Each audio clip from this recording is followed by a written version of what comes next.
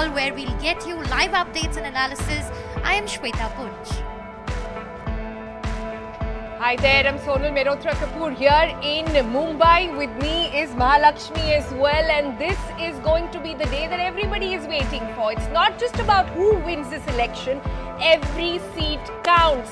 What's going to come out of these numbers? With the Prime Minister managed to make a dent down south? What will this mean for BJP? Will it go beyond this Hindi, Hindutva party? All of that will be decoded right here on Moneycontrol. But because it is Moneycontrol, it's not just the political stock exchange, it's the actual one as well, ML. Oh, absolutely. And I think the mood of the market is extremely buoyant. Of course, after the big rally yesterday, today looks like, can we really, can things really get better? But that's something we will have to wait and watch. If there are any surprises in store, and I mean positive surprises, obviously the market's going to be even more excited. And the next few days, that excitement will show up in the nifty numbers. But so far, nothing to crib about. Nothing to crib about. Just about less than half an hour from now is when the first ballot box opens, and we'll bring you all those details. Chandra and Shweta right there with all the numbers coming in live. That's right, Sonal. In about 20 minutes from now, we will start getting the fastest leads thanks to the might of the News 18 network, the magic wall that you see right here. Don't be surprised if you see one already for the NDA. That's the Surat seat, remember. The one that you see here is the Surat seat where there was a lone candidate from the BJP. The Congress nomination was rejected and 8 other candidates withdrew. So that's why you're actually seeing 1 out of 543. But in terms of the leads for the other seats, we will see that coming in just 20 minutes from now. And Shweta, unless every exit poll in this country has got it horribly wrong, it's going to be a terrific Tuesday for Prime Minister Modi and the BJP. Absolutely, Chandra. The big question, will Prime Minister Modi make history? We have to remember that in the past, it's only been Prime Minister Jawaharlal Nehru who's had 16 years in power. So will Prime Minister Modi make history today? A very, very fundamental question. Will India get a very strong, decisive government again? I think the world is watching that. Will the NDA come back with a thumping majority? That's going to be stupendous because we've not seen this kind of numbers, the kind of numbers that the exit poll has thrown up, repeat or come in the last elections. It's just been a phenomenal. The numbers that are coming up in the exit polls are absolutely phenomenal. We'll have to just wait it out and see if we see a repeat of those numbers. Right. On that count, I also want to bring in Moneycontrol and Network 18's group consulting editor Bodhisattva Ganguly. Bodhi, all exit polls have given a clear direction for the NDA and the BJP. Now, while these may not be exact polls, exit polls usually get it right in terms of the direction. But we have seen the opposition saying that these are Modi polls. A columnist from the Bloomberg yesterday also said these numbers were exaggerated. What do you make of it? So, Chandra, if you look at the numbers for 2014 and 2019, the exit polls got the directions right, and the opposition, quite frankly, has something to fear because the exit polls got, in fact, underestimated the number of seats that the BJP and NDA was going to get. So if to the extent that they got it wrong, in the downward direction as far as the BJP is concerned. And in every election since 2009, the exit poll has underestimated the winner. So we'll see shortly whether that same pattern repeats itself in 2024. But those are not, good omens for the opposition. Let's hope we have a peaceful transition to power as well. But Shweta, I believe we have another special guest joining us, Gaurav Chaudhary. Maybe you want to get his view as well. Absolutely. Thanks, Bodhi, for that. Let's go across now to Gaurav. Gaurav is a consulting editor with Network 18. He's an economic and a political junkie. Gaurav, if you could just put these numbers into perspective for us, what are the key states that are going to be crucial for the BJP if they were to get the numbers that came out in the exit polls? See, it's always said, and that's probably again true this time too, is that the road to parliament is through Uttar Pradesh. Uttar Pradesh sends 80 seats to the Lok Sabha. So any party or any political configuration that does well in Uttar Pradesh has a better chance of forming the government at the center, and that we have seen in successive elections over the last several decades. But this time around, however, there are two other states probably that's going to also determine the number of seats that the winning party is going to end up in the Lok Sabha this time. One of them, of course, is West Bengal, and stakes are extremely high both for the BJP and also the Trinamool, the ruling Trinamool Congress, and also Odisha. Now, for Odisha, the BJP is expecting to actually consolidate and also expand its base significantly across India's eastern coast, starting from West Bengal right up to Tamil Nadu. The focus has been singularly on the southern part of India, particularly Tamil Nadu. All exit polls, as you have just mentioned, have pointed towards a massive gain in BJP's vote share. Now, to what extent those translates into better seat share for the BJP, whether the BJP is actually going to end up opening an account in Tamil Nadu, whether going to end up opening an account in Kerala, is going to be keenly watched. But however, what is consistently being said by all the exit polls is that the BJP is going to significantly increase its vote share in Tamil Nadu and also in Kerala. Clearly, most of the exit polls have also said that the BJP is going to emerge as the single largest party in West Bengal. For all 2024 for BJP could be very similar to what 2009 was for TMC, when it ended up getting probably more or almost equal seats to the left parties in 2009, and then went on to form the government in 2011. This could well be the case for the BJP this time around. Right. Thanks Gaurav for that. Let me also go across to my colleague Mahalakshmi, who's standing by in Mumbai. Mahalakshmi, you heard Gaurav. The point is that we are looking at the BJP making inroads into the southern belt, because that's where the BJP has not been able to really make their presence felt. But I'm just curious, the markets have been rallying so high, and brokerage reports have been coming out talking about the Modi stocks, Mahalakshmi. So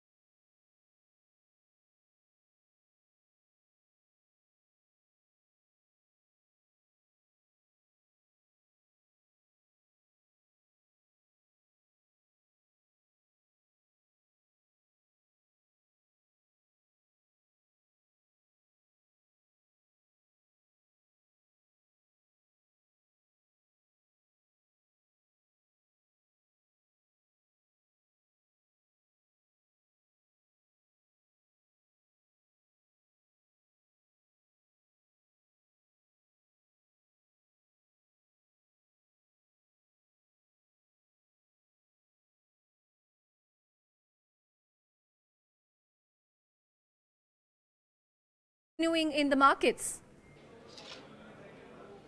I would like to definitely think so, Chandra. I'm reminded of this quote from Benjamin Graham, the father of value investing, who said that in the short run, the market works like a voting machine. In the long run, it works like a weighing machine. So today is the voting day for the markets, and it is a big vote of confidence for the Modi government. It is for everything that has been good for the stock markets. If anything, in the last 5 years, stock markets have done exceptionally well. Investors, all sizes, whether it is FIIs or domestic institutions, the mutual fund investors, or retail investors, all of them have made money except the unscrupulous F&O traders who end up losing money. But large proportion of the market has really made tons of money in the last 5 years, and today they are voting for that and also for the next innings because they feel bullish about the outcome that is expected. Yeah, but ML, tell us this. So much as we look into the opening of the markets today, after yesterday's high, so much is being talked about why markets love Prime Minister Modi so much. Do you have some quick 2-3 pointers to make on why we love, why the markets love the Prime Minister so much? So that's exactly it, right? I mean, the feeling of making money. I think this whole, every time we've had a market boom in the past, whether it is 2000 market boom or the 2008 market boom, they all ended up in disaster. Before that, in 1994, you had the Harshad Mehta scam. In 2000, you had the Ketan Parekh scam. In 2008, no fault of ours, but the global financial crisis happened and people lost a lot of money.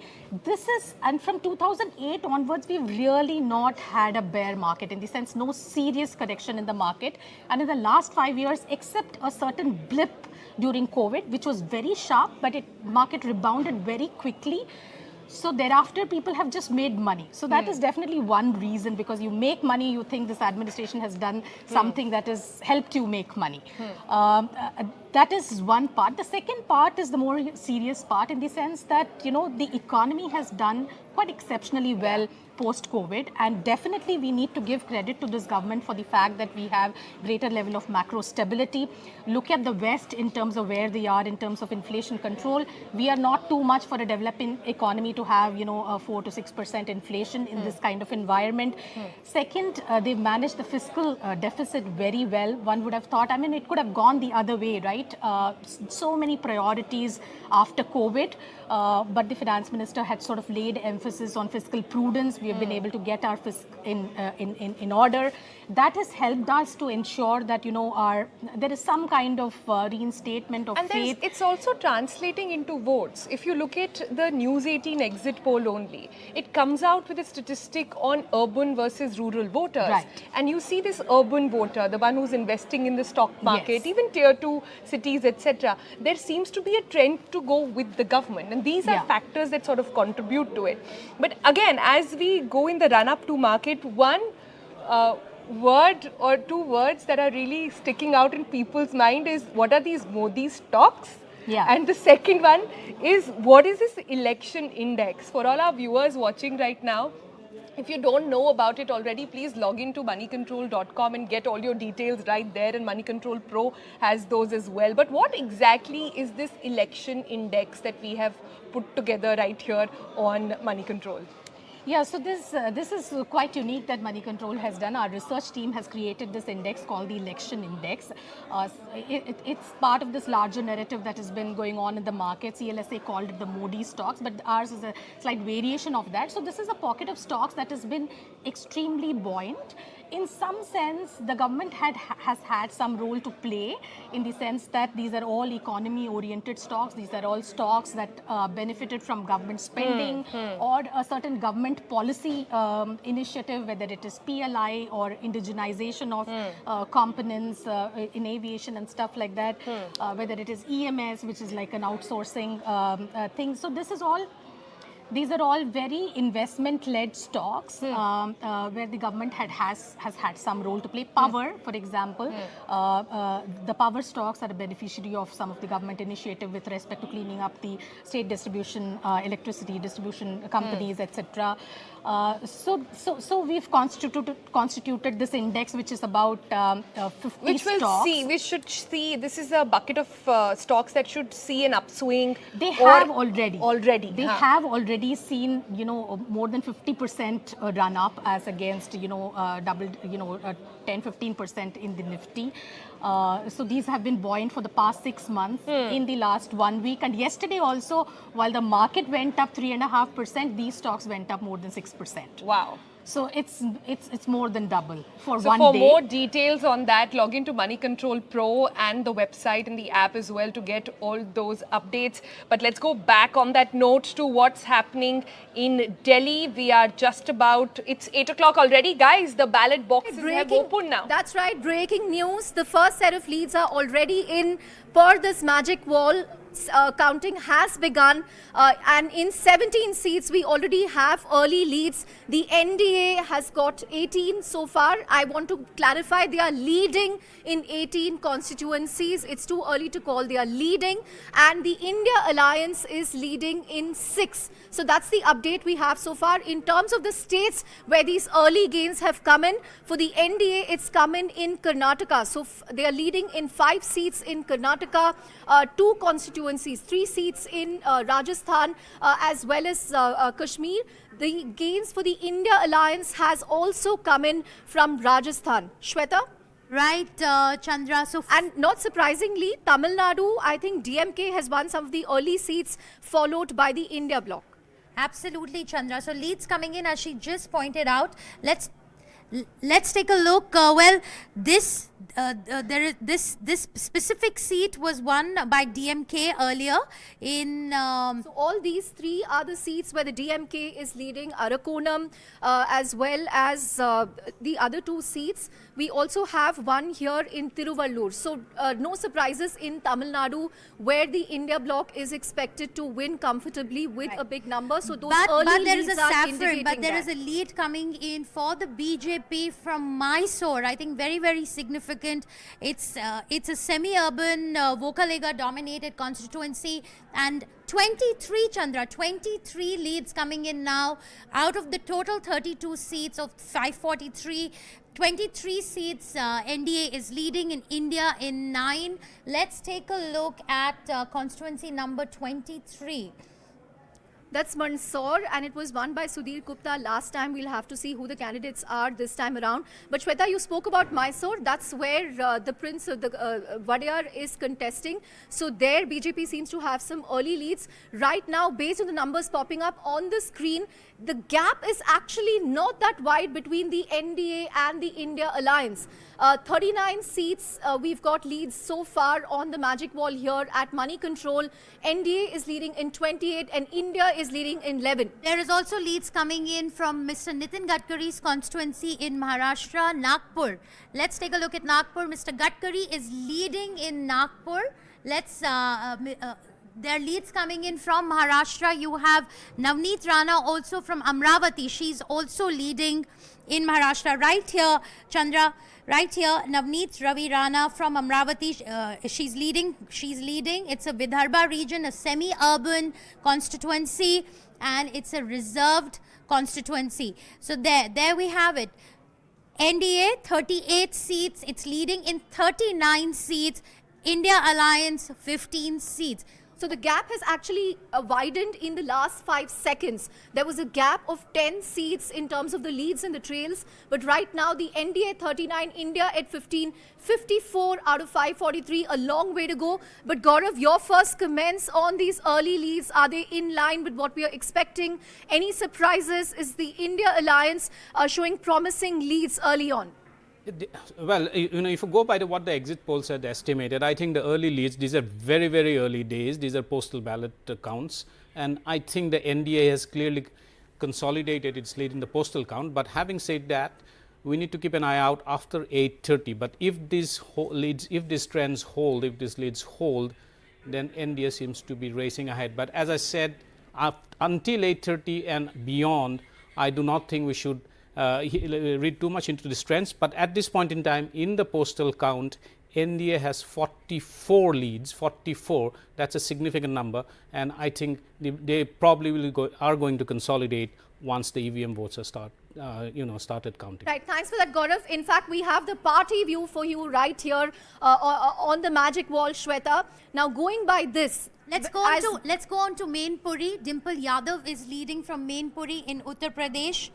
Dimple Yadav. Before that, let me just get the viewers a quick sense of the party breakup so far, Shweta. Sure. 43 seats out of 543. The BJP is leading in 29. As Gaurav caveated, it's not even 8:30 a.m. yet. Very early days. Postal ballots are being counted.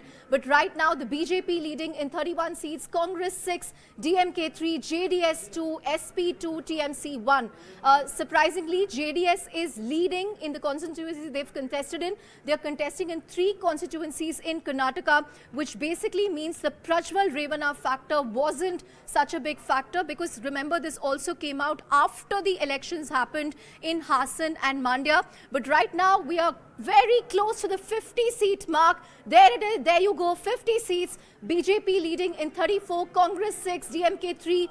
JDS 2. SP 2. So BJP has taken a wide lead in terms of the initial seats being counted. Right, the gap has widened considerably, Chandra. If you see, of the 51 seats, 35 BJP.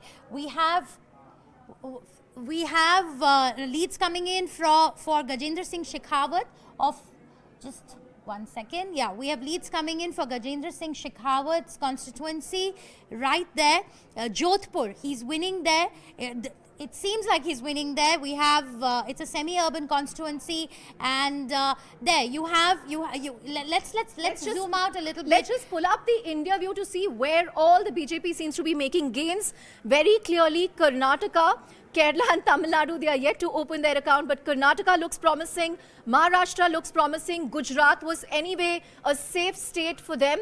Rajasthan looks promising as well. So this is where the early gains are coming, leads are coming in for the BJP. Right. Also Uttar Pradesh and Madhya Pradesh. So basically the Hindi heartland right now, you are seeing pop-ups of saffron, which means the BJP is leading in these seats for now as the votes are getting counted. Shweta, we have touched the 60 mark. We have touched the 60 mark. 62 out of 543 constituencies so far. The BJP leading in 46. Chandra, let me just come in here. There's a lead coming in for Kangana Ranaut's constituency, Mandi. She's leading there. Right here, she's leading from Mandi. Kangana Ranaut is contesting for the very first time, and it's been a high decibel battle in Himachal Pradesh. It'll be interesting to see her in the parliament, if at all these leads do translate into real wins on ground. But at the moment, it's looking pretty good for her. An interesting trend, because Himachal Pradesh also had state assembly elections where the Congress staged a comeback. But right now, at least Kangana seems to be leading there. Let's look at Jaipur. We have leads coming in from Jaipur. Jaipur, and it's looking like the BJP is winning. The leads are looking promising for the BJP. Jaipur, it's a the constituency, the rural part of the constituency. It's looking promising for the BJP. Right, and Shivraj Singh Chauhan looks comfortable as well. We're looking at Vidisha, number 18 here in Madhya Pradesh, where he's currently leading. So if you look at the Hindi heartland, this Hindi heartland, Shweta, broadly we are seeing pop-ups of BJP. 72 seats, Chandra. 72 seats, BJP leading in 51. Congress in 6, DMK in 4, Samajwadi Party. It seems like the Samajwadi Party is making a bit of a comeback of sorts this time around. JDS 2 and the rest of the parties at 3. So, right, so what's important to note is we are at the 75-seat mark. Again, want to caveat very early in the day to say anything. These are very early leads coming in. But right now, the gap has significantly widened. BJP at 54, Congress at 6, DMK at 5, Samajwadi Party at 5. So some of the So some of the India alliance partners as well doing very well. NDA And touches 100, Chandra. If you look at the leads for the BJP and its in fact alliance look at partners, the alliance view there. its alliance partners, NDA has crossed 103 seats. It's in terms of its leads, it's crossed 103 seats. India alliance at 39. That's right. Again, breaking news for all our viewers based on the updates of the magic wall at 8:10 a.m. Again, very early in the day, but right now, NDA seems to have crossed the 100-seat mark. They're at 114, India at 39 and others at 5. 158 out of 543 seats. Counting is on and early leads have emerged. Let's see Pankaja Munde. Pankaja Munde from Beed. She is leading Gopinath Munde's daughter. It's in Maharashtra. It's a Marathwada rural region, and for now it's looking like she is leading in Maharashtra from a constituency Beed. Right, let's also pull up the party view again to see how the BJP is faring. 62 seats now, Congress 9, DMK 5, SP 5. Let's pull up Tamil Nadu and see some of the constituencies where the DMK seems to be doing well. So this one right here is Thoothukudi. This is a VIP constituency. Kanimuri is contesting from Thoothukudi this time. It will be a safe win for the DMK here. Let's look at some of the constituencies in the northern part. Jagat Rakshakan from the DMK comfortably placed in Arakonam. We also have right here Jagat Rakshakan.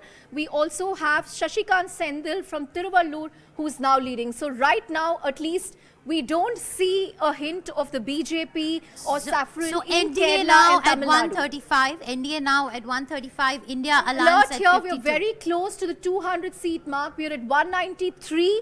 And I think in a minute from now, we will be crossing the 200-seat mark where leads will emerge for 200 out of 545 seats. Again, important to mention here that these are just early trends. What we're showing right here are not the seats won by any party.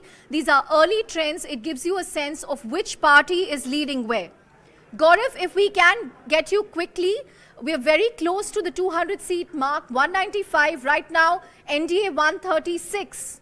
Your perspective. Wow. So it now clearly appears that in the postal ballots at least, NDA is actually consolidating very, very rapidly.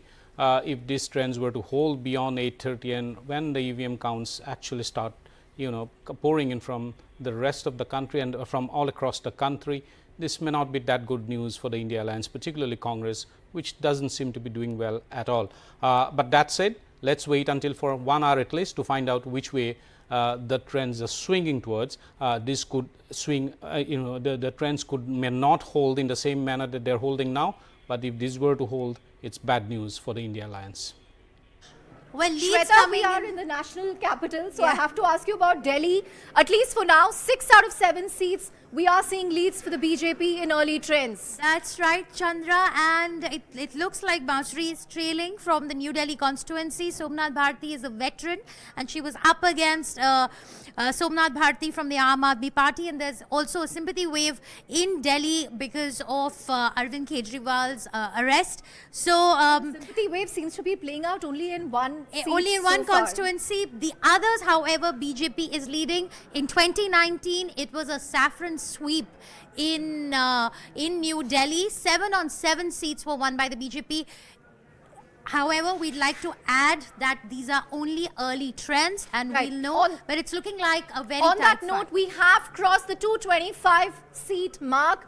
Right now, it looks like a one-sided contest. These are very early trends, but right now the NDA is leading in 157 seats, India in 62 and others in 8. Let me quickly pull up the party view to give you a sense of who's leading where.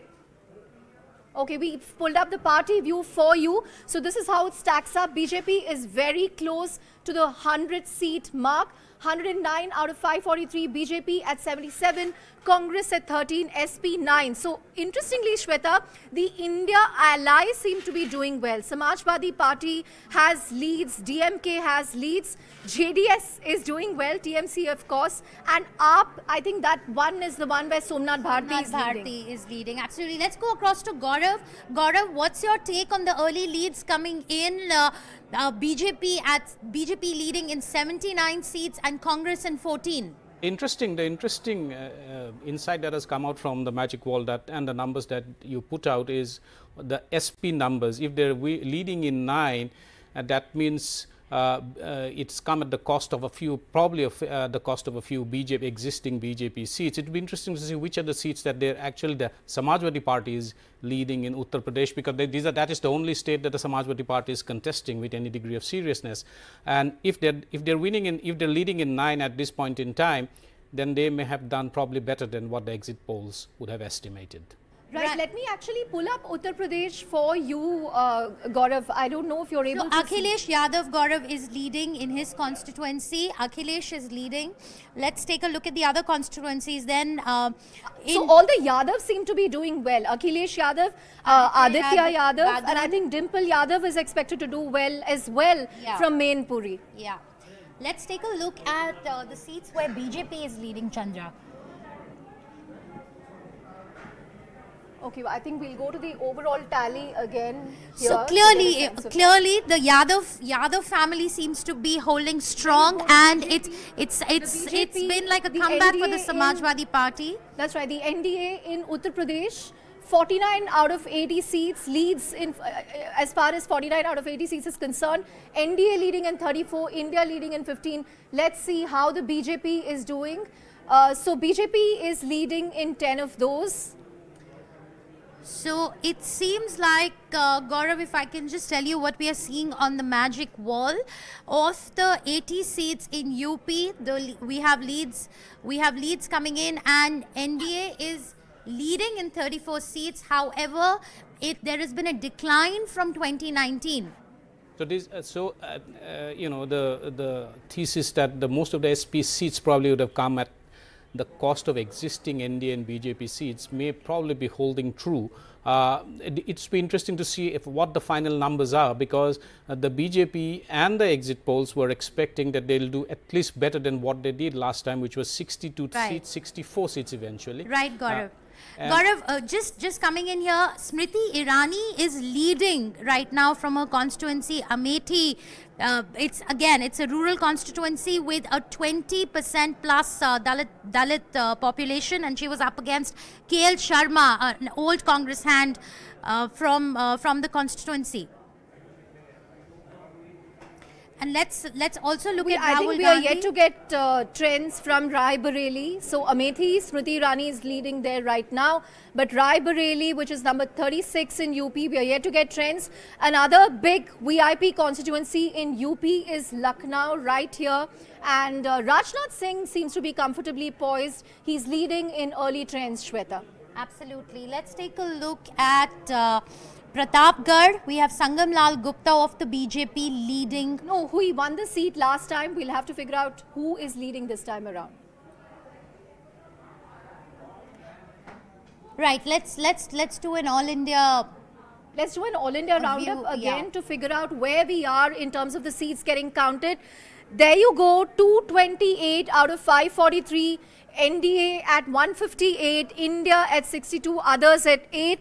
Let me also pull up the party-wise data. Congress is very close, BJP is very close to crossing the 100-seat mark in terms of early leads, early trends. So we have to watch out for that milestone as well.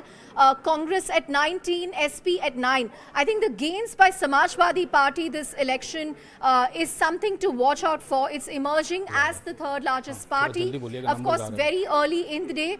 Right now, we've crossed the 150-seat mark, Shweta, and right now, BJP is leading in 94. Very interesting. In fact, let me go across to Gaurav. Gaurav, what do you make of Congress's performance so far? It seems like the India Alliance is putting up a good fight. Alliance is putting up a good fight, but within the India Alliance, I think the Congress is not doing that, not doing that well on a relative scale, because if they're leading only in 18 out of the 62 seats that the India Alliance is leading in early trends, then the strike rate on a proportionate basis of the Congress is lower than what they would have expected, or within the alliance, Congress should have done the heavy lifting in terms of performance of results is concerned, but that doesn't seem to be playing out at this point in time, because 18 upon 62 is actually quite low on a proportionate relative basis if the Congress is to be the lead partner within the India alliance. Right.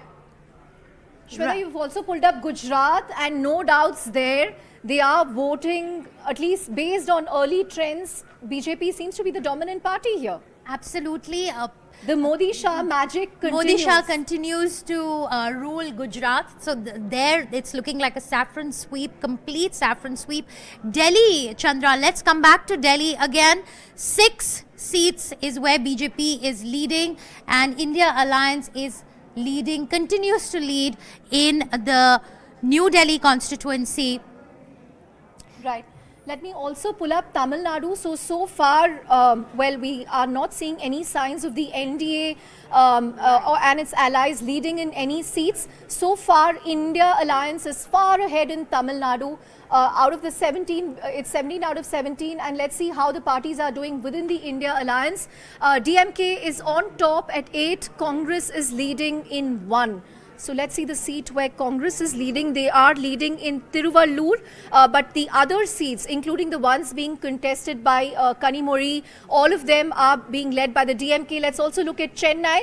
Chennai North is where Dr. Kalanidhi Veeraswamy won last time around. DMK is leading there. And Chennai Central, that's again a VIP constituency. It has Dayanidhi Maran from DMK's first family, and he's leading there as well. But it's very interesting, Chandra, this time around that the BJP is contesting in 23 seats in Tamil Nadu. I think that's very, very significant, because until now they've always been the smaller ally partner to the leading political party in the state. But this time around their whole strategy has been to make their presence felt in the state.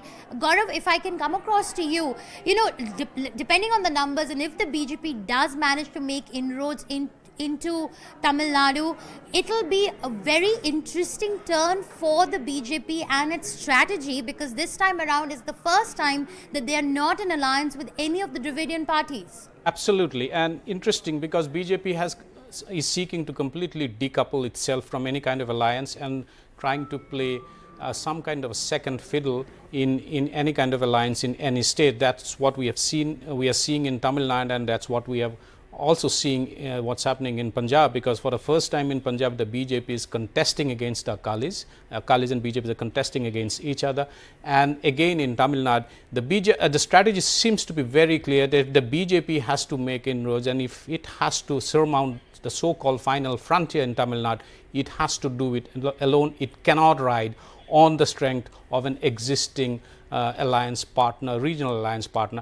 Interesting to see at the end of the day would be to what extent the AIDMK vote share, if they were in alliance, would have got translated into BJP. If the BJP manages to cross 20% vote share, as Annamalai has been saying consistently over the last few months, then BJP probably, it would mean a giant leap forward in the state politics of Tamil Nadu for the BJP.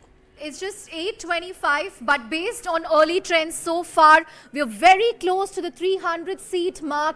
Right now, based on early trends, NDA is leading in 191, India Alliance in 98, and others 10. Shweta, I'm going to ask you to stay on the screen, because we are going to get to the 300 mark just in seconds from now. So at 299, 300, NDA has taken a dominant lead over the India Alliance. They're at 193. There you go, 301 seats. We have early leads in 301 constituencies out of 543. NDA 193, India Alliance 98. Let me quickly pull up the party breakup as well. So BJP is leading in 106. BJP is leading in 106 seats, Congress is leading in 23, Samajwadi Party 9, CPM 8, DMK 8, TMC 6. So this is how it's playing out. So, Shweta, I think we have an update for a VIP constituency in Uttar Pradesh. Let's go to Raebareli, yes, where there's good news for Mr. Rahul Gandhi. Well, one would think so, and one would hope so. Let's take a look at what are we getting. That's number 36 here. From UP. And Rahul Gandhi is leading from Raebareli. Rahul Gandhi is leading from Raebareli, and the NDA at 44, India at 20 in Uttar Pradesh. That's the numbers that we're That's the numbers we are getting in at Let's the quickly moment. look at the other constituency where Rahul Gandhi is contesting in, and that is Wayanad Kerala, in Kerala. NDA is leading in one. Let's take a look. Let's look at that. I think that has to Kanyakumari. be. Oh Oh my God, my that God, is Thiruvananthapuram. Rajiv A Chandrasekhar. high-profile triangular contest between Rajiv Chandrasekhar, Shashi Tharoor, and Pannian Ravindran. This is going to be Right. big, Chandra. This is going to be huge. big. This is a big milestone for the BJP. If the BJP does manage to swing this seat, and it's a really tight contest, I've been speaking to the leaders and the party workers. It's been a tight contest between Rajiv Chandrasekhar and Shashi Tharoor. We have to remember that the last time around also Dr. Tharoor won with a very thin margin in this constituency. So this is a tough one, but very early leads coming in, Chandra. And I'm That's sure... right. You know, in the run-up to the elections as well, we had a reporter in Kerala who told us that this is not going to be a cakewalk for Shashi Tharoor. All three candidates are well-liked, but Rajiv Chandrasekhar did put up a spirited fight. Again, very early trends, ran a but very right now, positive campaign. this is a positive surprise coming in for the BJP in in Kerala. Kerala. This is going to be big. If this Let's comes, also if look this at does Wayanad translate into and see how a win Rahul for the Gandhi is doing there BJP. if we have the early trends. Let's see for Wayanad. Okay, we'll just get you Wayanad in a bit. But Shweta, this is a positive surprise for the BJP. It's a big boost for Mr. Rajiv Chandrasekhar if this does translate into a final win, because we do know he's going to be elevated to the status of a giant killer, just the way Smriti Irani was Smriti Irani elevated did in Amethi. in And at Amethi. least in Smriti Irani's case, it was her second battle where she emerged as a giant killer. But this is turning out to be a good debut for Rajiv Chandrasekhar. On that note, let's also take you through, let's also take you through to the overall tally. Okay, NDA is very close to 230, India at 121, 36. These are early trends based on leads being counted. Leads have emerged for 365, 368 seats so far. NDA is at 231. Let's also pull up the party view, Shweta. And it's also only been 29 minutes since the counting And started. what a 29 minutes it's been, Shweta. BJP Absolutely. leading in 111, Congress at 24. I think the surprise has been the Samajwadi Party's performance this time around. Absolutely. So there were questions being raised on the relevance of regional parties. There were questions being raised on the relevance of regional parties, but it looks like that the India alliance partners might be doing better than the Congress party. Let's go back to Uttar Pradesh to Before see. that, let me also get a quick word in from Bodhisattva Ganguly, the Network 18's group consulting editor sitting right here. Bodhi, it's just 8:30, very early trends, but what do you make of what you're seeing on the magic wall, what you're seeing on the screen? So first observation is I think the Network 80 numbers are way ahead of anybody else. If you've been following other exit polls, that's a couple of quick takeaways from the south. The BJP will be very happy with its, if the numbers finally hold up, with leading in 20 out of 21 seats in Karnataka. That is a dramatic, that's a state which it was, unhappy about losing in the assembly elections. So to be very happy, obviously the Congress's freebies have not worked at the parliamentary. The five guarantees of the Guarantees Congress. of Congress, the free bus ride and all that, hasn't worked at the level of the parliamentary elections. Tamil Nadu, so far there does not seem to be any breakthrough in terms of number of seats for the BJP, but one would have to look at the vote share. I think clearly the game for the BJP there is to become the number 2 party, displacing the AIDMK, so that in the next assembly elections it is DMK versus BJP. We'll see what happens. I mean, these are, as you said, 29 minutes or 30 minutes, so it's a long way to go.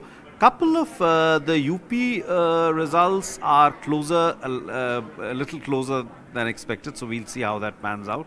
Maharashtra is also actually quite, if you look at the numbers, is also actually now quite close. Karnataka, no surprises in Gujarat, no surprises in MP, no surprises in Delhi. So now let's see what happens. Right. Let's see what happens. But Shweta has pulled up Maharashtra, which, everybody is saying that it's a royal khichdi because 2 parties have undergone splits there in the last 5 years, Shweta. Absolutely, it is a khichdi state, but it's looking like things are working out for the NDA. 23 seats, it's leading in 23 seats, and in the India Alliance, 15 seats. India Alliance is leading in 15, and NDA is leading in 23. No surprises there. Supriya Sule is leading from Baramati. it's the bastion for the NCP, and this time around, before the elections, we saw a lot of family battles and families splitting up and traditional grand old parties of Maharashtra splitting up.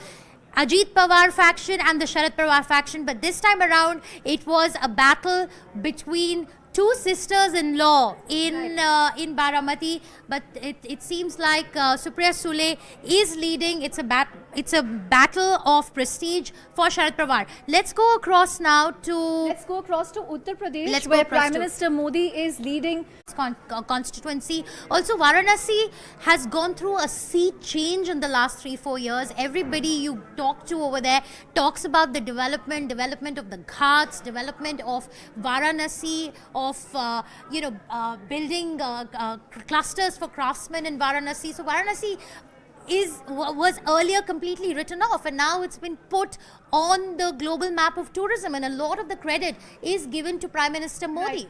Right. 68 out of 80 seats so far in UP, NDA leading in 47, India leading in 21. Let's look at how the parties within India have performed. There you have it. SP is leading in 10. Congress in 5. So they've actually made gains compared to last time, but I suspect they are eating into the BSP's vote bank, because this time it's been a very low-spirited campaign from the Bahujan Samaj Party. Mayawati opting to not go with either INDI or NDA. So I think INDI might gain at the cost of the BSP, so that leaves a large question mark on the future of BSP and Mayawati's relevance as far as Uttar Pradesh politics and India politics is concerned. In fact, let's go across now to Gaurav to get a sense of what is his view about the Samajwadi Party. It's almost like the Samajwadi Party is making a very strong comeback in this election, Gaurav. Absolutely. I think this is good news for Akhilesh as a leader. It gives him an opportunity to re-establish himself within the UP state politics and also nationally. Within the India Alliance, of course, he now will have a greater say, because in the biggest state, if he ends up delivering 10 to 15 seats and coming at the cost of a very resurgent BJP and also taking on the BJP's election machinery, this will go down as a significant achievement. I think it's good news for Akhilesh if these trends hold. Right, let's quickly go across to Tamil Nadu, where a lead has come in for the BJP. Let me quickly get you the Tamil Nadu in terms of. Okay, 38 is, this is Tirunelveli, where early lead has emerged for the BJP. A little bit about Tirunelveli. The person contesting here is Nayanar Nagendran. He's someone who broke away from the AIA-DMK and is contesting on a BJP ticket. But I think, Shweta, all eyes will be on number 22. Very significant, Chandra. Very, very significant. BJP has not been able to make a dent in Tamil Nadu. Actually, if they are able to win even one seat in Tamil Nadu, it's going to be a huge breakthrough. They're contesting from 23, and they have run a very, very tight campaign in Tamil Nadu. We've had the Prime Minister hold multiple rallies. We've seen Mr. Amit Shah go there.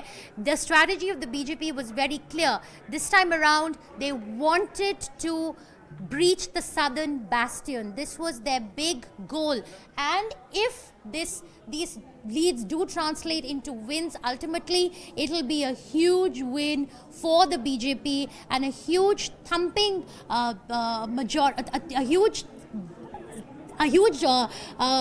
approval coming in for the BJP's strategy in the south. Right, NDA is showing NDA is showing one lead which is coming for the BJP from Tirunelveli, so they will be happy with that.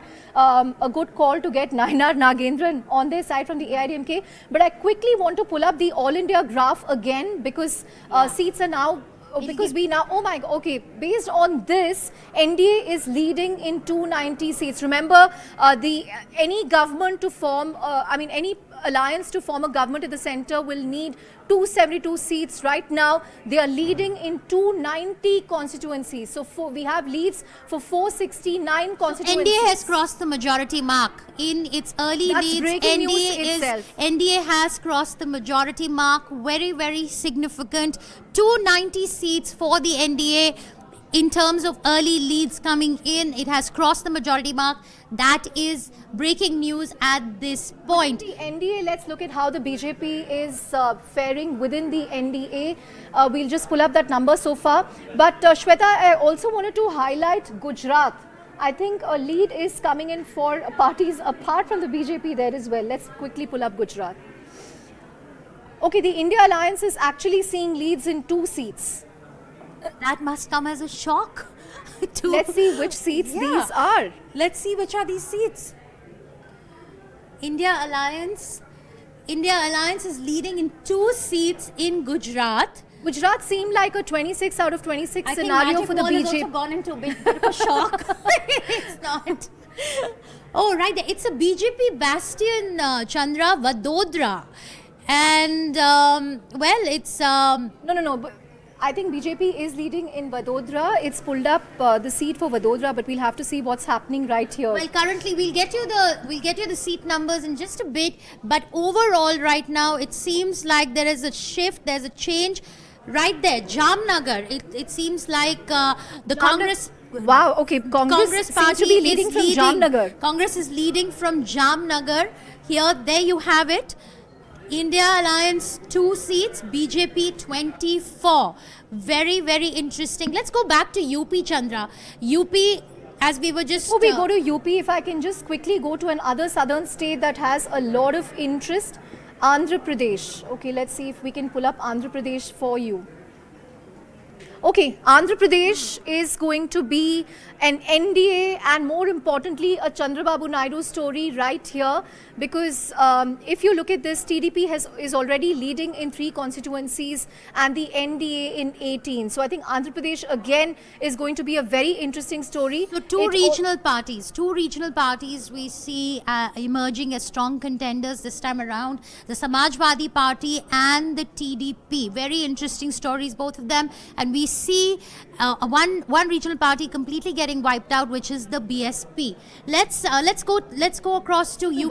YSRCP seems to be faring poorly, which could spell trouble for Jagan Mohan Reddy. Remember, Andhra Pradesh was also a seat where we saw Jagan Mohan Reddy fighting with his own sister YS Sharmila, who joined the Congress. So there's a big sibling rivalry at play there. I don't know if we have leads yet for Kadapa, because that's where YS Sharmila is contesting from. It will be interesting to see if she can wrest Kadapa. But Shweta, should we go back to Uttar Pradesh? Let's go back to UP, Chandra. Let's take a look. UP is looking a bit tight, Chandra.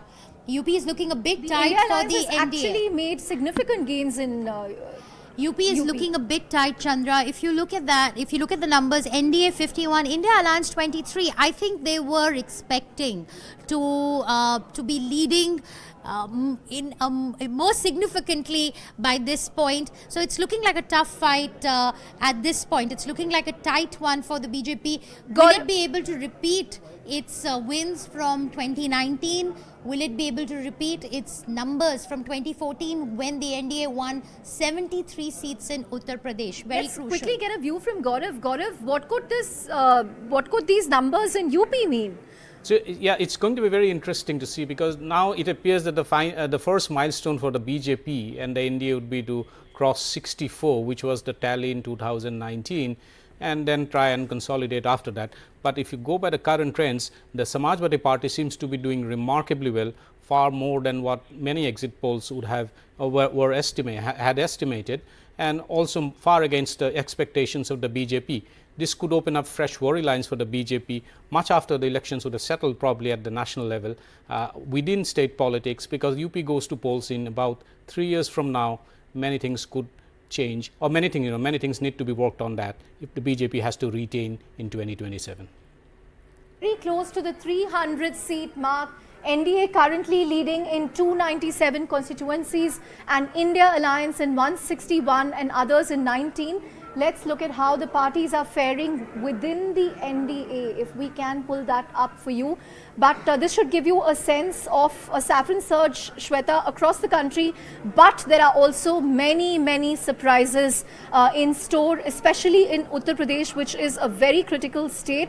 Let's also look at West Bengal, in case we have early leads there. West Bengal and Odisha. Let's go to states. Yeah, let's go to states. Okay, West Bengal. Very interesting, Chandra. Look at the numbers. They are evenly poised right It's- now. That tells you what a neck and neck contest this is. It is a between neck the and neck TMC contest. and the BJP.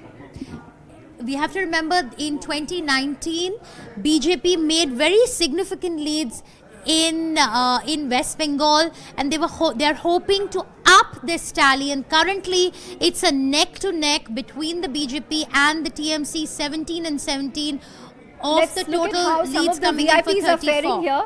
Yes. Let's pull up Mahoma Moitra's constituency, Krishna Nagar.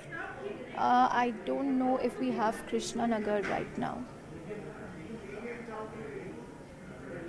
There you have Abhishek Banerjee from the TMC winning. It's a semi-urban constituency, Diamond Harbour. Okay, let's also look at Odisha, Shweta, because that was a place where the BJP was hoping to make significant gains. Right now, out of 18 constituencies, the BJP is leading in 10, the BJD in 8. So it's not quite the wipeout that people expected Not for at the all. BJD. Far from it, in Odisha. actually, Chandra. Very, very significant leads coming in here. BJP leading in 10 and BJD in 8. BJP made a very strategic move by not aligning with the BJD in Odisha because they do not want to play second fiddle to the ruling party. They want to emerge as a strong opposition in the state of Odisha. Very significant numbers coming in. Let me go across to Gaurav here. Gaurav, how are you looking at the leads that we are getting in from Odisha? Odisha is far closer than what the exit polls had put out and what the BJP probably would have also expected. BJP, see, do bear in mind that the assembly elections are also on in Odisha. And which way the voters turn out, it could well be we could see a mix of duality there, where voters actually turn out voting for the BJP in the central election, the Lok Sabha elections, and also ensures that Naveen Patnaik, returns to power or retains power as the chief minister again. But BJP would have believed that they were within striking distance of forming the government, the state government this time around. But if you go by the Lok Sabha trends, I think that's going to be far closer than what they had expected and what most of the exit polls had estimated. Right, let's also take a look at Maharashtra, Shweta. Right, let's take a look at Mr. Piyush Goyal's constituency. He's contesting from Mumbai North, again a BJP bastion, and it looks like he's leading at the moment from Mumbai North. He's up against Bhushan Patil of the Congress party. NDA total 25, India 21. Again, a khichdi state, a very complicated state. And honestly, And again, even it looks like a very tight contest between the NDA and the India Alliance, Shweta. It's not a walkover for either side. it's not a walkover. The voters, this is going to the go voters down. Are, this is gonna going to go down to the very wire. end. Yes, absolutely. Within but the NDA, let's look at how all the various factions are performing. If we can pull that up for you. Okay, we'll get you the party view in just a bit. But right now, NDA leading in 25, India in 21. So I think what's really emerging is it's not turning out to be a cakewalk for the BJP in many states. Odisha right now is evenly poised. West Bengal is evenly poised. Maharashtra again, 46 out of 48. Let's quickly go to and how we are faring UP on. is looking tight at this point. Very, very important. There was this expectation that it's going to be a cakewalk for them in Uttar Pradesh because of this whole double engine ki sarkar. Yogi is a very formidable leader in Uttar Pradesh. It's the Prime Minister's constituency. It's Prime Minister's representing Varanasi from UP. So it's a very complicated and it's a complicated state though, with all its castes. Significant leads emerging now, Shweta. If you look at 489, NDA is leading in 299 and India is leading in 171. Right. 300, NDA leading in 300 and India in 171. That's what This we is are. the party-wise breakup. Okay, the Congress is leading in 54, which was, 54, the DMK in 13, SP in 10, TMC in 10. So some of the INDI allies as well as the regional parties are actually doing very well this time around. BJP is very close to the 300 mark in terms It's of leads. it's touched the 300 mark, Chandra. That's breaking news coming in at this point. Let's just go back to the overall view. NDA has touched the 300 mark. It is leading in 300 seats at 8:47 a.m. And right there you have it. NDA NDA is now leading in 302. 302, India Alliance 170. Let's go back. Let's take a minute to absorb where these leads are coming in for the NDA. They've managed to hold on to some of their seats in Karnataka. So Karnataka is doing well for them. Maharashtra is doing well. Andhra is doing well. Odisha is doing well for them. The Hindi heartland is still voting for the BJP. They are also making gains in Himachal Pradesh and Jammu and Kashmir to some extent. Right, and let's in fact go back to see how is it looking in Haryana. Let's take a look at Haryana. It's looking like a tight walk between the BJP and the India Alliance. 4 seats. BJP leading in 4 seats, India leading in 4. That's a Remember VIP constituency for you, Kurukshetra, where Naveen Jindal from the BJP is trailing. So Shweta, that is not going to go down too well. The India Alliance is doing well in Kurukshetra. So see, we have to remember in Haryana there's a huge hangover of the wrestler protest that happened. The Agniveer the Agniveer scheme as well. So these are the two and the farmer agitation. The farmer agitation has also weighed Haryana down heavily. So it's looking like a tough one for the BJP also in look Haryana. At Gurgaon, where BJP seems to have an early lead. So Gurgaon again is an interesting battle. We have Rao Inderjit Singh facing off with Raj Babbar and Rahul Yadav Fazilpura of the JJP. So right now BJP leading in Gurgaon. So that's how Haryana is stacking up. 8 out of 4, BJP and India evenly poised. Let's now take a look at Kerala, Chandra, very quickly. Let's go back to Kerala and see if the lead continues for for Mr. Rajiv Chandrasekhar. These are, of course, early trends coming in. It's only been 45 minutes since counting began, and we'll be bringing you live updates through the day. The early lead that Rajiv saw, that we are not seeing anymore. We'll have to see if it turns, because remember, this is going to be a close triangular contest. So perhaps the leads are changing every hour. But early trends at least showed some hope there for Rajiv Chandrasekhar. We'll have to wait and see how it's going to shape up going forward. And 10 minutes to go before markets open. And also, these are early trends. EVMs have just begun. Until now, postal ballots were getting counted. So we'll have more in just a bit. Right, there you go, Thiruvananthapuram 20. Right now, it looks like Shashi Tharoor is leading in Thiruvananthapuram. Let's go to Tamil Nadu, Chandra. Let's see how what's going on over there. The other state in the south. Okay, Tamil so Nadu. the leads continue. Okay, NDA is leading in 2 seats. They've gained from the last time we were in Tamil Nadu. So I think Tirunelveli is where NDA seems to be doing very well. The BJP's candidate Nayanar Nagendran is leading from Tirunelveli, but otherwise, as expected, DMK is expected to dominate the state. So NDA is holding on to its leads in Tamil Nadu. 2 seats, it's leading in 2 seats. India Alliance in 32 seats, and ADMK Plus in 2 seats. Very, very interesting. If the BJP is able to hold on to its leads and manages to breach Tamil Nadu, I think it's going to be a huge, a big win for the BJP for their ability to breach the southern fortress. Let's also take a look at Telangana, where the BJP is doing very well. The big story in Telangana is the decline of the BRS, something that we saw in the assembly elections as well, where Revanth Reddy of the Congress staged a huge comeback since the bifurcation of Andhra Pradesh into Andhra and Telangana. So right now what we are seeing in Telangana, the BJP is doing very well, leads in 8 seats, Congress 5 and the BRS 1. Let's look at one of the VIP seats, Hyderabad, where remember there is a high profile battle between Madhvi Lata and Asaduddin Owaisi. Let's also go across to Gaurav Chandra to get a sense of right now, how he is viewing these Owaisi numbers. Is leading, but let's get in Gaurav's view as well. Gaurav, hi, if you can hear us, what are you making of the leads that the BJP is making in the southern region? So they seem to be doing on expected lines, at least in Tamil Nadu.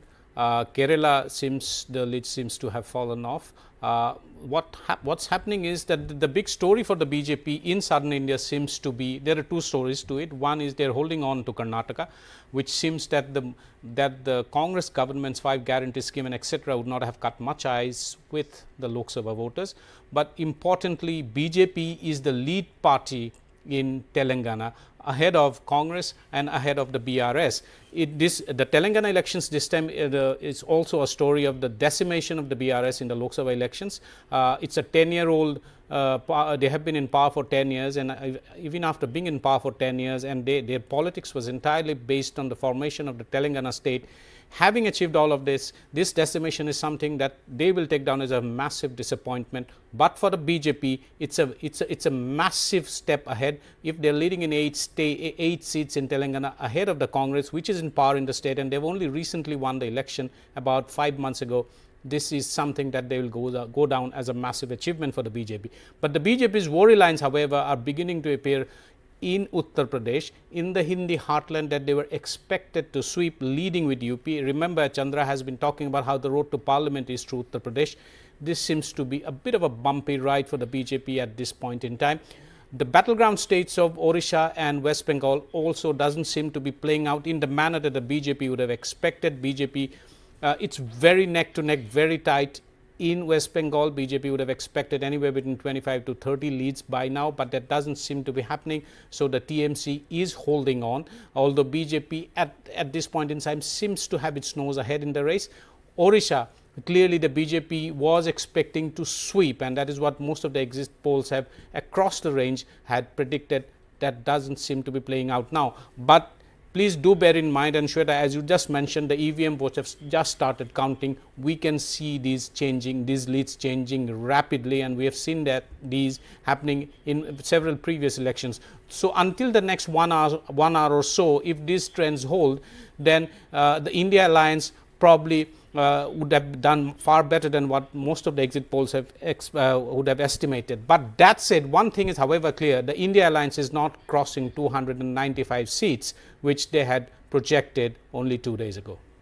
Shweta, we are very close to the 500 seat mark. Early trends, early leads, as Gaurav said, anything can flip anytime, like what we saw in Thiruvananthapuram, that gain going away, and Shashi Tharoor is leading again, but we'll come back to that because that's a triangular contest, very close. But Shweta, very close to 500. Breaking news coming in, Chandra. GIFT Nifty is below 24,400, very sharply down. Let's go across to Mahalakshmi. Mahalakshmi, initially GIFT Nifty opened with a gap up. Now we are seeing some of those gains getting erased. Is the market reacting to the fact that this is turning out to be a tight contest between the NDA and the India? You know, like Gaurav said, they might not cross 295, but it's not going to be an overwhelming gain for the NDA like people were expecting. I'm sorry, Chandra, I couldn't hear you too clearly, but I guess you were asking about what will be the market reaction to the early results that are coming through. I think it looks very positive, and the market, as I said earlier, nothing changes really. It should react positively to this kind of outcome. We should build on the gains that sort of we saw yesterday, today too. That's an interesting point, Shweta. Mahalakshmi is saying that the market will continue to build on the gains, but the gap down in GIFT Nifty suggests that the market is reacting to the fact that this is turning out to be a tight contest. Absolutely. Let's also we have Siddharth Pai as well joining us. Siddharth Pai leads 314 Capital. It's a venture capital firm that invests in startups. Siddharth, good morning to you from New Delhi. What are you making of these early trends? No, I think most of the early trends end up matching the exit polls as well. There seems to be that the country wants a continuity of the NDA government, for that matter, and the continuity of all the schemes that they've ended up actually espousing over time. I think the ability to actually deliver upon these promises is something that's actually enthused a large number of voters to end up actually backing them as well. And that continuity of government is something that the Prime Minister has been speaking about, I think, ever since he raised a clarion call for this. And with regard to the markets being down, I think there are some people who are doing some amount of profit taking as of now. But once the numbers end up actually getting fructified, the market should end up actually picking up as well and end up actually seeing a rally that should actually begin, maybe by about later this afternoon. Right, Siddharth. Let's also quickly go to the leads that we're getting. In Taranjeet Singh Sindhu is leading from his constituency in Punjab. I think that's, again, a first-timer contesting from Punjab. And Punjab has been a difficult state for the BJP. They have not been able to really build on their gains.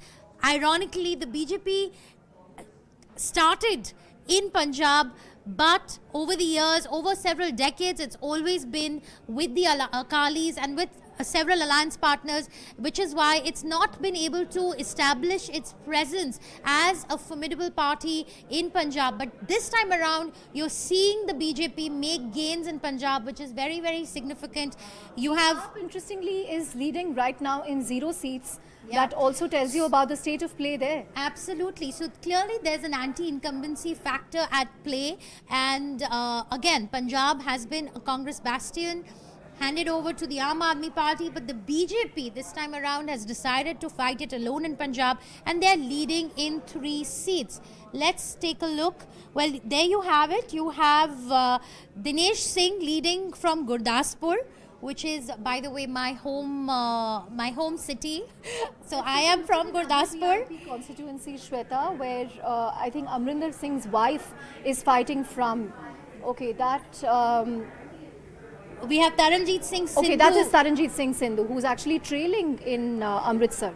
Initial leads had actually suggested that he was leading, but it seems like now he's trailing. Again, this is a Hindu, a semi-urban constituency, a Hindu voter. There's a strong Hindu vote base there, and a 20% plus Dalit population.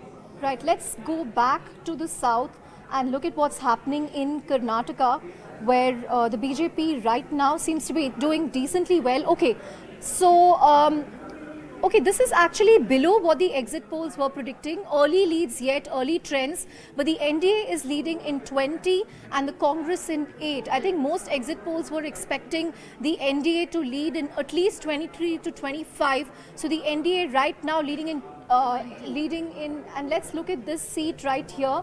I think the JDS is leading in Hassan and Mandya. There you go. Kumaraswamy, HT Kumaraswamy of the JDS, which is the BJP's alliance partner in Karnataka, is leading from Mandya. Let's go back to Kerala, Chandra. I think we have leads coming in for Thiruvananthapuram again. Okay, let's quickly go across to Kerala. There you go. This is turning out to be such an interesting race. It's a nail-biting election. It's looking like a nail-biting election. Let's take a look at Thiruvananthapuram. There you go, Thiruvananthapuram. Okay, well, just minutes ago, Thiruvananthapuram was, Rajiv Chandrasekhar was leading in Thiruvananthapuram. Now I think he's handed it back to Shashi Tharoor. This is going to go down to the last minute. Trends Chandra. in Thiruvananthapuram are changing every 5 seconds, but it's turning out to be a contest between Rajiv Chandrasekhar Let's go to and UP, Shashi Tharoor. Chandra. Let's go to UP. Let's take a We're look. quickly jumping between the south of the Vindhyas and the north of the Vindhyas. We are just responding to the leads coming in. 77 of the 80 leads that have come in so far. NDA is leading in 49. India Alliance in 27. Gaurav, let me get your thoughts in on this. It's looking like a tough one for the NDA.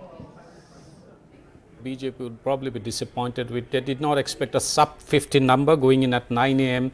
in the morning. They would have expected a 70 plus number in leads and trends at this point in time.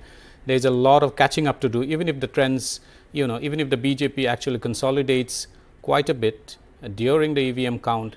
This is still a huge gap that has opened up. I think the India Alliance has done far better than even they probably would have expected. Gaurav, that might have played on the minds of the voters, one of them being this whole reservation debate, the changing of the constitution and this concern that the BJP could actually do away with reservations. I think for some reason the BJP probably has not been able to quell those worries, and even though the Prime Minister has come out to categorically say, and Amit Shah has also come out to categorically say that the BJP will not do that, but I think that's played out very differently on ground. And then secondly, the Agniveer scheme, that's another point. And then Ayodhya Ram Mandir, one was hopeful, the BJP was very hopeful that the Ram Mandir effect will be felt in Uttar Pradesh. But I was talking to some people there, and the locals were not very happy with the amount of redevelopment that had happened, and they felt a little shafted in the whole process. Maybe that's what's playing out on ground currently, Gaurav. Absolutely, and it now appears that the Ram Mandir was not as much of an election issue as the BJP probably would have expected, or many analysts and pundits were telling us that this could, swing the votes much to the BJP side. But what seems to be happening, and going by the maps that you have put out, is that there appears to be a significant Muslim Yadav consolidation in favor of the India alliance. The social engineering for which the BJP was, the state unit of the Uttar Pradesh unit of BJP, as well as also the central leadership, had so effectively put together in terms of social engineering and trying to break the MY combination in favor of the BJP doesn't seem to be working at this point in time. So which way the backward cast votes are moving, at this point in time, it appears that they're moving back towards the India alliance, maybe because of the Samajwadi Party and the Congress's repeated relentless focus on trying to come about with a caste census. Maybe that has had an effect, something that the BJP need to now really start thinking of. The whole picture for caste census has worked in UP. Chandra, you want to head back to I want to ML? actually head back to the markets. Mahalakshmi, if you can hear me, the gift nifty is now Okay, we'll come back to Mahalakshmi in just a bit. Right. But Shweta, as we speak, the gift nifty is below 24,400, very sharply down from the highs. If we can get in a view from Bodhisattva Ganguly right here, the group consulting editor of Network 18. Bodhi, the gift nifty has seen a sharp reversal. Early morning we saw a gap up. Right now it's trending below 24,400, very sharply down from the highs. What is the market's assessment at this point? So two things. One is I would not. There's obviously profit taking. The markets rose very sharply yesterday. Look, Indian markets are overvalued, and we mustn't react.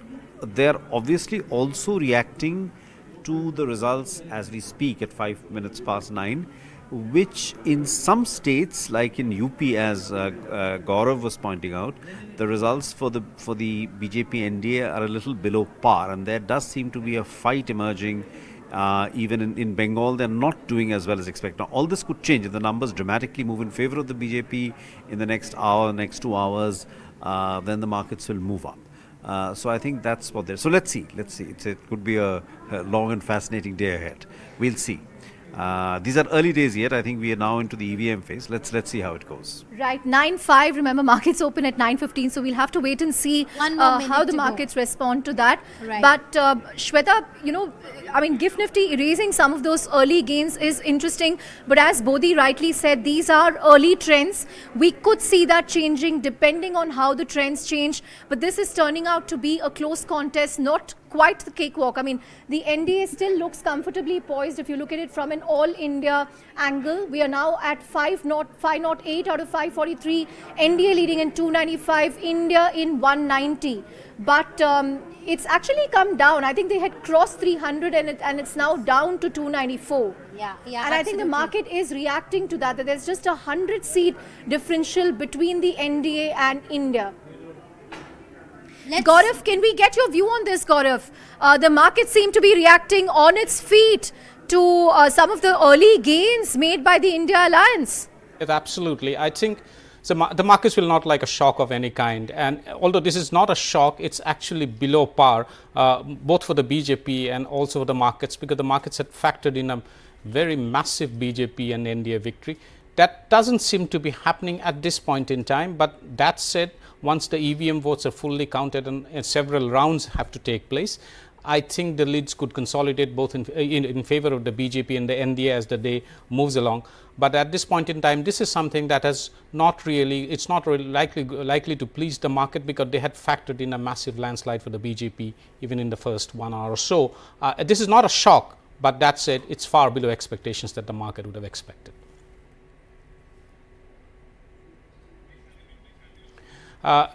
And also the fact that if we just saw that the BJP the NDA crossed the 300 mark, and then it's now slipping back to about 293 or so.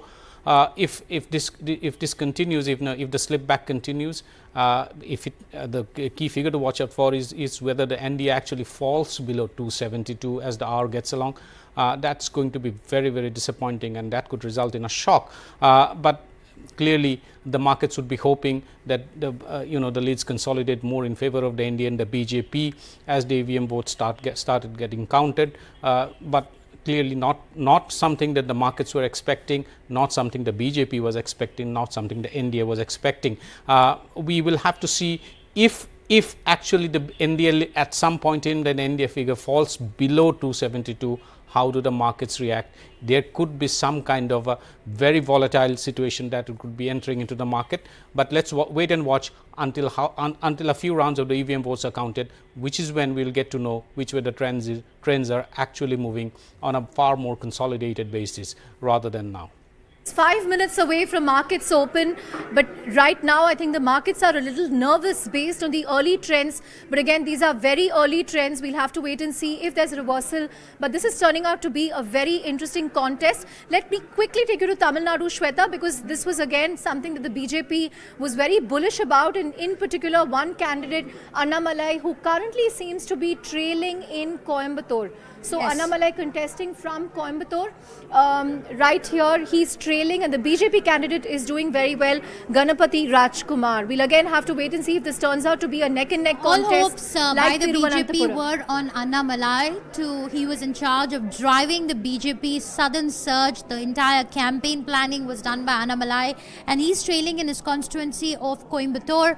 And as Gaurav was saying, that there is markets are not going to like anything below 300, and I think that's what we are going to be waiting and watching out for. At the moment, NDA at 293, India Alliance 192. Let's go across to my colleague Mahalakshmi, who's joining us as markets open. It's over to you, Mahalakshmi. The GIFT Nifty is not always an indicator of how the Nifty is going to behave. There could be a variance between the GIFT Nifty because it's a much smaller market. The positions, the way they are built in the derivatives markets can be vastly different from how it is in the GIFT Nifty. So it might not tell us the full picture. So we will have to wait for pre-market quotes and the market opening to see what this verdict is going, at least the early verdict is going to be from the stock market. But let me tell you, some of the good signs from yesterday that we picked up was that there is a metric called the long short ratio that we track in stock markets, which shows the derivative market positioning. Yesterday, on Friday, this number was at 14%. That means that only 14% of the FIIs were long in the market, and the rest, that is majority, were short in the market. And that, what happens is that the market goes in the other direction. Obviously, all those people who have shorted will come to cover those positions, and the market sort of rallies. It's called short covering, and that's what happened yesterday. That was part of the up move yesterday. Yesterday, those shorts got covered, and the number stands today at 28%, which means that there are a large number of shorts in the market that yet need to be covered. It is not necessary that it will get covered today or tomorrow or day after. According to some analysts, it might take a week or month or even 2 months for these shorts to get covered. So I'm not sure how to read into this Nifty figures yet. We will wait for some of the derivative market experts to join us and some leading voices from the market to join us to throw some more light on how the market is going to interpret this. Right, ML, of course, we saw a short covering rally yesterday, 6,800 crore worth of FI buying coming in the cash markets. Is there, more short covering to be seen in the market? That's one question that we'll be posing to our experts. But let me bring on board our first big market voice for the day and ask him how much of an importance will the market really attach to the, final seat figure for the NDA and the BJP. So let me welcome A. Balasubramanian, who's the MD and CEO of Aditya Birla Sun Life AMC. Bala, great to have you on the show. I would like to pose this question to you. How much of an importance do you think the markets will attach to the final, seat figure for NDA? Anything above 325, do you think the markets will be happy with that and not attach too much importance to how much, majority the NDA wins with? Then the way I read is, I think just go by the exit poll result versus the actual outcome. there is a disconnect to some extent, to large extent, especially certain states like Uttar Pradesh, where the expectation is somewhere around 65 to 70. So as it's at this point of time, I think numbers seems to be even lower than that. And the overall numbers which are expected for NDA as a party, somewhere around 335, 45 numbers, anywhere around that level. So anything that falls short would probably put I don't think there will be a significant negativities that will come in the market. But definitely what has been the expected that big upside that could come on the base of the government getting formed and that's something probably could take a break given the fact that Indian market has been relative to the rest of the market is trading at higher valuations. Maybe any results that is lower than the expected as per the exit poll policy, the exit poll results definitely would have some kind of break in the market. I think that's where we'll have to see it. But I don't think the fundamentals of the economy continues to remain very strong. Once, of course, government gets formed, you will probably see a significant continuity of what has been carried out already, and nothing will change. And broad fundamentals of the economy continues to show an improvement, whether it with respect to GDP growth or the fiscal improvement or stable currency policy, stable interest rate environment, stable inflation, and Make in India theme. All I think will continue to remain the focus area for the new government as well. I mean, nothing is going to change just because result is lower than expectations. Definitely, it gives some kind of higher leg room for people to think, yes, this thing can also happen. Therefore, should I pay a higher valuation for some of these companies in India? I think that's the only debate will come post the results. We'll have to just still wait and see. We have another more results to come. Right now, the numbers are purely on the basis of lead and trailing table. We'll have to just see the final outcome. Hi, Bala. Good morning. Good to have you on the show. So one question I wanted to ask is how much dry powder do you think mutual funds have collectively? Because in the last 1 month, we've seen so many NFOs. And prior to this event, obviously, some fund managers have also taken moderate, not too much in terms of cash calls. So how much dry powder do you think all these NFOs put together, plus whatever cash that exists in the market, plus any extra money that might be flowing into mutual funds, what kind of trigger, what kind of impact then they create in the next few days? I think from a cash level point of view, I don't think there will be a big issue. I just looked at the number last week on the basis of the previous month number, end of the number. The range was ranging from 2% the least and the highest was about 9%. And the average cash holding for the large schemes are roughly about 4%. Just imagine about 30 lakh crore size or maybe 20 lakh crore size on pure equity and rest you take it as an ETF and index funds. Roughly about 36,000 crores kind of cash levels will be there in the mutual funds, all aggregate put together. Maybe about 40,000 crores cash will be there, aggregate put together. And second is SIP flows continues to remain very strong. Therefore, you'll see the incremental flows coming in. As you rightly mentioned, even NFO collections have been pretty decent. Therefore, enough cash will be there for mutual fund to participate if at all there is any kind of pressure in the prices.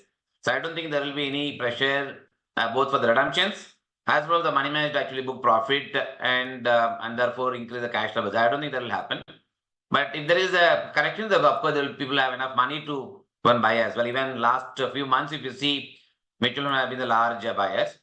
At the same time, I would also assume the NFO collection which has come recently, they all must be in the process of deploying the money. Therefore, that demand could also come.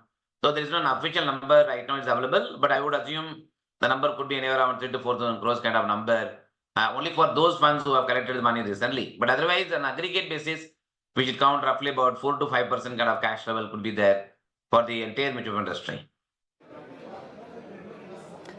Right, hang on, Bala, we'll come back to you. Just want to look at how the markets have opened up, and it's a fairly negative start. In fact, it's a 500-point gap down on the Nifty as we speak.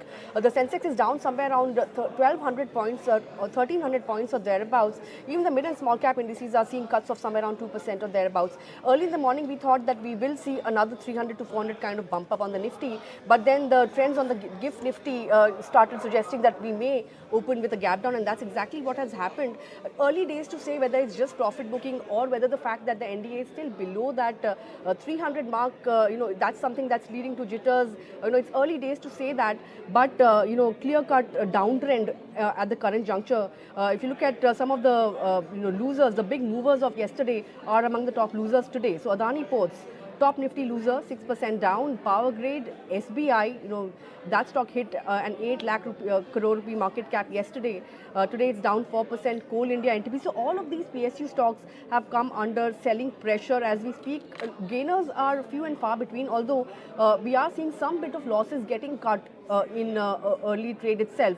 So 350-point gap down on the Nifty at the current juncture. Sun Pharma, Britannia, HUL, Nestle, so some of the consumption and pharma names that weren't among the top gainers yesterday are emerging as the top gainers today. On the Nifty, in terms of contributors, positive contributors, you have the likes of Nestle, Sun Pharma, HUL, Britannia and Divi's Lab. So all of those underperformers yesterday are emerging as the top gainers. Sectorally, autos, banks, energy, all the sectors are trading in the red as we speak. The metal pack is down somewhere around 3%. PSU banks are down nearly 5%. So, ML, as you mentioned, that GIFT Nifty is not always a very accurate indicator of how the markets will open up. But today, I think we'll have to let go of that assumption. Right. And of course, as the session progresses. And as in fact, it's to the contrary. The GIFT Nifty was perhaps, the reaction was milder and we have a far more exaggerated reaction. It's a sea of red. I mean, you're absolutely right. Except that, volatility is only mildly up. It's about 1% up. But, everything that moved up yesterday, today it's all come back to the same position, perhaps not given up all the gains. I think some of those momentum stocks, the election index that we have, all of that must be in the red, and big bank changes really in PSU banks. The PSU pack is doing badly. Big caps are down as well. Right. Yeah, so it is a sea of red. I don't see any green at all, except pharma. Pharma is up very mildly, 0.25%, and healthcare index is up about 0.13%. Who knows, ML, by 10:30, the complexion of the markets may change. That's the kind of volatility we could expect as the results trickle in, Most certainly, Nandita, because these numbers are still evolving. We've seen 391 when we started. I think 10 minutes ago, it was still, leading in 398 or something. So this is not looking good because it's going down. But then, who knows? In minutes, it could change also. This is a very evolving number. I don't think we should be hazarding a guess about what is going to happen. All we can do is to intelligently interpret data and see where the momentum is, and we keep tracking that with our guess. Right, I think Bala is still on with us. But Bala, looking at the texture of the market for the longer period, not talking about the here and now, but with a long-term perspective, where do you see the markets heading from here? Because we've seen a phenomenal 800-point rally yesterday and 23,000 already on the charts. So do you think there is case for some bit of consolidation after the election-led dust settles? What's your own assessment? I think my own assessment is one, of course, the overall momentum for the economy has been gaining strength. I think as each year passes, we are now coming to about close to about 8% kind of GDP number. And second, earnings growth have been, of course, improving quite significantly. And the investments-led growth that we have seen in the government spending, we'll probably see private sector investments also picking up as we move forward.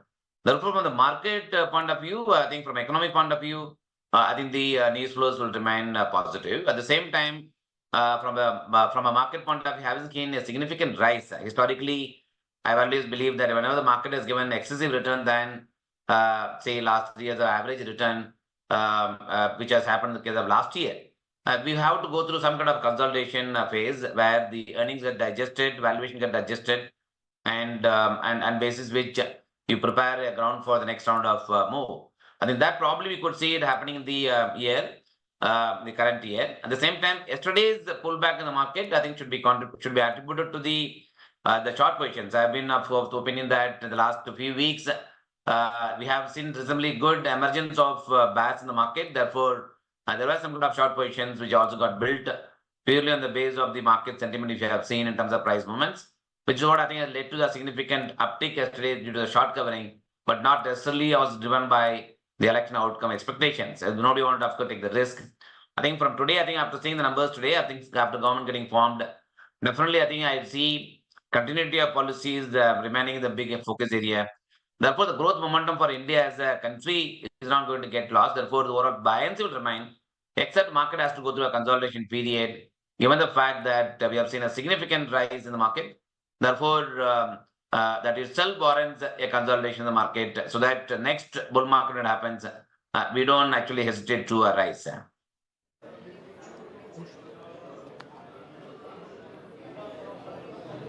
Can't hear you. It's gone. Can you hear me? Right. Bala, with that, thanks a lot for taking out time and joining in and sharing your thoughts with us. Hope to have a longer conversation with you as the dust around elections settle. But let me also bring on board Osho Krishan of Angel One to decode the market technicals as they stand at the current juncture. Osho, were you anticipating a weak start after the kind of up move that we saw yesterday? And what are the kind of support levels you'll be working with for today? Because right now, as we speak, we are 600 points down on the Nifty. So almost, majority of the gains that we saw yesterday seems to have been erased. Very good morning. First of all, I was not expecting such a strong fall in our market, but looking at the overall sentiments and overall outcome of the result one by one, phase by phase, so there can be some kind of wild swings that can be seen. But looking at the overall sentiment turnaround from very bullish to extremely bearish for the time being, I am expecting that these wild swings are there to persist for at least first half an hour for the markets. After that, there can be some kind of consolidation. But looking at the developments that we have witnessed in the last trading session, then 23,000 put was having a very strong support, but that has not been seen anywhere close to the taking support, and now it has corrected almost to the same levels where we have started the week. So now I am expecting that around the same levels there can be some kind of volatility has already spiked up, so there can be some kind of more fluctuations that can be seen, and one should try to have some lighter positions in market. Do not be aggressive even by the fall that we can see as of now. Right, just about one gainer on the Nifty as we speak, or two, Sun Pharma and Nestle. But what would you do with an Adani group of stocks? Adani Ports is the top Nifty loser today.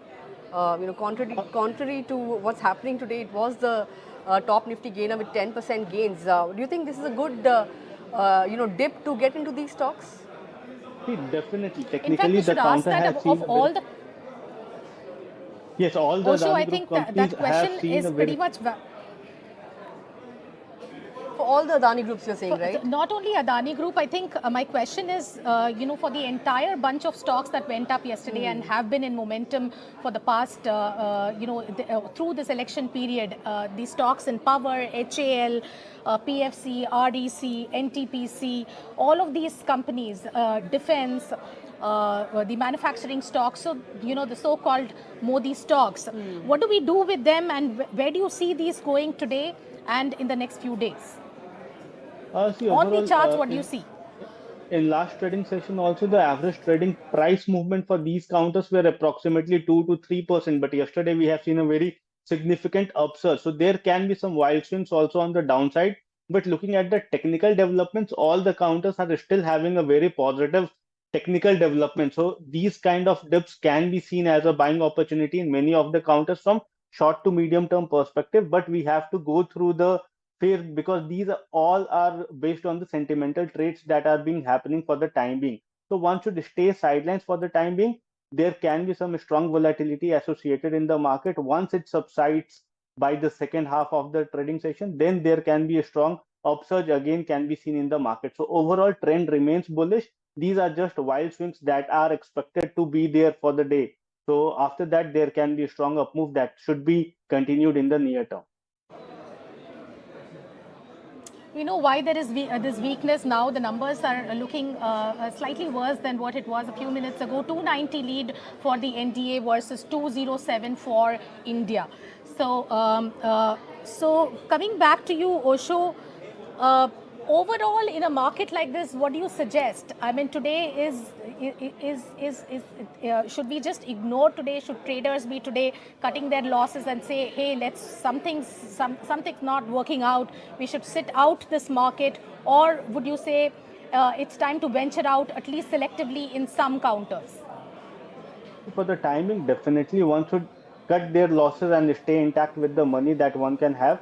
But again, looking at the overall opportunity, there are some of the counters which were on in the watch list and has given a very strong breakout. So one should definitely try to gauge momentum in the counter once there is any kind of reversal that can be seen, because such kind of moves are based on the political agenda, political issue, and the outcomes. Once the outcome will be clearer one after in the second half maybe, then from there onwards we can see a very strong movement. So for the time being, it's better not to get into every dip to accumulate the counters and wait for the markets to subside at a decent level. There, from there onwards, one can witness a decent up move. Looking at the overall what political scenario is overall for our election outcome. So after that, one can definitely try to accumulate, but for the time being or for the day, better to stay light on the positions.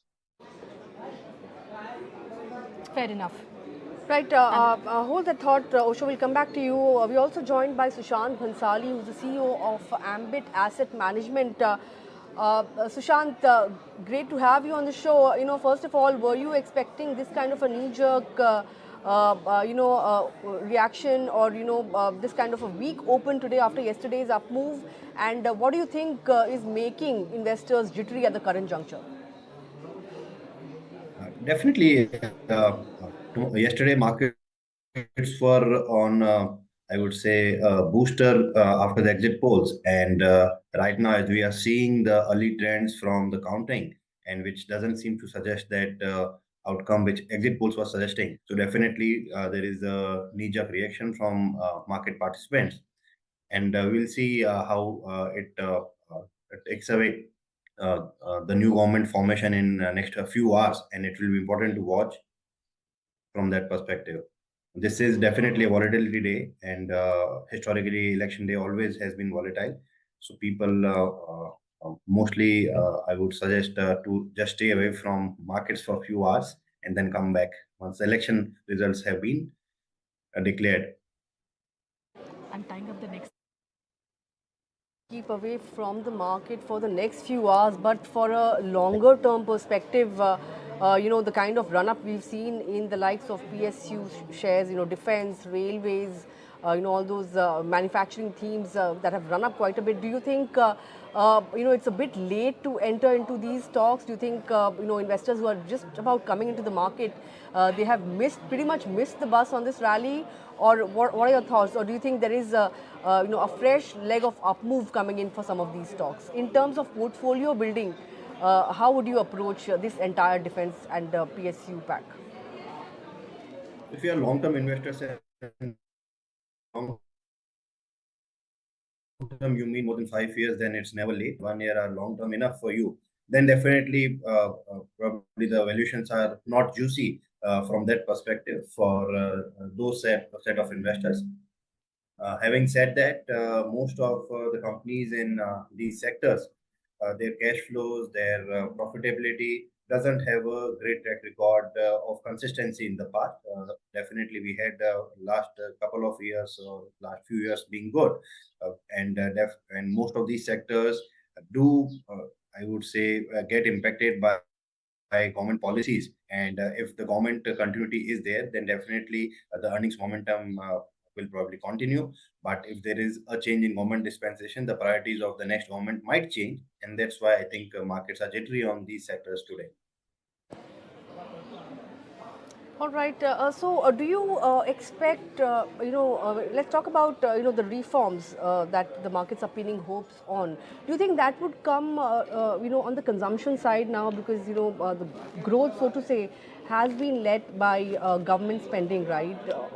Government investment, but private consumption has been lagging thus far. Do you think the government will now focus on the consumption sector in terms of reforms? What are your own thoughts? Yeah, it will depend on which is the new government which gets formed. I would say that each set of government will have their own priorities from a strategic perspective.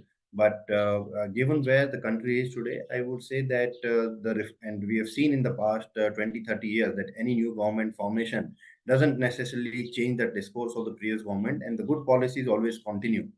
And we've seen time and again, both not just at national level, but even at the state levels, these policies continue. There will be definitely some pet projects of each government, which will have booster for short term for those sectors. But in long term, I would say as a country, we are at a situation that where in this context, the government will have to heed to greater growth for the country and create jobs. That's the only way for this country to continue to grow. And in long term, we expect that to happen, whichever government comes in place. Sushant, thank you so much. This is Mahalakshmi. One quick question. How much opportunistic money do you think is sitting on the side and could come in handy to support markets if at all the market sort of continues to drift the way that, to slide the way it is? Of course, the numbers are looking slightly better.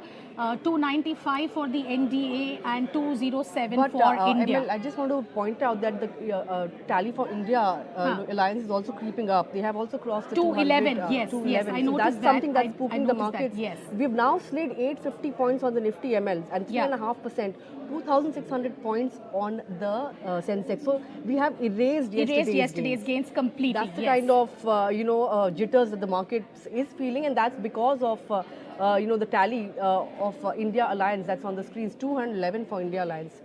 Sushant, this really looks like a black swan event that is coming into play. This is not an outcome that anybody was expecting. Definitely not yesterday, and even before that, the chances that the market was attributing to an outcome like this was very, very slim. Even at 293. I would have thought most people were saying that, it will not be, for BJP, if we do more than 272 would have been great. But the market reaction to what is coming through seems to be sharper than anyone expected. What's your own take? And the question I asked earlier on opportunistic money that could come in and support the market at this level. So there is lots of money, I would say, which is being on the sidelines, who have been waiting for the elections to pass out, the large event risk, especially I would say global investors who would be keenly looking. Domestic investors more on the ground definitely had more sense and probably were not that worried about election outcome. But global investors will definitely, because if you look at global investors, most of them are fiduciary responsibility money and not direct investors like domestic investors. From that perspective, they will never take event risk of such a huge magnitude, and they would want to come by once things have settled down and would leave the last 5-10% gains if that may be needed. From that perspective, I would say there's lots of global money which is, I would say, is available, and they will definitely use this opportunity once they are comfortable with the outcome of the elections and the next set of government.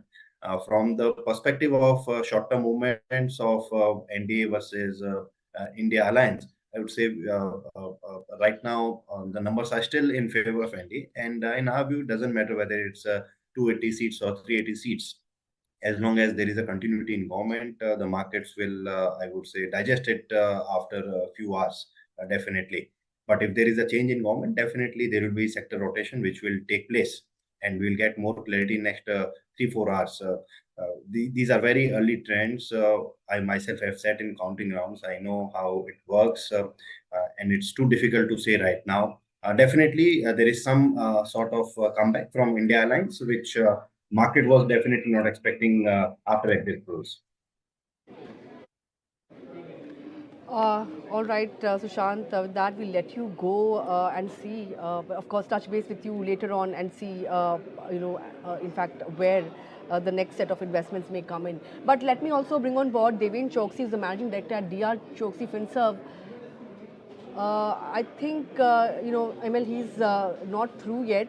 So let's just take a look at what the markets are doing right now. 640 points down on the Nifty, 2,000 points cut on the Sensex. As we were speaking just a few moments ago that, the predictions for the India bloc were somewhere around 140 seats, right? And they have comfortably far crossed, better at 209. So that's right probably the risk of a negative surprise is something that is leading to such a knee-jerk reaction in the market. Of course, when we get our next set of guests, we'll figure out. I think another point to whether make is whether there a is combination of BJP at 243, which is what is showing up on the screen right now, and 296, under 300 for INDI. I think that's not a very good combination, because that means that there will, the government will have to, or BJP will have to make some compromises in terms of portfolio allocation and stuff like that. I think a number like this at the end may not be easily digestible for the market, because that means that there will be some kind of ambiguity in what kind of government gets formed, what portfolios are with whom, and that will have a repercussion for later. It's not something that the market will definitely like. Right. Of course, we'll also ask our guests as to how much of a downside we can see on the Nifty if the BJP does, or the NDA doesn't come back with a thumping majority. That's what the exit polls were predicting, and that's how traders would have positioned themselves yesterday, ML. So a lot of those positions may be unwinding at the current juncture as we speak. We'll have to see how things really proceed from here. But just want to give you a sense of what's happening in the market. The power index, BSE Power Index has plummeted 6%. You have oil and gas index is also, which is down 6%. Also want to point out that crude has seen a big fall overnight. Absolutely. Brent has come down to $78 a barrel, and we were hoping for a positive reaction on the OMCs as well, which had already flown quite a bit in yesterday's session, but that's not happening. The oil and gas index is also down 5%. So, of course, global factors aside, everybody is just glued to what's happening in terms of the election verdict. Autos, bank, energy, FMCG, you see a sea of red. It's a complete Absolutely, opposite and I of what think was another happening important yesterday. thing to watch is the India VIX is already up about 18%, reflecting the change in sentiment and volatility creeping in. Do we have another guest with us at the current juncture? If we can get somebody to figure out, what is the floor, for the Nifty for today's session in particular. Is Osho with us as right now?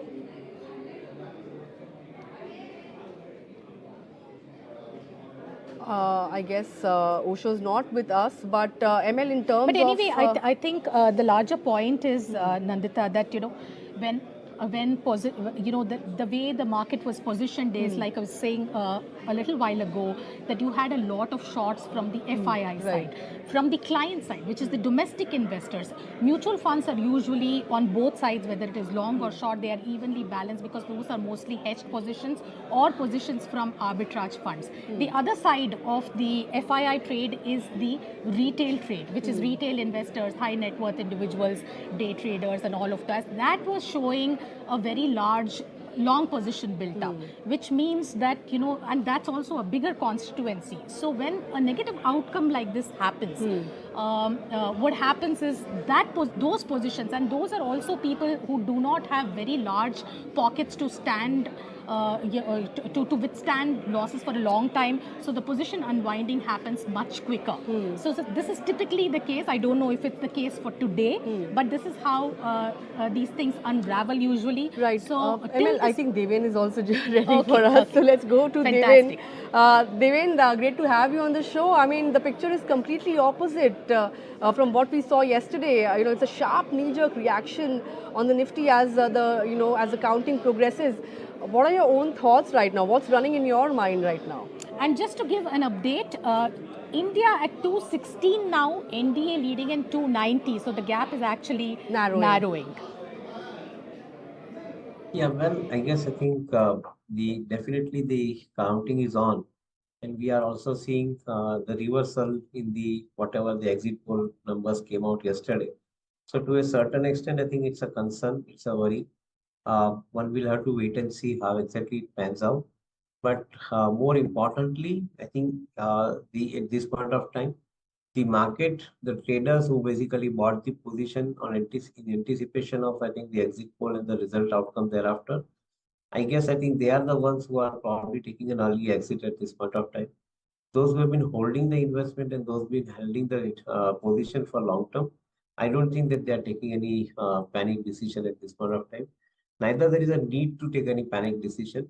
Maybe what one is counting at this point of time is the amount of lead, which was up till now, I think, expected, has probably narrowed down. And that's what I think is little bit, anxiety. But as the day progresses, we believe that the situation will probably get normalized. In my viewpoint, I think the clear-cut majority part to the NDA government is on at this point of time, and definitely I think one will have to see how exactly it shapes up in the due course of time during the day. Right. All the high flyers of yesterday are getting hammered in today's session. Look at the Adani group of stocks, PSU stocks, PSU banks that saw an 8% up move on the PSU index, PSU bank index itself. All of them under, extreme selling pressure. How do you navigate them now, Devin? So for the traders, definitely it's a challenge because I think the traders bought it in anticipation. And certainly, I think they will have a challenging form of this volatility. Not too sure, I think immediately what would the trader do, because I think traders would definitely want to wait and see how the result comes out. For the investors are concerned, I think as we have always said, that the best time to buy when the traders sell. I think today, I think still it's early. If the traders do sell aggressively, then probably I think it would be a good time to buy because the fundamentals of the economy and the corporate sector, they are not changing.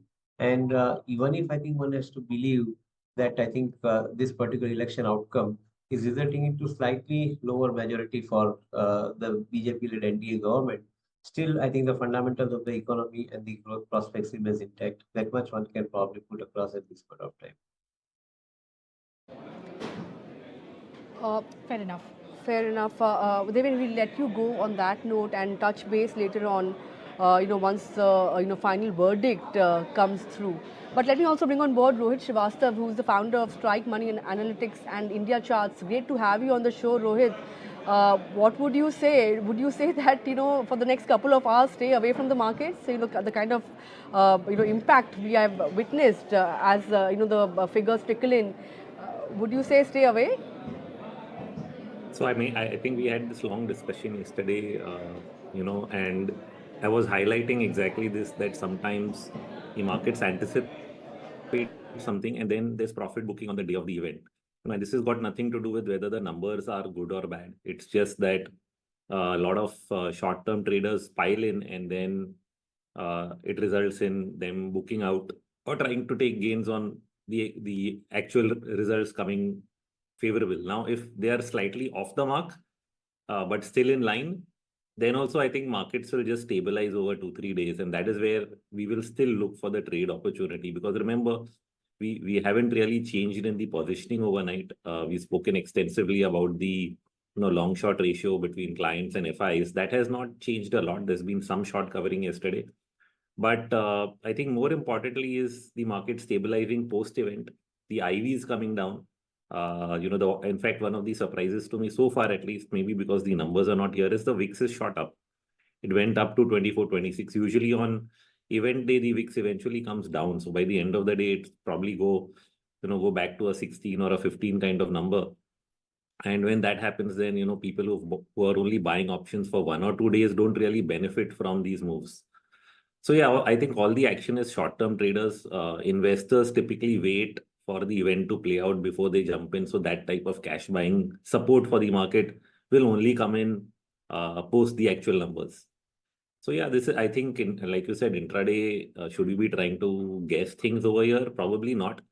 But I would guess one thing, that irrespective of whether you're at 360 or you're 320, you'll get a stable government. So in that sense, buying the dip makes sense if you're an investor. If you're buying cash market, these big swings only impact people who are in the options market more specifically than even the futures market, where smallest moves can have big changes in your gains, losses. IVs can really impact the trades. Those are the guys who need to be careful. Investors and traders should see this as an opportunity. Like, even if I just take a retracement of the entire bounce we saw, we saw the market at 21,800 sometime in mid-May, and we made a top yesterday at say 23,336. 61% retracement of that is 22,400, which is where the bottom was today so far. So let me put it in another way, that if 22,400 holds, we should be bullish on the market. So that's another way of looking at it from a slightly more positional perspective. But even if you stay above 22,400 for 2 days without much movement in Nifty, option buyers will lose. That is what that is the main highlight of this. So Rohit, let me ask you a very basic questions, because we have a lot of traders who are, who might be experiencing a shock like this for the first time, because you've not had this kind of, one day 3% up, next day similarly down kind of market in the. I don't recall anything in recent memory. Maybe COVID also. I'm not sure whether this kind of thing happened. So when when you look at a market like this, it opens gap down, and then the fall precipitates. You are pretty much in shock. You don't know what to do, because this is not something you negotiated for. This is not how you're positioned. You're perhaps just thinking, what's going to be my upside and where am I going to cover?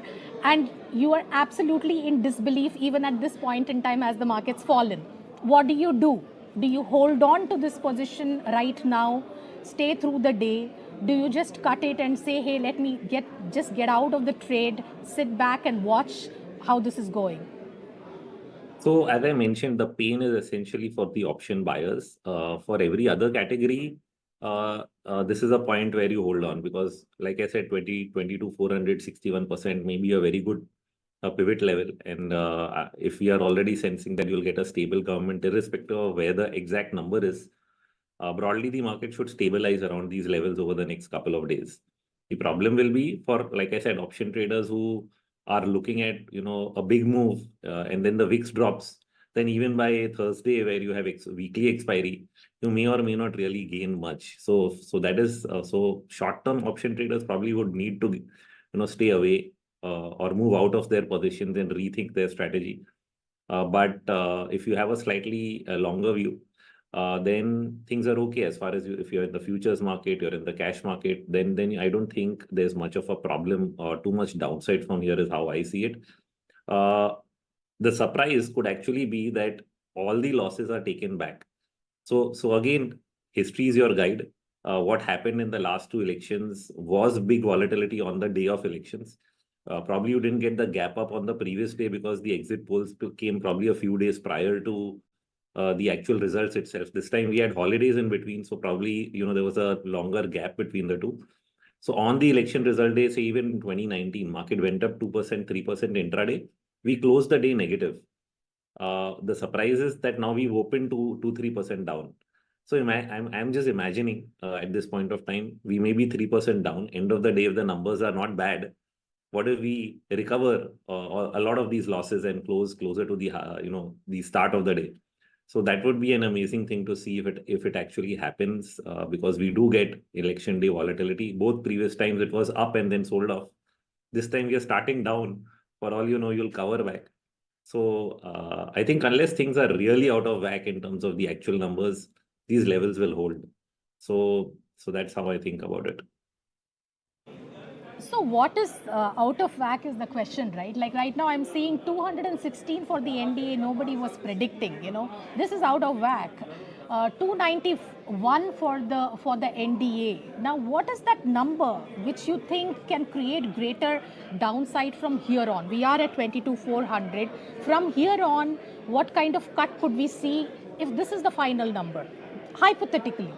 So if BJP standalone doesn't get a majority, let's put it that way, that would show a significant weakening of the party's holding position at the center, them having to take more support from other parties to put it together, which they still might. You might still end up with an NDA. But if it's not with a BJP majority, that would shake up the market for a couple of days at least, even though you'll still get, the government getting set up by the NDA. So that is, I think, the variation is that only. It may be a little early in the day because, a lot of the vote counting is still going to happen. The numbers may not be a complete reflection of the final outcome. So I don't think you can really react to 218 right away. But what I'm saying is that if you get, the standalone number going past that, 280 or what is the requirement to, fulfill a minimum vote, I think that would show that, okay, at least standalone, the BJP is still strong. And I would take that as a medium-term positive. Even if the market negatively reacts to a lower number, let's say instead of 360, you get only 320.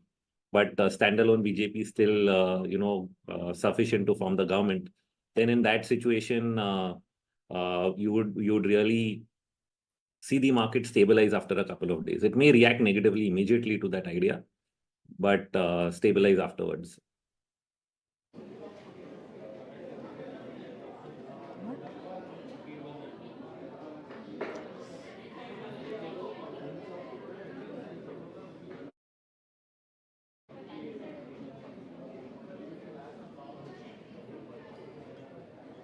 Rohit, you said that, for long-term investors, today's fall could be a good buying opportunity.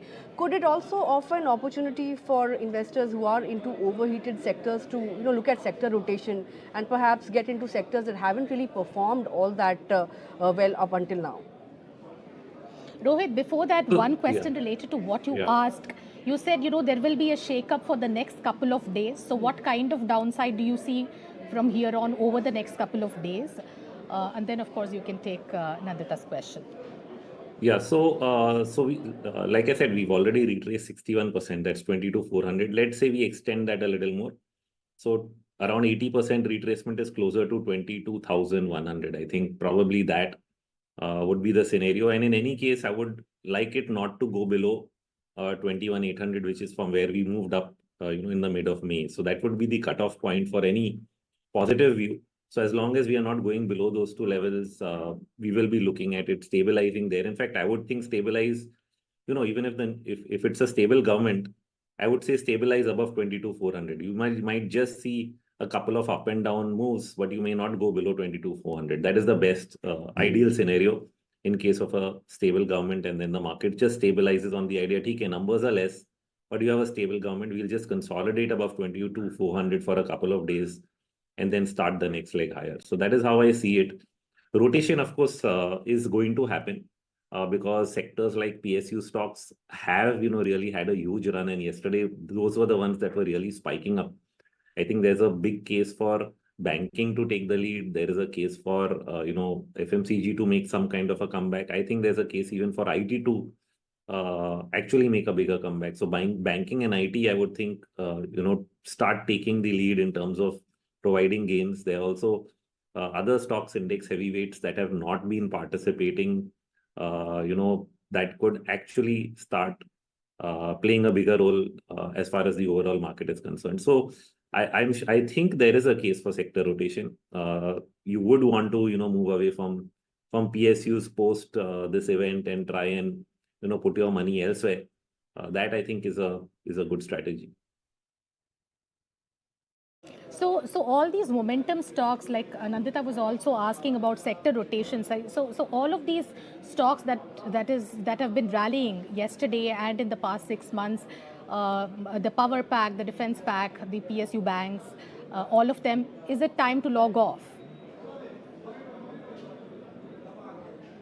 Certain stocks that have growth stories, where if earnings growth is continuing, then possibly that's not a place you'd really want to move out of. So that does require some introspection on the individual stocks you're holding long term. So for each case, more and more micro you go, each case is different. Should you only reduce weight in certain places? Should you significantly move out of something? Each portfolio manager is different. Each individual manager is different. Portfolio managers usually will not get out of something completely. They may just reduce weight or increase weight. Individual investors have the appetite to do bigger changes in their portfolio, and they can because they're not driven by those rules. So at that point, if you're looking for, performance changes, you have to also look at, whether performance is completely stopped, because sometimes certain stocks may still continue to perform in the medium term. They may pull back maybe to the 200-day average, but not really reverse their longer term trend. So they're both. So even if I talk about the shift away from PSUs, it may just be to get them out of their extremely overbought conditions over a couple of months. But that doesn't mean that the long-term trajectory higher has ended for the PSU, stocks altogether. So that has to be kept in mind. They will eventually make a comeback.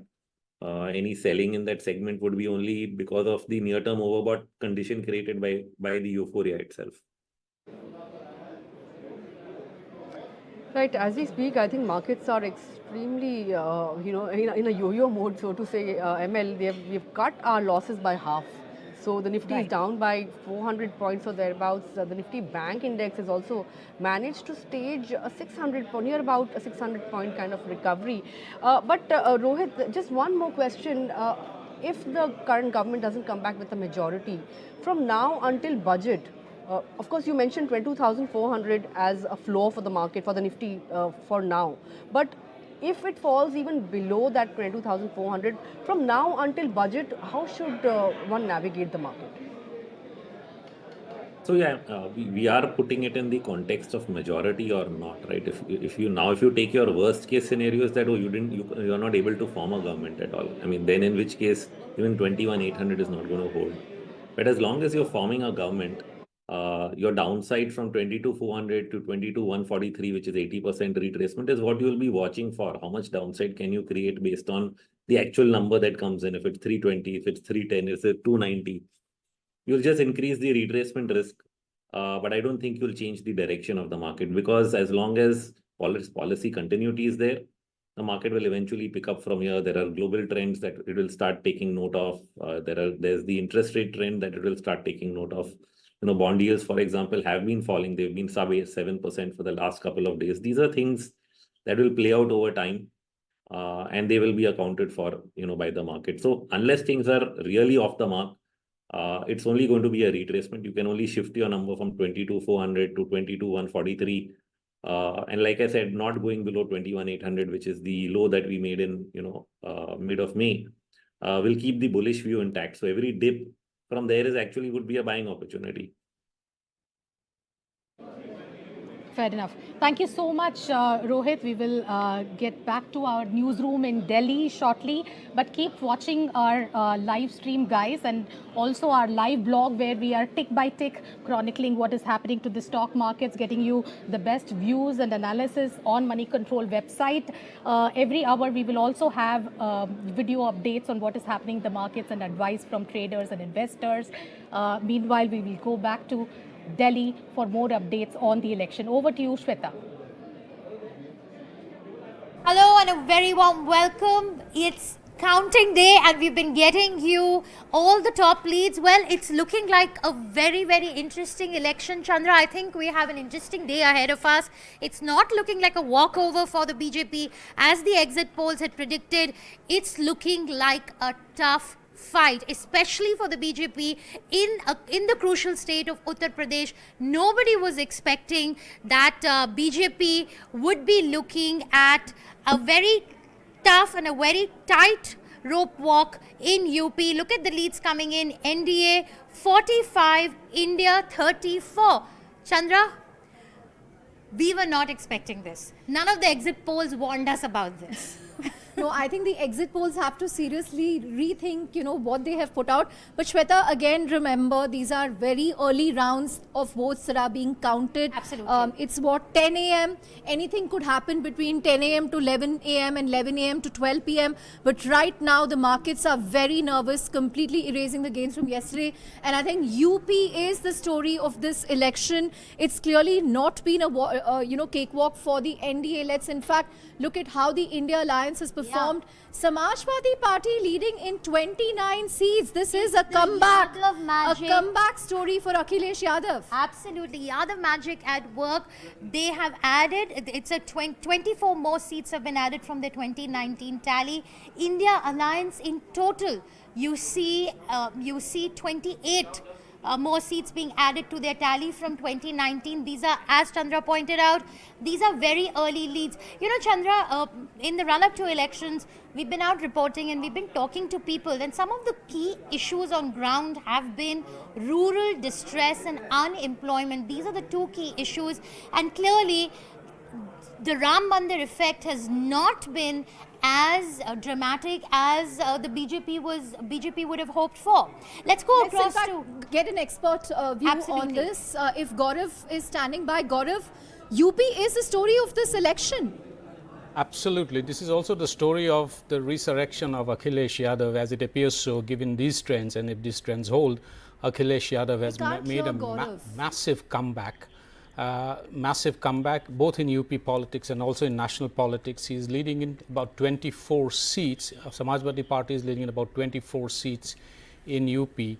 And if these numbers were to turn true in the final analysis, a 24 member delegation in the Lok Sabha, 24 member strong delegation in the Lok Sabha would mean that he will clearly wield a considerable influence over policies and lawmaking, and if within the India alliance, he will probably be one of the biggest constituents in the India alliance right after the Congress, depending on how many seats Congress end up getting in the final analysis. Clearly, this is a resurrection of Akhilesh Yadav, and with the state elections just about 3 years away, less than 3 years away, I think the BJP has a lot of work to do if it has to retain UP in 2027. Take it to some of the VIP constituencies in Uttar Pradesh. Yes. Amethi, let's see what's happening at Amethi and how Smriti Irani is performing there. Let's take a look. Okay, Smriti Irani is trailing in Amethi. KL Sharma of the Congress is leading there, Shweta. So, you know, that's a big VIP constituency to watch out for. The Yadavs seem to be doing very well, be it Mainpuri or, you know, some of the other areas where they are contesting from. Akhilesh Yadav has been out campaigning, and he's been on a war path, and clearly that seems to have worked. And also the campaign that the Samajwadi Party has run in UP, it's been focused on jobs, and they have completely countered this anti-reservation narrative that the BJP has been trying to quell, and they've countered it fairly effectively. Clearly, this in this election, it is the resurgence of the Samajwadi Party. Chandra, you want to go across to Gujarat? Let's see what's happening there. Again, a BJP bastion. And there, in early morning trends had suggested that the BJP was looking at losing some of its gains to India alliance, but currently it's looking like all 26 it's seats. looking like a saffron. Again, as you said just an hour ago, it seemed like the India alliance was making gains in at least 4-5 constituencies in Gujarat. But right now, it looks like a saffron sweep across the state. And this is what most exit polls predicted, that Gujarat is a state that the BJP can bank on. But let's look at prestige state for the BJP, Chandra. Prime Minister Modi's home state, Amit Shah's home state. This is a prestige battle for them. And for them to lose any gains from this state would be a huge psychological setback more than anything else. Right, let's also look at Maharashtra, Shweta, because again, significant number of seats there up for grabs, 48. And right now, it looks like a neck-and-neck contest between the NDA and the India alliance in Maharashtra. Within the NDA, if we can pull up how the various parties and their allies are doing. So BJP leading in 14, Sena, this is the Eknath Shinde Shiv Sena faction, which is leading in 14 seats, and the NCP, which is the Ajit Pawar faction, is leading in 2. So that's the overall let's graphic. Go across now to Arun Anand, who's joining us. Mr. Anand, thank you so much for joining us. Your first key takeaway from these results, what are the key trends that you will be watching out for in the next few hours? I think I'll be watching out for, we'll know what happens in Uttar Pradesh, because that's an interesting trend.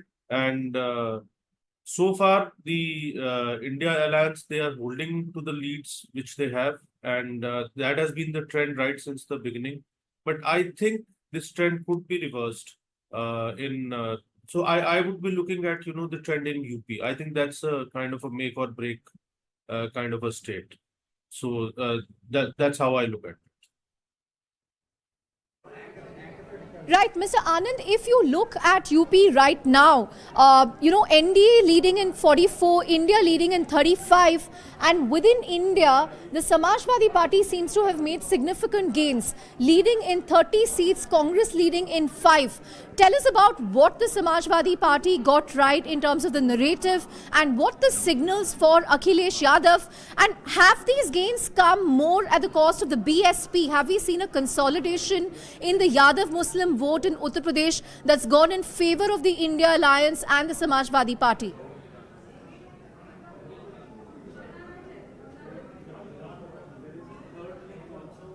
Okay, I think Mr. Arun Anand can't hear us, but Chandra, leads coming in. Supriya Sule is trailing now from her seat in Maharashtra, Baramati, and Om Birla is also trailing, and so is Annamalai. Let's look at Supriya Sule's seat in Maharashtra. Right. We Baravati. have, okay, I believe we have Arun Anand back. Mr. Arun Anand, if you can hear me, I was asking you about the larger trend in Uttar Pradesh. I'm just going to pull up Uttar Pradesh on the magic wall again. And right now, what we are seeing in terms of early leads, early trends, the NDA is leading in 44, India is leading in 35. You know, I mean, this is not a good result, something that the NDA was hopeful of. And within India, if I have to put up party-specific numbers, Mr. Anand, Samajwadi Party leading in 30 and Congress in 5. So, Mr. Anand, if you can give us a sense of what you make of these early trends, what this means for the Samajwadi Party and Akhilesh Yadav.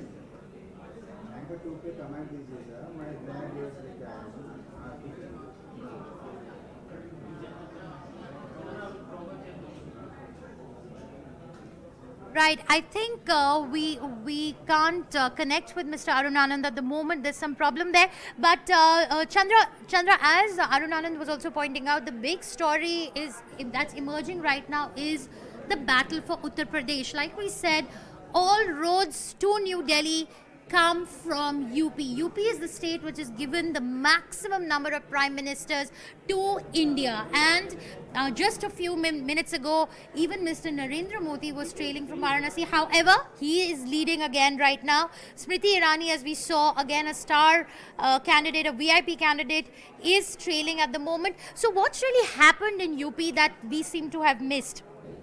77, I think Narendra Modi is trailing again, Shweta. It would have been a shock if that trend didn't come back. That's interesting. Well, let's also look at Raebareli and Amethi. I think that's 37 and 36. Clearly.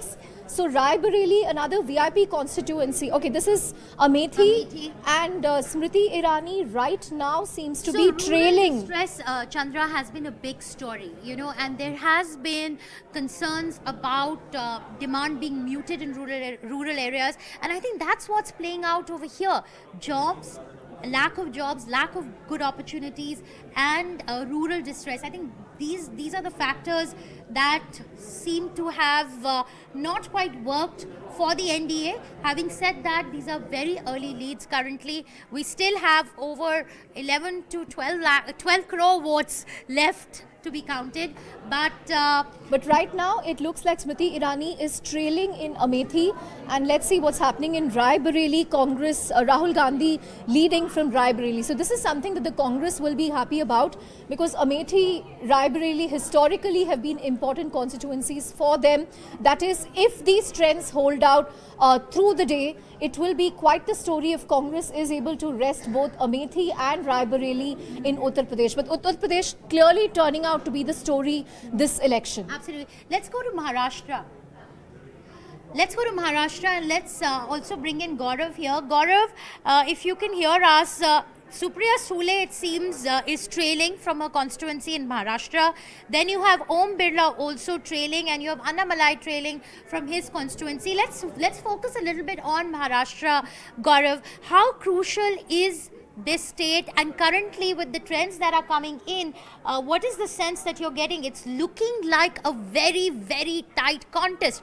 India Alliance 24, NDA 22. NDA has seen a loss of... They've lost, I mean, they are trailing rather, they haven't lost yet. Yeah, but they're trailing in 15 seats compared to last time. Absolutely. And Gaurav, if I can, give you a quick breakup of the NDA when we get that. I think we'll get that in a bit. Yeah. But if you can give us a sense of what you make so far as the Maharashtra numbers are concerned. It's pretty even, Stevens, at the moment. That is something that's gone completely against the expectations of the BJP. It is going to upset if these trends hold, which appears it could hold in the final analysis. This is going to upset their final math in the final numbers, because Maharashtra, they were hoping to do well, despite the fact that everybody was describing it as a khichdi state, because there were too many splits in existing parties, in existing allies. We saw a split in the NCP, we saw a split in the Shiva Sena, and for the first time Uddhav Thackeray and the Congress and the NCP fought together.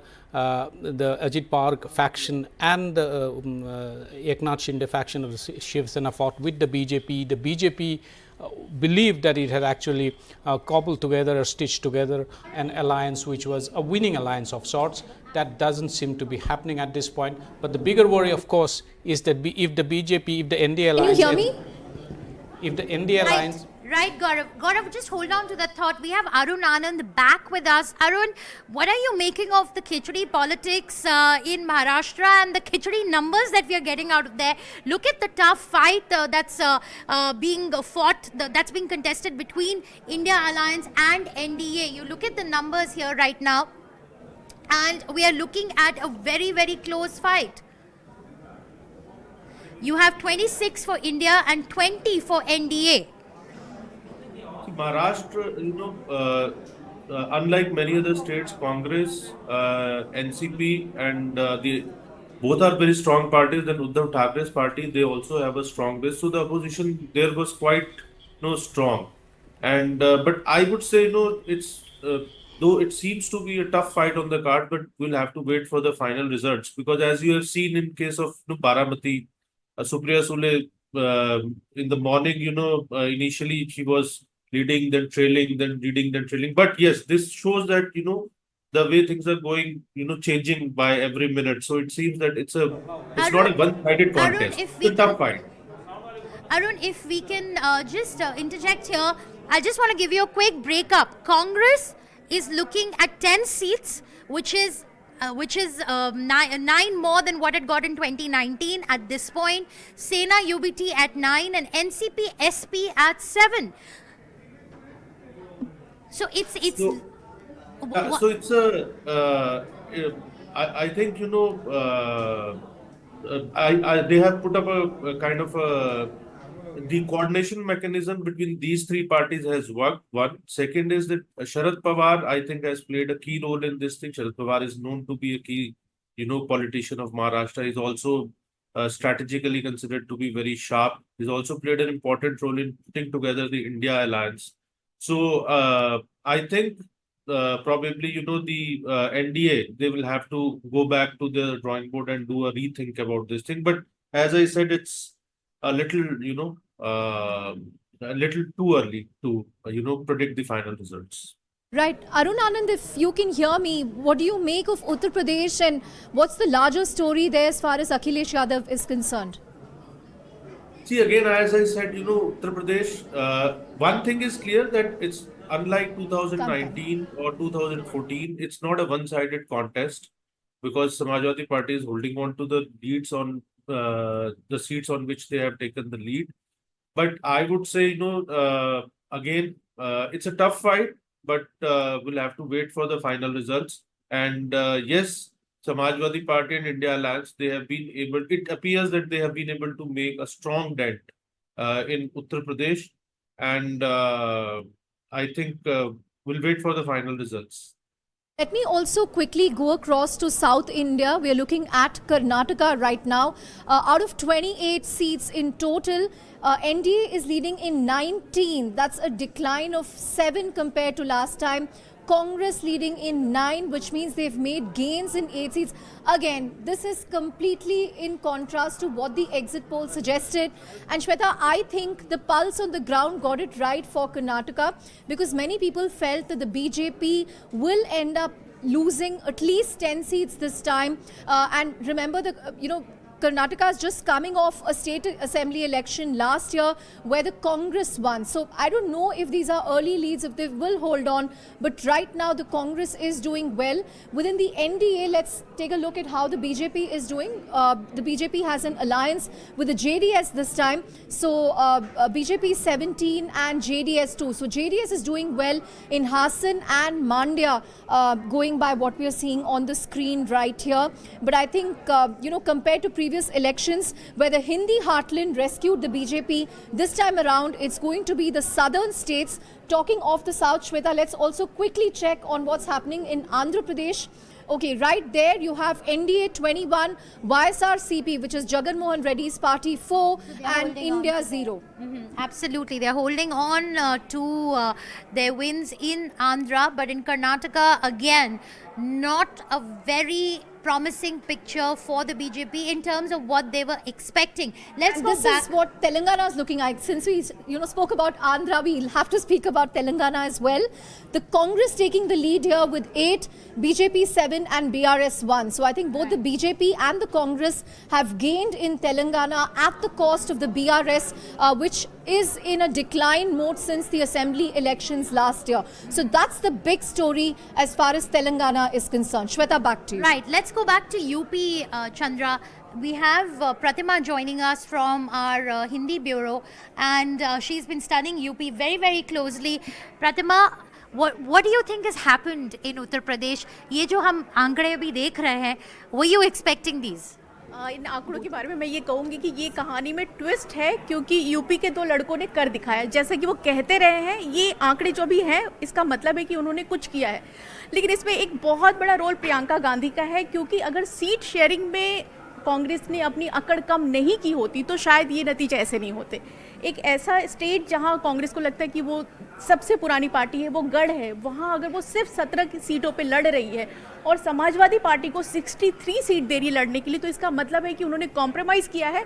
और ये जो number दिखा रहे हैं यानी कि ये paid of है, उन्होंने जो कॉम्प्रोमाइज़ किया है जिसका असर उन्हें दिख रहा है। एक और चीज़ है जो बीएसपी, यूपी कभी श्वेता बीएसपी का गढ़ था, जो दलित वोट उन्हें मिल रहे थे, लेकिन अभी जिस तरीके से मायावती ने कैंपेन नहीं किया है, वो बिल्कुल आउट हो चुकी है इस पूरे राजनीति से, तो वो कहीं ना कहीं मुस्लिम यादव का वो जो सपोर्ट है वो समाजवादी पार्टी को दिख रहा है। कांग्रेस को भले ही ना मिले, लेकिन फिर भी 2019 के मुकाबले उनको 5 सीटों का फ़ायदा है, 4 या 5 सीटों का फ़ायदा, क्योंकि उन्हें सिर्फ 1 सीट मिल रही थी।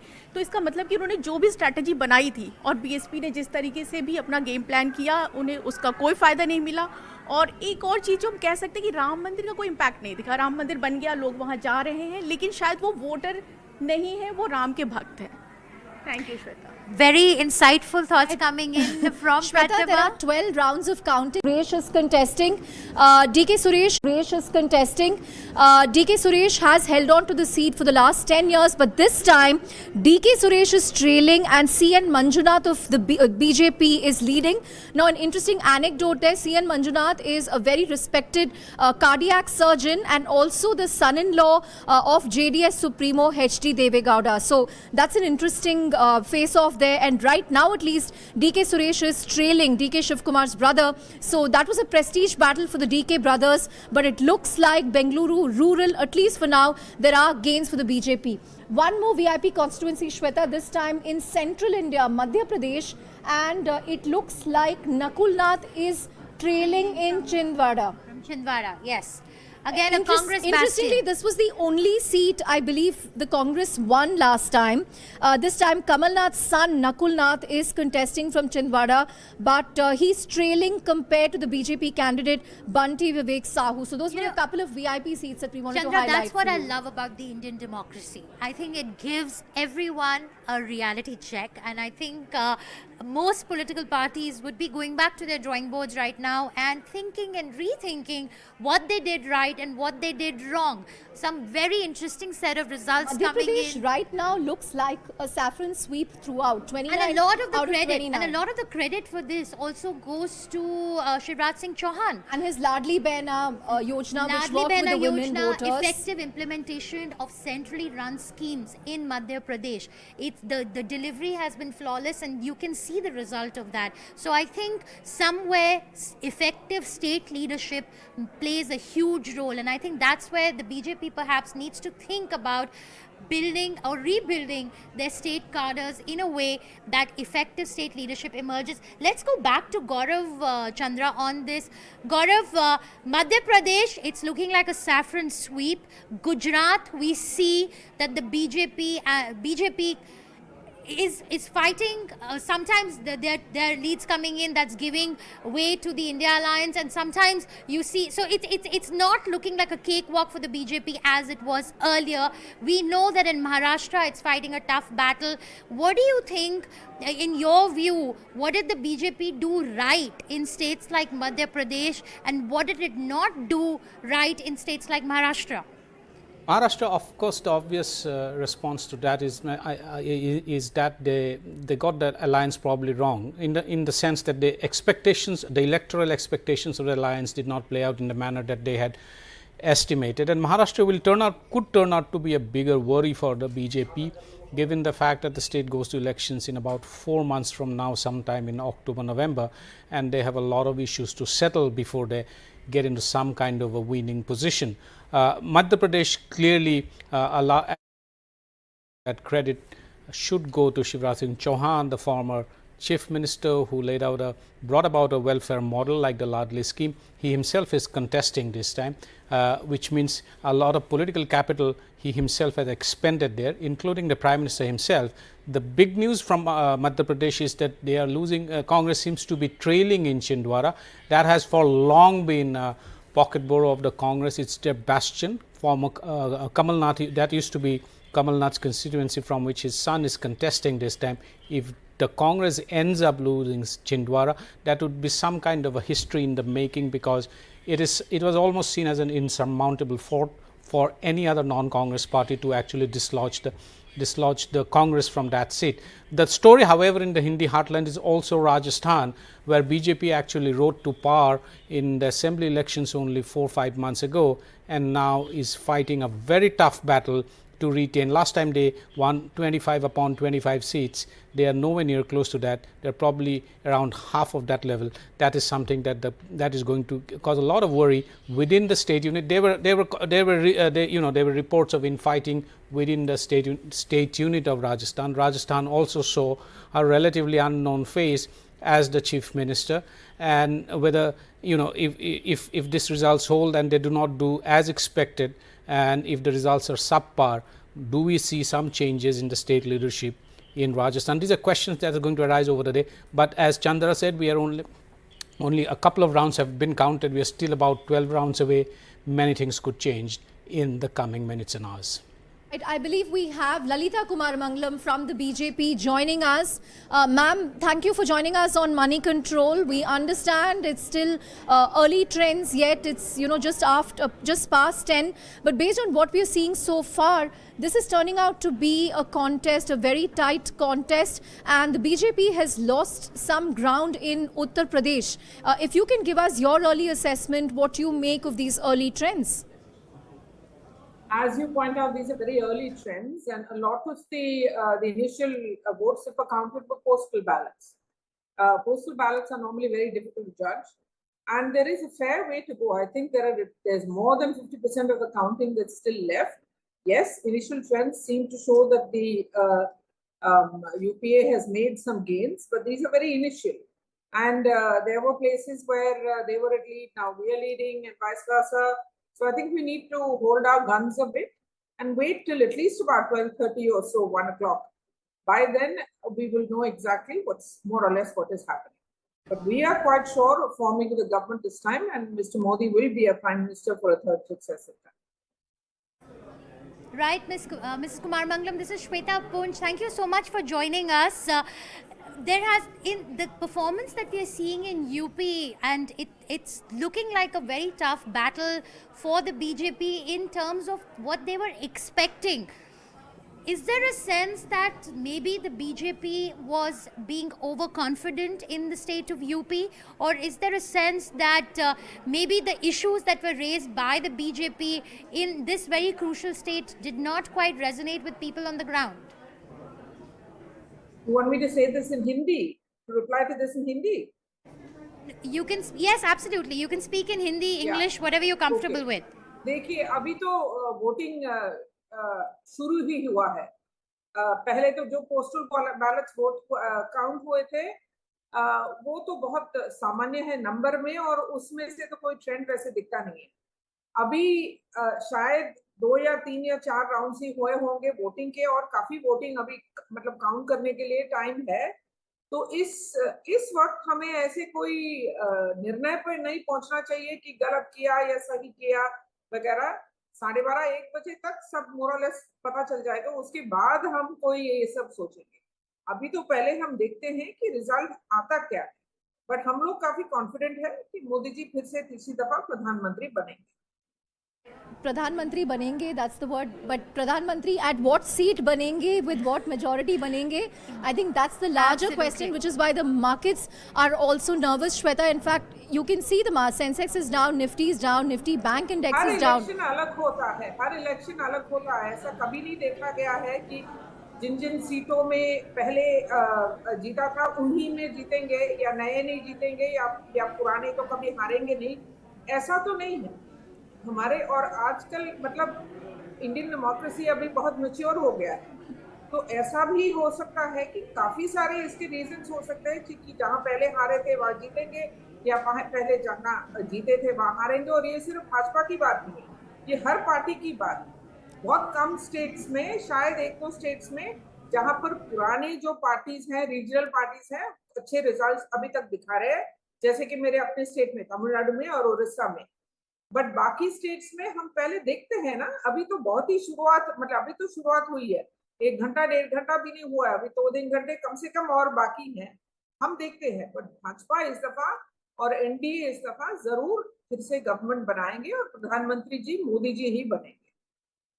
Thank you so much. We'll keep coming back to you for more updates. Yeah, As I Mrs. also- Kumarmangalam said, picture अभी बाकी है चंद्रा, तो अभी हम ending नहीं बता सकते, अभी सिर्फ climax है. But Shweta, on that note, at least the EVMs, nobody will accuse that they are being hacked. Absolutely. And that the electoral process has been compromised. Right. So there won't be election deniability.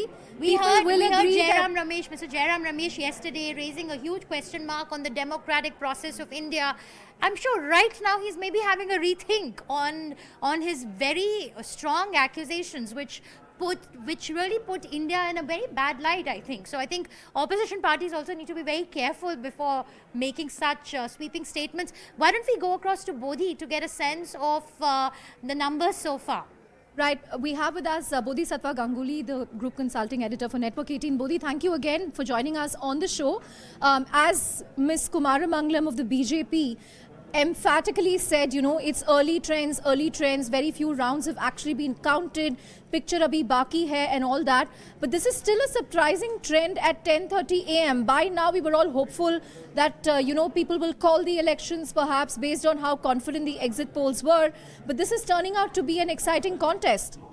Yeah. So, you know, the thing about a roller coaster election like this is that whatever you say at 10:30 might be completely untrue by 10:45. So we'll see. See, the markets are obviously down. I think it's, the NDA, if you look at, for example, I'm just looking at the big screen here. The NDA is over 300 seats because I think we have trends for 543. NDA will form a government. We'll have to look now at how the final numbers stack up. What is the numbers which the BJP gets, and what are the NDA? So it's, I think, there will be a third NDA government with Mr. Modi as Prime Minister. But we'll have to now look at what is the composition of the government, which are the NDA allies. But yeah, it's been a mad 2 hours. Mad 2 hours for journalists. I mean, it was unexpected given the exit poll so far. But again, I would also say that this is early stage yet. I think in an hour or so these trends could change by 11. But by 11:30, 12, I think we will know for sure what is going to happen, and whether in fact the exit polls turn out to be right after all. But we'll see. We'll see what happens. Right, we'll wait and see.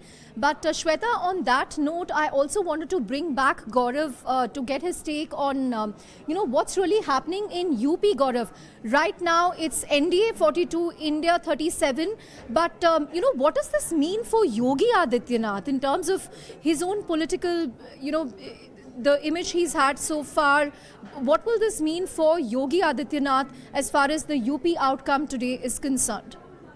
Clearly, the BJP would like to believe that UP has been a big disappointment, and a lot was riding on UP to deliver the results that they were expecting.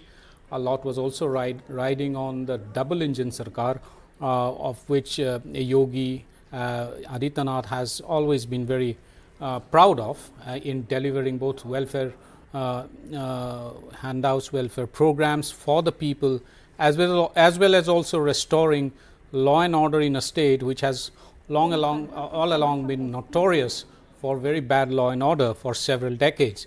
Now, if all of that has, and this come on the top of that, we also had the Ram Temple being inaugurated in the month of January, and that was expected to actually swing a large number of voters in favor of the BJP. So what was in January and February thought to be a done deal for the BJP, particularly in UP, has clearly come unstuck if you go by these trends. And a lot will then, a few questions obviously will be raised of the state unit, or what went wrong, when the BJP will go back to the drawing board. But what happens to Yogi Adityanath, whether this is going to be some kind of a question raised on Yogi Adityanath's performance as a chief minister, I do not think so, because so far as the state is concerned, the state's performance and the economic indicators are concerned, I think he has more or less delivered on those fronts. It has got to do more probably with the social engineering, which the BJP may not have got as effective as it had done in 2014 and 19. But more importantly, I think the state unit will have to prepare for a resurgence of Akhilesh Yadav and an alliance in Congress, which would mean that they have to regroup and redraw their strategies ahead of the 2027 elections. But UP is also a story of the complete decimation of Bahujan Samajwadi Party and Mayawati, who was once one of the strongest leaders of the state and had at one point in time also had prime ministerial ambitions. The BSP is now nowhere to be seen in the state elections. That's an interesting point, Gaurav. As you said, this spells decimation of the BSP, which right now is leading in 0 seats. But Shweta, on that note, I quickly wanted to go through some of the VIP states in some of the states. So let me go quickly to Kerala, where we are back. To this Rajiv is a Chandrasekhar leading again. This is a nail-biting election. This is a nail-biting contest where the leads are changing every hour. It was Shashi Tharoor leading, Rajiv leading, Shashi Tharoor leading, Rajiv leading again. So this is turning out to be a nail-biting contest. Watch out for Kerala. The other constituency that I wanted to pull up is in Andhra Pradesh, and the VIP constituency here is Kadapa. Now, why is Kadapa important? There's a very interesting family battle that's on in Kadapa so if you look at Kadapa, YS Sharmila of the Congress is facing off against YS Avinash Reddy of the YSR CP. Now, YS Avinash Reddy is one of the key accused in her uncle YS Vivekanand Reddy's murder. So there's a major family battle going on here. But YS Sharmila of the Congress right now has the edge as far as Kadapa is concerned. Kadapa again is a prestigious constituency for the Reddy family, because this was the bastion of former Andhra Pradesh Chief Minister YS Rajshekhar Reddy. So that's an interesting battle. Just one more VIP constituency, and this time we'll go all the way to Maharashtra, where there is a Pawar versus Pawar ladai happening at Baramati, which again is very prestigious for the Sharad Pawar family. And here you have Supriya Sule versus Sunetra Pawar. So right now, at least, it looks like Supriya Sule is leading and Sunetra Pawar, who is the wife of Ajit Pawar, is trailing. So those are some of the key battles that we brought up for you. We believe Digvijay Singh is also trailing in his constituency in Madhya Pradesh. But Shweta, over to you. Right, Chandra, thanks for that. That was an interesting preview of the face-off that's happening. Yeah, let's. I think Digvijay Singh is trailing in Rajgarh, and BJP's candidate is leading. Interesting. Let's go back now to the state of UP. I have with me Abhijit Majumdar joining us. He's consulting editor with Network 18. Abhijit, look at these numbers that we are seeing right now. NDA 44, India Alliance 35. And if we see a breakup of the NDA, BJP 39 seats, RLD 2, and you have others actually coming in at almost 0 and 1. So, Abhijit, this is a moment of reckoning for the BJP. What is it that they did not factor in when they were giving in their projections? I'd just like to reiterate once again that these are early trends. At the moment, it is 10:35, and these are early trends. We still have several rounds of counting to go, but the early trends from UP are not looking as encouraging. Thank you, Shweta. Early trends, I think just 3 or 4 rounds have been counted so far. We have another 12, 13 rounds to go. But going by these trends, one thing is very evident, that the Bahujan Samaj Party in UP has been decimated, just as Gaurav told us, some time ago. Now the point is, if actually these results hold, it'll be interesting to see how Dalits have voted if the NDA has been able to get the right social coalitions, if there has been a quiet Dalit vote against the NDA. So that is one. there could be fatigue with the general fatigue with the Narendra Modi government after 10 years. Again, it's too early to say all this. In fact, right now, again, NDA has gone up to 307. But the key states, the worry for them is the key states like UP, Maharashtra, even Bengal. The big states, they are losing a fair bit of ground. Bengal, in fact, they're doing much worse than they did last time. They had 18, now I can see about 10 leads in Bengal so far. They were expecting about 25 in Bengal, which is... Right, I believe Gaurav has a story for Abhijit. Gaurav, if you can tell me a question, I can perhaps ask that. Yeah, so my question to Abhijit is Bengal was supposed to be a big battleground state for the BJP, and they were expected to do at least expect to get as many seats as they did last time, which was 18, and the mean level of expectation was around 25, anywhere between 25 to 30 seats. In fact, if the trends hold, they're getting far less than what they had last time. How do you see this playing out, both because we are just about less than 2 years away from the state assembly elections, and what does it mean for the BJP, BJP's plan to actually try and get hold and wrest Bengal, which they've been trying for the last 2 state assembly elections so far? Again, Gaurav, the Bengal results so far have been really baffling. Not because BJP is getting, is getting just 10 seats, in comparison to its projection of say 20 plus seats or 30 plus seats in some cases. But if you just look at the individual trends, Rekha Patra from Bashirhat is in the lead. I mean, Bashirhat is supposed to be a Trinamool bastion, absolutely. Yeah. And Nishit Pramanik from Kuch Bihar, who's supposed to be who's a BJP minister. He is a strong man there. He has, North Bengal is BJP's playground.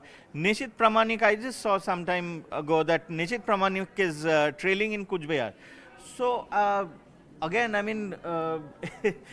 you don't know exactly what is happening, but, maybe a few more rounds down the line, we will get more solid trends, from Bengal. But right now it is baffling. And if this is holding, then of course the Trinamool has done very solid and silent groundwork that BJP has failed to. Right, thank you for that, Abhijit. We will quickly go back to our Mumbai studios where Mahalakshmi and Nandita are standing by to give us a quick market update. But as Abhijit said, right now Bengal looks dicey. TMC 27, BJP 14. With that, it's over to you, Mahalakshmi. Post lunchtime, and we will be waiting. The verdict the picture will get a little clearer around 1. Right now, these are the leads that are coming. Of course, not going as per what the exit poll had predicted, but which is what is playing out in the market as well. Clearly surprised, a 600-point cut on the Nifty as we speak. Sensex still down about 1900 points or thereabouts. Mid and small caps, same thing playing out there as well. The market has recovered a bit from the lows of the day, but obviously not very happy with the outcome, especially as the Congress, the India alliance seems to be really big surprise. Nobody was predicting a 200 plus kind of tally for the India alliance. The prediction was more like 140. Now it's showing 218. So I'll speak about the conversations I've had on the sidelines with some of the market experts. But before that, we have Nandik Malik from Aventus. Thank you so much, Nandik, for joining this morning. Thank you for having us. So Nandik, this is a big surprise for everybody. What is your reading? No, my reading is we're a bit early. I don't think even 20% of the votes would have been counted. But if the numbers remain where they are, then there will be pressure on the markets to remain where they are. I don't see markets going up if these numbers hold. 300 for India also may not be a bad outcome per se for market. I think some of the correction is happening because yesterday markets rallied by around 3%. So all we are seeing is that the 3% getting corrected. But if BJP is somewhere on 270, 272, which is the halfway mark, then further downside pressure may not be there. Markets may not go up, but you may not see a fall as well from these levels if they get to 270. So right now the tally shows 247 for BJP. You rightly pointed out that this is obviously we're not getting the full picture or anywhere close to that. But in case we end up at less than 272 for the BJP, Nandik, how do you see the markets navigating this? Do you think it will be a big jolt? How will the market react to it in the coming days? Today, of course, there will be a lot of position unwinding. There will be a lot of derivative led movements. But in the next few days, how do you see things panning out? If the single largest party is somewhere around 240, then I don't see markets going up. Markets may not go down as well because the positions already are heavy. In the last month, if you see, markets were inching lower when global markets, everything was going up.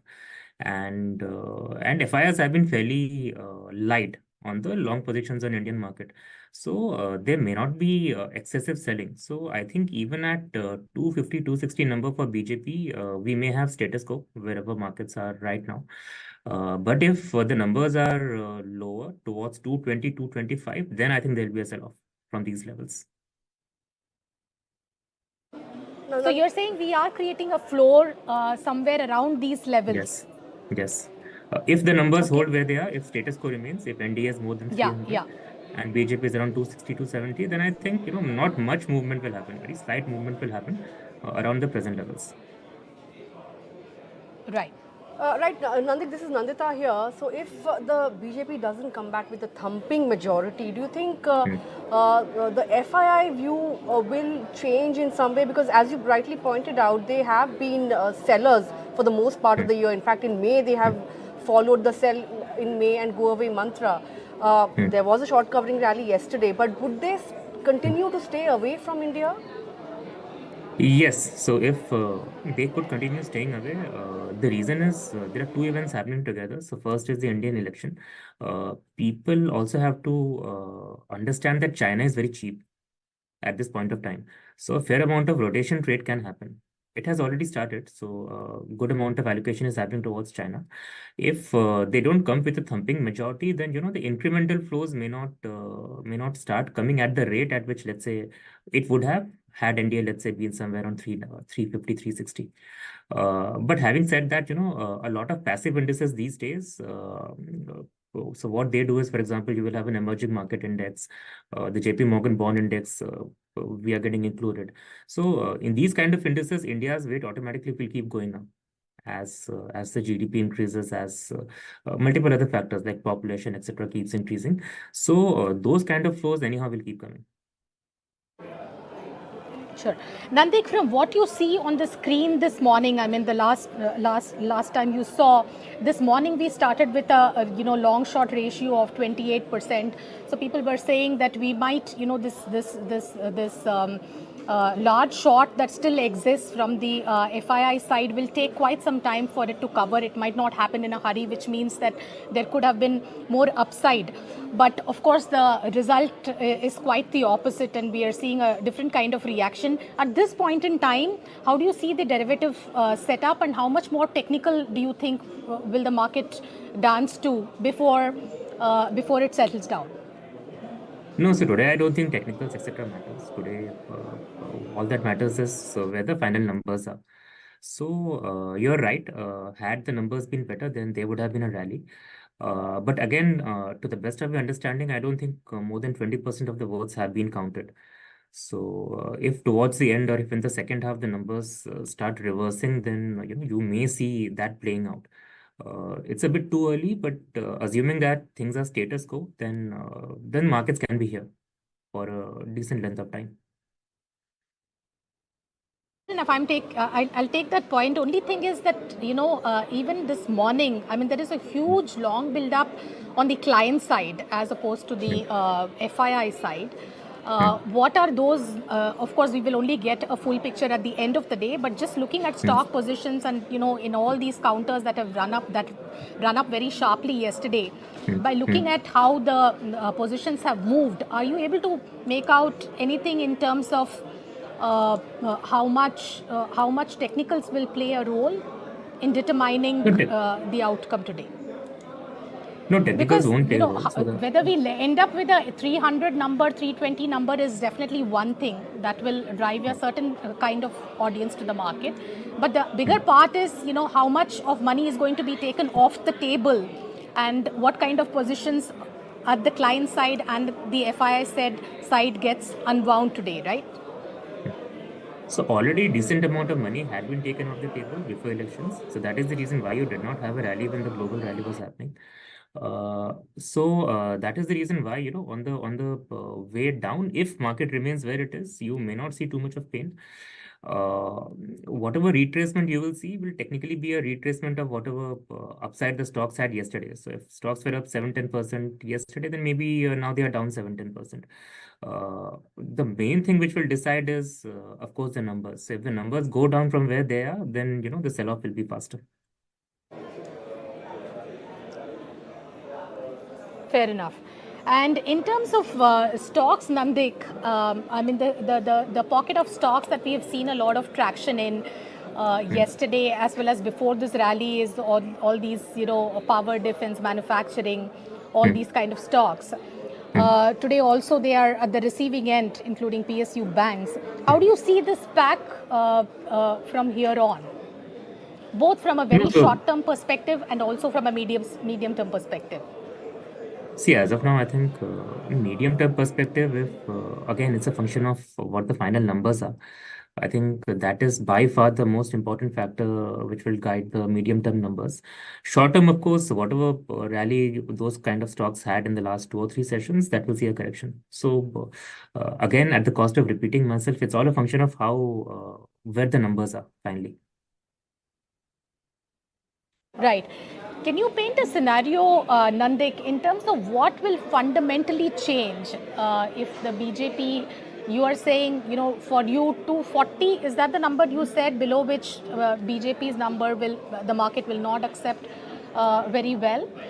What is that number? And what do you think will be some of the threats, if at all, that comes to pass? What will be some of the threats to markets? I mean, what will they will start worrying about? Because one thing they were worrying about even without these numbers, even with the victory counted in, was capital gains tax. Let's keep that aside. Apart from that, if these numbers were to disappoint, what would the market really worry about? Will the narratives change? The infrastructure story, the capital goods story, the cyclical recovery, the banking, PSU bank story, what do you think will start to get impacted fundamentally? No, everything will get, there'll be noise around each and every story which had got built in the last 4 or 5 months. See, 240, 250, I think is comfortable for BJP because in AP, TDP is doing fairly well. That is what the trends are showing. So BJP plus TDP alone should be able to cross that 272 number. And then you will have other smaller allies chipping in. So at around 240, 250 for BJP, I think it's NDA back in power. There will be concerns around policy continuity, because markets that the same policies or there's certainty around what the decision making would be. So in absence of that, there will be jitters. But around 240, 250, I don't think the government will be unstable. We will have a stable government. Sure. Just want to get in one question on some of the stocks that are managing to hold out in a weak session. Interestingly, most of the consumption names are holding out. The likes of Dabur, HUL, Marico, Colgate. Irrespective of the election outcome, on hopes of or on prediction of above normal monsoons, do you think today presents a good opportunity to accumulate these stocks? So see, these stocks by default are low beta. And low beta stocks are they are low beta for a reason, because they are less sensitive to, let's say, short-term movements or events as today. The only thing is valuations. So in these kind of names, the valuations are very high. So X of that, anyhow, it's a low beta stock, so they should be fairly safe. All right, that's the view then. That Nandik, we're running out of time. Appreciate your taking out time and joining in and sharing your thoughts with us. Hope to have a longer conversation with you once the verdict is out and once we see which way things swing here on. But markets, of course, once again the sell-off has exacerbated. ML, we are down 700 points on the Nifty, 2,300 point cut on the Sensex bank index. Yesterday we achieved a major milestone. 51,000, that was the level that we were looking at on the screen yesterday, and today we are back we were a couple of weeks ago, 48,800. That's almost 5% cut on the Nifty bank index. Let's also see what some stocks are doing, some of the Nifty gainers and losers at the current juncture. Of course, gainers are few and far between. We have the likes of Tata Consumer, Nestle, Titan, Asian Paints, even an Infi for that matter, managing to eke out some gains. But on the losing side, a whole host of stocks, right from banking names to metals to oil PSUs to yesterday's movers like Adani group of stocks, all of them flashing red. And if you look at some of the major in fact right now the mid cap index has plummeted over 4%. So broader markets underperforming the benchmarks. And in terms of major contributors, let's see how some of the smaller names are doing then. If you look at the Nifty 500 index, ML, the losers are the likes of REC, PFC, which have been consistently hitting fresh life highs. Union Bank, all these mid-cap PSU banks facing investors ire. You had Ambuja Cements, Adani, a whole host of Adani group of stocks. Adani Green, Adani Energy, Total Gas. The list is long. And oh, absolutely. It's not surprising also, Nandita, because these were the stocks that really led the rally in the past 6 months, 1 month. Right. 1 week and even 1 day, right? Like, so these are obviously going to be the stocks that will also be at the receiving end. Some important things that I picked up from some of the people I spoke to in the last 1 hour is that this 270 number is 72 number is very, very crucial. The market will not take to a any number below 272 for the BJP very kindly, because that really means that first of all you have a very strong opposition with 221 for the India alliance. Secondly, it also gives more negotiating room for the opposition to to really mess with the final government formation and so on and so forth. And obviously some compromises may have to be made in terms of portfolio. So the market is not going to above 272 will be shrugged off in a couple of days, but below 72 will not be, because it makes a fundamental change. And I think some of the traders are just saying that this could just be a reversal of a 2-day rally and we will go back to usual because our GDP, this, that and the other is good. But this is going to take some time for the market to really digest if the political play does not play to the script. That is one important thing. The second thing is, and therefore, some of the companies which have their momentum on their own, for example, a general economic recovery is underway. A Cape Goods recovery is underway, so that could continue. But things that are very dependent on the government, government orders, government policy, government spending, etc., are going to be impacted. I think our colleagues in Delhi are standing by to take the coverage forward. Shweta is there, and Shweta, we are hovering around that 300 mark for the NDA and the India bloc at 221. How are the rest of the states panning out? Take us through that. Right, this is not the morning that all of us were expecting or we had planned for. Here we have it, 244 for BJP. But Congress, important to mention here, Shweta, these 92. are still early leads, early trends. These are still Many early rounds of counting are still pending, but right now it's a nail-biting contest. BJP 244, Congress 92. if I look at the alliance-wise, India has actually done pretty well. So you have NDA at 300, India at 221. And at this now point, go across to Amitabh Dubey, who's I standing believe by Amitabh from Dubey the of the Congress Congress party. and Asif Bamla of the BJP are joining us. So we have spokespersons from both parties. It'll be interesting to get their views right now. Amitabh Dubey, this has been a good performance so far by the Congress and the India alliance. You know, what's working for you, and especially in UP, where the Samajwadi Party has made a lot of gains, at least in early trends. You know, this result, as it stands at the moment, is very much more in line with our expectation than were the exit poll results, which were a big surprise to us and to everyone. So frankly, we are quite relieved that reality turns out to be more in line with what our experience was. While campaigning, while taking our message out, we did the Bharat Jodo Yatra, the Bharat Jodo Nyaya Yatra. We interacted with lakhs and in fact crores of people. And the feedback we got was that the K-shaped recovery was not working for them, that Mehengai and Berozgari were serious issues, that Mr. Modi's image, and we can talk about that later, had taken a hit. The promises he had made over the last decade had not been delivered in the views of many, many people.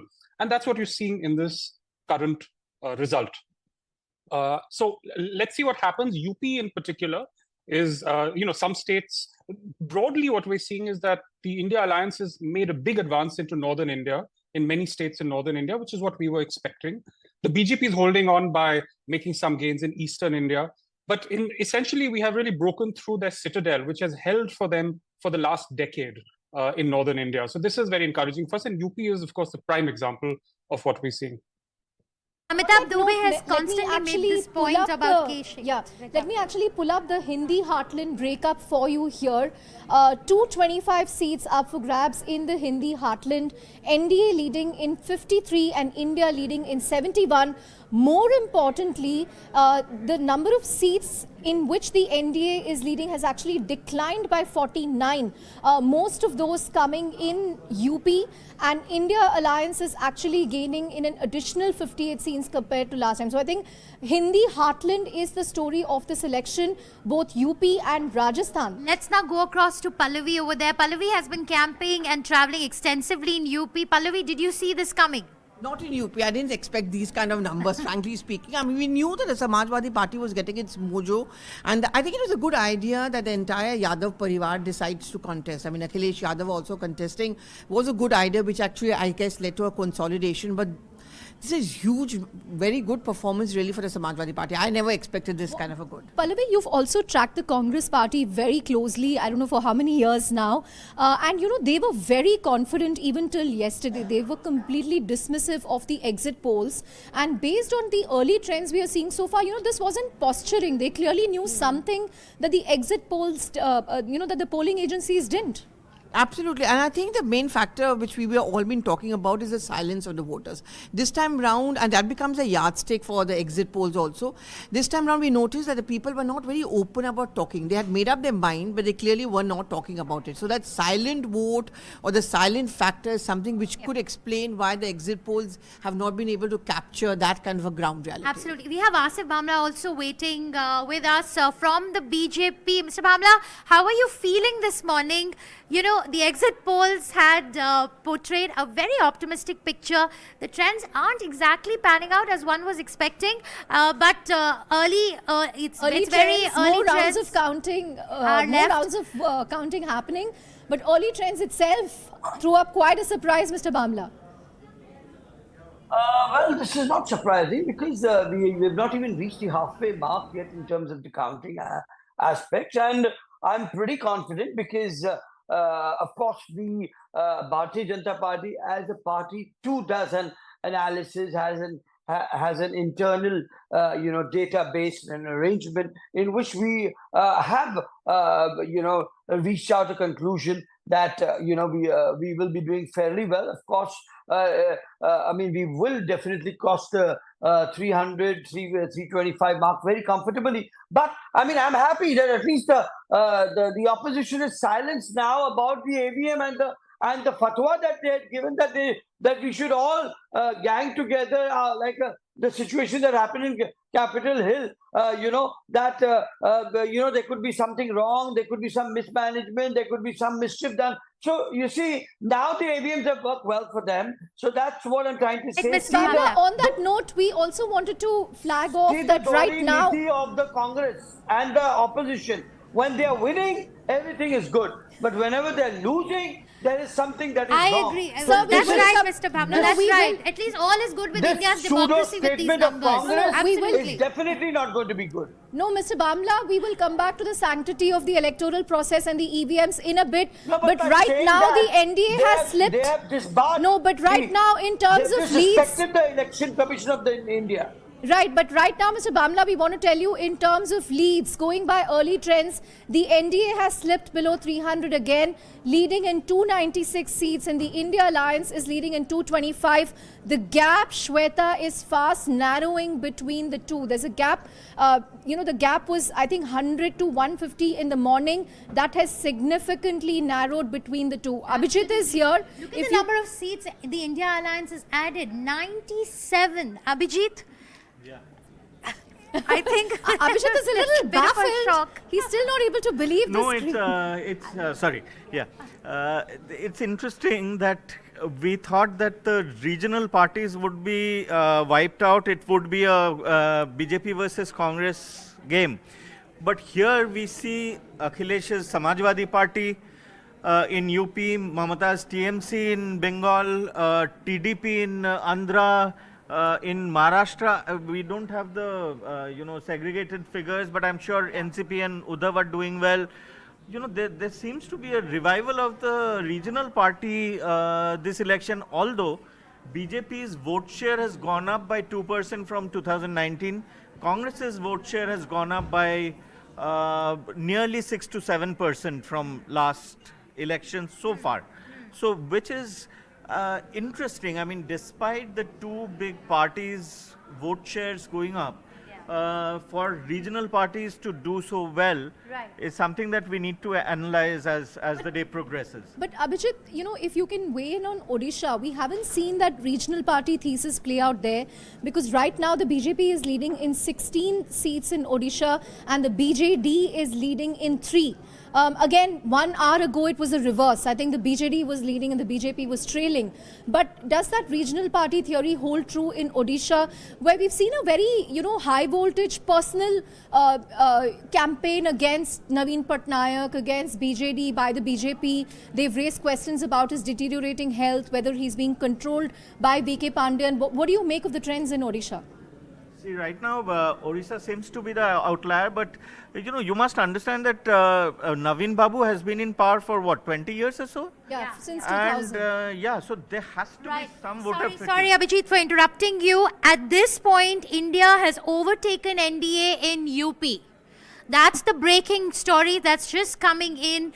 India Alliance has overtaken NDA in Uttar Pradesh. No, but based on this, it's still 44 and 35. So I'm not sure where that's coming from. Well, according to our numbers on... You're right. Right now, it's 46 and 37. That's huge. Yes. India is 42 and NDA is 37 in UP. Let's see if we have the party-wise data. Samajwadi Party leading in 34 seats, Congress in 8. That's the big story of this election. Samajwadi Party, the kind of gains it's been able to make. But I believe we have Amitabh Dubey with us. Amitabh, if you can hear me, Amitabh Dubey of the Congress. One interesting point that Abhijit highlighted is everybody felt that this election would spell the resurgence of the two national parties, BJP and the Congress, and this would come at the cost of regional parties like the SP, the BJD, the Trinamool and the others, but we are not seeing that play out. SP, in fact, is the dominant party in UP. Trinamool, too, hasn't lost as many seats as people expected to in Bengal. It's the leading part, it's the number one party in West Bengal, and the TDP, too, is rising in the south. What do you make of this trend? So this is really a resurgence of the alliance as a whole. I think the Congress, obviously, as you said, has picked up a vote share very substantially, as have the India allies. So you have to remember there's this pooling of votes going on. For instance, you talked about UP. Obviously, SP is the bigger partner, so they have got more seats. But what seems to be happening, we have to wait for the numbers, is that the BSP's vote share is moved to the India Alliance, or a large chunk of it has moved to the India Alliance, and partly because there were concerns in the BSP vote bank, the BSP support base, about the constitution, defending the constitution, that narrative.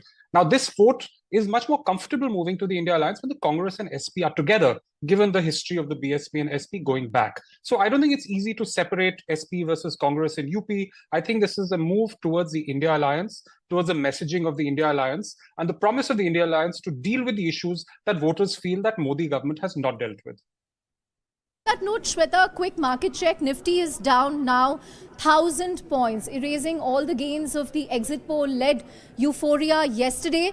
Clearly, the results are making investors nervous because what investors want is some stability.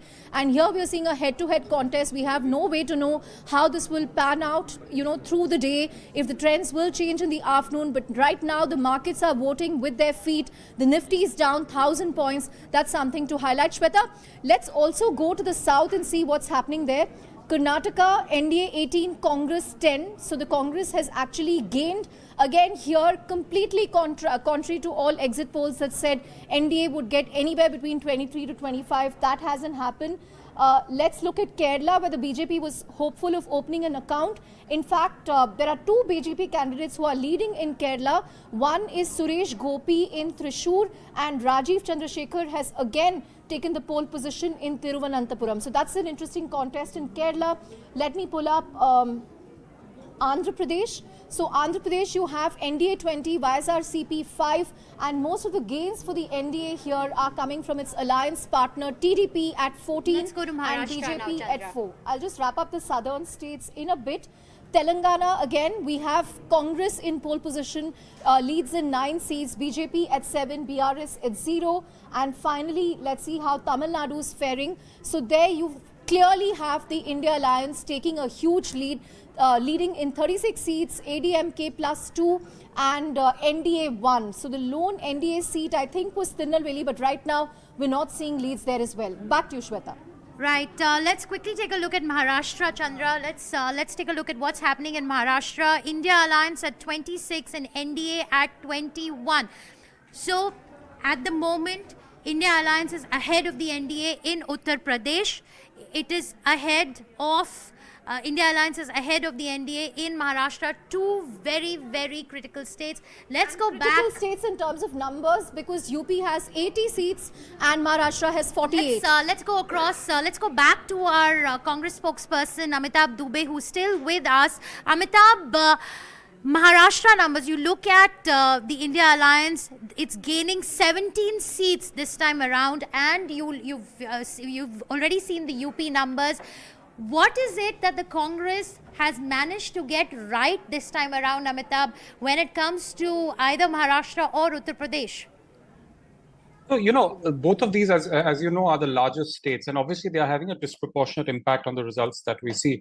In Maharashtra, when we were going through there with the Bharat Jodo Yatra, it was very clear that the sentiment of the people was against the machinations of the Modi government, breaking up the Shiv Sena, doing their washing machine, grabbing leaders, bringing them in. And, there's also some disaffection in the BJP about the fact that these tainted outsiders were pushing aside Karyakartas who had spent much time in that party. So there was clearly sentiment. Of course, it's an agrarian story in Maharashtra. There was agrarian distress. And the India Alliance worked very well, given the fact that there were three parties. The India Alliance worked quite well. So that helped a lot in Maharashtra. In UP, of course, as I mentioned earlier, the issues were very much there. But what is striking about UP, that it is the Hindutva heartland. It is the central point of the BJP's narrative, other than Gujarat, which is, more of a Moditva narrative. This was a double engine. I'd just like to come in here. Just hold that thought. The markets are very, very jittery looking at these numbers. And I think some of that concern is coming from the fact that the Congress campaign has been largely around welfare schemes, and that might get you the votes. But it's not necessarily good economics, and it's getting reflected in the equity markets. So the fact is that every political campaign has to respond to the issues at the time. And currently the issue is a K-shaped recovery, agrarian distress, record low consumption, record low household savings. These are the issues, and therefore we have tried to come up with answers to them. There's been a lot of propaganda about fiscal profligacy, but when we propose, say, a Mahalakshmi scheme that could cost, let's say, 3 lakh crore rupees, 2 to 3 lakh crore rupees, everyone goes into a tizzy. But when you have a corporate tax cut of 2 lakh crore rupees that goes to the largest firms, not even all firms, the 0.7% of the largest firms has happened in 2019, with no benefits in terms of increased investment, increased hiring and so on, then people are okay with that. So there is a double standard. What I will say is that regardless of what we see at the end of the day, markets have done well under different governments. There's been Congress-led coalitions that markets have done well under. There have been NDA governments. There's been United Front governments. So I don't think people should get too focused on how governments affect markets. Markets have their own dynamics. Mr. Asif, who's still with us, Mr. Asif, who's still with us, wants to respond to that. Mr. Asif, clearly, looking at the numbers that we are seeing at the moment, we'd just like to say that these are early trends coming in. India Alliance 26 seats, NDA 21 in Maharashtra. And if we go on to the state of Uttar Pradesh, again, it was a sea of saffron in 2019. This was all orange in 2019, barring a few blues and greens. This time around, you look at it, you have India Alliance that is showing a gain of 38 seats from 2019 at 44, NDA at 35. Asif ji, clearly, there is a sense of disappointment that's coming from the markets. They were rallying very high before the results, and they were very, very optimistic about the exit poll results. Also, you heard Mr. Dubey saying that the Congress Party's campaign was designed to respond to agrarian distress, to respond to the needs of the people. I just want to get your thoughts in on this. What happened in Uttar Pradesh and what has happened in Maharashtra? If you talk about agrarian distress, there are various schemes that the Honorable Prime Minister has, abdicated in his entire, in his entire term. अगर आप देखें तो नल से जल देखो, मुफ्त में अनाज बांटने का काम देखिए आप, किसानों को जो the kind of rebates that they have been offered, there have been so many crores, free housing facilities that have been given. So that is one side of it. But now coming back to the way in which Nifty has come down, the stock market has fallen off. That is something which shows a narrative, which exhibits a narrative that the country, with business point of view, again, that's also very important. Of course, the common man is certainly of the utmost important. But again, if udyog, vyapar or employment nahi rahega, to how does the country progress? Now, why do you think is Nifty and the stock market falling up? Because if they see a shakiness, which they are not yet, but if at all there is any shakiness in and within the Modi government, which they see it as a robust government, a government which is one-stop shop, not like a government which will have who knows who as the prime minister, which is yet not declared. You may have a change in the face of the prime minister every year with the kind of truckloads of Gathbandhans that are there. So there is a decisive leadership in Narendra Modi ji, not alone in India, but also globally, if you ask me. The global investors who have pumped in a lot of money and who are looking forward with India as a global market, as a large market, because again, business global expansion is of utmost importance, to which the Honorable Prime Minister has given the maximum on access, Right, so let me complete. You don't give me as much time as much as you give to Dubey. Already you guys have started shifting sides. But let me tell you that this is not, it's too soon to, conclude to everything, because the bharosa of the people, the faith in of the mahilas, you say, the faith of the youth, or that was there in the Honorable Prime Minister, Narendra Modi ji, is definitely is a force to reckon with. And of course, these are early trends, and we definitely agree that the opposition is fair, and we Asif ji, we will come back to you, sir. Give me 5. So we will come back to you. We will come back to you. You made your point. I'd just like to bring in our in-house expert right here, a veteran who has tracked the Indian economy for several decades. Chandra, do you want to get Bodhi in on the welfare economics of the Congress party? Because of the numbers that we are seeing right now, I think we really need to discuss them on the promises that they have made. Right, too early in the day, Shweta. I mean, we are close to what, 11:15, early trends, lot of counts pending. But Bodhi, based on what we are seeing so far, the markets are clearly nervous. Nifty is already down 1,000 points. So the gains of yesterday have been completely erased.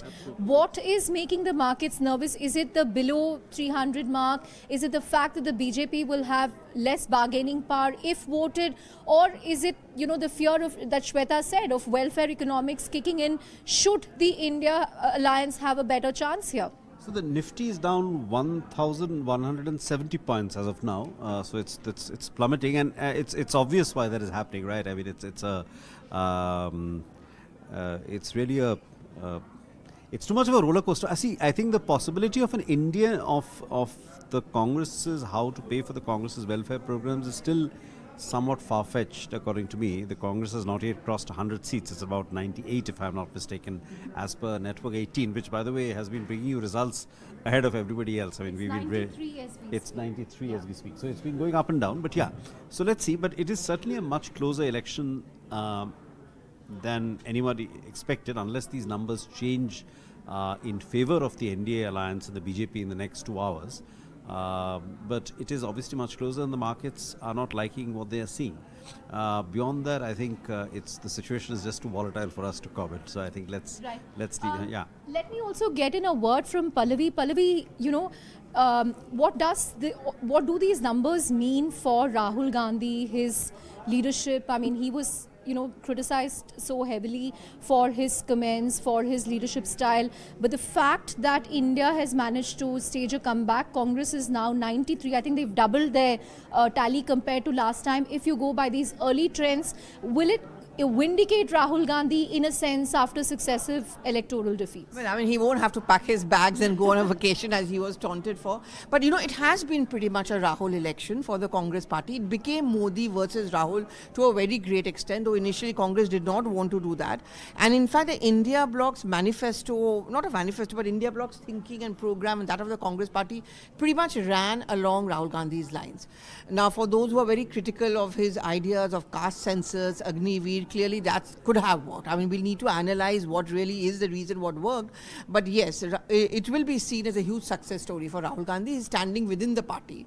And the ones who are his naysayers within the Congress party, I guess, will be silenced. What will this also mean for Priyanka Gandhi, considering Rahul Gandhi is leading in Wayanad and Raebareli at this point? There was buzz ahead of the elections that he might retain Raebareli and, you know, give up Wayanad for his sister. So how is that going to pan out?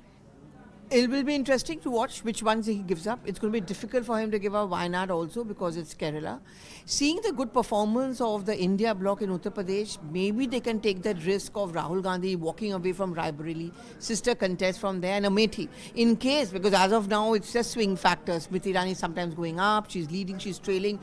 Did that experiment of getting a family insider work in Amethi, that's also going to be a factor. But if it's Priyanka Vadra from Raebareli, the fact that the SP plus Congress, more the SP, has performed well in Uttar Pradesh, I think now they can afford to take that risk. Right. That's an interesting point. Shweta, on that note, I just want to go back to Uttar Pradesh and check Amethi and Raebareli, how they are poised currently.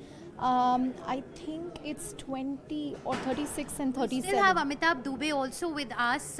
Amitabh, you know, I'd just like to go back to the question that Chandra raised on a lot of credit for the performance in Uttar Pradesh at this point. These are again early trends, is going to Priyanka Gandhi.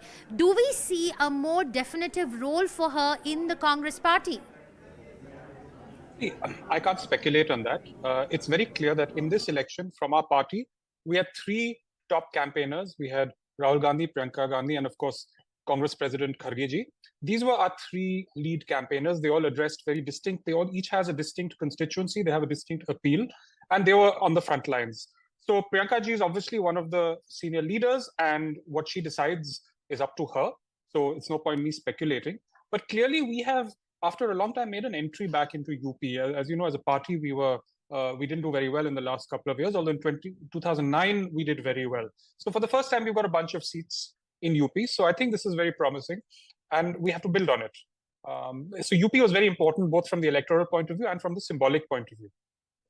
Shweta, let me just highlight here that the Congress is leading in both Amethi and Raebareli at this point. Smriti Irani is trailing in Amethi, and let's bring up, no, that is Raebareli. Okay, Rahul Gandhi is leading in Raebareli and Smriti Irani is trailing in Amethi. So did Congress's gambit of fielding KL Sharma, who's very, who's very close to the family, as Pallavi was saying, Pallavi, that seems to have paid off, and it will be sweet revenge of sorts if they manage to wrest back Amethi and Raebareli, because, this has a lot of significance for the Gandhi family. What do you make of that? At a closed-door meeting, when this whole talk was happening about Amethi and Raebareli ka candidate, Priyanka Gandhi Vadra did say that, none of us from the Gandhi family will contest. For Smriti Irani, KL Sharma is good enough. In case Smriti Irani loses, and I think it's a little unfair now to come to that conclusion because we're still waiting for the leads to come in. In case she loses, of course, Priyanka Gandhi Vadra would stand vindicated, but more than that, I think the Gandhis would have taken the kind of sweet revenge. Right. Let's look at the Muslims, Muslim-dominated constituencies. Just 1 second, Chandra. I have this open. Just look at the Muslim-dominated constituencies and how has the NDA and the India alliance fared in these constituencies. You look at the NDA, they have lost about 8 seats in the early trends so far from 2019 to now. NDA at 19 and India Alliance at 15, a gain of 12. This is how the Muslim-dominated constituencies are faring. This is 20% plus Muslims population. Let's look at the other filters. Let's look at 40%. Let's take a look at a predominant Muslim constituency. How is that voting? There, you have it. Predominant Muslim constituencies have largely voted for the India Alliance, and that's what it's looking like. So a lot of minority vote has also gone to the India Alliance, Chandra. So right. so that's where the votes are coming there's from. One interesting graphic that I wanted to pull up. Okay, I'm just going to pull up a filter on Hindi heartland and how it's looking like right now. So if you look at the Hindi heartland, 225 seats. Out of the 225 seats there, NDA is leading in 149 and India is leading in 75. But more importantly, India is leading in 62 more seats compared to last election. So they've made significant inroads in the Hindi heartland. If we can just look at who within the India has been responsible for this, it's largely been Samajwadi Party followed by the Congress. Abhijit, what's your take on what's happening right now in the Hindi heartland? Why is the BJP losing seats in the Hindi heartland, Abhijit? What do you think has happened there? See, one of the reasons could be, as I said, the whole caste equation with, Dalits may have shifted to the India Alliance instead of, the ones that have deserted Mayawati may have shifted to the India Alliance. I don't know how much of, if there is a Agniveer fallout, but there is one thing that, pan-India, one could say, if this results hold true, is that when the BJP is accused of being a washing machine, taking people from other, other parties who are tainted and, relies solely on their winnability, then what happens is BJP is the whole thing of being a clean party. That goes because BJP is nothing without, Hindutva, development and, anti-corruption plank. So when that whole corruption thing is gone, then it's the horn of the unicorn is broken. It's just a horse. Right, absolutely. So, this time around the BJP ran a very different campaign. Abhijit is right, and I've been talking to party workers. The enthusiasm amongst party workers was not as high this time around because of the number of tickets that were given to imports from other political parties. I think somewhere that had a demoralizing effect, and we cannot you cannot overstate the role of a party worker in bringing that voter to the booth and getting that that person As to we cast that speak, vote. Shweta, let's look at the leads right now. Overall, India, NDA 293, so it's again slipped back below 300. India has built on its gains, leading in 228. So the gap between NDA and India is about 45 seats at this point, unless I'm mistaken. Amazing, Chandra, amazing. Like, look at the gains the India alliance has made. Nearly 100 more seats compared to 100 last time. more seats, 100 Abhijit, more I seats. also wanted to get your view on West Bengal. Again, here, some of the pollsters predicted that BJP would emerge the #1 party. Far from emerging #1 party, they've actually erased the gains of the last election. They are trailing in, the TMC has actually added to its tally here, going by early leads. What do you make of that? What do they get right? What do they not? More importantly, what did the Trinamool get right here? See, Trinamool, you must understand, has a tremendous cadre base, has demography on its side in West Bengal. It has, in every booth, they have enough number of people. So booth management is far superior than BJP. And even the BJP state chief, Shukanto Majumdar, is, I think, trailing. That's what I saw some time ago. So this, one would have thought that BJP has improved its ground presence, and at least in terms of signage, in terms of flags, in terms of posters, if you traveled in Bengal, it seemed that BJP has actually made, it has more physical presence. Again, early trends, we don't know whether this... Let's also not forget that Mamata Banerjee ran a very violent campaign in West Bengal. We've seen a lot of violence in the run-up to elections, and you cannot downplay that.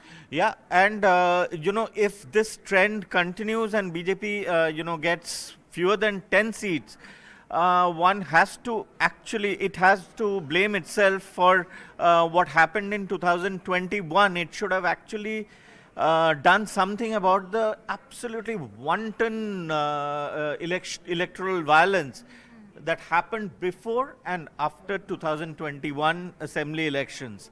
It kind of, I would say BJP relied on public sympathy rather than ensuring that goons who perpetrated that were, brought to book. And so there could be a certain voter fear in West Bengal to go out and vote for the BJP or any other party, or for the CPIM or Congress. Knowing that there will be extremely brutal retribution. Also, I think the implementation of centrally sponsored schemes has not been as effectively done in West Bengal. If Gaurav is still there with us... Shweta, before that, one state that we haven't looked at is Bihar. Yeah. And here, surprisingly, they seem to be doing well so far. The BJP-JDU alliance has worked despite all the criticism of, Nitish Kumar being someone who paltofies every election. So here you have NDA, but here also, there's a decline in leads in 4 seats compared to last time. So the NDA is leading in 35 seats and India Alliance is leading in 5. Let's look at some of the VIP constituencies here. Let's also bring in Gaurav here on this. Gaurav, we had all written off Nitish Kumar pretty much, and also Chandrababu Naidu. I think these two leaders are making a comeback this election season. And yes, and like how? Absolutely. Yes, in the run-up to the elections, and even in the exit polls, to some extent, it was Bihar that was being, was a cause of nervousness for the BJP. That probably BJP's strike rate, BJP was contesting BJP contested 17 seats, and they were expected to return 100% strike rate so far as their own seats are concerned. But the performance of the allies was something that had caused some degree of anxiety within the BJP camp. That hasn't seemed to have played out, and Nitish Kumar's JDU is holding on. So if BJP ends up getting about 35 seats out of total 40, the NDA gets up about 35 seats out of 40 in Bihar. It's more or less repeated the performance of last time. Last time they had 39 out of 40, so they're just about 4 down. Compare that with UP, I think the BJP's or the NDA's Bihar performance should be considered as quite commendable. And Nitish Kumar, who most had written off as this is his last battle, as last election, is going to play a significant role if as an ally and also probably as a kingmaker, so he can extract his pound of flesh when the BJP government BJP party goes and stakes claim to form the government, as also Chandrababu Naidu. And we saw that during 1999 to 2004 when the Vajpayee government was in place. Chandrababu Naidu was a very important ally in that government. This time around, it appears that has come back again into 20 years later, where Chandrababu Naidu again will be a big player in the government formation. But for Chandrababu Naidu and Nitish Kumar, the NDA's numbers would have been far shorter than 300 or thereabouts. Right. We've looked at Bihar. Let's also look at Andhra Pradesh, which Gaurav highlighted. So right here, out of the 25 seats up in contention, NDA is leading in 22, and Jagan Mohan Reddy has seen a massive setback. YSRCP leading only in 3, a decline in 19 constituencies compared to last time. This was largely expected. And, you know, as Gaurav said, this is the comeback of Chandrababu Naidu, and how one can even call it vendetta for the way he was hounded by Jagan Mohan Reddy. I think the fact that he was arrested did not go down too well. In fact, Chandrababu Naidu also saying that, you know, if he doesn't do well this election, he will perhaps bow out of politics. Remember today, Shweta, there are also assembly seats that will be announced in AP and Odisha. So it will be interesting to track that as well, if there is a clear differential between how the people have voted at the state versus the centre. Let me quickly look at the BJP breakup here, NDA breakup. So TDP leading in 16 seats in Andhra Pradesh, BJP in 4. One VIP constituency that I wanted to pull up is Kadapa. Let's see what's happening there with YS Sharmila. Well, she seems to be trailing in Kadapa right now. Interesting trends coming up. Before we give it back to Nandita in Bombay on the markets, let's quickly also take a look at Kerala, and let's look at Thiruvananthapuram. I think leads coming in that Dr. Shashi Tharoor is trailing in Thiruvananthapuram. Let's quickly take a look. Oh, BJP can take heart from the fact that Rajiv Chandrasekhar here is it's still leading. looking like a very, so it looks like very they are closely set fought to open their account in Kerala if and a big if this lead holds up. But with that, it's back to you guys, Mahalakshmi and Nandita in the studio. Give us a sense of how the markets are reacting right now. Are they still nervous? What's really happening on BSE and NSE? Okay, Chandra, it's not a pretty picture at all. It's the biggest fall for the market in 4 years. 1200 point loss on the Nifty is not something that you see every day, right? And you know, it's a day to remember. Like yesterday, it was a not day even every 4 years. Let me correct you. Not even every 4 years. That's correct. Yesterday we were talking about how every day you don't get to see an 800 point up move on the Nifty, and today it's an even bigger fall on the index. As of now, we are down 1000 points on the Nifty. Sensex down 3,400 points as we speak. Bloodbath on the Lal Street, 6.5% cut on the Nifty mid-cap index. You know, all the sectors are getting badgered, and you know, it's not just about defense and PSU stocks. All the private sector names are also facing the ire, and you know, it looks like a scenario where investors or traders are getting back to the drawing board, and taking off money off the table, right? So yeah, I mean, absolutely. On a day like this, Nandita, this is what happens when big falls happen. Nothing gets spared. Even a bank like HDFC Bank, which is a non-performer of sorts, is down 4%. Kotak Bank is down. You know, these are quality banks which are already 11%. Extremely cheap, and yet they are not spared. So, and SBI was down, by the way, 15% some time back. Now it's recovered somewhat and come to I think 10% or 11% down right now. But yeah, across the board, it's a sea of red, and stocks that moved up a lot yesterday obviously have been at the receiving end and are topping the charts in terms of losers. Right, Emil, I think let's get on board our next set of guests and ask them what's going on in their mind. You know, the kind of badgering that we've seen in the market today. Joining me is Rahul Arora, who's the CEO of Nirmal Bang. Rahul, great to have you on the show. Not a very good, in fact, not a great day for the market, and given the fact that it is turning out to be a close battle and extremely opposite of what exit polls are projecting, right? So, looking at the screen, do you get a feel that okay, this is out of syllabus? You know, what are your thoughts now? It's not only the exit polls; it is also the markets. The markets were not anticipating an outcome like this at all. Yeah, good morning, and thank you for having me on the show. So obviously, it's a bit of an antithesis, so to speak, and we were having this discussion internally that could they have preponed the election last date to Friday and announced the election results on Monday, as opposed to ending the results on Saturday and announcing the results on Tuesday? You would have avoided this kind of volatility, and I think it's in for lack of a better term, I think what's happened in the last 2 days is absolutely senseless. Because you played with investor money by allowing one set of views to form an exit polls, and the reality is very different. Now, just before coming on your show, I was on the Election Commission website, and I was just looking at the final first tally that they have put out of the 543 seats. The BJP is, I think, at about 237. If you remember in the 2019 polls, the 353 number was broken up into 303 and 50. So even if you theoretically assume that the BJP allies have held on to that 50, you're talking about a very slender majority for the NDA government. The BJP, I think, is now clear it's going to be a minority government. It's not going to be the single largest party, and that the markets have reacted in accordance. Now, what do investors do? My sincere advice, do not try to catch a falling knife. Do not try to think you are smarter than the market. Wait it out. I think this is going to be a very long day in terms of counting and recounting. Let us see what the final tally is. Let us see what the way, shape, and form of the government is, who the prime minister is, so on and so forth. Lots of questions will be answered during the day. There will be enough and more opportunities for you to add to your portfolio, to construct your portfolio. But yes, in the short term, this is definitely a setback because the market was expecting an outcome. And now that we don't know the way, shape, and form of the government and how it is going to eventually add up, one thing is for clear: even if this is an NDA-led government by the incumbent prime minister, it is going to be a weaker government. So the question is, how strong are policy reforms going to be compared to what they were 10 years back? Do not forget, we have a budget in the next month and a half, which the government is incumbent to present.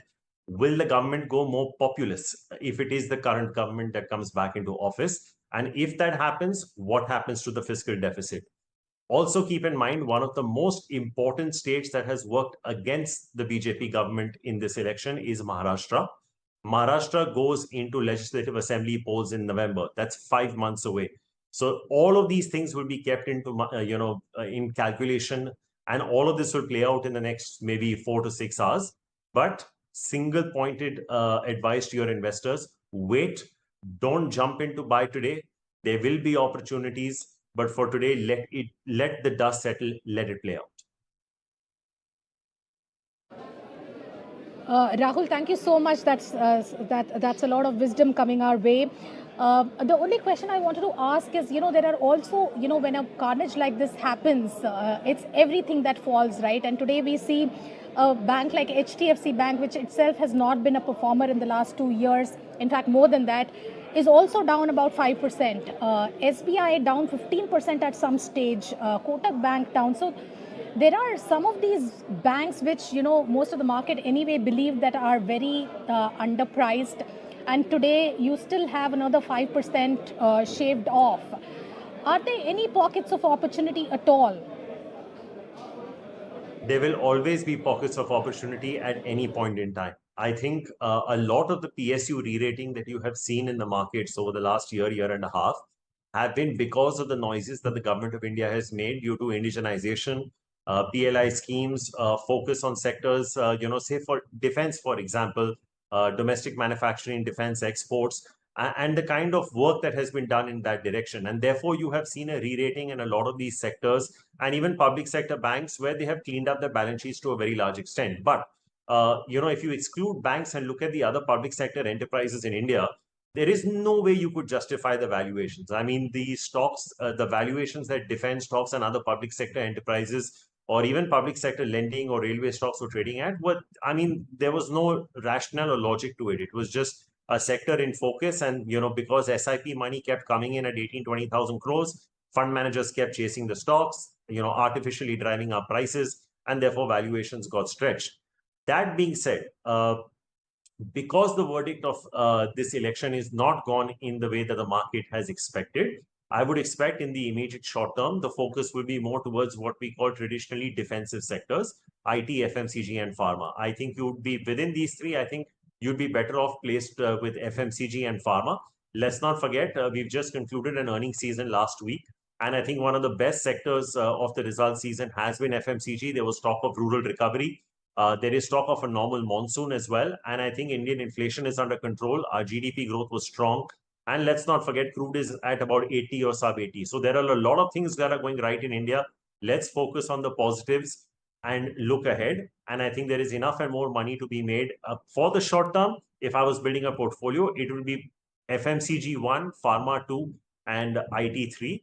And I would definitely start nibbling into PSU banks after today's fall. I would not probably go full throttle, but yes, I would certainly be buying into banking stocks as well. This is the way I would construct my portfolio, say, for the next 3 months. Rahul, the other question is, what about shorting opportunities in a market like this? You know, in a weakening market, obviously sectors that are already weak and stocks that have run up too much can be good shorting opportunities. Where do you see that? I am not qualified nor intelligent enough to comment on that. I'll tell you honestly why. When you talk about shorting, you're talking about being one step smarter than the market. You should only short when you're convinced that the market wisdom is mispricing something that you can say both ways, right? That you can argue both ways. I'm saying absolutely, that argument holds true both ways. Even in long, you have to be one step ahead to beat the market. No, I'll tell you why. I'll tell you why that's not the case. See, you're getting 18 to 20,000 crores of SIP money every month, right? The mutual fund industry size was 5 lakh crores in 2016 pre-demon. Today, that is nearly 60 lakh crores. So obviously, when you're talking about going long, if the retail money continues to come into the market, obviously the bias is on the on the higher side. It's like, you're standing under a waterfall, the water is coming down. Would you bet at one point in time that the water is just going to recede its water flow and go up? That being said, I think not necessarily shorting per se, but we can be cautious, is that US GDP numbers have started to soften a little bit. The economy is showing some signs of cooling off. So we could look at IT being somewhat of a neutral sector. I think we could avoid defense stocks right now for the immediate short term. I think if you're looking at it 5 years out, you can certainly go out and buy some of these names. But I think these two specific pockets, I think can be potentially viewed as cautiously optimistic from now. IT can be a total avoid, but defense, like I said, if you have a 3 to 6 month horizon, I think you can wait. You probably should not be investing. But if you're taking a 5-year view, that's probably, I would look at nibbling. So not shorting, but like I said, maybe cautious on these two sectors in the market at this point. Hold the thought, Rahul. We'll come back to you. We also have, Feroz Aziz, who's the Deputy CEO at Anand Rathi Wealth, joining in at this juncture. Feroz, great to have you on the show. Looking at the current scenario, not exactly a photo finish that, that the markets were baking in. 300 kind of number for NDA. If that's the kind of scenario that emerges after the full counting is done, how would you really approach the market? Would there be a change in narrative? Would you say that the flow for the market will be much lower than where we are at the current juncture? What would you say to that? Like you said, the predictions of the exit polls seem to be a little different than what is transpiring today. So, of course, there is going to be some degree of disappointment in the market from the short-term perspective. Like you said, that 300, close to that kind of number. So government formation looks more likely, very, very likely. It's about the power of the government and the reforms with the rigor which reforms could be implemented over the next 5 years. So that's point one. Point two, in my opinion, I think markets should settle somewhere here and there, not too different, because after the state elections, before the state elections, Nifty was at about 19,500, 20,000 in December, just early December, 1st December. Then, of course, the general election got priced in. That's why we saw 23,000. Now, that's a surprise. So I would say a 5-10% downside from here is the downside, which is expected. If this is what now the current counting results actually transpire to be the final results, the leads transpiring to be the results, I would say not too much downside, 5-10% downside from here on. And markets over the last 10 years have fallen 10% by about 32 times. So that's market practice. 2 to 3 times every year, markets fall 10%. The whole scenario of a catastrophic fall is completely ruled out, in my opinion. So I would say that Nifty giving you 11-12% returns over the next 5 years becomes more and more certain. If somebody could pick up right mutual funds or create a portfolio making 14-15% and doubling the money in the 5 years period, that's still the long-term narrative which I would carry for my own portfolio and my large clients. Sure. Firoz, hi, this is Mahalakshmi. Two questions following from what you said. One is, how does this really alter the sentiment of the savvy investor, the high net worth individuals, the family offices, which have been big players in the market over the last couple of years, in fact, more than that. That constituency of investors, how do they take to this? And obviously, you know, the post-pandemic returns for everybody has been absolutely great. And this is perhaps, you know, if we were to go with these numbers and the kind of headwinds we already face, if there is moderation in returns, how do you think that impacts the flows overall, the domestic flows? See, I think guessing anything now, just now, is something very complex, because it's all about those 20 seats this side, that side. The power of the government is going to depend on 310 or 270, 280, 290. Those 20 seats are going to decide. Having said which, to my mind, the more important bit from a current portfolio standpoint, I would say that the sentiment has got a little dampened. How do I calibrate, or what's the barometer of that? The synthetic futures of 6th June, which is the next Thursday expiry, synthetic futures are nothing but a same strike long of a call and a short of a put, is quoting at a discount. That implies that there is 30 rupee discount as we speak. This happens when there is shorting happening more than needed. The June spreads, as we speak, in the morning were 130 rupees.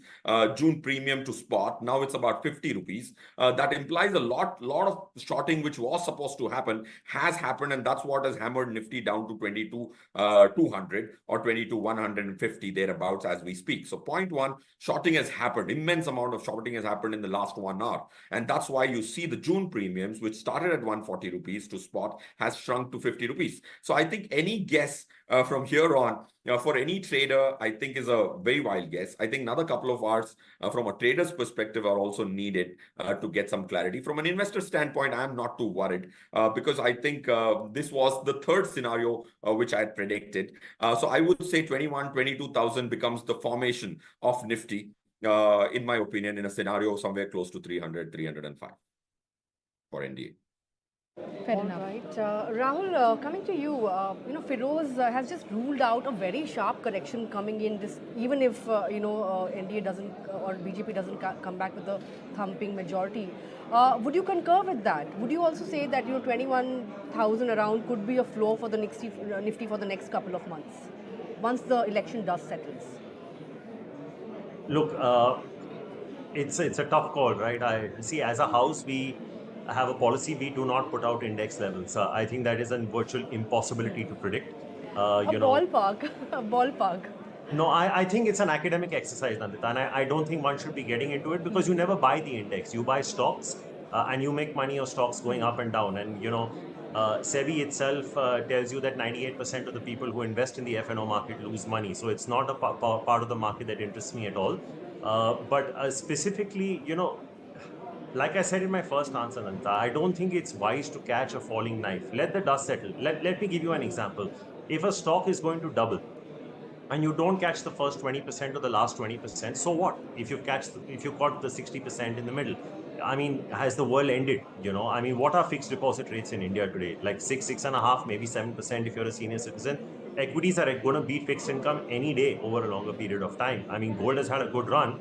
But the kind of financialization of savings that you've seen over the last 8 years, this is not going to reverse if the Prime Minister changes or the government changes. I mean, India is much bigger than one entity or one party, as the former Prime Minister Atal Bihari Vajpayee once famously said. But I think enough and more opportunities are there. I think there were stocks that were expensive even at a 7,500 Nifty post-COVID, and there were stocks that were cheap at even a 20,000 Nifty.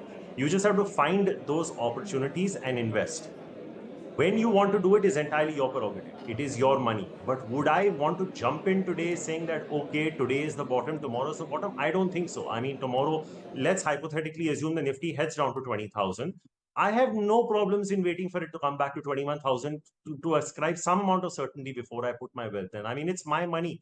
Nobody is holding a gun to my head saying, put the money in right now. I don't have that compulsion. Mutual fund managers sit on cash, and I'm sure they're going to go on cash, in very large numbers after today, themselves wanting to see what happens. But I think, getting into where the correction stops, and it's not just about points. I think, Nandita, it could get into a time-wise correction. What if you have a situation where for the rest of the year, the Nifty goes into a sideways movement for 20 to 22,000 in a 2,000 point range? It becomes so boring, right? I think you want a trending market either up or down. And, somewhere we're selfish, we're intermediaries, we're brokers.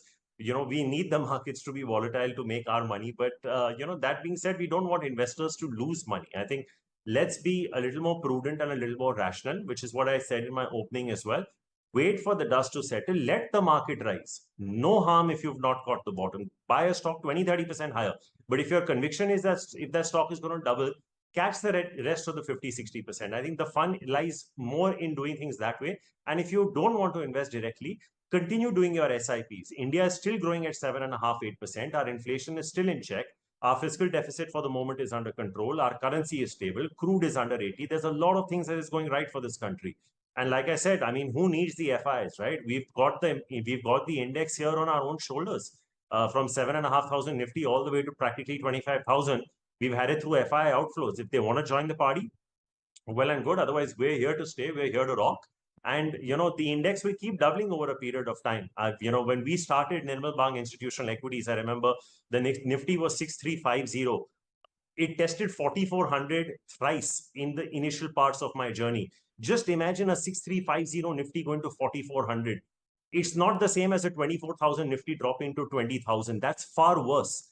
But the Indian markets have grown so much that, it outlasts and outgrows everything and everyone. So stay patient, be in it for the long term. Don't time it. You'll be all right. Two questions. One is that, do you see any threat to the cyclical recovery that is underway? We know that, a part of it is because the government has also been spending a lot. Public investments every year, government capex has gone up. Private capex has only moderately picked up. We're still waiting for big capex to happen on the private sector. So do you see, irrespective of what the government is, and I'm just assuming status quo, the numbers that is what we assume are going to be the final numbers. Is there any threat to cyclical recovery? Because that will have repercussions for a whole bunch of cyclical stocks, irrespective of whether they are, government driven, not driven, etc. Second, what happens to the small cap sector? Because usually when a carnage like this hits, it's the weakest stocks that have run up, see the maximum amount of, they take the impact of the fall. How much downside do you see in that pocket? So I think to your first question, I think it's important to note that the finance minister has already cut back on her expenditure in the last budget. And she is expecting private sector to come in and fill in the gap. And therefore, she was able to manage the fiscal deficit number. So I think incrementally, the government of India was already factoring in reducing its expenditure on capex and expecting the private sector to come in and foot the bill. I don't think that stance is going to change because they're very committed to the FRBM target of holding that fiscal deficit target. Could there be a little bit of tweaking on the rural side or the populist side? It could be. And the reason for that is Maharashtra goes to elections in 4 to 5 months. And it's one of the states that's cost the BJP very dearly in this national election. To your second point about small caps, one of the advice that I always give people is always invest in stocks that are liquid. Don't invest in tips. Don't invest on news. The problem happens on days like these when you invest in an illiquid small cap. There are no takers when the stock price falls down. The impact cost is very, very high. So I'd rather that people, when they're investing, keep their horizon. I know, it's such a often spoken about and misleading concept in India, this concept of multi-bagger, and this happens, from restaurants to gyms to everywhere, like you're just randomly bumping into people. And I've seen this in my career of 25 years, even today, koi multi-bagger idea bata de. I think that entire discourse needs to stop, because on days like these, if you're invested in an illiquid stock, nobody is coming to help you. You are practically on your own. You are in the ditch. You find your way out. You're better off staying in the top 200, 250 names, finding opportunities there where at least you get an exit. if you must invest in small cap names, do it through mutual funds that have small cap funds and who have fund managers who have seen these cycles. They'll be far more diversified than you going and investing in an odd textile stock or a paper stock or a sugar stock or a plastic or a packaging stock. So that would be the way I would look at small cap investing. So I hope that answers both your questions. Thank you so much, Rahul. Such a pleasure having you this afternoon. But ML, I want to point out that the India Alliance has taken the lead in Ayodhya as well. It was already leading in UP. Yes. And Maharashtra as well, it is leading. So the gap between NDA and India has narrowed, so to say. 292 is where the NDA at the current juncture, and India Alliance stands at 230. Yes. So it is, turning out to be this is surprise after surprise. Yeah, surprise lots after of surprises. surprise there. And if you look at the market in that sense, 1100 points down still, and the Nifty as well, 3000, Sensex, I beg your pardon, is still down 3600 points. Feroz, coming to you, as Rahul was mentioning, there's a confluence of factors that's still working in favor of India, right? In terms of GDP, inflation, we are in a Goldilocks situation. In fact, if you look at the MSCI weightage for India, that's also gone up quite significantly, right? So last decade has been extremely good when it comes to wealth creation. Would you say that irrespective of the outcome of this election, the next couple of or the next decade would be as good for wealth creation? So like you rightly pointed out, Nandita, there's so many things which are right. The GDP numbers came up. Of course, there was a 8.2% GDP growth, which was a surprise. Of course, if you look at the GVA, gross value added, that's only 7.2% growth, because GVA and GDP have a difference of taxes minus subsidies. Subsidies were lower, is why GDP number shows 8.2. Irrespective, the number of 7.2 on the GVA is a great number. The domestic liquidity, like Rahul was also speaking about, is 1 lakh crore for this financial year. FIIs have gone light this financial year. So far, they'd sold about 35,000 till May end. So that's 35,000 crores. That's about $4.5 billion of the $750 billion they own. So they went extremely short, hedging their positions. 87% was their index future short and 13% was the long. So coming back to your pointed question, there are so many things working for the country, of course. But I think that a stable government is very, very critical. You can't brush that aside. During phases where there's no stable government, Nifty growths have underperformed the earnings growth. When there is stable government, the Nifty price movement has been greater than the earnings growth. If you look at the earnings for the last quarter of Nifty, the growth is 29%. For the full year, we are looking at an earnings number in rupee terms of 970 rupees on a base of 820, which is a great growth again. Next year, our projection for Nifty earnings is 1,100. Having said which, a stable, very stable government is what makes the price outperform the earnings growth. So I would say that it is an important function. If NDA does not have more than 305 seats, you could have a short-term lull. But the markets, like I said, could settle not really low. It might give away the gains between the state election and the general election. And I would not consider it as a catastrophic fall like we saw in 2004 or a supernormal rise like in 2009. So I would say that the movement is going to be muted relative to those extreme cases where exit polls during 2004 had predicted a thumping majority for Atal Bihari Ji's government, but that didn't transpire. So I think governments are critical. A stable government is very critical. There are several macroeconomic variables for the country, but a stable government is almost a necessity for prices to outperform earnings of any capital market. Feroz, one final question. I mean, today is not really the right day to ask about the next 5 years or 10 years, but nevertheless, I mean, this is an important question from where the stock markets go from here, because the starting point for every investment matters, right? So what the market will give over the next 5 years is a function of how much downside we see for the markets from here on. So from where we are perched right now in terms of valuations, how much downside do you think there could be? Even if we were to sort of, keep aside the political uncertainty, which can create its own complication, how much downside do you see to equities? And from there on, how do you see returns in equities on a post-tax basis compared with fixed income products? Also, given the fact that today there is this narrative that interest rates could fall further, which means there is scope for capital gains on the fixed income side also.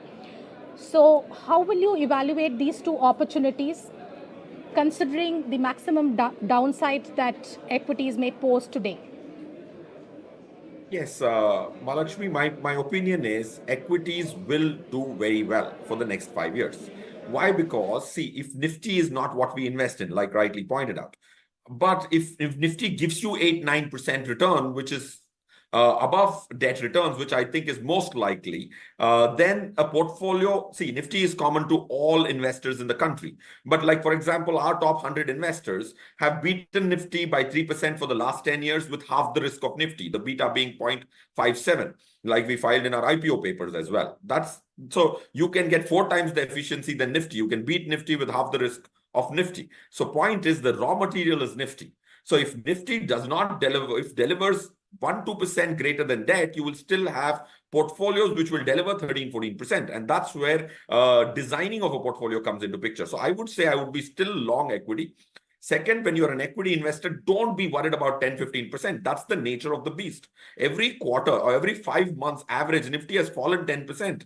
So if that's the nature of the beast, and if this is not a situation where there's a 20-30% fall, which I don't think is going to be the case, there is not going to be a 20-30% fall, then I would be a long investor, because if market went down, it will surely come up. But if it went up, it's not necessary that it comes down. The gravity of the market is upwards, like the Earth's gravity is downwards. So I would say, first question to ask yourself, if you're an investor with 4-5 years, 7-10-year money, is there a 25-30% fall possible? If that's not the case, put your money in and live with 5-10% volatility. And you will be able to make 12, 13, 14%, which is not possible in debt. Capital gains in debt are going to be low. Why? Because the short end of the yield curve is high. We have almost a flat yield curve, which is very unique for an Indian kind of a context. Even if interest rates come down, the short end of the yield curve will come down. You make money when the long end of the yield curve comes down. Long end of the yield curve is somewhere close to plus or minus 20 bips on 7%. That's the average interest rate for the last 10 years. You can't expect 4%, 5% interest rates on the long end of the yield curve. The problem is the short end of the yield curve after COVID had gone up. And that is what is going to get corrected. So if you're expecting supernormal capital gains on an investment of debt, which is tax inefficient, I think it'll not be a great risk reward, because you're going to be now paying short-term capital gain, even in a mutual fund. And if you buy a bond, anyways, you're going to pay interest income, which for a marginal tax rate is upwards of 30% with cess and surcharge. So I would not Fair pay enough. the And net let's keep capital our gain. fingers crossed. I hope the government does not tinker with the capital gains tax, and the preferential treatment that equity gets continues to be so, which sort of tilts the equation in favor of equities. Thank you so much, Firoz, for joining us this afternoon. Well, on that note, let's get on board our next guest, a big voice joining in, exclusively with Moneycontrol. Joining me, Sameer Arora, who's the founder of Helios Capital. Great to have you right here on Moneycontrol, Sameer. I was watching your interview on our sister channel CNBC yesterday, I think, and you said that the FIIs will make a comeback as early as today. But given the kind of scenario that's playing out, would you say that now that would get delayed, or do you see lesser possibility of that happening, and the FIIs remaining in sell mode? So more importantly, Sameer, how shocked are you at this outcome? No, I am not very shocked. Obviously, I was very bullish. But anyway, Mahalakshmi, you're talking about capital gains tax, but government would have figured out that first you need capital gains to have a tax, which now there is no need to overdo that tax part. I think that's gone. So FIIs obviously now will pause for some time, because again, today most probably will turn out to be a negative number, because the numbers are a little lower than expected. But I am saying look at it differently. Let's say that in the exit poll on Saturday, the polls had shown that the NDA will get around 300 seats and that the BJP will get 250 or 240, whatever they are getting right now. Then how much would the market have fallen over the next 2 days?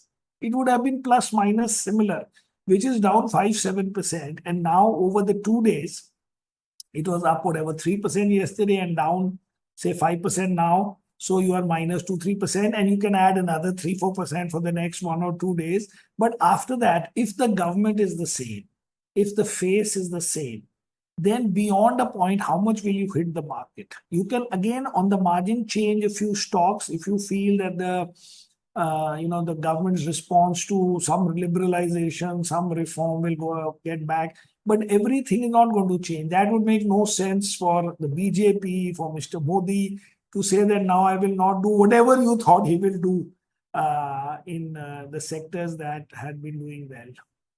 So if there is a complete change of government, that is a different thing, because then the priorities change and the new government deliberately does not do things which the previous government was doing, or they do it under a new name, and all that transition takes 6-9 months. And for that, there is a cost. But if it's the same government with the same faces, then plus minus a little bit, you'll move on in life. So you are saying that this 272 number for BJP is not important, is going to be taken in a stride, the market will take it? It is not there. How much will you hit it? Obviously, if it was 272 for BJP, then even this fall would have been considered as unjustified. Or not unjustified, but like sort of ending here. So if you get lower than that, how much will you hit it? Which is very different from how much you'll hit it if there's a complete change of government. Not whether you have a view on the new government or not, but just because the priorities change or their policies are different, and therefore whatever you thought of certain stocks, sectors changes, and therefore the market takes time to figure out what else to do, and maybe you'll buy defensive because there'll be more handouts, this, that, all that changes. Now, little bit will still change as a feedback mechanism for the BJP that what went wrong or right. But if they change 100% of their policies or 60%, I don't think that can be the case. On the margin, they will change a few things. No, the alternate narrative to that would be that, if there is a coalition, I mean, if 240 if BJP gets 240 and you see, then BJP starts to think about whether they should really push for investments, if there is going to be change in the way they construct the budget, will it be more populist? Those are some of the conversations that will begin to happen. Is that? So on the margin, a little bit, they may realize that they need populism, or they need to do something for the middle class and cut taxes, or they may feel that the markets are down and they want to attract capital, so give capital gain tax subsidy. What I'm saying is, on the margin, let us say they say that we'll do a little bit more of subsidy. So what happens to the index? I agree that 3 stocks will fall. But will the index stop going up because of that? Because some other group will go up. That's why we said be a little bit diversified. On the margin, you'll have to change 4 stocks, 5 stocks. Maybe you would have lost in the last round on those stocks. So big deal. We are talking about the market first. That the market is not going to be tied down by these kind of things, because then instead of this, some other B stock will go up. Unless you say everything stalls. And also, how much will you change? Because some things were working and nobody was objecting. Was anybody objecting to India making more roads or giving more power, or that power is shortage, or oil and gas, that there was no price hike? But on the margin, let's say you give a handout and you give the same 8,000, 6,000 rupees to X crore people. So your deficit goes up 20 basis points, which, by the way, in this number last week came out that it was lower than targeted. And for next year, because you got the RBI, this thing, you are anyway starting with $25 billion extra. Now, let us say you spend all of that and that is worth 0.7. So, what happened? What is so wrong beyond a point?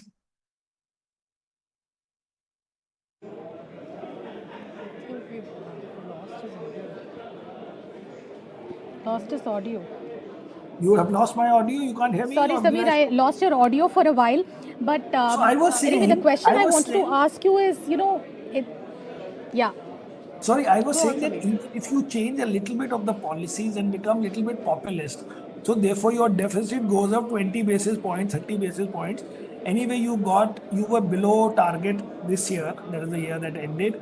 And for next year, you started with a much better than normal expected, if there was any expectation of a dividend from RBI, which is worth $25 billion, which means around 0.6% of GDP. So let us say you spend all of it or 0.4 of it in giving subsidies, and rest of the things you did what you were doing. But I can't imagine that now they will say, because now we got a few less seats, there will be no investment that we'll make in capex or in roads or in power and we won't give defense orders to our Indian companies and we will import them from abroad. How can that be such a big change?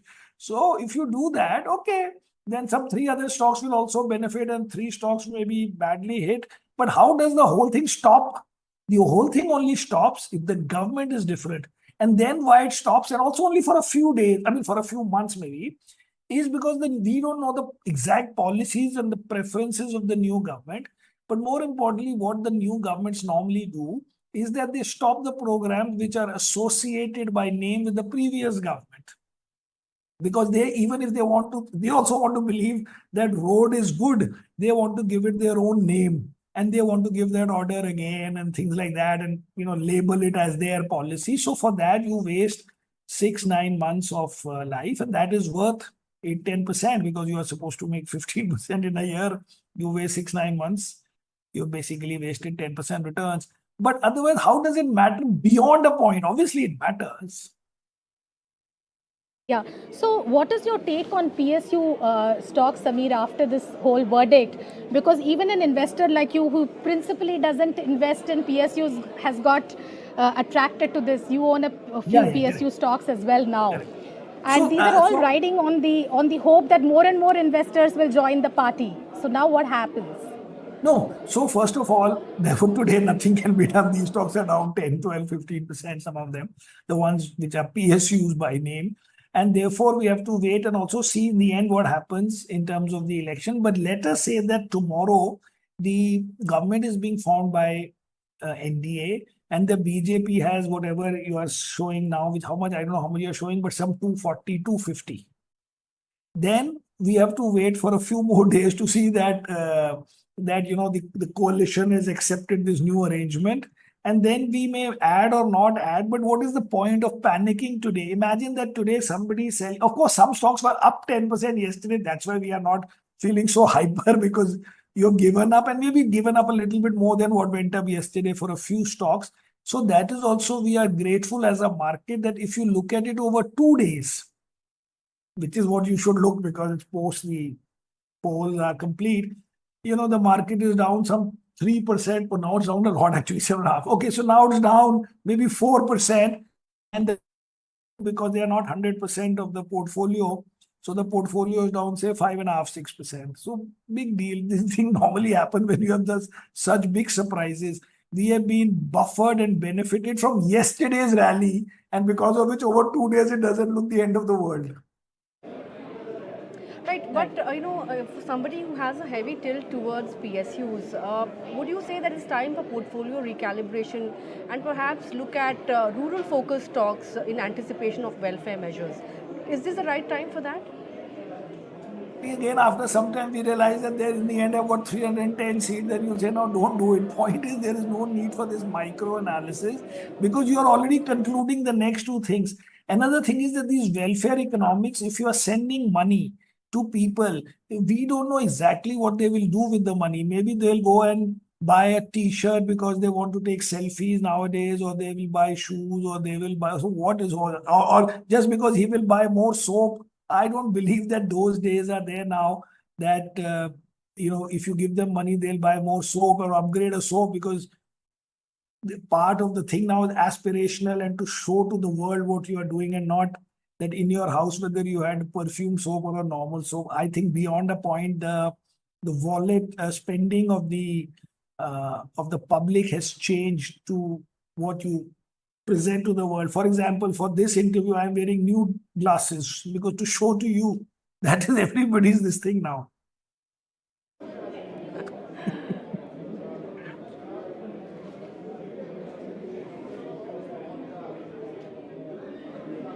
So Samir, how are you recalibrating your portfolio right now? Not today. I didn't recalibrate yesterday also. So I won't recalibrate today also. But maybe after 3-4 days, depending on what happens, unless things happen very fast, then we will see. And bottom line is, if you have 35 stocks, you have to recalibrate 4-5 stocks and you are set for the new environment. That is the whole point that I keep making, that every stock doesn't have to be recalibrated. I don't have to recalibrate my financials. I don't have to recalibrate even State Bank of India, which is a PSU. I won't recalibrate my oil and gas PSUs. But okay, on the stocks where too much money was made too fast, like the defense stocks and one or two others in that, you can say, okay, make it 20% less or even blow it off, because anyway you have made 100, 200, in one case some 300-400% return. You can easily do it once you are ready to do it, because you feel that's the case, and you move on in life. In a 35-40 stock portfolio, if you change 5 stocks, you will be adjusted for whatever is the new environment. But today is not the day for that. It's not that fast that you sell something 15% down, buy something 3% up to recalibrate. We don't have to show that thing to the world that tonight they should see less PSUs and more whatever you want us to buy, rural stocks.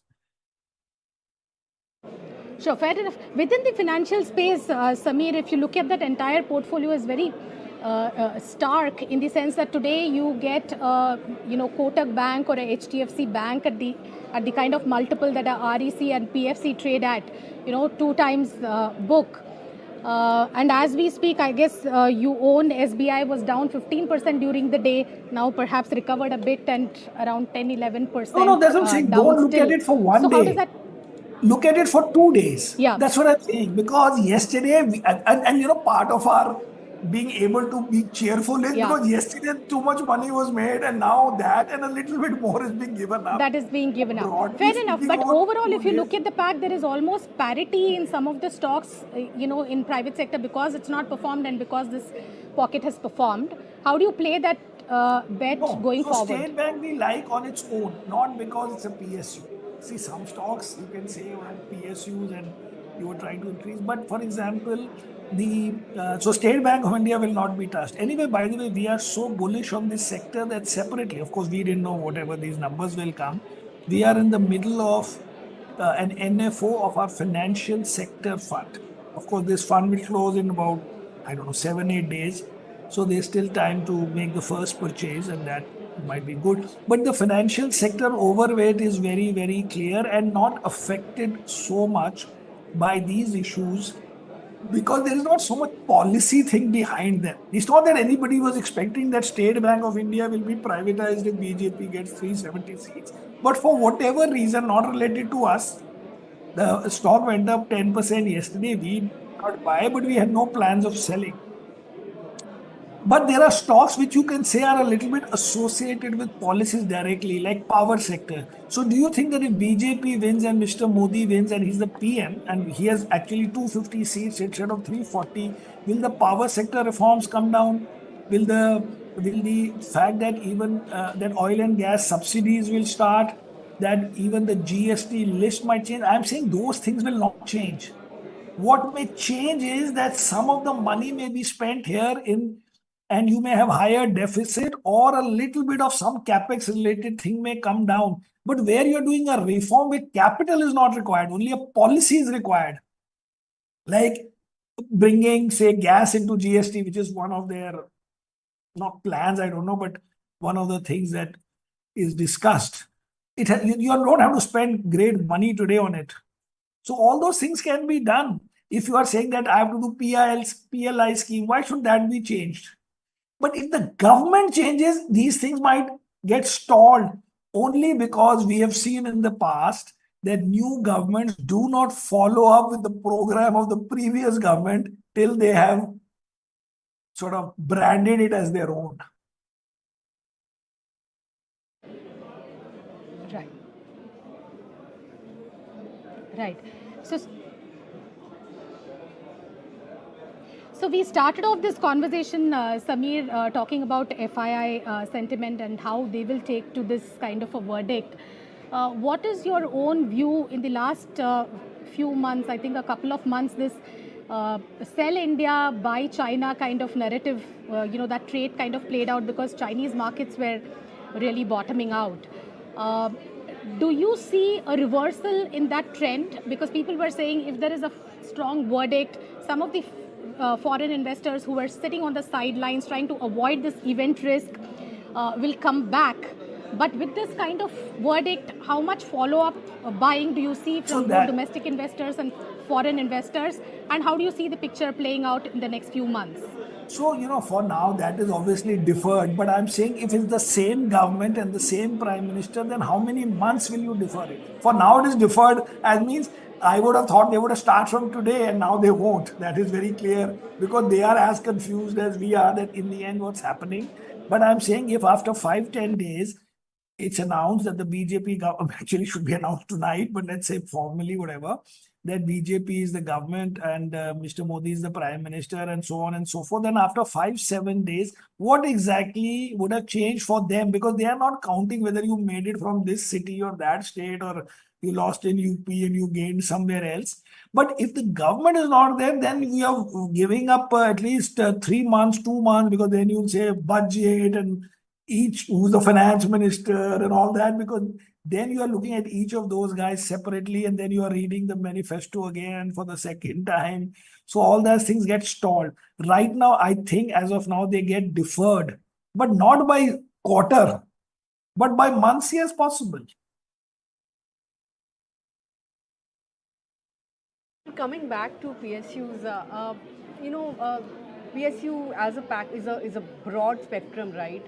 When it comes to oil PSUs, there is some bit of global news which is, in favor of India. Oil prices, they've come off quite a bit overnight.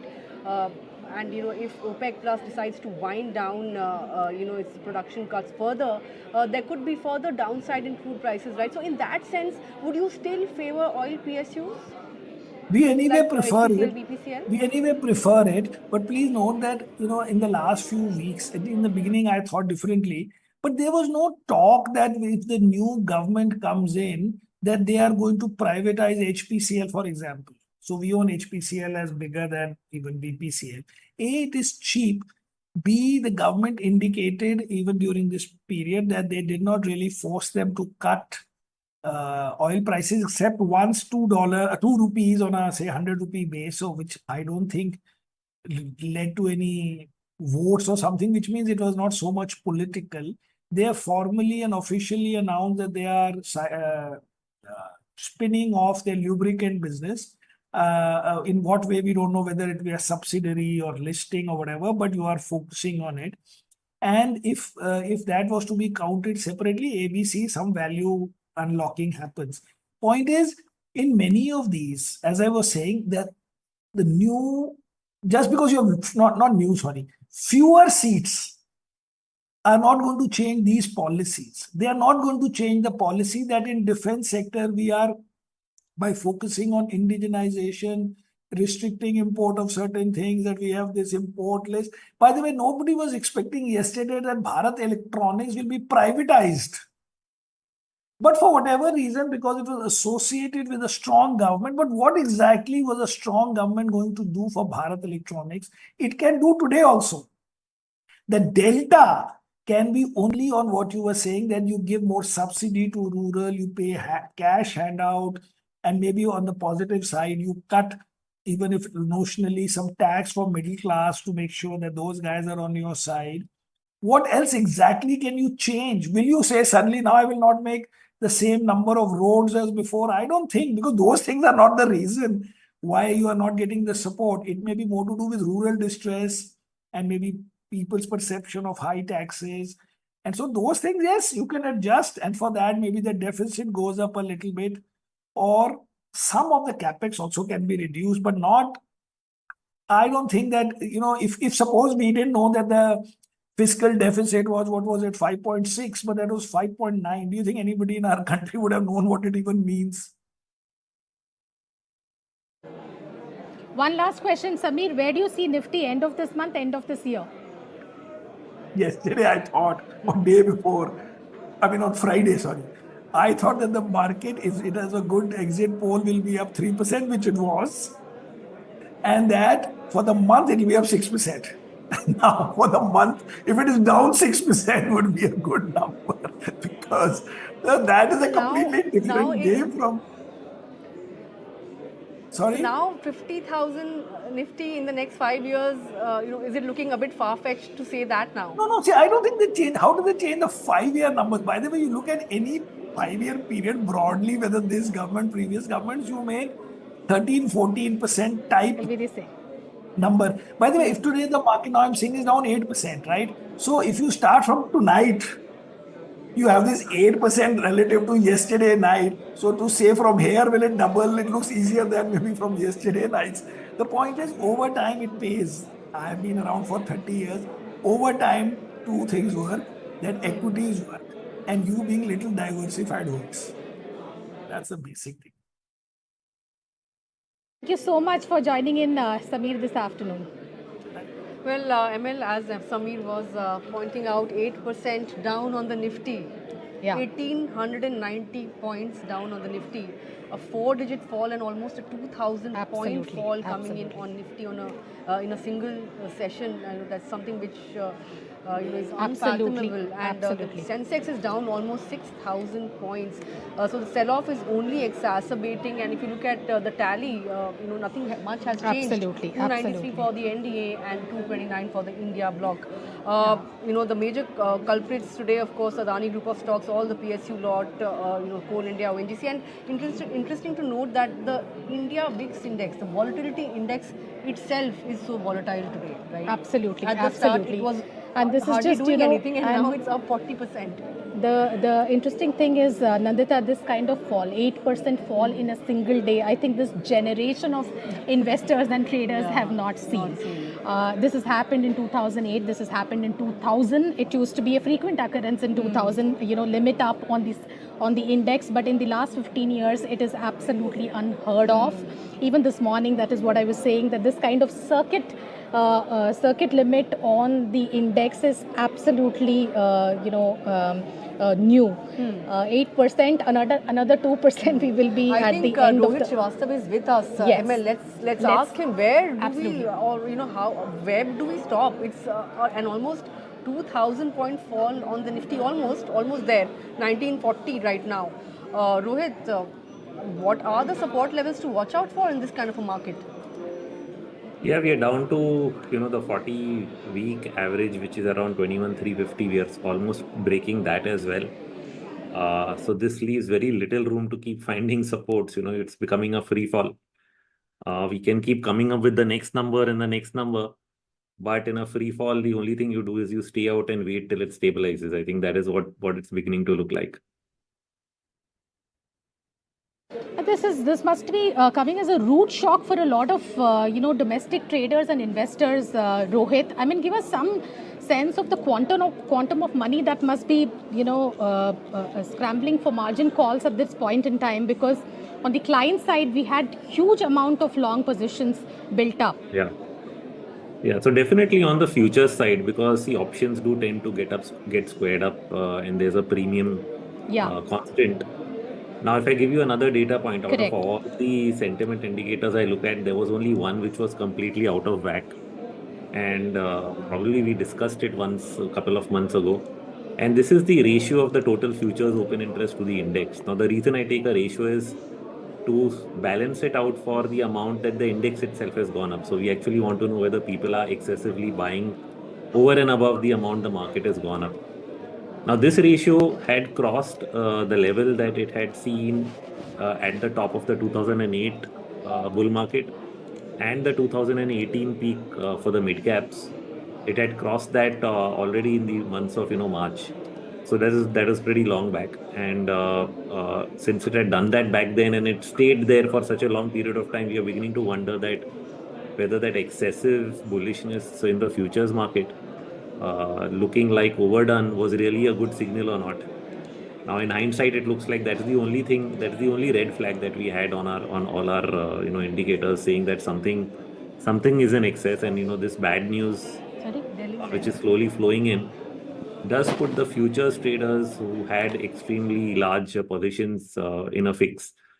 Now, there was a lot of unwind also, because on expiry, which was just 3 days ago, we did see a huge cut in the futures open interest, though it didn't go below the ratio levels I'm talking about, but there was a huge cut. So I'm sure a lot of people gave up their longs a couple of days ago, but again, the levels are still high. So I think it will create a problem. Brokers are messaging. I've got a couple of messages saying keep enough margin, blah, blah, blah.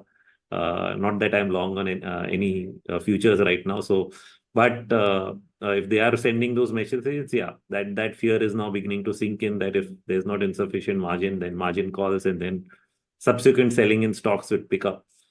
But let's see. I would still want to see, end of the day, what do these numbers look like? Do they change? Many times we have seen, because what percentage of count have you completed so far? I mean, if you're still at just 20% of the count and we are panicking, what if the numbers change at 60% of the count? So that's going to be an interesting day through. But definitely this is not what we started out looking for. I was looking for a correction today, but not this severe. Sure. Thank you so much, Rohit. That's all we have time for right now, but we will pick up the threads towards the end of the day during closing. Thank you so much for your time today. And with that, I think, our colleagues Chandra and Shweta are ready in the Delhi newsroom to take us through, what the numbers are throwing up at the current juncture. Over to you, Shweta and Chandra. Right, absolutely. Thank you so much for handing it back to us. It's been a grim morning in Bombay and a grim morning here in Delhi. Let's quickly take you through the numbers as we see today. And here you have it on your screen. We have DMK workers are already celebrating. You can see that there is a lot of jubilation and celebration. They've been in a celebratory mood, and the celebrations are coming in from the regional parties. TDP workers are also celebrating. Clearly, Mr. Chandrababu Naidu has emerged as a kingmaker in this election. What a comeback he has made in this election. He was literally written off, and there he is back. And how, if you look at the Andhra Pradesh Assembly results also, TDP is ready to form a government they're ready to form a government. And just let's just look at the numbers. Let's just quickly go through the numbers. NDA 22 seats, 19 seats have been added from the 2019 tally, and YSRCP at 3. And there is, okay, and I believe we have HD Kumaraswamy's bite. Let's go to HD Kumaraswamy. Let's go to HD Kumaraswamy.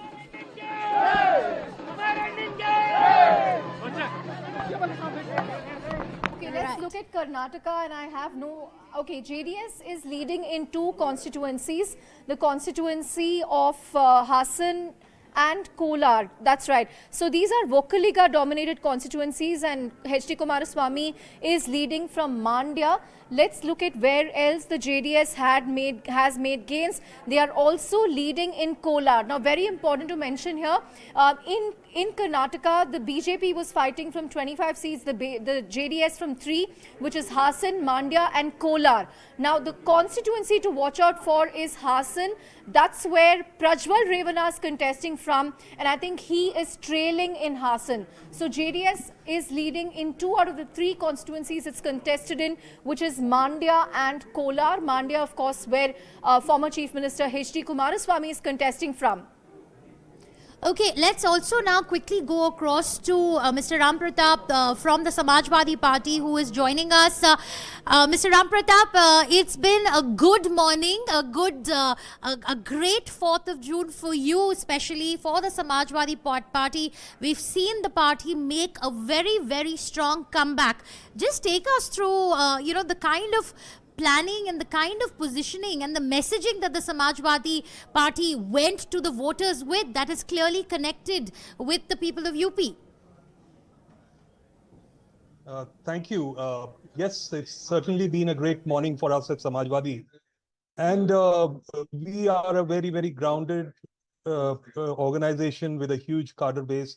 And having been in the UP specifically, we understand the pulse of the state, and for last several years, we could see that there was an anger developing amongst the population because of issues which were real, and these real issues are related to poverty. Some of the poorest districts in the country actually come from Uttar Pradesh, unfortunately. There was so much of rampant unemployment.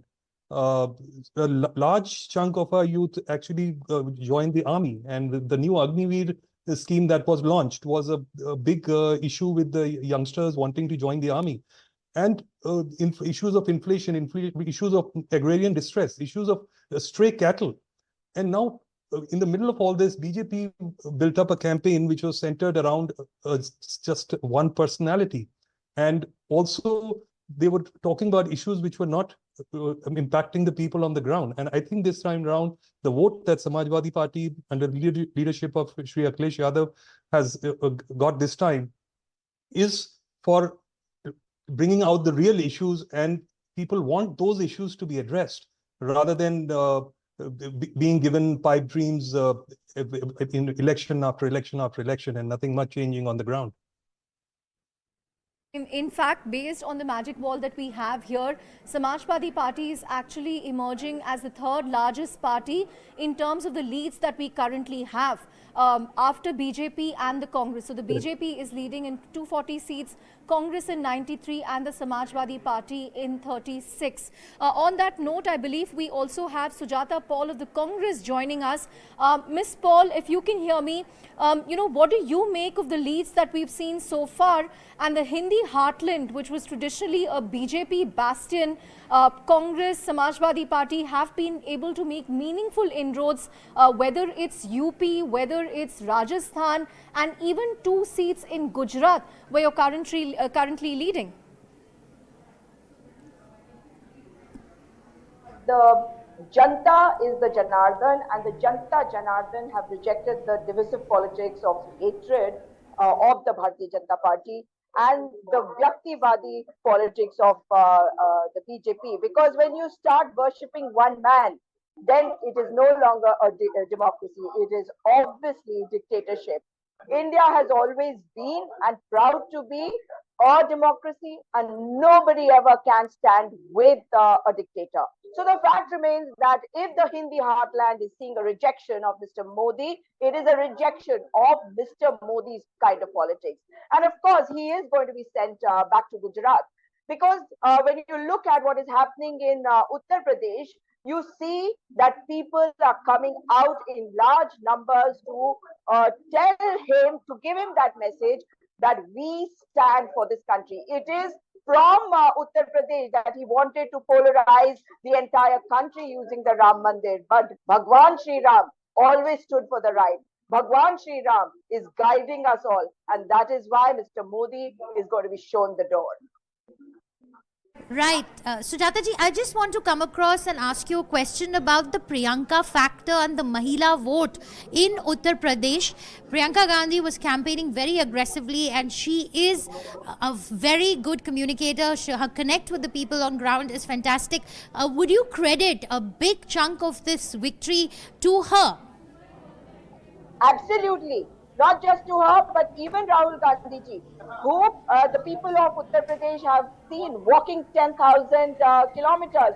But Priyanka Gandhi ji, the way she campaigned across the country, and she looked after the entire campaigning in Raebareli and Amethi, clearly shows that she stands for the ideals of this country, and women see those ideals in her. And that is why we all come together as women to make sure that the divisive, hateful politics of the BJP is rejected. When you talk about Priyanka Gandhi ji, she has been single-handedly, handling the entire campaign in Raebareli and Amethi. So when you see her, you know that she means business. She is the one who has said that, yes, it is the women who deserve not just 5 kg of, rations, but also a place in policy making. She is the one who has actually brought empowerment of women in the correct sense of the word to the women of India when she fielded 40% of the candidates during the assembly elections, as women.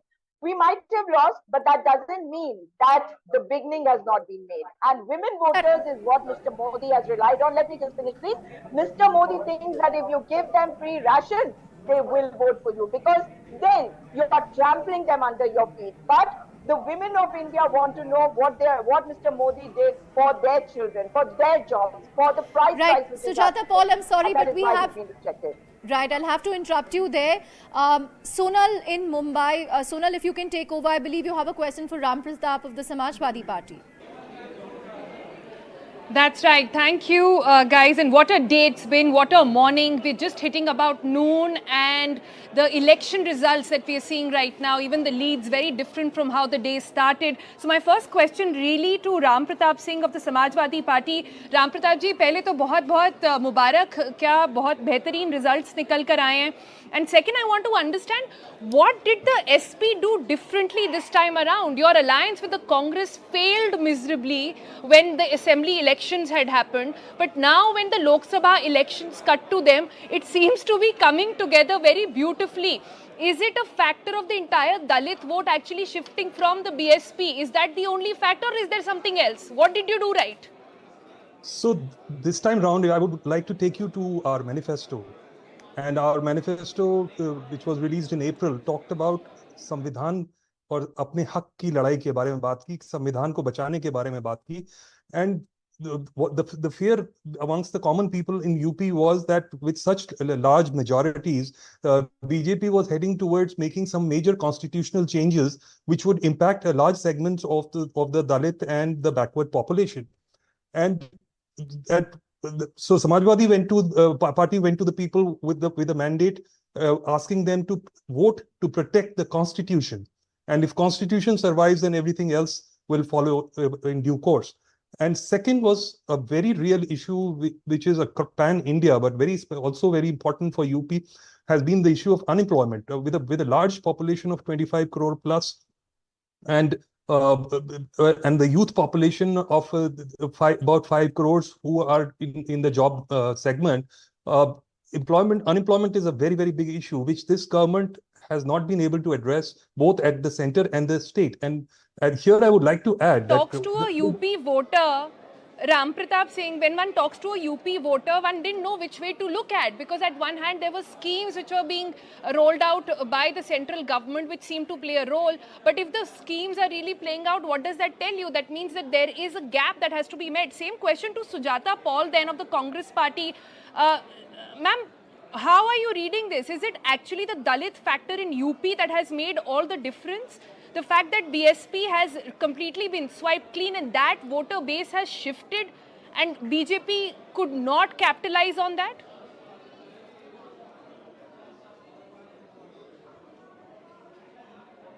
And tribals or anything at this point of time, because 10 years of this kind of hateful, divisive politics is too much, and people just reject it. These are the people of India. If they believe you, they trust in you, they give you the mandate. But if you misuse the mandate, then they reject you, and that is what is happening to Mr. Modi. Mr. Modi has tried to divide Hindus and Muslims, Dalits and Adivasis, and what he has tried to do is for everyone to see his attack on the constitution, his attack on rejected the politics.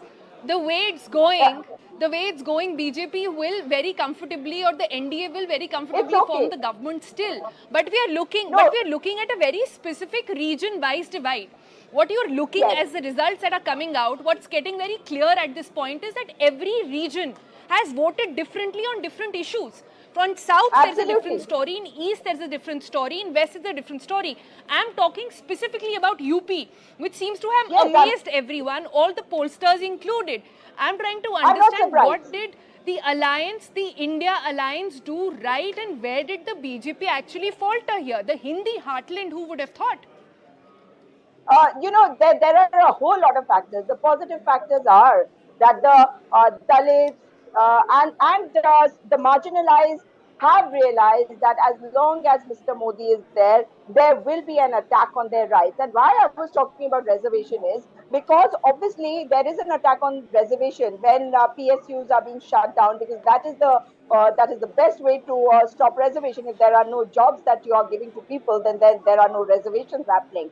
And when you are attacking the minorities, do you remember how the minorities were attacked during the anti-CAA protests? and the kind of mob lynchings that we've seen across Uttar Pradesh. But of course, the infighting and that one man thinking that he is bigger than everybody, I think that also has to do with it, because the BJP has been a team which is non-existent let's team get which a has little been there. specific now.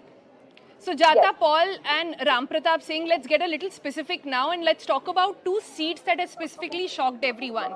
One is the seat of Ayodhya, where BJP seems to be trailing. Seat of Ayodhya, where BJP is trailing. I'm underlining this again for people to understand what is happening. Again, early trends, it might change later on. Second, Smriti Irani, trailing by over 30,000 votes over there. So what's going on? What are these things really telling you about the Hindutva agenda? In UP specifically. Yes, the Hindi... Ram Pratap Singh first. Ma'am, please hold on. Ram Pratap Singh, please. Sure. So if you asked about two specific constituencies, and what's rolling out in Amethi is people have seen a very, very arrogant person as member of parliament from there. And they're voting against that arrogance that was being perpetuated. And in Ayodhya, what you're seeing is the sentiment on the ground that Ram temple सबके हैं, राम भगवान सबके हैं, परंतु राम को राजनीति में ना घसीटा जाए. तो जो जिस तरीके से बीजेपी ने राम मंदिर के सेंटर जो राजनीति करी उसके खिलाफ अगर ऐसा होता है और अयोध्या की सीट बीजेपी हारती है, तो I would imagine that would be because of this sentiment. But going back to your previous question, that if I have to pinpoint two key issues for the success of the India alliance in UP, then I would say number one is what people were worried about, that the constitution might be amended and the Dalits would lose their privileges, or the backwards would lose their privileges enshrined in the constitution for them. Number one. Number two, youth across the spectrum, across caste and religion, have seen a tectonic shift from BJP towards the India alliance, because their issues were not getting addressed by the BJP government. And then here I would like to add, in some of my earlier discussions, I said that there seems to be a double anti-incumbency. What BJP kept saying, double engine ki sarkar, I feel there is a double anti-incumbency here, because certain people and segments were unhappy with the delivery of the state government. And at the same time, a larger segment of voters were also unhappy with the policies of the central government. So both these things put together led to a large shift of voters from BJP to the India alliance.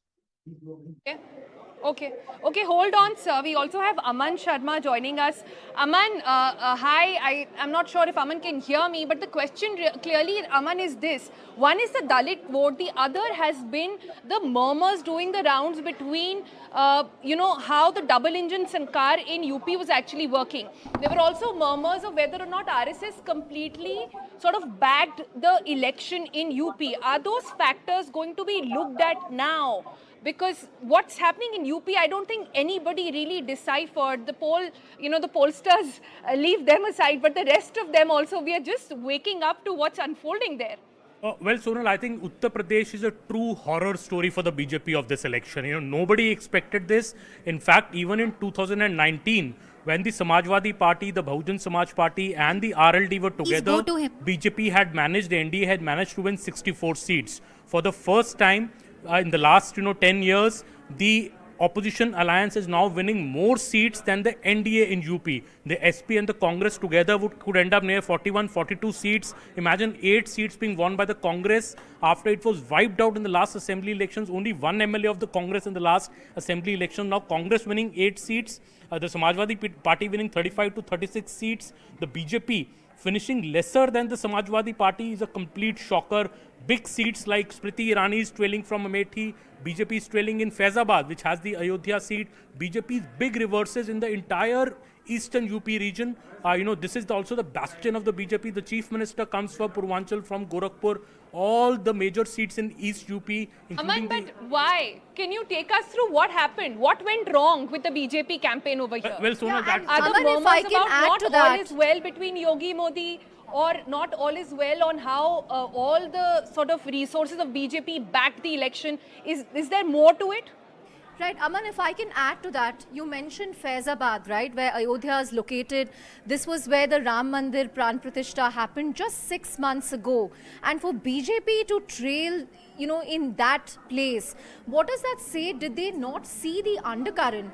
And, you've kind of visited UP extensively in the run-up to the elections.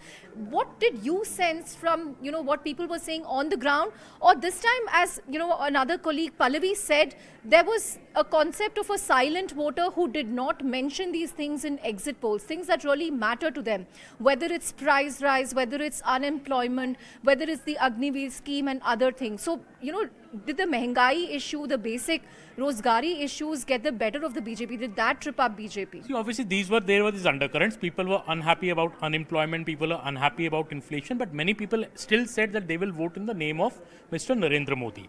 What has happened, I think, in UP, we need to remember that UP is a deeply caste-driven state.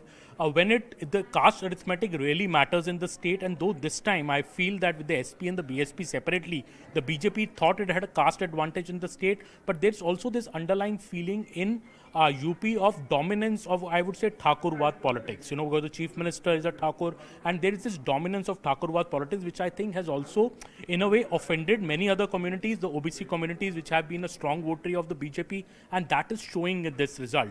The required cohesion, I would say, between the center and the state BJP in this election, I think was wanting. There were these murmurs that Yogi Adityanath and the central BJP leadership are not on the same page on many critical issues, including the choice of candidates in eastern Uttar Pradesh. Eastern Uttar Pradesh being the chief minister's bastion, there were these murmurs that he wanted certain candidates which were not happened, and maybe the full effort was not put by certain sections of the BJP in the campaign in UP, the RSS included. So this means that this is showing in these results. This is a big setback, Chandra and Sonal, because I would like to tell you that Samajwadi Party, even under Mulayam Singh Yadav, has not been able to win so many Lok Sabha seats in UP ever. So Akhilesh Yadav, दो लड़के ने करके दिखाया basically. दो लड़कों ने करके दिखा. See, one thing was very clear in UP this time. See, the alliance also had how it has come about. The Muslims in UP were very, very clear this time that they will vote for the Congress party. They wanted to vote for the Congress at the national level. They thought even when the Congress loses, we will still vote for the Congress. The Samajwadi Party was very smart to ally with the Congress, to unite the Muslim voter, and I think with the MY combination of the Samajwadi Party and the Congress, it has worked wonders for them. Congress winning 8 seats in UP is a miracle. They were reduced to 1 assembly seat in the last assembly election. Absolutely. Right. Aman, on that note, let's also go across to Anurag Thakur, one of the first key BJP leaders who's reacted to the results. Let's listen into what he had to say. Bharatiya Janata party ने हिमाचल प्रदेश में जो रुझान अभी तक देखते हैं, चारों सीटों पर भारतीय जनता पार्टी भारी बढ़त बनाए हुए है, और फिर एक बार चारों की चारों लोकसभा सीटें आदरणीय नरेंद्र मोदी जी भारतीय जनता पार्टी एनडीए के पक्ष में दिख रही हैं। हर बार हिमाचल ने 100% रिजल्ट दिया है, इस बार भी हिमाचल ने 100% रिजल्ट दिया है। बाकी कैसे देखते हैं आप कि एक बार फिर से मोदी सरकार होने वाली? निश्चित तौर पर देश भर में एनडीए लीड कर रहा है, और मुझे पूर्ण विश्वास है कि जब शाम तक पूरे नतीजे आएंगे, स्थिति स्पष्ट होगी। भारतीय जनता पार्टी एनडीए फिर एक बार, तीसरी बार मोदी जी के नेतृत्व में सरकार बनाएगा, क्योंकि देश को स्थिर और निरंतर सरकार चाहिए, एक ईमानदार दमदार नेता चाहिए, और आज जो दुनिया की उम्मीदें भारत से हैं, उन पे खरा उतरने के लिए ये निरंतरता और स्थिरता बहुत आवश्यक है। और जो देश की अर्थव्यवस्था लगातार आगे बढ़ रही है, उसको और गति देने के लिए, विकासात्मक कार्यों को गति देने के लिए इस सरकार का, एनडीए की सरकार का फिर से सत्ता में आना आवश्यक था, और जनता ने उसके पक्ष में मतदान किया। एक्सपेक्ट कर रहे हैं आप? आंकड़े सबके सामने आ रहे हैं, और मुझे लगता है जब तक पूरे आंकड़े आएंगे, शानदार रिजल्ट एक बार फिर होगा, क्योंकि तीसरी बार सरकार बनाना अपने आप में कई बार चुनौती होता है, लेकिन असंभव को भी संभव करके दिखाएंगे। एक तरफ इंडिया ब्लॉक भी काफी खुश नजर आ रहा है, उनको लग रहा है कि उनकी भी काफी इंप्रूवमेंट हुई है पहले से, और उनकी भी एक मीटिंग होने जा रही है, कैसे देखते हैं? देखिए, जहां एक और भारतीय जनता पार्टी 250 सीटों पार करने दिख रही है, वहीं दूसरी ओर कांग्रेस अभी 100 सीटों के आसपास भी नहीं दिख रही। अपने आप में काफी गैप है, और कुल मिला के जो हमारा एनडीए गठबंधन है, उसको भारी बढ़त बाकियों से बनाई हुई है और आगे भी बनी रहेगी। असंभव को भी संभव करके दिखाएंगे. That was Anurag Thakur, Union Minister of Information and Broadcasting. He looked rather grim, and it has been a bit of a sobering morning for the BJP leaders. But good news coming in for Ravi Kishan, who is leading from Gorakhpur. That's the trend that we've just picked up on. But beyond the national election results, let's go now quickly to the assembly election results. And I think that's where the BJP can take some heart, right, Abhijit? Right, Shweta, in a otherwise dismal morning for the NDA at the Lok Sabha level, but in the two key assembly elections, we see that there is a sweep in Andhra, where BJP, of course, is a smaller partner, but it's led by TDP and Pawan Kalyan's party. And in Odisha, BJP is the single largest party of. Although right now the election commission leads indicate that they are just a little short of a halfway mark. Okay. But there are independents. A part of Biju Janata Dal may actually break, and BJP should not have. If these leads hold, BJP should not have a problem forming a government in Odisha for the first time. It's a huge thing because it's a very key eastern state. Absolutely, that will be massive. Let me go across now to Gaurav Chaudhary. Gaurav, a sobering day for the BJP, but their strategy and their constant work in Odisha seems to be paying off, looking at the results that we are seeing right now for the Odisha Assembly. This time around, BJP stayed away from aligning with the BJD. They did not want to play second fiddle. They wanted to emerge on their own, and we've seen the campaign that's been fought where the Prime Minister has directly attacked Mr. Naveen Patnaik on his health, and the fact that BJD has not been able to evolve beyond projecting Mr. Naveen Patnaik as a leader. So how do you see this panning out for the BJP and for Mr. Naveen Patnaik? What does this mean, and what does this signal for Mr. Patnaik, Gaurav? First of all, I think BJP is right within the striking distance of forming the government there, winning the assembly election. So it's gives them a massive toehold into the politics of India's eastern coast, which they have been trying for quite some time now. The last Lok Sabha election was probably an indicator and signaled the BJP's intent, and they had worked very hard on that on the ground. The rank and file was galvanized towards this target of trying to form and win the assembly elections and trying to form the government in 2024, which they seem to be within striking distance now. If these trends were to hold, BJP is probably going to get its first Odisha is going to get its first BJP chief minister and government. It's going to establish a massive footprint on India's eastern geography, from the northeast to Odisha. Only with West Bengal continues to remain an insurmountable frontier at this point in time. So right from Odisha to right from northeast to Assam to Odisha to Uttar Pradesh, along the coast, the BJP's imprint will now be well established. Andhra, of course, is something that the BJP was hoping to form the government along with a resurgent Chandrababu Naidu. Chandrababu Naidu has done something at the age of 73, 74, which many would not have been able to do in Indian politics. He has done something which he had last done in 1999, about 25 years ago. 20 years later, he again comes back with a thumping majority in the state assembly elections, and is also has emerged as one of the strongest allies of the BJP and the NDA configuration at the center. For Naveen Patnaik, this could well be his swan song. We could probably see the end of the Naveen Babu politics, or Naveen Babu brand of governance and politics. 25 years is quite a long time. It's a lifetime, a quarter of a century. He has been in power almost, and has ruled the state with his brand of governance. But this may well be, his political career may well be, going into the sunset now. Odisha and the kind of governance model that the BJP is going to bring into Odisha is going to be interesting to see, because Odisha also has a few national leaders for the BJP, Sambit Patra, Jay Panda, Dharmendra Pradhan, to name a few. It's going to be interesting to see who is the potential and the front runner for the chief ministerial candidate in Odisha. The name of Dharmendra Pradhan is doing very strongly, but for that we have to wait until the final election results are announced and BJP manages to cross the line as the single largest party in the assembly polls in Odisha. BJP's brand of welfare, economics, where they move the needle very firmly from entitlement to empowerment, is going to be very interesting to see how the people of Odisha accept that, because as it's a very strong departure from the previously administered models of welfare economics that non-BJP governments have been administering in various parts of the country. So it's going to be interesting to see. And any BJP government in a new state where they have... Gaurav, can I interrupt for a...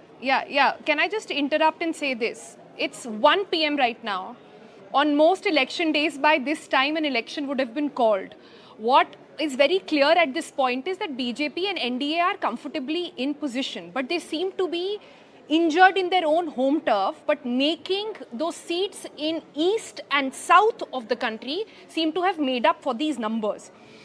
Initial takeaways also perhaps could be on how the allies seem to have carried the big partners, both when it comes to NDA alliance and the India alliance. Are those good ways to read the trends as of 1 p.m.? In time, the NDA wins and leads are at 295, which is 23 seats more than what is required for the majority to form the government. 272 is required for majority, so they're comfortably home as an alliance. But BJP as the single on its own is unlikely at this point in time, looks to cross the 272 mark. So for the first time in 10 years, probably alliance, a government of alliances will return to India. The period of brute majority or landslide majorities that the country has been witnessing since 2014 is coming to an end. That's what the trends indicate. It's going to be interesting to see how the BJP actually changes its model of governance and administration, because there is something called the coalition dharma, which the BJP will have to adhere to. It could be a little bit humbling, given the fact that the government over the last 10 years has been known for very strong decisive actions. Some of these policy actions have also resulted in policy shocks. But what is, however, clear that the Modi government has always been known to challenge the status quo. And whenever you challenge the status quo, which obviously is intended to bring about transformation, it always results in some kind of disruption. Now, whether Modi as a Prime Minister in Modi 3.0 will be able to carry out similar decisive actions. Gaurav, just hold that thought, please. Chandra, could you quickly take us through some of the VIP candidates and how they are performing? Before the VIP candidates, Aman here has a couple of interesting updates on a candidate who has won from jail by over 1 lakh votes. We're talking about Amritpal Singh. If you can take us through those two surprises, Aman. Well, Amritpal Singh, as we know, is in jail under National Security Act. He's a known separatist Khalistani leader who was arrested and had absconded when the police went to catch him. He was absconding almost for a month. Now he's lodged in Dibrugarh jail in Assam. He's contesting as an independent from Khandur Sahib seat in Punjab and is leading by 1.15 lakh votes. He's expected to win. And not just that, a second controversial candidate fighting as an independent is Mr. Sarabjit Singh Khalsa. He is the son of the assassin of former Prime Minister Indira Gandhi. He is also leading by 57,000 votes from Faridkot as an independent. So in Punjab, two very controversial candidates are winning as independents. Mr. Amritpal Singh from Khandur Sahib and Mr. Sarabjit Singh Khalsa from Faridkot shows very much which way the Punjab electorate is voting for somebody whose father has assassinated the former Prime Minister of the country and somebody who's a known Khalistani separatist leader on jail on very, very serious charges. Both these people are winning from Lok Sabha seats in Punjab. Let's quickly take a look at how Punjab is voting. Yeah, let's actually look at Punjab, Aman. Yeah. Congress is leading here with 5 seats, AAP 4, BJP 1. Let's look at some of the VIP seats. Amritsar, where I think Amrinder Singh's wife, Praneeth Kaur, was supposed to contest. She was trailing from what we sorry, that's Taranjeet Singh from what Sandhu. we saw this morning. We also have Ashwini Mahajan of the Swadeshi Jagran Manch. He's also an economist who's joined us, Chandra. Mr. Mahajan, thank you so much for joining us. It's been a somber morning for the BJP, Mr. Mahajan. Are like that only, but one thing for sure is clear that this is actually a victory of the welfare policies of the government, the present government, and we see on the one hand there were guarantees like 1 lakh each per family and other kinds of freebies. On the other hand, the BJP and the NDA was banking upon their policies which they had adopted in the last 10 years, including housing for the poor, 3 crore houses in the rural areas, 1 crore in the urban areas, piped water, electricity, toilets, and Ujjwala, a scheme under which... Ashwini ji, if I could just come in here, Ashwini ji, I just have one question for you. You know, we saw the BJP and its manifesto. It did not really offer freebies and it did not focus on passing out doles. But the other parties' manifestos have aggressively focused on that. The Congress party, for instance, has made some really audacious promises, Mr. Mahajan, in their manifesto. So, you know, how are you viewing these numbers? Is it making you do a rethink on the development strategy that the BJP has tried to follow? Because it does seem like that for several reasons the Indian electorate has increasingly voted for the India alliance, and one of them being the rural distress, unemployment. These are the issues that have emerged. Do you think somewhere the BJP ignored those issues? Are you getting a sense? Are you going to go back to the drawing board to get a sense of what happened really, especially in states like UP, where the gains were expected to be significant gains were expected? You see, except for these 3 states, Uttar Pradesh, Rajasthan, and Haryana, BJP's expectations are being fulfilled. And therefore, saying that the BJP will have to rethink on the overall all India issues, I don't think it is going to be this situation. And if you see the kind of policies which BJP had adopted, they were quite popular amongst the masses, and we see in the whole scenario that the beneficiaries, what you call labharthis, they had been very happy with the policies. Now coming to just hold that thought. Let me bring in my colleague Gaurav also. He tracks the Indian economy very closely. Gaurav, is this also a bit of a status check on Labharthi politics that the Modi government had made their key poll plank? No, so I don't think, I mean, if you're asking that whether this is a negative vote against the Labharthi and the welfare economics model of the Modi government, I don't think so. In fact, I agree with Ashwini ji that this is actually a positive vote in favor of the welfare economics model of the Modi government that they have been practicing over the last 10 years. As I had said, the pedal is firmly on moving the needle from entitlement to empowerment. Throwing money at the hands of to people is certainly not empowerment, that is entitlement. And what the Modi government has been done, if you look at the programs and policies over the last 10 years, is clearly determinedly focused on empowering people, which is why it has been a slow moving variable, because most of these, the benefits of most of these will be intergenerational, and the results of which are now beginning to come through. I think it's not a signal against the economics of the Modi government. This mandate could well be a signal for something to do with the social engineering or other factors, but on the economics model, I don't think this is a mandate against the economic policies of the Modi government. Shweta? Right, thanks Gaurav. Let's quickly go across to Clyde, who's joining us, the NCP spokesperson. Hi Clyde. Looking at the numbers that we are seeing right now, it is a resurgence for the NCP as well. And how are you looking at the developments that we've seen so far this morning? Well, we've always been sure and confident that we'll do well, because I'll tell you something, the people of Maharashtra have begun to realize that the Bharatiya Janata Party only indulges in dirty politics. What they did was they broke parties, they broke families, and they kind of tried to clear the opposition completely. But we stayed there firm with our Honorable President, Mr. Sharad Pawar, and we started completely, working.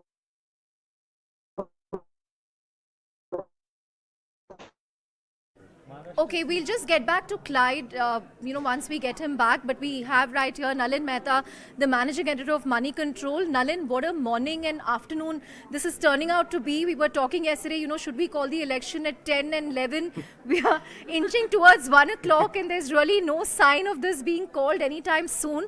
But look at this map. It's clearly not a saffron surge, and also the end of regional parties, something that we were talking about, in the run-up. That also hasn't happened based on the comeback that we've seen by Samajwadi Party and the Telugu Desam Party in the south. What are your takeaways from, big takeaways, big upsets that one can take away from elections in verdict 2024? So first of all, Chandra, absolutely that this is a, in 2019, this network called the election at 10 a.m. in the morning.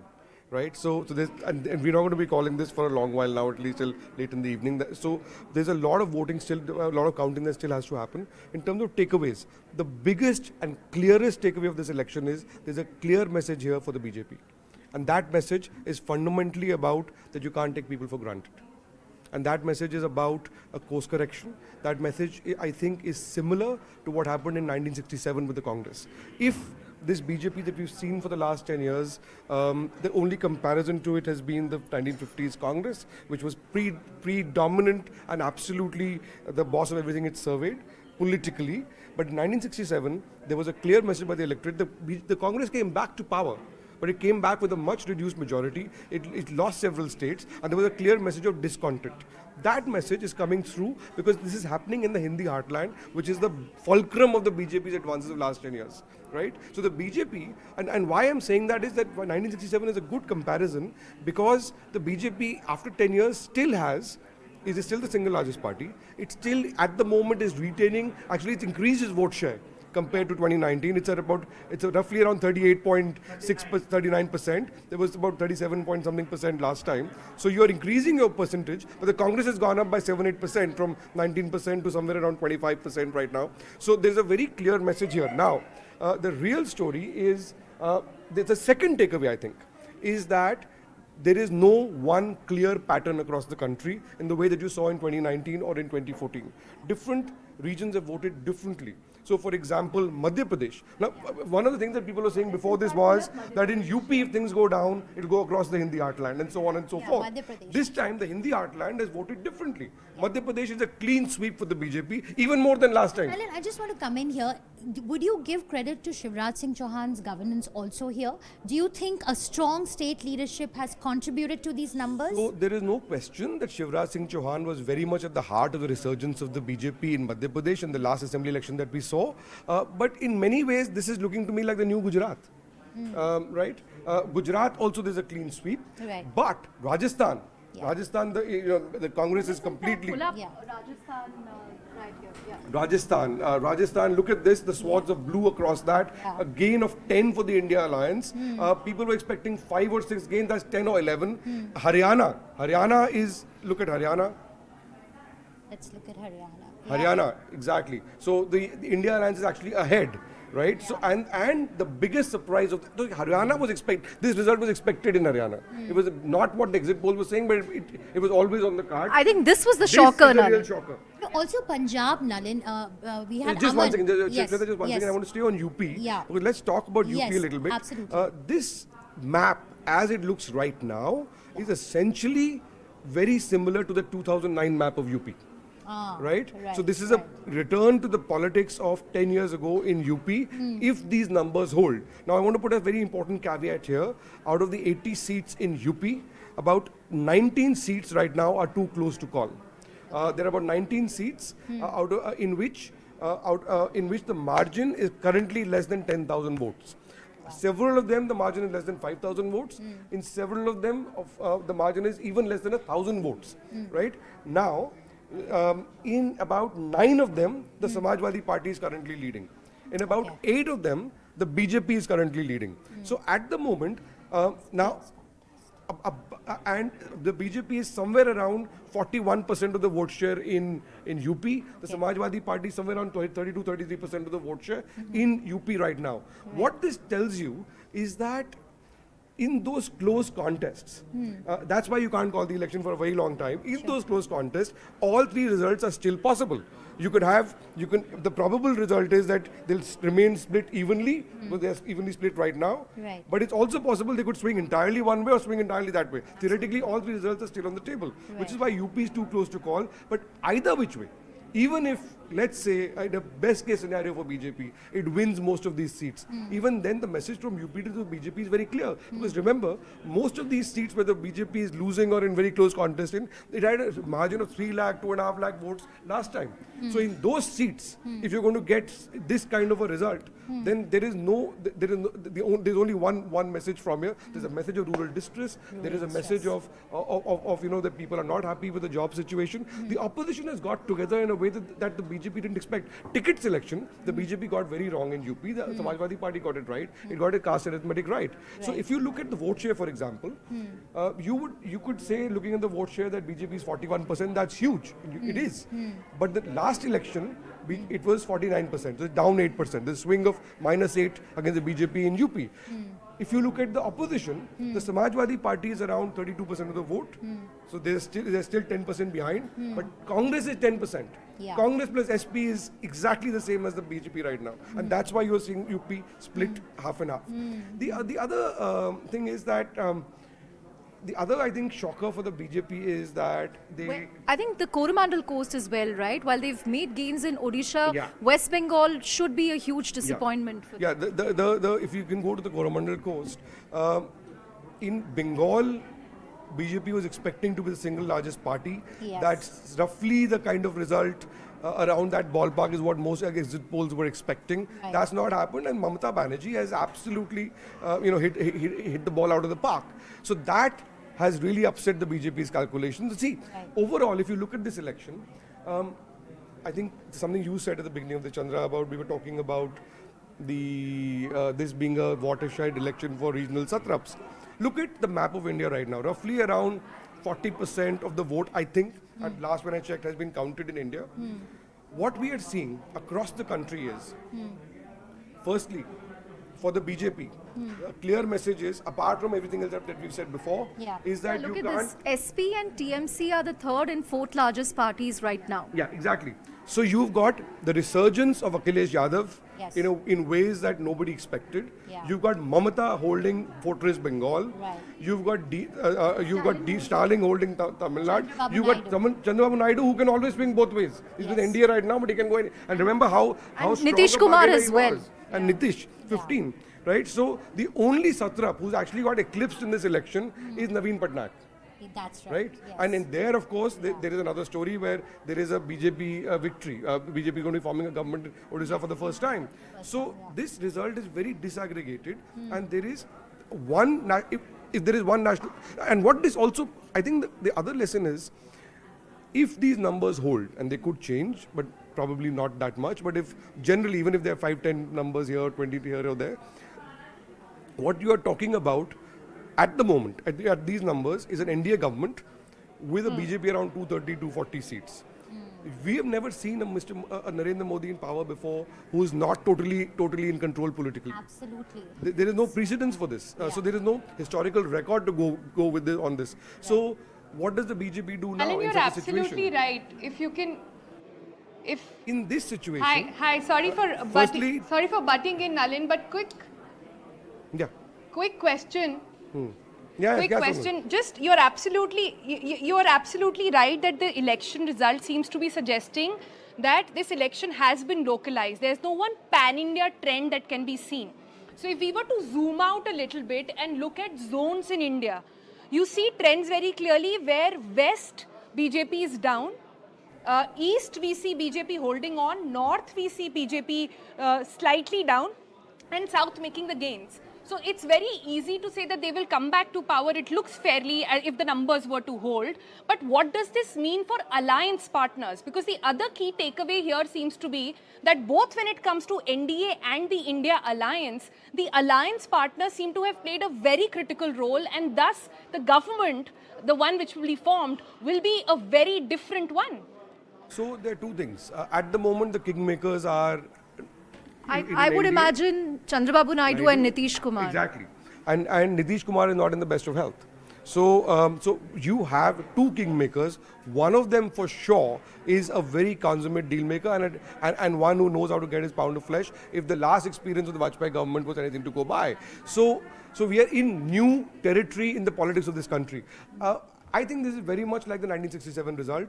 How the BJP reacts to this is going to have a churning in the BJP as a result of this. There's going to be a different approach to governance. You will see a lot of shifts in that.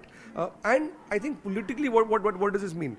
Had the BJP got a majority of the kind that was expected in the exit polls, you would have been very clear movement on the Uniform Civil Code. You would have seen very clear movement towards the one nation, one election.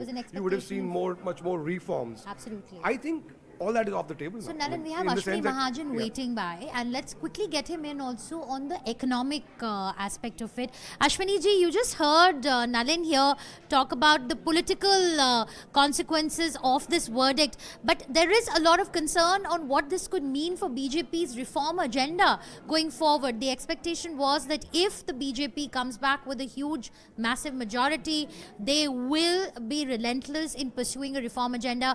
So, how is this going to pan out for the budget now in July? What I feel is that this is for clear that whatever has happened, but pan India, if you leave a few states, because in other states the situation is almost on the expected lines, but only UP, Rajasthan, and Haryana, they are different, and therefore it is a victory of, I believe, it's a victory of the welfare policies of the government, and obviously this government with the policy which they had been adopting, for instance, a Atmanirbhar Bharat policy and the other kinds of reforms for making India a developed country. I think on these lines, any alliance partners would go along BJP. And therefore, this is for sure that BJP is not going to budge on these policies, or they will. I don't think. So Mahajan, you will have alliance partners to please this time around. It will not just be BJP's economic ideology. You will have to, looking at the leads that have come in so far, it looks like you will have to work with your alliance partners more proactively. It is true. It is true that we are back on the mixed governments. We had we know that the BJP had been working with the alliance partners in the earlier occasions also, and the kind of approach the BJP had been having in the earlier days during Atal Bihari Vajpayee's regime. The same scheme of things should work in the present scenario also. I think when you go on the welfare agenda, making houses for the poor, or giving benefits to the poor, free ration to the poor, these are some of the policies which no alliance partners can object to. And yes, it is true that in this alliance government, which the obviously is going to be formed, Right. the alliance partners will be asking for little more than what they could have asked earlier. Right, Ashwini ji. With Thank you. BJP Thank you, coming Ashwini ji. in We the will keep coming back to you for more. Thank you so much for joining us. Chandra, there we have it. It's not As what we Nalin were said, expecting. this is uncharted territory for the BJP. Yes. They have to be a more cooperative party in the NDA. I'm not sure they'll be able to call the shots like they used to. But Shweta, a couple of interesting leads that we are getting. Yeah. TMC's Yusuf Pathan, the cricketer, is leading by 8,546 votes against Congress's Adhir Ranjan Chaudhary in Baharampur, and Asaduddin Owaisi of the AIMIM is leading by a margin of over 1.24 lakh votes over Madhvi Lata in Hyderabad. Madhvi Lata, who was touted as a firebrand politician by the BJP, is trailing Owaisi in Hyderabad. But Aman, I want to get your view here. As Nalin mentioned, there are two kingmakers who have emerged for the NDA, Nitish Kumar and Chandrababu Naidu. Again, the relationship between BJP and Nitish Kumar, BJP and Chandrababu Naidu has been very testy. Sometimes they were on the best of terms, they were on the worst of terms. Chandrababu Naidu made a comeback this time into the NDA after leaving in a huff. So, how will they be able to work with these two partners? See, we have to understand, Chandra, here that Mr. Modi has never really run a coalition government. He's run strong governments, be it in Gujarat or be it in Delhi. He's run full majority governments of the BJP. This time, if these results hold true, BJP is at about 240, 242 seats. The biggest two allies of the BJP are JDU with about 15 seats and then Chandrababu Naidu also with 15 seats. So essentially these 30 seats take the BJP past the majority mark, takes the NDA beyond the majority mark and makes a government. Now who are the JDU and the Chandrababu Naidu? They both are not really trustworthy allies of the BJP. I would describe that they have both backstabbed the BJP in the past and left the BJP side. And both these allies are the last ones to join the NDA. Till about 2 months back, 3 months back, both the TDP and JDU were not a part of the NDA. So they are like the last into the NDA. Now the entire, if these numbers hold true, the BJP is dependent on these two not so trustworthy allies to run their government. So it's going to be a big challenge for Mr. Modi, how he does this. There are, of course, smaller allies. There is Mr. If I see the numbers, there is Mr. Chirag Paswan with 5 seats, and there are other small ones. The Shiv Sena, Eknath Shinde with 6 seats. There are smaller players also, but obviously BJP needs both Mr. Nitish Kumar as well as Chandrababu Naidu to now run a full majority NDA government. And given that it's been a strong government, like the USP of the Modi government has always been that we are a strong government, we take decisive steps like abrogation of Article 370 or bringing in the CAA. Will tough decisions be easier under a coalition government? I think it will be a new challenge for Narendra Modi to run a government like this in the coming days. And if the BJP numbers don't actually increase by evening, which many BJP leaders in fact are telling us that wait on till 6 p.m, picture abhi baki hai. There are many seats in which the margin is very, very low. We may reach 272 on our own. But if that does not happen... One quick follow-up. There's also buzz that, Prime Minister Modi may not do a roadshow this evening like he used to do, in previous elections in the evening, because, those were elections where they also got a thumping majority. That might not happen. So are you also seeing changes? And there are also updates coming in that, India Alliance has asked all its allies to be in New Delhi tonight and tomorrow. So how are both parties preparing for the verdict? But I think BJP will wait till 6 p.m. before doing any roadshow. They will first firm up their numbers, how the situation is looking like, because there are also these murmurs now that the Congress is reaching out both to the JDU as well as Chandrababu Naidu to bring them on board, and Congress may offer the moon now to Nitish Kumar, make him deputy PM, whatever. Nitish Kumar had quit the India grouping because he wanted to be the convener or the leader of the grouping, and Congress was not willing to do that. They wanted Mr. Kharge to go. So there is a history to this. If today Congress offers Nitish Kumar a top post, will he relent? Or will he not do another palti, which he is known for? Just yesterday, he was in Delhi meeting the Prime Minister and the Home Minister both. So did the BJP know something which we don't? It's a very interesting political situation. I think BJP is holding on to its horses. Actually, how the two kingmakers react is going to be interesting, because as you said, they've had a very testy relationship with the BJP and they're also both very fickle. But so far, both of them, senior ministers of both TDP as well as JDU have said that they're 100% with the NDA. But you know, in politics, nothing is 100%. Things change very, very quickly. I think the statesmanship of the Prime Minister, Mr. Amit Shah, I think is... Wait and see, but Bodhi, continue. Yeah, no, so just to... just one, I mean, the BJP under Prime Minister Vajpayee has obviously ran coalition governments. For Mr. Modi, this is uncharted territory because both as Chief Minister, he's obviously had an overwhelming majority, and so as Prime Minister. So this is uncharted territory.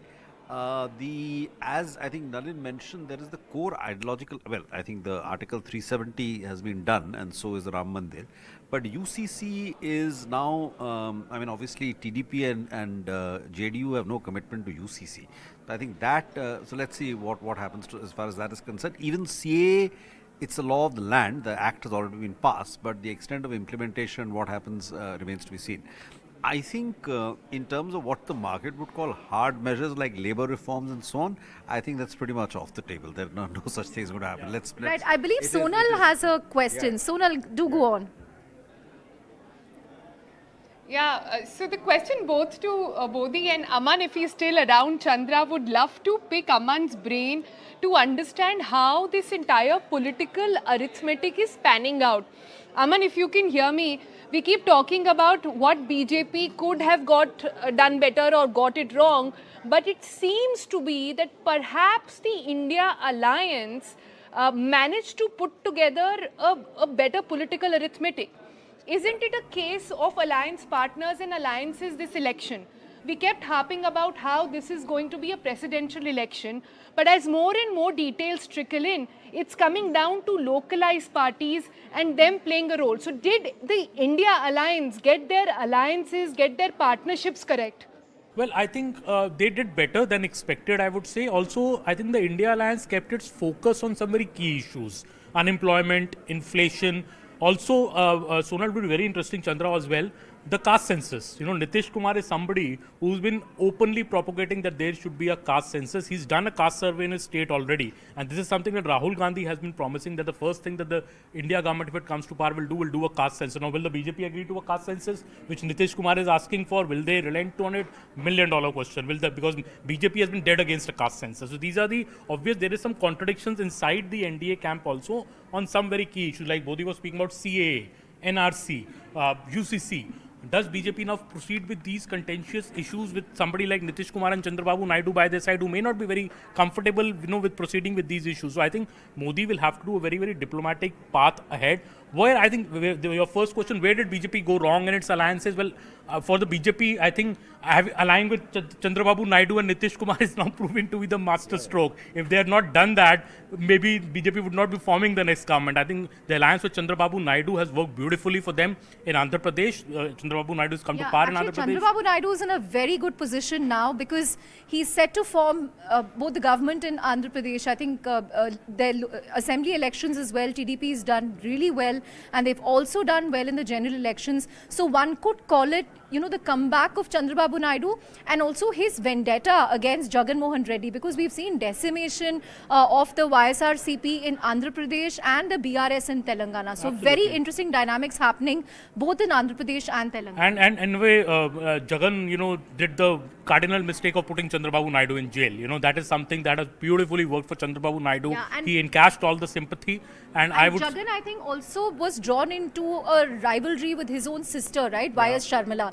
So he was battling that, plus the sympathy wave, as you said, with Chandrababu Naidu. There was, on the ground, Chandra, it was very clear in the state that there was strong anti-incumbency against Jagan Reddy. It was a matter of fact that who will encash that anti-incumbency. Will it be TDP and BJP separately? Did they want to take that chance? They didn't. They allied, and so they together encashed that anti-incumbency. So it's worked well for both of them. BJP, I think, needs Chandrababu Naidu now more than ever. But Chandrababu Naidu, I must tell you, and Bodhi will also tell you that he's a very, very tough negotiator. He will be a big problem for Narendra Modi government. He will extract his pound of flesh. So will Nitish Kumar.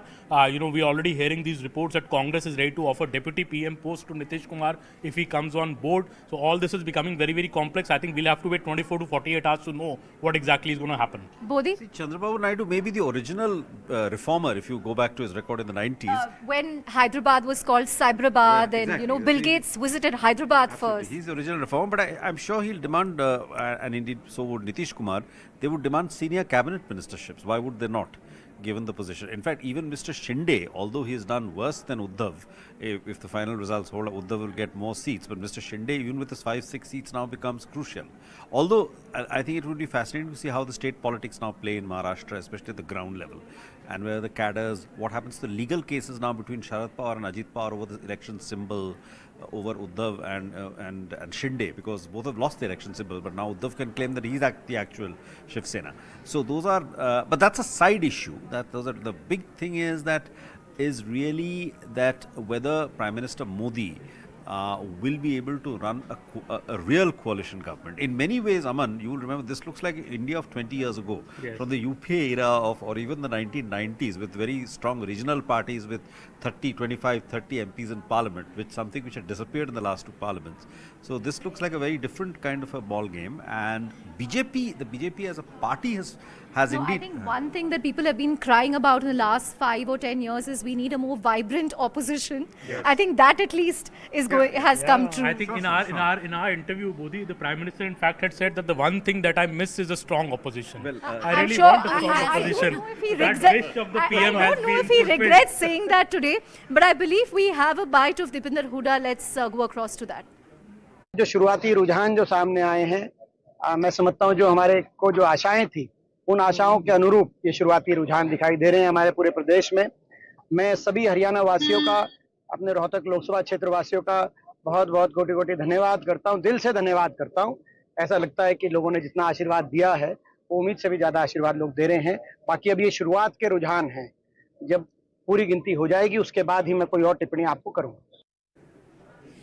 Right, so there we have it. Interesting set of numbers coming in, and it's been a very interesting morning. Again, going back to the tally in UP, India 43, NDA 35. NDA has seen a loss of 29 seats. So there is one thing that probably has been missed by a lot of pollsters, and something that the economists had been talking about. It is of rural distress. I have some numbers with me here.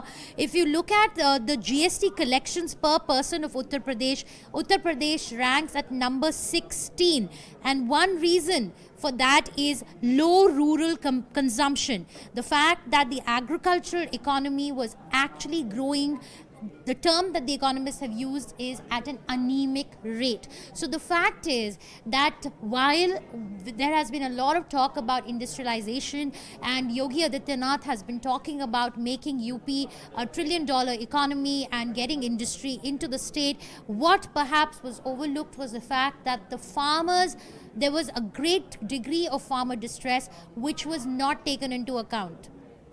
Then we also have the fact that unemployment and the Agniveer scheme, there's been a fallout of that. That's not gone down very well. And thirdly, the Ram Mandir factor has not quite worked out as the BJP was hoping for it to work out. In fact, I was talking to a few people in Ayodhya. The locals, they were unhappy about the fact that they were being made to move out of their homes, and there was a lot of displacement happening while a lot of hotels have opened up, but that's not necessarily created jobs for the locals. And I think these are the narratives that the Samajwadi Party has managed to capture. Let's quickly just go through some of the key states and let's see what's happening. I think, Shweta, we have a bite from Hema Malini, who, remember, contested from Mathura, and Salman Khurshid. And Mathura, and she's leading from Mathura. Let's Hema go Malini, across to that. yes. Let's take a listen. It's a good day for actors, I think, with Hema Malini and Kangana leading. Absolutely.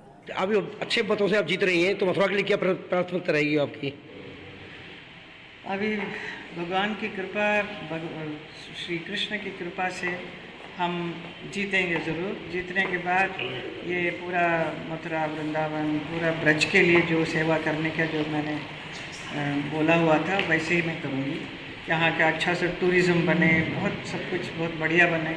हमको दुख हुआ था जो exit polls में सामने प्रस्तुति थी, उससे हमको दुख हुआ था, क्योंकि हम ये मानते हैं कि हमने बहुत मेहनत करी। राहुल गांधी जी ने जितनी मेहनत करी, और आज से नहीं 5 साल से वो मेहनत चल रही है, और उस मेहनत का कुछ परिणाम मिलना चाहिए हमारे लोकतंत्र के लिए। अगर हमारे लिए निजी कोई लाभ ना हो, लेकिन लोकतंत्र के लिए अवश्य हमें कुछ उसमें मेहनत का कोई वो मिलना चाहिए। लेकिन अब 2 दिन तक वही चलता रहा कि आप कहीं नहीं हैं, आप कहीं नहीं हैं, तो उसको देखकर हमारा मनोबल बढ़ा है, हिम्मत बढ़ी है कि जो अब निर्णय आ रहे हैं सामने, जनता के निर्णय हैं, वो निर्णय ये नहीं कह सकते हैं कि जनता को हम में भरोसा नहीं है।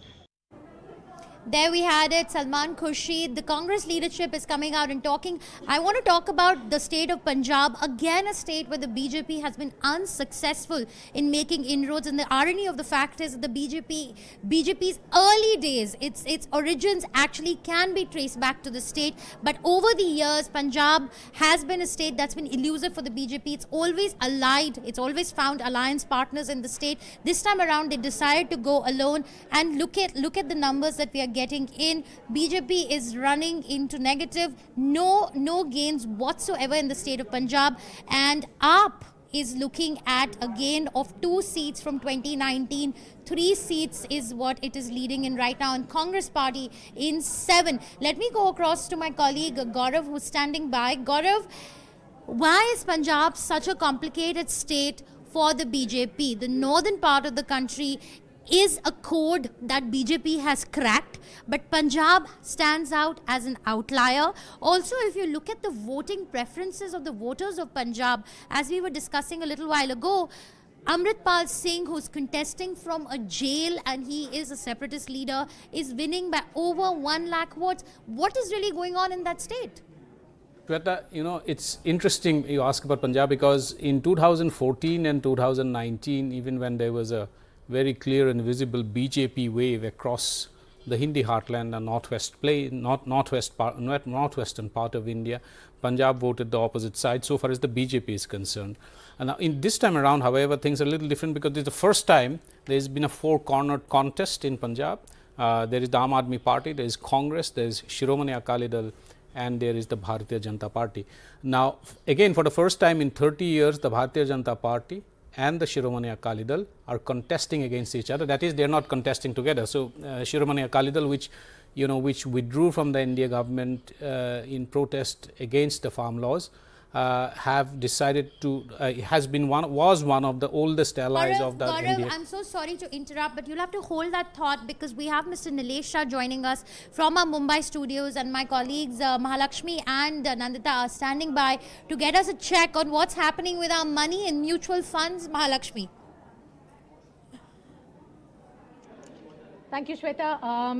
Hi, Nilesh. Good afternoon. Thank you so much for joining us this afternoon. Thank you, Mahalakshmi, for having me here. So, Nilesh, I remember speaking to you after the exit poll results. You were not very, you were not exuberant about the results. You just said that all the markets were looking for was a clear mandate. But this looks much worse than that, and the market has reacted even more sharply. What's your take now? So undoubtedly, Mahalakshmi, when markets expect something and the actual event is different from that expectation, then there is bound to be a reaction in the market. We are seeing the same thing. Market was expecting continuity of government. On exit poll, they felt that since all exit polls are pointing towards continuity of government with higher number of seats, it had a rally on Monday. Today, reality is coming in front of the market. Exit polls were on the wrong side, and the actual seats are far lower than the initial estimate of the market as well as exit poll. And hence now we are getting into a scenario where markets are adjusting itself. I think till such time the government is formed, till such time there is clarity on the policies, and till such time there is awareness about how political parties have discounted this election verdict, it will be fair to say that markets will remain volatile. Fair enough. Would you look at this as an opportunity, Nilesh? Because a lot of stocks, I mean, including SBI, which is quite difficult to fathom that on a single day, a stock like SBI can fall 20%. So would you sense opportunity, or would you just wait for things to settle down? So to an investor, my recommendation will be, please follow your dharma of asset allocation. If you are extremely underweight equity, yes, then you can book, you can take some position now, but don't put everything at one go. If you are neutral equity allocation, then please wait for uncertainty to get settled. My recommendation is that if you want to put lump sum money because markets have corrected, then do consider funds like multi-asset allocation fund or balanced advantage fund, where fund managers will make adjustment in equity allocation looking at the valuation of the market. As a professional investor, I will wait for this dust to settle. As we speak, maybe 40-45% votes have been counted. Still, half of the votes are pending to be counted. In many number of seats, it's likely that margins will be very, very tight, and hence this mandate could swing either way. It will be far better to wait for dust to settle and clarity to emerge, and then take a call on portfolio construction. Right, but could doubts over pace of reforms dampen the overall sentiment in the market? Till now, of course, domestic flows have been the pillar of the market. Could that see some bit of ebbing or slowing down if there is, the kind of reset that we are seeing today? If we have to adjust our thinking to that. Undoubtedly, if there is worry that the pace of reforms is slowing down, which in turn will have impact on economic growth as well as earnings growth, then the flows could come down a little bit. But do remember that many other factors are in favor of a sustainability of our growth. We are in a good momentum with 8.2% GDP growth for FY24. Today, oil prices are down as OPEC has proposed to increase supply over next 12 months, and they still have bigger production cut continuing. Our peers are also going through serious upheaval. Russia is engaged in Ukraine. Brazil has a communist government. South Africa has coalition government formation under process right now. China is stuck with real estate bubble and Taiwan. So for global investors also, despite current volatility, India remains a long-term destination. So there are many factors which are in our favor. For FY24, for the first time, corporate earnings, Nifty 50 earnings came ahead of initial estimate at the beginning of the year. Normally, analyst estimates are high, and then it gets adjusted over a period of time. But this year, actual earnings of Nifty 50 came almost at 1,000 rupees for FY24, 3% higher than what was at the beginning of the year.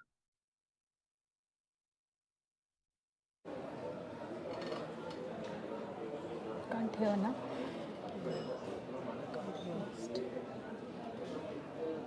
Can't hear.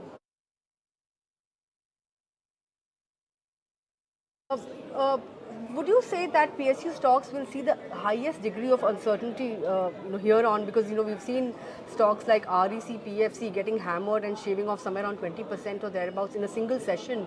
If yes, any segment within the PSU pack that you would still stick your neck out for and say that irrespective of how things shape up, this is one segment that still looks good for investment.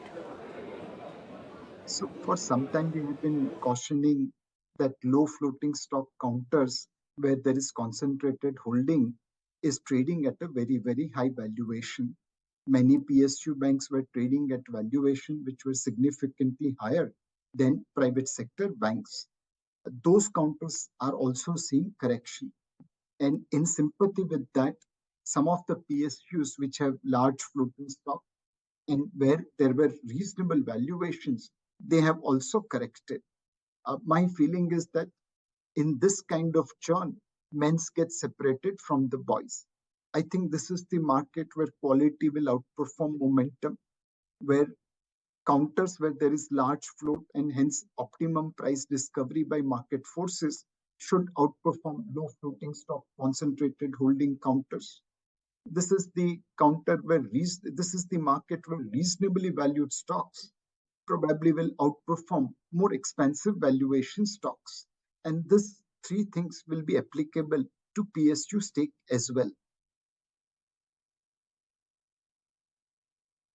Nilesh, I couldn't hear you very clearly, but my question is, how much of is it possible to sort of put a number or some sense on how much of the PSU valuation, especially let us say in banks, in PSU banks, is really because of the business inherently versus the role that the government has had to play? Because in a lot of cyclicals, you would agree that the business is not necessarily only a function of what the government does or will do or will not do. There is a natural business momentum right now, and a lot of those businesses are going to carry on irrespective of what kind of government comes to power. In banks, how important is it? Is the role of the government and the nature of government formation? So undoubtedly in the banking system today, liquidity is critical. Banks which have higher liability franchise, which means they have ability to borrow low cost deposits, they are likely to do better compared to banks which have to pay higher cost of deposits. PSU banks obviously have very, very high liability franchise, and they should be in advantageous position vis-a-vis other banks. The second thing is related to asset side. Today, thanks to cleanup by the system, we are seeing that NPA levels have come down reasonably, and there is better transparency on banking balance sheet.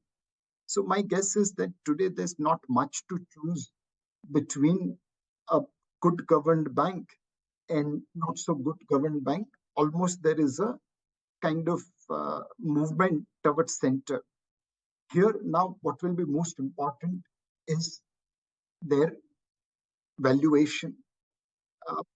Banks having good liability franchise, banks having good credit deposit ratio and good credit culture, and available at reasonable valuations will be a better bet. I think this should be applicable between PSUs versus non-PSUs. We think there will be certain PSUs where, despite today's correction, there is room for more correction as their valuations had gone very, very high. But after today's correction, there will be certain PSUs where valuations have become reasonable.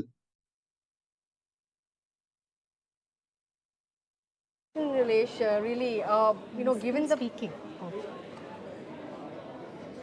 his volume is gone. Right, Nilesh, last question really.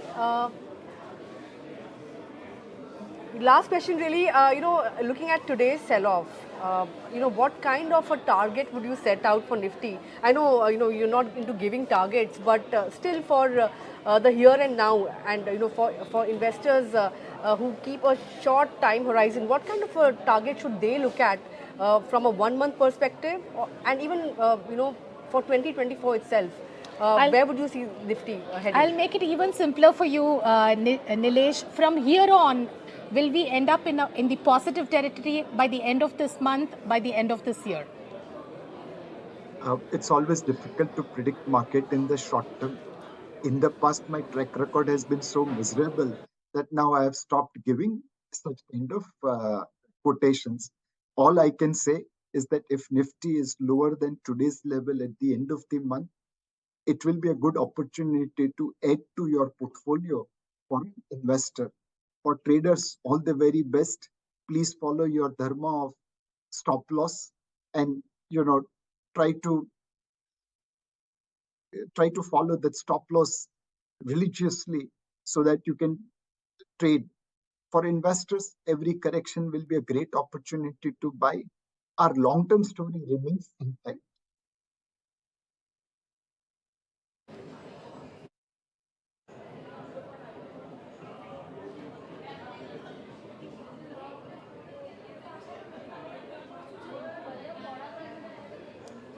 Thank you so much, Nilesh. Somehow this volume is acting up. We're not able to hear very clearly. But over to you, Shweta. ML for that. Here we have it. The numbers, the current trends that have come in. It's almost 2 o'clock. It's almost 2 o'clock, and we are still counting down the number of votes, the number of seats, looking at the margins. None of us were expecting this election to pan out the way it has panned out so far. Last election, 2019, by 10 a.m., the results, many channels had called out the election. But this time around, I think everyone's watching it very, very closely. Quickly, let's just go through some of the key numbers, Chandra.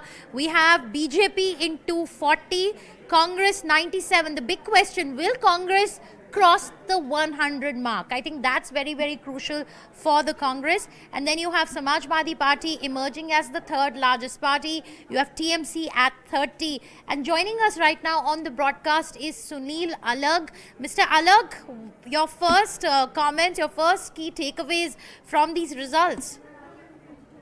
See, UP has come as a shock because a total number of seats which were forecast yesterday was UP was going to be the BJP way. But it's gone, the Samajwadi and everybody else has come in on UP. So as far as I'm concerned, there are about 100 seats where the lead is less than 10,000. 10,000 votes is neither here nor there. So you have to wait for another 1 or 2 hours. And if BJP does not get 272 on its own, that will impact everybody else, because if Mr. Modi has to rely on other parties to become the prime minister, then of course his power will come down and what he plans to do with India as such will come down. But if he gets 272, where do you think they went wrong? Mr. Alag, where do you think they went wrong this time around? Do you see this as a repeat of India shining? No, it's only UP where they've gone wrong. 1 or 2 states is decided. Because if they won, Maharashtra was always in the problem area, which was expected that they will get into a 50, because Uddhav Thackeray, whether you get the votes for Shinde or Uddhav Thackeray, then NCP. So Maharashtra was always a mess. But UP is the main state where you were expecting 68 or 70 seats. Now, where they've gone wrong are only in UP. As far as the South is concerned, they're well on track with their NDA and everybody else. It's only UP and perhaps West Bengal. West Bengal, they might have gone wrong because but otherwise they are on track. See, if UP they had got the number of seats that they expected, then right, BJP Mr. Alag. Mr. Alag, I'm sorry, I'll have to just interrupt you there. Our sister channel CNN News 18 has an exclusive interview with Mr. Chauhan. Let's quickly dip in and let's see what Mr. Chauhan has to say. The failures of the Modi government on one side, and what we offered to the people if we came to power was our main election strategy. Sir, in Maharashtra, is this the sympathy factor that has worked for the Congress also, for the Shiv Sena, UBT also, and the Sharad Pawar faction of the NCP, or is there more? No. Sympathy factor, of course, helped us. Primarily, the way government was brought down, the corrupt practices that were followed, the fact that whatever happened in Maharashtra in breaking Shiv Sena and breaking NCP had direct blessings of Modi and Shah, and huge amount of money that was money, then threats of ED, CBI action, Samadama Dandabhed. The way this elected government was brought down, the elected parties were broken. That was not liked by the people. There was, of course, sympathy for Mr. Pawar and Mr. Uddhav Thackeray. But more than the Eknath Shinde breakup, where at least Eknath Shinde had fought with BJP earlier, the fact that Mr. Ajit Pawar's party was broken, he was taken in the party, after Prime Minister personally accused him of a 70,000 crore corruption charge. And after that, you not only take him in the party, his people in the party, but make him a deputy CM. That was not liked by people in Maharashtra, and particularly even senior leadership of BJP and RSS. Sir, what does this mean as far as the upcoming assembly elections in Maharashtra is concerned for your alliance? Well, I think three-party combination is a very deadly combination, a very potent combination. This combination will remain. We'll analyze where we went wrong. We took inordinately long time in finalizing seats. There was a dispute on 2-3 seats, which the results have shown that we were right in whatever we are asking for. I think if you look at that, I think there's no reason why we should not go into a three-party Mahavikas Aghadi alliance in the Senate. And I think by looking at the trends that we see now, we're sure to win the Vidhan Sabha election in October 2024. Well, you've certainly got a fillip, not just in Maharashtra, but pan-India. Thank you, Prithviraj Chavan, for speaking to us. Thank you.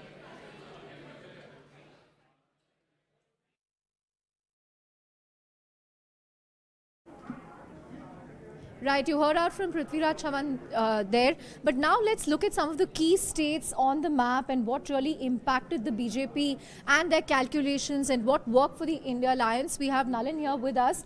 Nalin, you know, after Uttar Pradesh, one state that's very important in terms of numbers is Maharashtra, which has 48 constituencies, 48 Lok Sabha constituencies. Now, Maharashtra was a very difficult state to call. Everybody said this in the run-up because you've had two parties that split in the last 5 years. What do you make of how Maharashtra has panned out for the BJP and the India Alliance? So I think there are two messages in Maharashtra.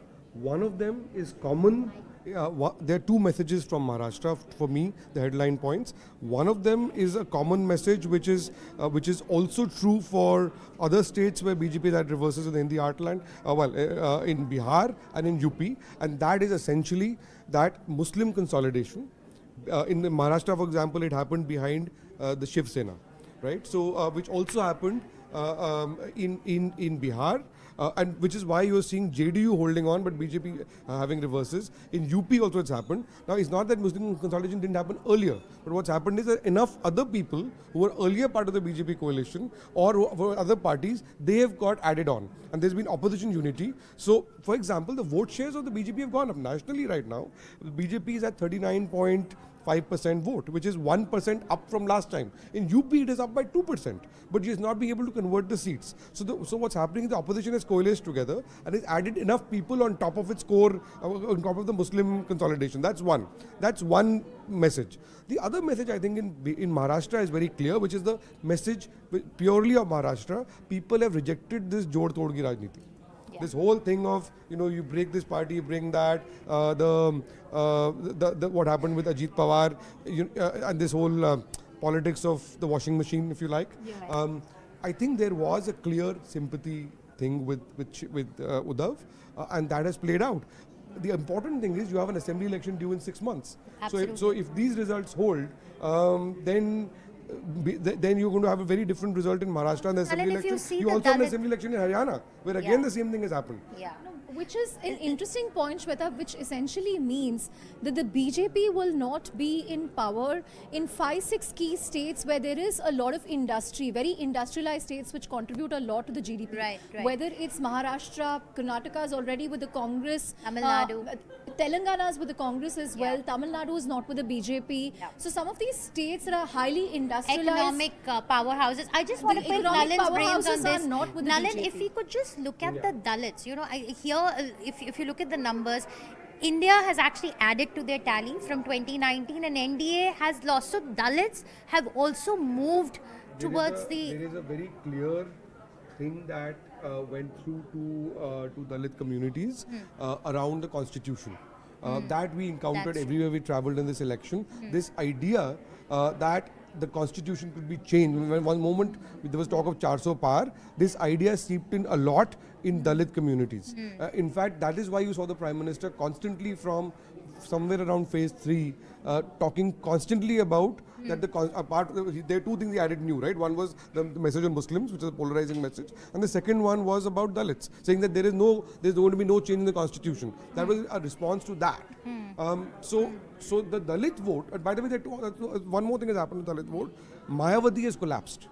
Yes. Right? Yeah. So earlier, when we saw a Mayawati vote, which was roughly nationally around 17-18%, going down to 12-13%, also that's roughly the ratio in UP as well, that percentage would normally go to the BJP.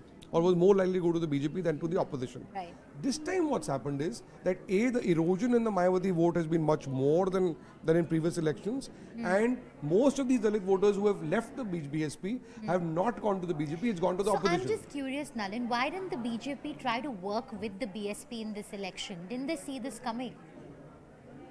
They should have worked with Mayawati on this. Mayawati completely just let the whole. So part of the BJP's politics, you got the map of UP up, Shweta. So part of the BJP's model in UP and its growth has been predicated around getting newer non-Yadav OBCs and non-Yadav Dalits to a lesser extent into the BJP. Right. So the BJP has been very successfully been wooing Dalit communities. Right. So it was also in its interest, by the way, to have not a very strong BSP, but a decently strong BSP. Right. In a multi-cornered polity, the BJP benefits. Absolutely. Right. Exactly. So that is exactly what we are seeing. The moment the BSP has collapsed, had the BSP been at 10-12%, at 42% of the vote share, BJP would have been sweeping this. Because they should have seen this coming, and this is something that they've mastered. This creating a multi-cornered fight and benefiting from it. Social engineering. So I think that what to answer your question, what this tells us also is that elections are not mathematical equations. Yeah. You know, you can analyze an election, you can have a strategy. Ultimately, it's about human beings, and ultimately, it's about It's also, you know, there's as much of emotion as well as much as arithmetic. Right. So there's a certain underlying message that overrode everything else in this election, right?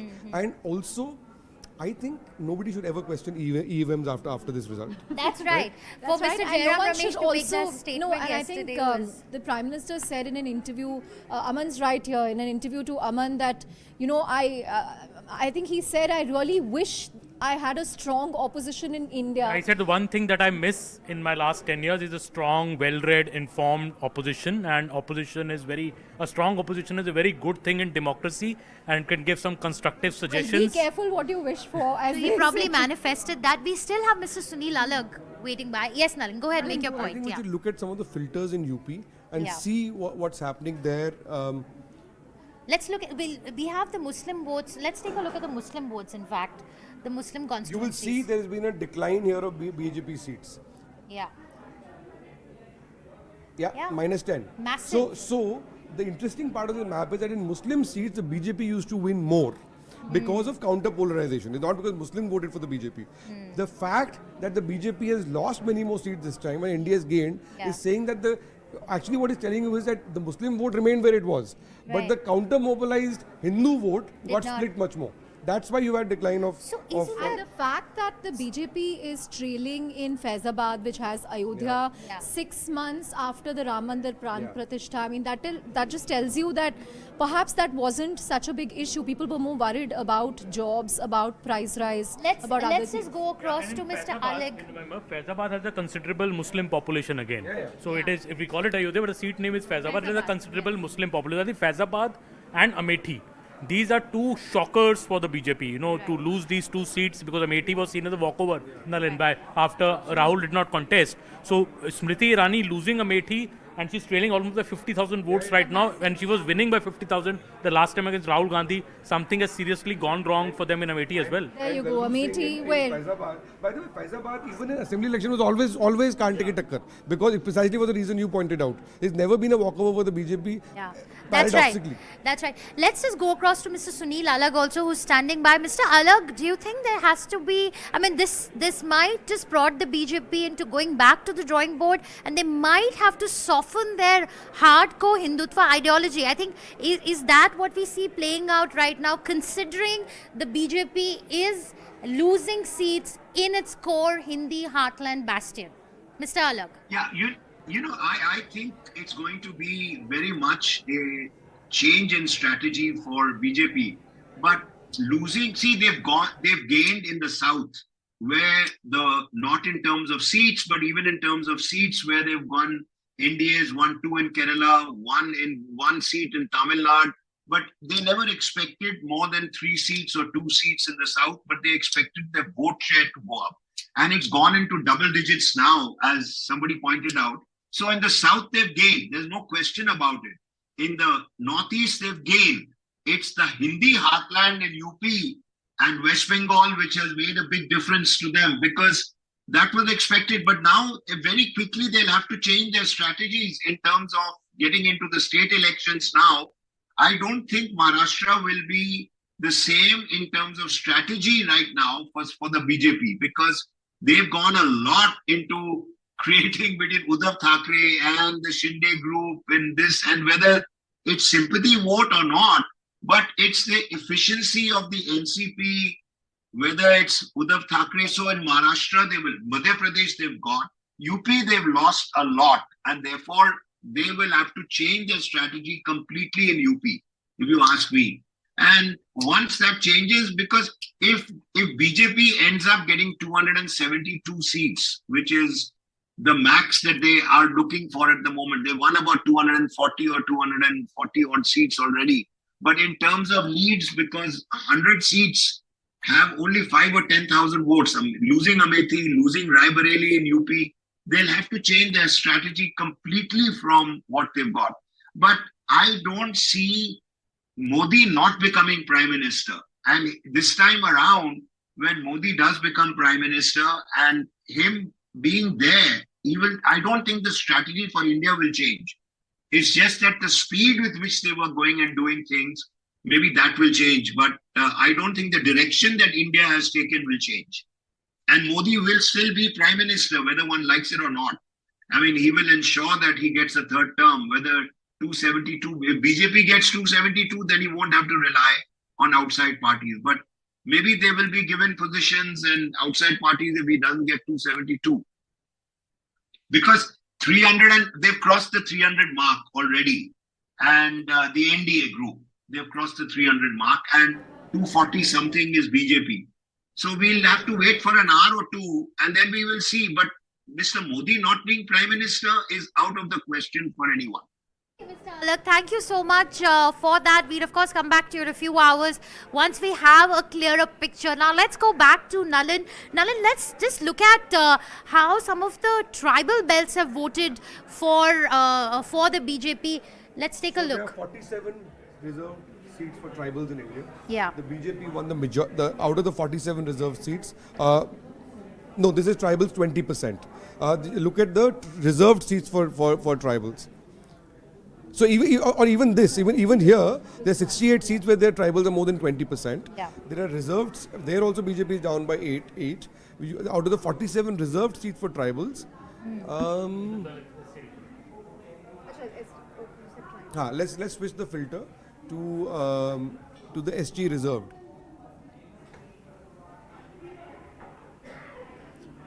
Magic wall is also in a bit of a shock today. It's been a long day. It's been a long day, yeah. So BJP is down, NDA is down 9, and that's mostly all BJP. Just click on that and see what the BJP breakdown of that is. Yeah, that's 25, right? 25, So because the allies have hardly fought any of the tribal seats. Right. BJP is down 9. Yeah. Now, in 2019, the new social coalition of the BJP, tribals were a very clear part of it. Draupadi Murmu is becoming president. That's right, yes. All of that was a message, knock-on effect of that. Yeah. But if you look at the BJP's Council of Ministers, you look at the seat selection, you look at its support, the tribal movement has been a very crucial part of its strategy, including in the Vidhan Sabha elections with just a few months ago. If there was one common theme across Rajasthan, Madhya Pradesh and large swaths of those states, there was a tribal movement. Now here BJP has lost ground.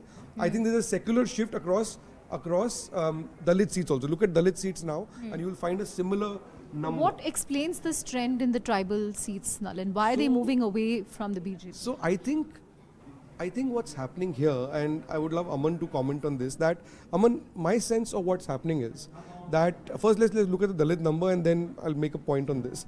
So this is Dalits seats which are more than 20%. Look at the reserved seats for Dalits, which is around ST reserved. ST reserved. Yeah, look at ST reserved and deselect Dalits 20% from the top. That's about 84 seats, I think. Yeah, that's about 84. Again, the BJP won the majority of these seats last time.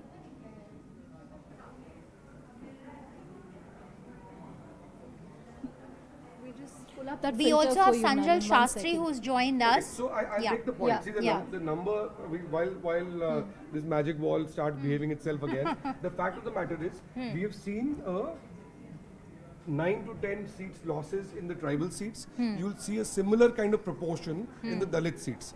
So what that's telling us is that BJP still remains the dominant. This is the one you were talking about. Yeah, so there's minus 18 for NDA. Now see what is the BJP loss in that. Just click on the NDA thing, Shweta, and see what is the BJP number in that, right? So, Okay.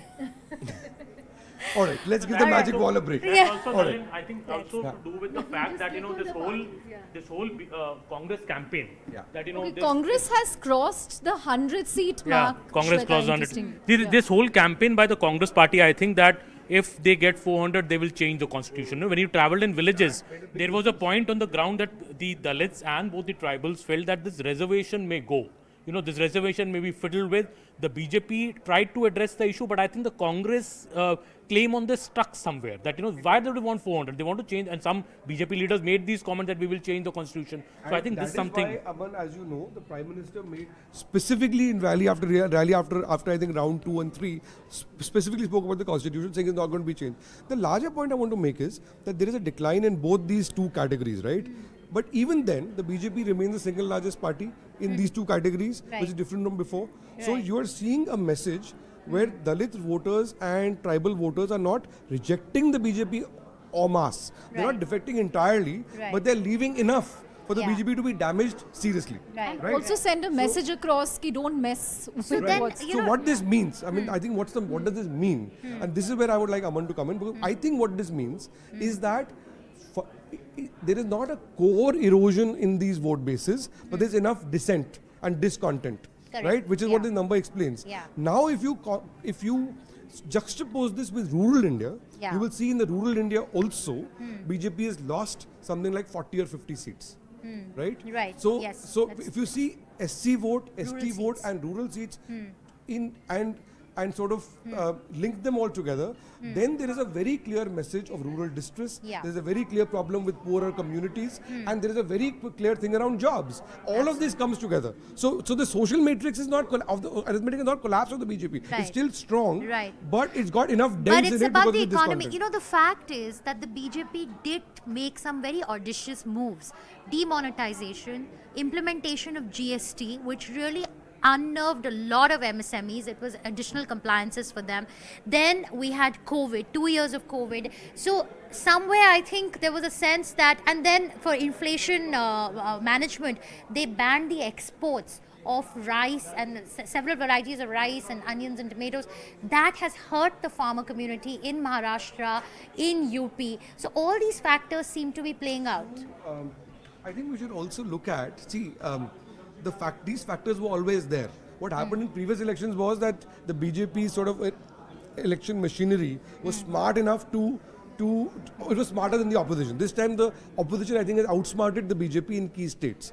Right? So Also, let's look maybe at, that's why I want to look at one metric, Chandra, if you can bring this up, of where the BJP changed MPs. Yeah, let's take a look at that. This was a very clear part of the strategy in 2019, where about 150 odd MPs, Aman was changed in 2019, this time about 120 plus, right? Yes. Somewhere around that number. So let's look at the strike rate of the BJP in these states, in these seats. So 84. This strike rate, as far as I remember, it is lower than what it was in 2019 for the same metric. And very few MPs, if you see, Nalin here was changed in UP. Yeah, a state which required it because there was a lot of anti-incumbency against the MPs of BJP in UP.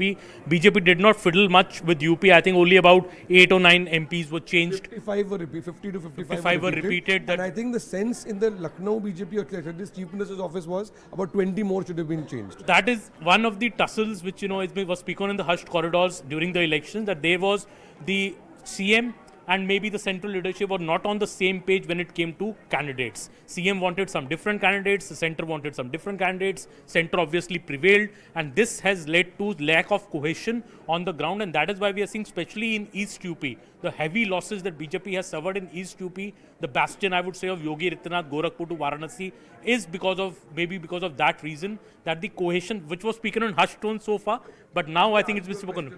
Since we're now talking about questions in hushed tones, let me ask you a question, a difficult question.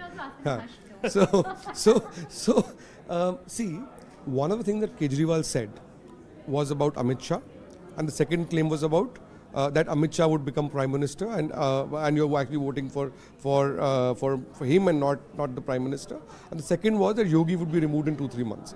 The BJP vehemently denied the first one, and did not deny officially, or was not seen to be denying officially the second one. Now, a lot of people, because this tussle between the central leadership, and this was very obvious to anybody who speaks to BJP leaders in UP, right? I mean, you've traveled, Aman, so you would know this more than most. The question now is, what does this result mean for Yogi Adityanath?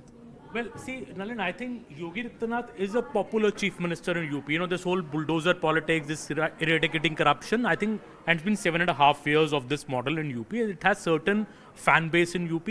But I think everything after a point of time outlives its utility. You know, I think at this present point of time, look at the kind of death of Mukhtar Ansari in jail, cold-blooded killing of Atiq Ahmed, you know, in a court premises. So there are also pitfalls of certain hard, iron hand, law and order politics, I would say, in UP. I think what has really happened in UP, what my belief is that this Thakurwad politics has had a blowback. You know, this perceived in UP, if you go on the ground, even if you speak to, I would say, Brahmins, even if you speak to OBC population, they say, ये ठाकुरवाद बहुत ज़्यादा हो गया है UP में. Chief Minister Thakur हैं, सब ठाकुर हैं, मतलब ये नहीं हो सकता. And UP is a deeply caste-driven society. You know, so I think this has outlived its utility. The centre, I think, recognized it. And the centre wanted to check it, but I think the Chief Minister... Very quickly, I just want to butt in 1 second. 1 second. CNN News 18 has called it out. Amethi has been won by KL Sharma. Priyanka Gandhi Vadra has posted on X hailing KL Sharma. I think it's a big loss for Smriti Irani and big leader. This is sweet revenge for the Congress because Amethi and Raebareli were their family pocket boroughs. So for them to reclaim Amethi after losing that, that's and not just this, Chandra, Congress is winning 8 seats in UP. That is huge for them. You know, nobody gave them a chance beyond Raebareli. Yeah.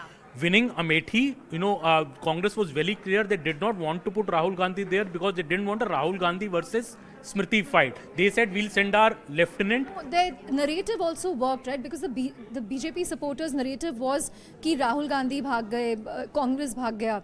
But Priyanka countered that by saying that, you know, she's not so big that we need to fight.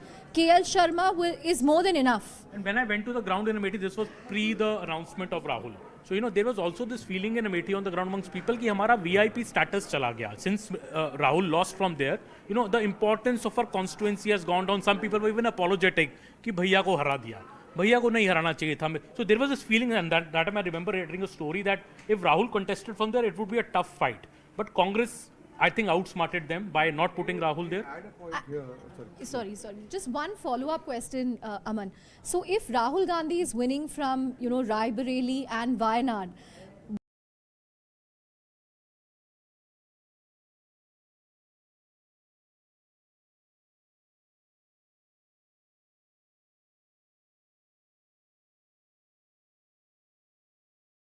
Huge win also in Kerala by the Congress a second time. UDF has also swept it. Yeah. So I think Rahul Gandhi won't want to leave Wayanad, and they also want to win the Kerala state elections next. So maybe Rahul Gandhi will stay there and say, look, my sister will make a political debut from our family seat of Raebareli. I don't think people will really mind that. Everybody's been waiting for a Priyanka Gandhi debut in UP. So the Congress cadre, I think, will also be revitalized if it happens. So I think this has also given a lifeline to Rahul Gandhi's career.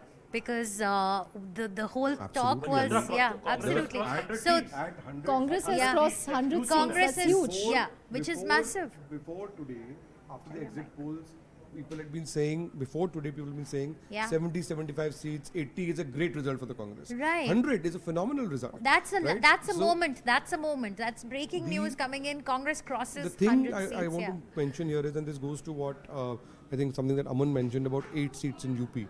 What is great from a Congress point of view in this map of India is that you are seeing large sections of blue in the Hindi heartland.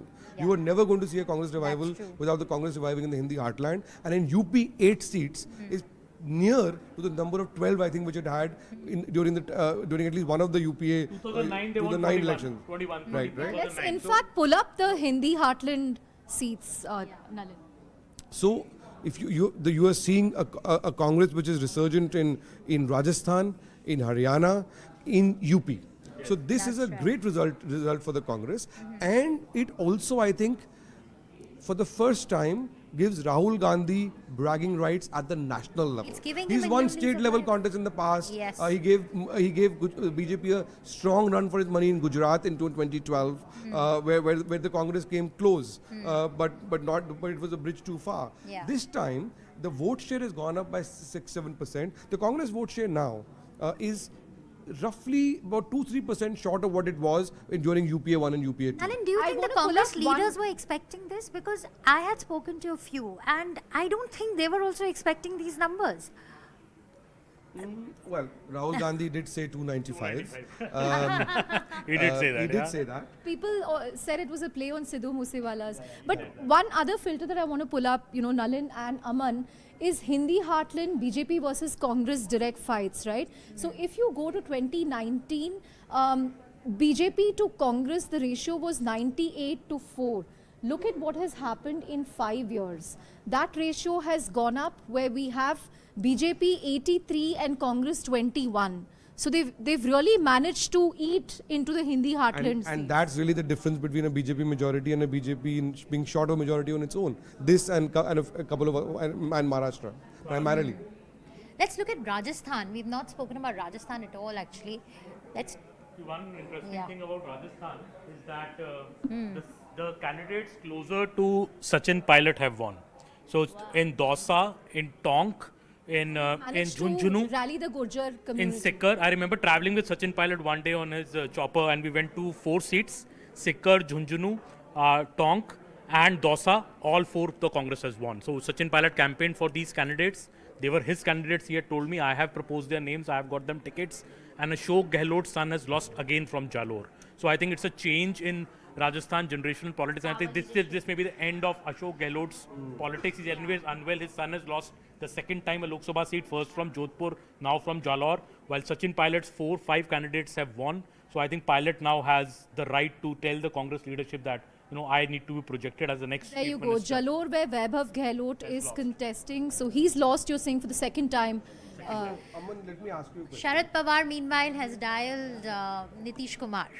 They are in conversation. CNN News 18 is Okay, so breaking minutes that. after the Prime Minister and Amit Shah called Chandrababu Naidu, we now have calls going to Nitish Kumar We from have Sharad a long Pawar. night ahead of us, Nalan. That's all I'm taking from this.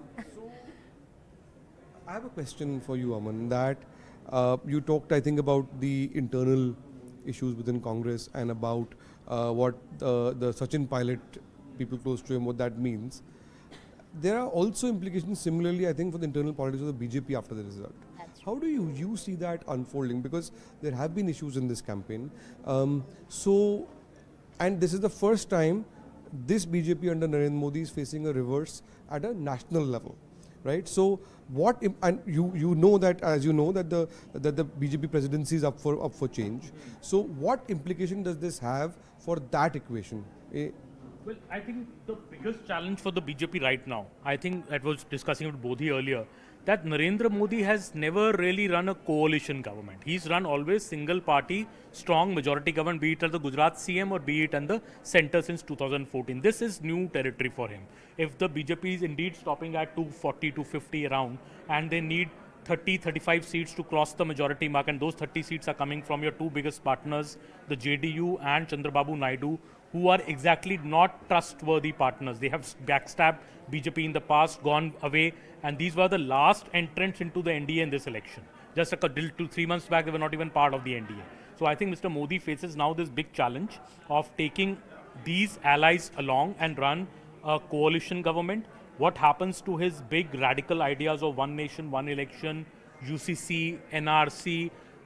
Will these all go in the cold storage? Can Mr. Narendra Modi even operate like that? Because he runs a strong, decisive government. His whole USP so far has been that the era of coalition, family, dynasty-run parties is over. I run a strong single majority government. We take big decisions. But now, will we be able to take the big decisions as PM? Because You are dependent on somebody like a Nitish Kumar, whom you don't know which political somersault he will do tomorrow. Now we have Sharad Pawar calling him, and what if the Congress offers him the Prime Minister's post? So what this also means, this probably also has implications for the new Council of Ministers. Assuming this number stays, and this is a long day ahead of us, and assuming there are not that many changes in this number, you will have a BJP government, you have an NDA government with a sub 272 score for the BJP.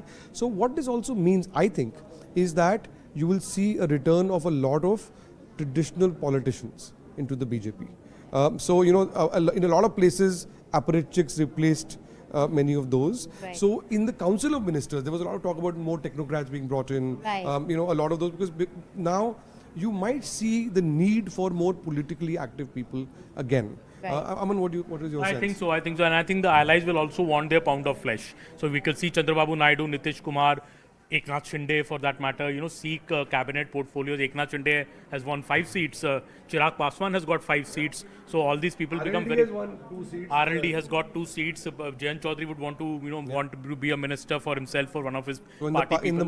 the more strategically, the more infrastructure ministries, for example, you will see a tussle for ministries. It'll be a tussle, and so far, as I was saying, so far Mr. Modi had a very free hand in running the government. He did what he wanted to do. Now it's a very complex situation. Mr. Modi will have to maybe, you know, I would see some changes, become more diplomatic, become more endearing to his partners, and you know, it's a tough task. And I would suggest his brand of politics, it would be difficult for him to run a myriad coalition like this, especially because your 2 biggest allies are not so trustworthy. That will always be lurking at the back of his mind. On that note, I just want to flag one very interesting seat, Bengaluru Rural, where DK Suresh, brother of DK Shivkumar, has conceded defeat, and CN Manjunath of the BJP has won this seat. This is a very interesting seat. CN Manjunath is a very respected cardiac surgeon, and he's the son-in-law of JDS Supremo HT Deve Gowda. The fact that he's unseated one of the DK brothers is a big deal, because DK Suresh has held on to the Bangalore rural constituency for the last decade. So that's an interesting development. I think we are also... It's also a blow to DK Shivkumar's chances of becoming the Chief Minister. Chief Minister, exactly. It actually Siddaramaiah will say, I want 10 seats for the Congress. The fact that they've got 10 seats and, you know, DK Suresh losing out, I think it kind of strengthens Siddaramaiah's position in the state. I think Bengaluru Central as well has thrown up a surprise, where Mansoor Khan, who was up against PC Mohan, is leading at this point. So that's the big surprise coming in as far as Bengaluru is concerned. However, Bengaluru North, Bengaluru South, very predictable. Tejasvi Surya and Shobha Karanlaje are leading. Back to you, Shweta. Right. Nalin wants to. So one of the things that I wanted to, I think what's very clear from this verdict is that, let's say the number remains at where it is, theoretically speaking, then even though you have an NDA which is past the majority mark, you now have for the first time a structural instability in this government, which we have not seen in last 10 years. In fact, I don't think it is out of the question. Again, a lot of politics has to be done, there are a lot of imponderables. I don't think it's out of the question that in 2 years' time you may see another election. Wow, I don't think we should rule that possibility out, theoretically speaking, because now for the first time you will have, like we are in unfamiliar, this is uncharted waters, like Aman is saying. So while there is this is, by the way, the worst case scenario for the markets. You know, this is the death scenario. The markets are counting on stability. Yeah. So the markets have voted with their feet today. The Sensex is down, Nifty is down. So the biggest fall problem, in the last 4 years, yeah. while you will have a majority mark for the NDA, if these numbers hold,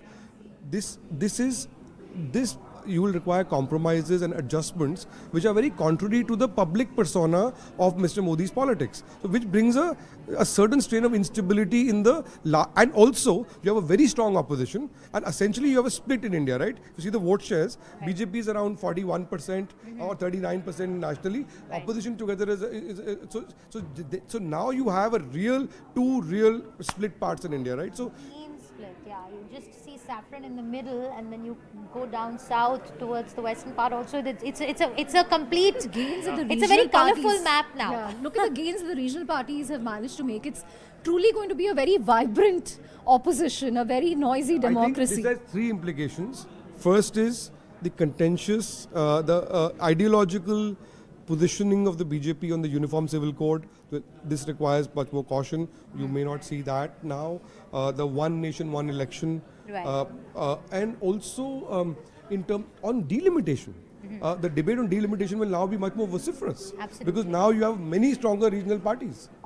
Also the issue, I think, also of the caste census. Like the major issue that the Congress has made about this entire election, caste census, increasing reservation, that has also been the stand of Nitish Kumar, that, there should be, he did a caste survey in his own state. So how will the BJP now say no to a demand of a caste census when your most important ally in Nitish Kumar has always been demanding the same, and, opposition may also put pressure on you to get it done. Why are you hiding it, running away from it? I think the new government has a host of challenges now, and as you said, a lot of new politicians I would see coming in and trying to muddle the waters for Modi government, and Narendra Modi has a tough task ahead. I have a question, Aman. May I ask a question? Yes, please, absolutely. I'm sorry to interrupt you. No, not the question I have is, see, in the past, the default reflex of the BJP has been, and this happened in election which lost even in the pre-Modi era, when you have an electoral reverse, the default reaction is we strayed away from the core, and that's why we had reverses, right? Now in this case, it went very close to the core in this election, and yet it's had a reverse. So so there are two options for BJP now, right? Politically speaking, either you adopt a larger language of consensus, adjustment and so on, or you double down on the core things. What do you see happening? I think doubling down would be a bit tough now. See, this government is run by essentially Mr. Modi and Mr. Amit Shah. They are the two top lieutenants. Both their working styles are pretty similar. If Mr. Amit Shah had to roll out the CA, he had to roll out the CA. There would have been 100 objections, but it was rolled out. Now, how do you handle such a situation? Because I believe, and I was told reliably by top government sources, that in the first session of the parliament, the government wanted to lay down the one nation, one report in parliament and get it rolling done. Now it will not be possible. There are at least 17 parties of the opposition who had objected to one nation, one election. Even to Ramnath Kovind, he has noted down that in his report. So you already had a testing time in the Rajya Sabha for the first term of the Modi government. Now the Lok Sabha is also very closely contested. It will be difficult to push through contentious legislations and also. Right, on that note, Aman, we'll have to toss to Mumbai because Mahalakshmi and Nandita have Shankar Sharma with them. So let's see what Shankar Sharma has to say. He's historically been a bit bearish. I wonder what he has to say about the election outcome today. Thank you so much, Chandra. Hi, Shankar. Good to have you. Very strong objection to whoever introduced me, saying that traditionally I've been very bearish. I don't know from where you get that. In 20 years I've been bearish twice, 2000 and 2008, but that's like 15 years ago. So, I mean, that's not a accurate term to describe me, just to put that thing on record. But, what's come out, and frankly, I've not... Sorry, go ahead, Mahalakshmi. What's your question? Right. This is Nandita here, Shankar. But, going by what's happened, now, given the fact that what we've seen today is in stark contrast with what the exit poll was throwing up, right? So do you think now the markets will take some time to wrap its head around what has happened? Or would you say that, it's just a, 2-3 day phenomena and, it will be business as usual, perhaps maybe as early as next week? So to be honest, I've not followed the minute-to-minute thing because I'm in Europe somewhere. I don't have live TV here. So what is the latest number that you're seeing that you can just quickly tell me? INDI has 289 seats, BJP 235 out of that, and the India bloc has 236. But it's still work in process, right? It's not like final. No, this is not final. This is not the final output. Okay, yes. So it could still be plus minus 20 seats either way or whatever, something like that. Okay, so with that number, let's say for the moment assume BJP or the NDA ends up with 270, 280, and these guys end up between 230 and 250 or 245. It's a completely different googly from the markets. Something that obviously none of us expected. Exit polls were completely off. I mean, that's very clear now. Given all that, the markets for a while to come are going to be extremely nervous because even if the NDA forms the government, it's going to be a very weakened BJP within the NDA, which means that a lot of the things that they have been kind of assumed that they're going to happen will not happen. And the other very big issue which I see emerging out of these results will be a focus back on responsible fiscal discipline, because the allies of whichever party or whichever configuration comes to power will basically focus on whether the past government's policies need to be continued or they need to be tweaked. And the past government's policies, especially from 2021 onwards, has been a very high fiscal deficit focus, which earlier years was not the case. It was more 3.5%. Now 5.5%, 6.5% have been made the new normal. So whichever new government comes to power will now need to recalibrate this high fiscal deficit situation and see whether we need to continue with this or we need to roll it back. And one thing I'm very clear about, our bull markets in the last 3 years, 4 years have been driven by basically one big economic factor, which is high fiscal deficits. Because high deficits create a lot of liquidity in the system. They push business towards companies, and therefore the order books, numbers, everything, grows. And stock markets don't care about responsible fiscal discipline and irresponsibility on the fiscal front. Markets only want growth, no matter how you get it. We've gotten growth, but the next government is going to recalibrate and ask the question, can we afford to run 5% fiscal deficits, or do we need to become more responsible and bring it down to 3.5%? If that were to happen, you're going to see a big moderation in growth rates, because our GDP growth rates are a direct outcome of high fiscal deficits. If that comes down, the deficit, growth rates will ratchet down. So it's throwing up a lot of questions, to be honest with you, and we don't have enough answers at this point. Shankar, in fact, I would argue exactly the other way around, and you would also agree that the popular narrative in the market is that the only reason today foreign investors look at India very positively is because of macroeconomic stability, the fact that we have been far more fiscally prudent than the preceding years, especially after COVID. We could have the deficit could have completely gone out of whack, but it's been more calibrated. The finance minister has followed the path that she set out, not missing targets that were set out every year. So you are arguing exactly other way around. You are saying large fiscal deficit and large spending is what the market likes, and that is what has happened. I would say there has been capex and there has been fiscal prudence. No. One word, fiscal prudence is a vague term. Define fiscal prudence. If it means fiscal deficit is low, please go back for this government, the previous government's 10 years, and go back from 2014 and check the fiscal deficit each year. It was very moderate in the first 6 years, from 14 to 20. It was, I think, 3.5, 4, 3.75 or something like that. And post-COVID, look at the numbers. They have been like between 2 and 3 times the preceding 6 years numbers. That's not being called fiscal. Now, we can argue that there were reasons why we did it, COVID, etc., etc. Never mind that. The fact is that you cannot say that 5 or 6% fiscal deficit is prudent fiscal policy. It was required, I agree, 100%. That's no debate. But I'm saying going forward, you cannot run these kinds of fiscal deficits. That's all I'm saying. Our debt to GDP has gone from 65% to like 85 or 90% in the last 10 years. That's not being fiscally prudent. Again, we can argue, yes, required because of COVID. All I'm saying is requirement of the past need not reflect what happens in the future. The new government will need to reassess that can we run these deficits, which are increasing our debt to GDP. That's the narrow question here. It's not good, bad, prudent, imprudent. This is the data. Shankar, can the new government continue down this path? By making this statement, Shankar, you're pretty much demolishing the India growth narrative, because the narrative itself is that, this is a country that offers macro stability, and that is why this government is preferred. I mean, all the stories that we hear. And of course, you might want to spend a minute on this, because pre-COVID also, I think one of the things is, off-balance sheet items that were taken into the into the balance sheet. Would you not give credit for that? I'm giving all credit for the policies that existed in the post-COVID years. All I'm saying is those policies cannot continue in the future.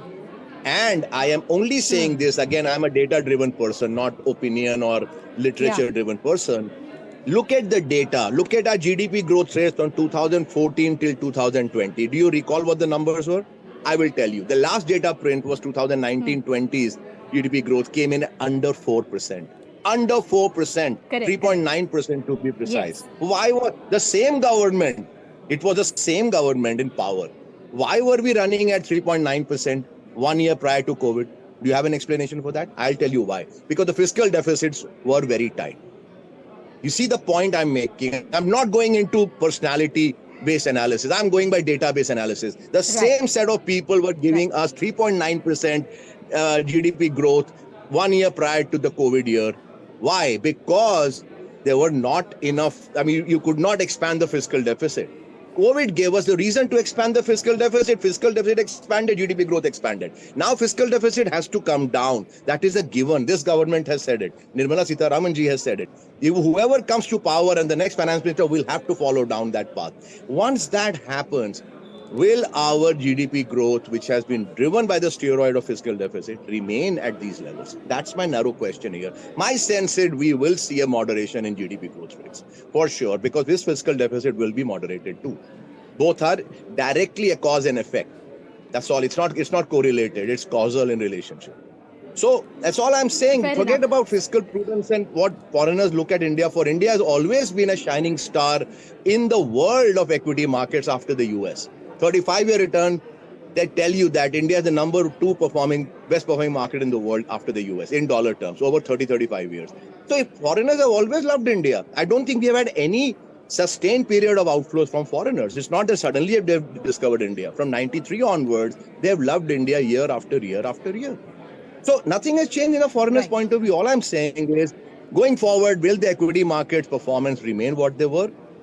Or not? My sense is we might be in for a bit of a wobbly patch, given the macro and now the election outcomes that we have seen. Right. So how do you slice out the impact of the government? You're saying that, fiscally we will need some kind of moderation, which will have inevitably some impact on GDP growth. Is there a way for us to slice out and say, the market was trading at say 10% premium or a 20% premium for this government versus, any government? My view is this. I'm very, very clear and unequivocal about it. My bet is on this country and not on any party. I've been critical of the Congress party's policies. I've supported their policies depending on what policies they were, and likewise for this government. I carry no torch for X party or Y party. I carry a torch for this nation. And my view is this: India will grow irrespective of who is in power. Even coalition governments of the past have delivered fantastic numbers, both on equity market returns, as well as on fiscal prudence, as well as on GDP growth. So there's nothing to say that suddenly we have a doomsday scenario and that X party going out means everything is, doomed and, we have to now start, literally burying the bull market.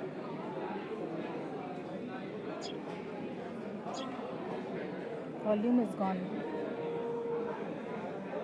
Sorry, can you hear me? Right, Shankar. At this point, I want to ask you that, of course, you've seen a phenomenal run in the mid and small cap end of the market in recent times. What would your advice be to a retail investor who's whose portfolio is much more focused to mid and small caps? Yes, now? loud and clear. Is this the time to take some money? Right. So my advice to retail. You, Yeah, right. I heard you. Go on. I heard your question. It's on what retail investors should now do given whatever we are seeing in the markets, correct? Right, correct. Yeah. So basically, in my opinion, today is not the right day to think of any strategy. Today is actually the worst day.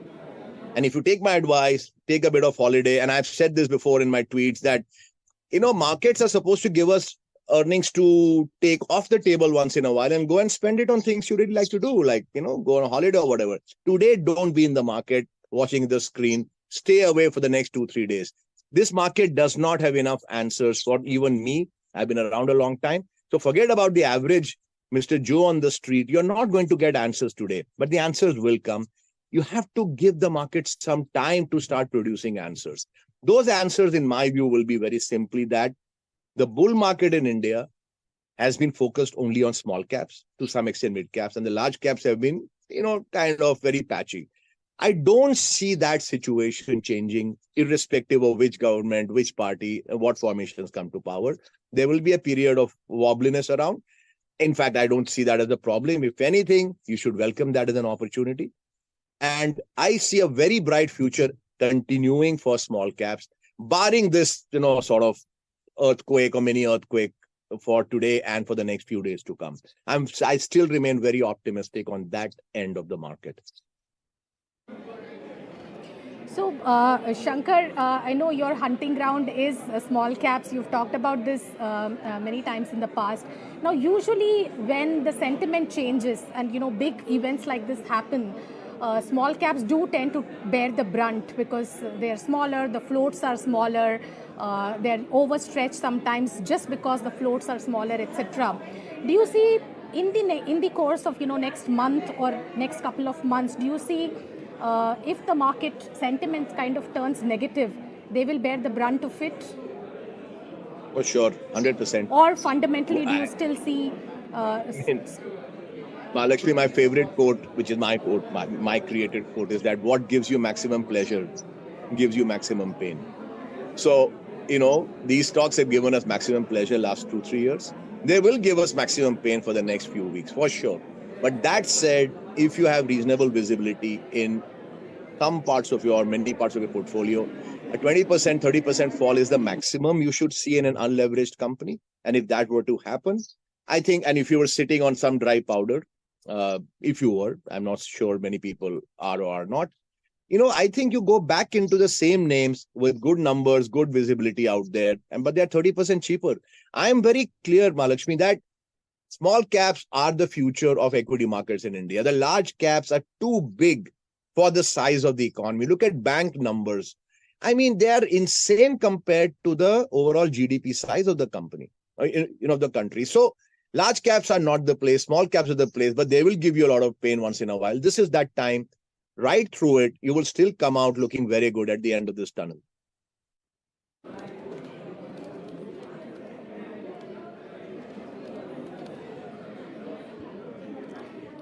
Shankar, I don't know, when you say large caps are too big, I'm just wondering, what would you say about all these, magnificent seven that are going up in US? $1 trillion companies continue to be multi-baggers. But that's a conversation for another day.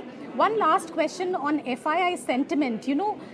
Because of this government, do you think there is, because of this verdict, do you see people were saying that, FIIs were trying to sit out and avoid this event risk, and they will come back, at least some tactical bets were made, and that money will come back after elections. Do you see any follow-through buying coming in over the next few weeks? And what is your view on rates? On rates, you mean interest rates? Yeah. Essentially, the money that is waiting for a clear signal on Fed rates to come into emerging markets. So my view on the FII side is that, frankly, even they don't know, because a lot of it is big global tactical shifts. That said, India is a serious size market, $4 trillion. You cannot avoid it. India over the last, several years has got a disproportionate share of FII flows. I don't see that changing. I don't think FIIs come to countries like India and expect 100% certainty of all policies. It's baked into their assumptions on these markets. But the old hands in the FII market know that India always comes through. Always. There can be periods of a little bit of wobble here and there, but the headroom for growth in India is so big that there is no stopping this country. And I keep repeating that. People try and draw me into this BJP Congress debate. I said, it's a waste of my time. Because India will keep growing irrespective of who runs India, given the huge headroom for growth. At $2,000 per capita GDP, we know it's going to go to 5,000. We know it's going to go to 10,000. So what are we worried about here? So let's just chill, let's relax, ignore the tape for now. It'll all settle down, all for the betterment of the country.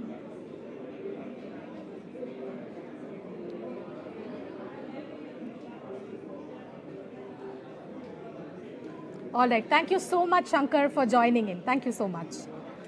Well, with that, ML, we have another, prominent guest waiting by, we are joined by Sushil Kedia, who's the founder of Kedianomics. Mr. Kedia, great to have you on the show. Looking at the markets, the extent of sell-off that we've seen today, of course, we have clawed back from the day's lows, but still it's a 1,000-point cut on the Nifty. What is the sense you're getting? Where are we headed from here? Do you think we'll see a prolonged bout of sell-off, or do you think it's just a 1 or 2 day phenomenon, and then we'll get back to business as usual? Have placed a top yesterday itself. This flare up on the exit polls was concentrated only in, Adani stocks flying up, Reliance going up, and Larsen and Toubro going up. And pretty much the broad market was very, very tepid.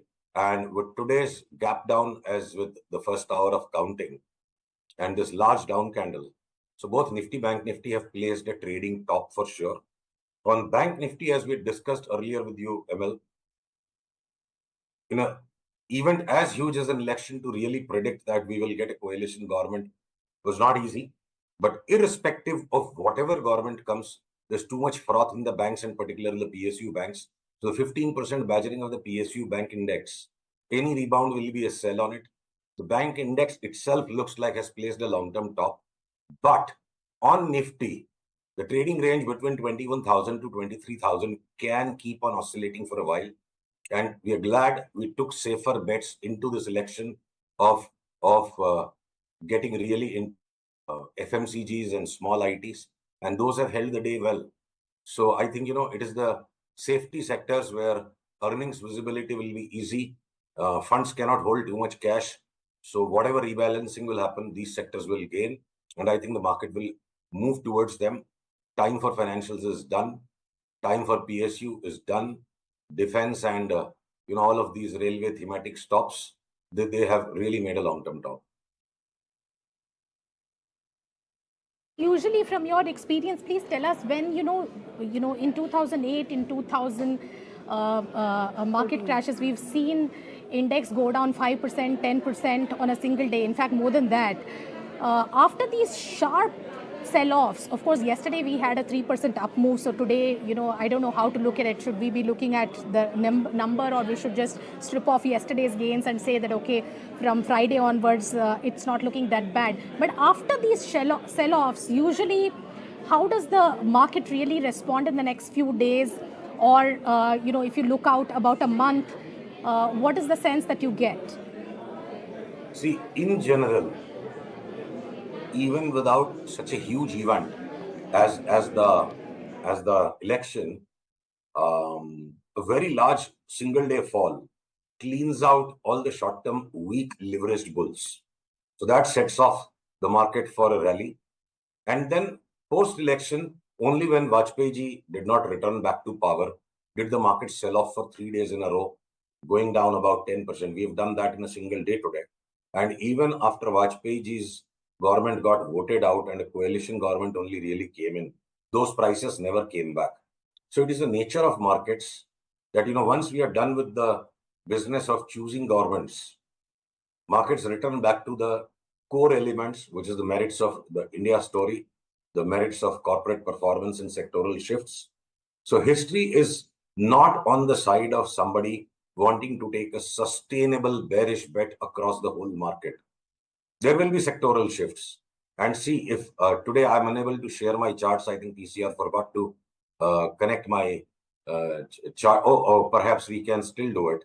So the India bond yield that we discussed, and that's there on my chart, if in case PCR can share it, in a single day, it has yanked up. It has really started trading higher. Of course, for, a coalition government is coming in place.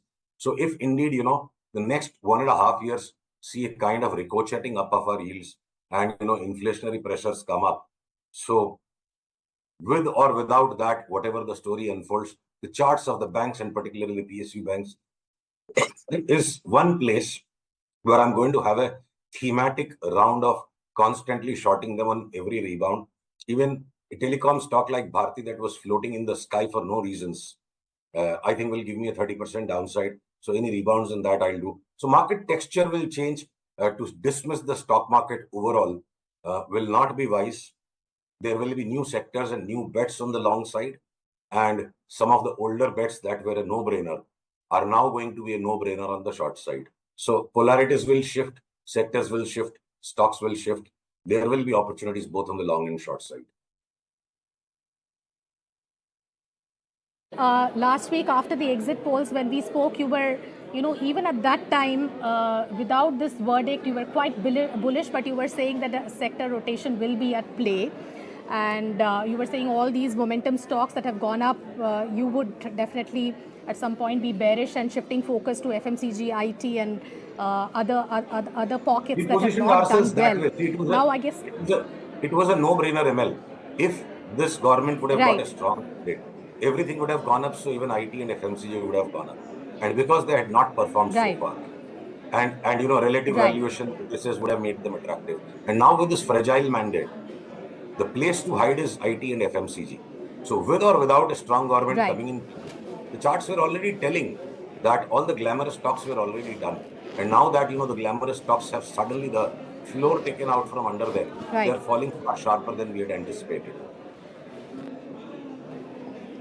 So people who have these stocks, I mean, you are saying that the top has already been called, right? Sorry, I didn't catch the last line. For a lot of stocks, I'm saying for a lot of these stocks, HAL, PFC, REC, Bharat Dynamics, Mazda, Doctor, I mean, a whole bunch of them, right? So for all of these, you are saying that the peak is already...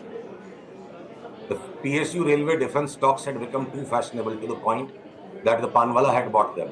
There is nobody left to buy them. Everybody who had to buy has bought them. Even if a good, strong government would have come, they would have fallen, maybe slowly.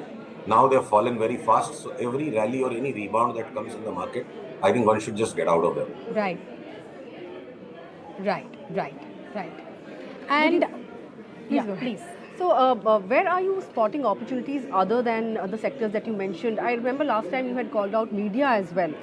So within the media pack, anything that you feel is a good opportunity on days when we see big sell-offs, and even the pharma pack for that matter? See, the pharma pack, the challenge is we don't see any signs that one needs to disinvest out of the mid-cap and the smaller pharma names. And Dr. Reddy's and Sun Pharma and even Divi's Lab now continue to be very heavy on the market. So the large pharma... Neither the... Am I audible? Is my audio coming through? Please go ahead, Sushil. Yeah. So the large pharma continues to, remain very toppy. Any rallies in them will again, expand our shorts on them. Mid-cap pharmas, we will not disown. We'll continue to ride them on a 6-month horizon. And in terms of, any new ideas to add, maybe say if a DLF starts, going back and closing closer to the days open today or maybe tomorrow, we will maybe look at some new selective ideas in real estate still, cement names still. So let this dust settle down. One thing is clear, our conviction that financials will get definitely punished has come through too fast. We'll stay out of them. And what more to add other than FMCG and IT? Media is one good guess, should pan out. And for the remaining, it's wiser to let this dust settle for a few days more. And maybe by next week, the picture will be much clearer, depending on who's allocated what ministries and how graciously this coalition agrees to govern the country. The grace with which the coalition will work out governance will determine the tone of sectors. Fair enough. Anything else that you can say within FMCG, Sushil? This is my last question. Because there is a lot. Yeah, please go ahead. Usually, when you talk to fund managers, Sushil, can you come on camera, please? We don't have the bandwidth to show the chart, so we would like to have you on the camera. No, I am very much on the camera. Your PCR needs to switch off my charts. I'm very much on the camera. They have to do the switching. Okay. Sushil, one last question. One last question, which is, within FMCG, are there any pockets within consumer segments that look particularly good on charts? Because when you look at, talk to fund managers and so on, the feeling one gets is a lot of them are still averse to buying these stocks because valuations continue to be fairly high. Anything in particular that the charts foretell? See, as far as the valuation story goes, once the momentum comes in, valuation concerns will get abandoned. Very old adage, very old saying that Radhakrishnan ji Damani gave. Peddar road पे घर Peddar road के भाव पे लेना पड़ेगा, धारावी का माल धारावी के भाव पे मिलेगा. दोनों के वैल्यूएशंस कभी सेम होंगे नहीं. What remains rich will remain rich. So there are going to be good reasons now for even higher P ratios to Titan. Safety is being sought. So Titan is something that we are looking to add now on our long bets.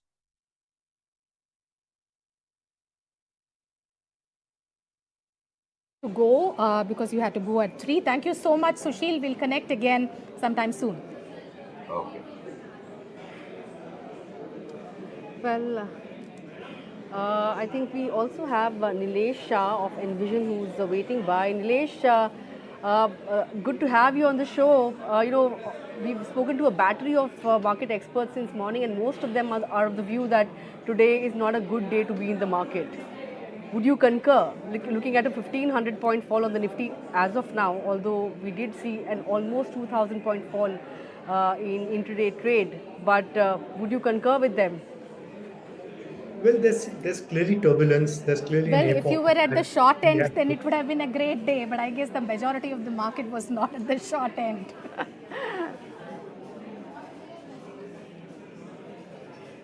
Go ahead, Nilesh. Okay. No, I mean, obviously there is turbulence, and we have hit a air pocket in terms of the market direction. My view is short term will essentially there's going to be plenty of uncertainty as the contours of the new government basically kind of get more clearer. That's something which probably could take a few days, maybe it will take a few weeks, and maybe an outer limit could probably be till we see the union budget kind of come out in July. So so it could be anywhere between now to basically mid-July is when essentially there would be a fair bit of uncertainty. And so I think it will obviously be an adverse environment, but maybe that's wherein the opportunity will lie. So maybe today may not be the day to put in all your money to work, but surely, yes, I think you need to essentially start nibbling into stocks that you like, companies which will do well, irrespective of how the policy environment shapes up. So I think it might just be a good day to start nibbling and be ready to kind of be investing in different tranches between now and maybe till July or August.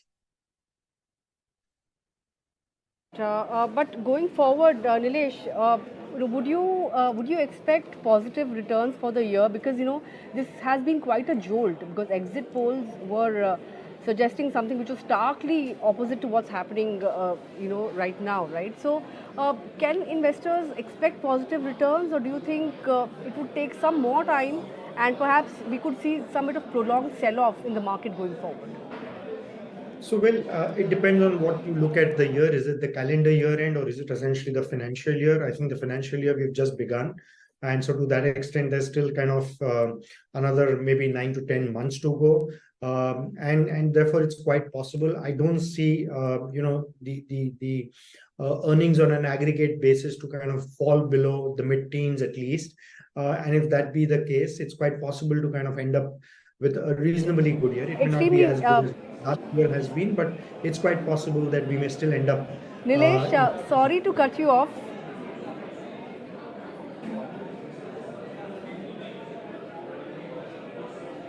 Nilesh, just hold that thought. We'll come back to you. Let's quickly cut across to a press conference being held by Sharad Pawar. महाराष्ट्राच्या जनतेची सेवा करायची खबरदारी घेऊ एवढंच या ठिकाणी मला सांगायचं आहे. उद्याची बैठक ही दिल्लीला आज संध्याकाळी ठरेल आणि ती झाली तर त्या बैठकीला माझी उपस्थिती असेल. आज काही टेलिव्हिजनवर बातमी आहे किंवा मी चंद्रबाबूंशी बोललो, आणखीन कुणाशी बोललो, याच्यात काही तथ्य नाही. मी काही कुणाशी बोललेलं नाही. बोलणं माझं झालं असेल तर ते काँग्रेस अध्यक्ष आणि काँग्रेस एचओडी यांच्याशी झालं, बाकी कुणाच्या संबंधित नाही. या चर्चा करणं इतरांची याबद्दलचं धोरण हे राष्ट्रीय पातळीवरचे आमचे सगळे सहकारी आहेत त्यांच्याशी विचार विनिमय करून केलं जाईल. सर सगळे म्हणतात की तुमचं वय झालं आहे. या ठिकाणी हे सिद्ध झालं आहे की टायगर बुढ़ा हुआ तो क्या हुआ लेकिन जिंदा है.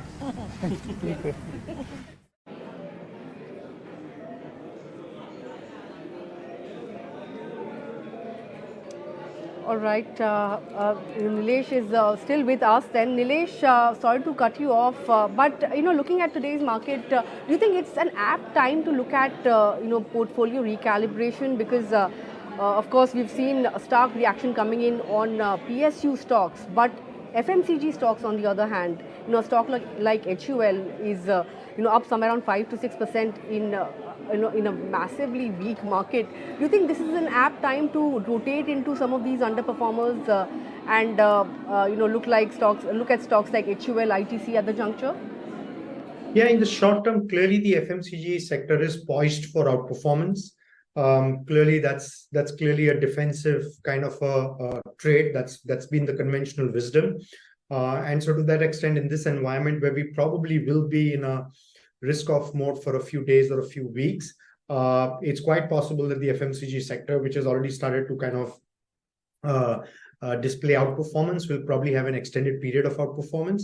In addition to kind of the defensive nature of that trade, the fact that crude oil prices have started to fall, that will essentially lower raw material costs, that will expand margins, and it will basically help earnings grow at a much faster clip. And third, of course, is there are already green shoots in terms of rural spending.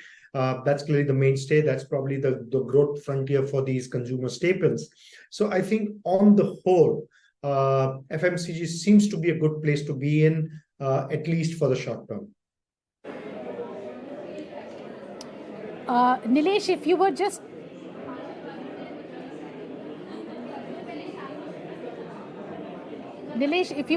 to, if the, soon after this verdict, 1 month down the line, we will have the budget.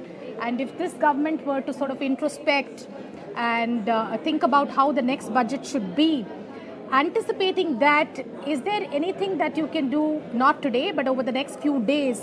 What kind of recalibrations would you look at in your portfolio? You talked about FMCG, but anything that you would take away for the infrastructure capital goods pack, which of course is at the receiving end today? What are the other pockets that you would hide in? Healthcare, for example, again a defensive but not so defensive. Will the market start to look some of the export-oriented companies, because so far the narrative has been only domestic-focused companies, because this is where the growth was supposed to be.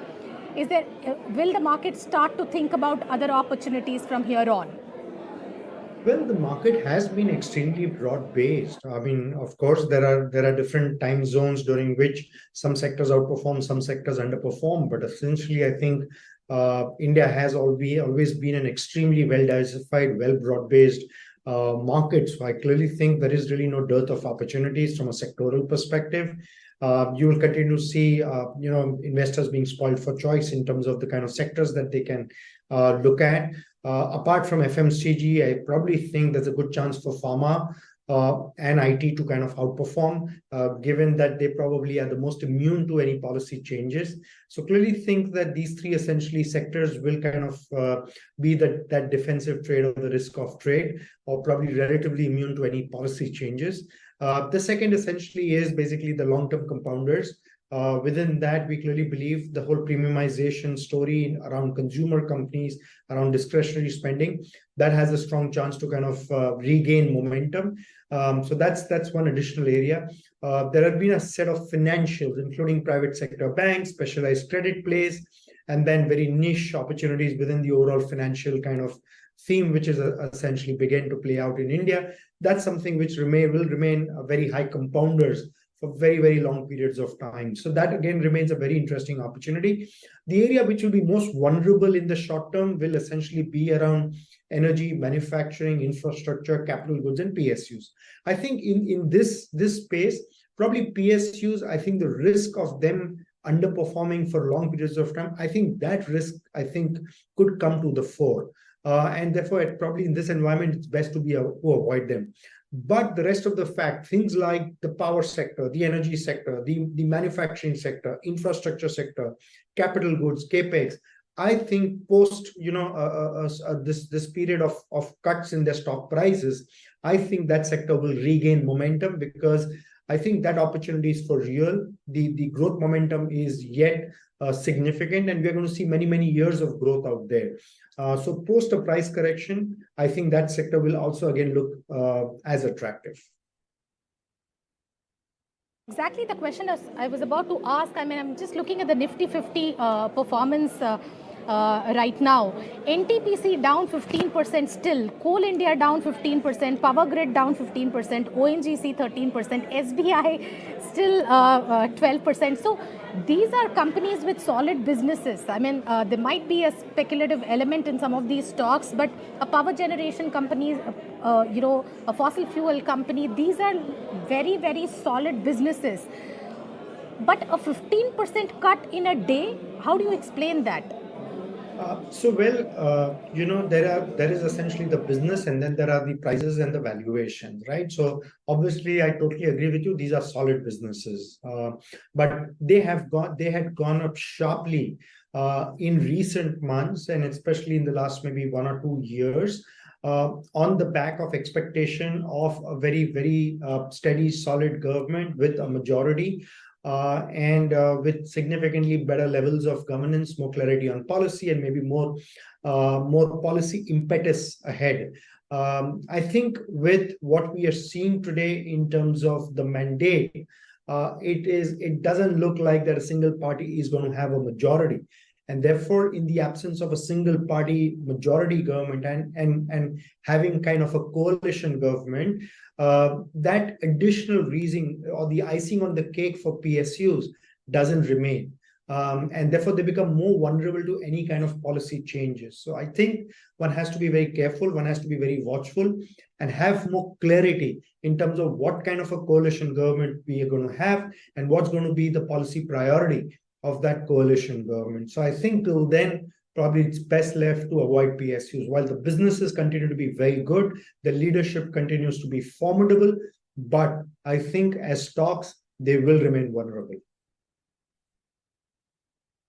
Nilesh, that can be said of a whole bunch of other sectors in infrastructure also. For example, cement, everybody was talking about cement as a very good growth story, especially because of our infrastructure story. But then those also are exceptionally, richly valued. What is your take on cement and some of the other sectors within this space? For example, capital goods, high quality companies like ABB or a Siemens. What is your take? So I think all of these, do you think, will come down under the weight of their valuation? Cement is only a cyclical commodity. I think we need to kind of get that very clear, that it's a commodity where it's very easy now to basically create capacity, expand capacity, and ensure that there's enough supply of it. And therefore, these players really don't have any kind of pricing power. This is not like steel or aluminum or copper or zinc or anything else, where there are different kind of factors at play. Cement is essentially a domestic commodity with players having no pricing power. You do well essentially only when crude oil prices fall so that your margins get better. That's the only play in cement. So I think that's very important. And therefore, I don't think, apart from, having these short-term trading opportunities, I probably think cement doesn't qualify as a good long-term investment. I think capital goods, I think that still continues to be a fantastic place. You can't really create companies which make, transformers and distribution equipment and generation equipment or turbines or motors. You're really not seeing, competition coming in or more number of players coming in. And on the other hand, I think several projects have already been announced. Several projects are being executed. We still have a long way to go in terms of building world-class infrastructure. So I really see this as a multi-year kind of opportunity, an opportunity which could last for several years. And therefore, these companies, their businesses will only get stronger and stronger. Yes, in the short term, there will be knee-jerk reaction. There will be some impact in terms of their stock prices, but I think that's going to be transient. Once the dust settles, you will essentially see the stocks get back onto their outperformance path. Nilesh, what about Realty? Realty has been the best performer in the last 5 years, Modi 2.0. And even if you look at the FY24 sectoral movers, Realty was one of the top movers. Is there any risk of reversal in this outperformance? Or, would you say that, it's an evergreen story as well? And of course, you also have stocks like DLF, which are a play on the premiumization theme. So, how would you approach the Realty space now? I think it's impossible for any kind of government or administration to ignore real estate and realty. I think enough has been said that this sector essentially has a multiplier effect on the economy. Boost to housing, boost to real estate, essentially creates employment opportunities. It creates basically businesses in several areas like building materials, cement, steel, all of that. It's a huge source of tax revenues for basically different levels of the government. So I clearly believe that real estate and housing will remain a priority for any government in India. So I clearly believe that this sector also is poised for secular structural growth. But in the very short term, given that this sector has done fabulously well, you're going to see price corrections there. But I think when we are done with the price correction, I think again, like capital goods, real estate too will come back onto its path of strong outperformance. Right, Nilesh, with that, I'm afraid we're running out of time, but I appreciate you taking out time and joining in and sharing your thoughts, with us this afternoon. But I look forward to having a longer conversation, once the dust around election settles and, we see how things really pan out moving forward. But let me also bring on board Chandan Taparia of Motilal Oswal, who's joining in this afternoon. Chandan, just about 10 to 12 minutes to go for markets to shut shop for the day. And we are below that 22,000 mark, although we have clawed back from the day's low, but it's still a near about 1,400 kind of a point kind of a fall on the Nifty. How are you approaching things now? What is it looking like from here on? Yeah, so we have seen a change in the sentiment in the market as it started on negative note and then it gradually drifted to us 21 to 81. However, it witnessed some recovery, but net to net it is closing below all key levels. So sentiment and structure is slightly turning lower, which indicates that upside may be kept. But we need to keep in mind that some change in the political structure or there is the reason, but somehow in long term, the market itself will show its power. But as of now, if you look at the price sentiment, I believe it is very important for Nifty index to surpass 22,500 zone. Why 22,500? Because that is the low made on Friday, the day after that we witnessed a gap up opening post the exit poll outcome. So it is very important for index to move towards 22,500. If it manages to do, then only the short-term stability would be back. Otherwise, we can retest the recent lows. So market will be in broader range as volatility index itself has seen a big spike. The India VIX rallied by 30-40%, and on closing is up by around 25-26%. So higher volatility will continue to keep the volatile swings. So not in hurry, but keeping the 22,500 as a key barrier. Now looking at the stock specific, I believe one has to be very selective in this scenario. Again, I have positive on the selective FMCG name. I believe FMCG could provide some sort of cushion and stability. So one can look at the name like Dabur, Marico, or Godrej Consumer Product. So talking about Marico, it has been holding well, giving a breakout from its fallen flag pattern. So with support of 595, one can see an upside move towards 650.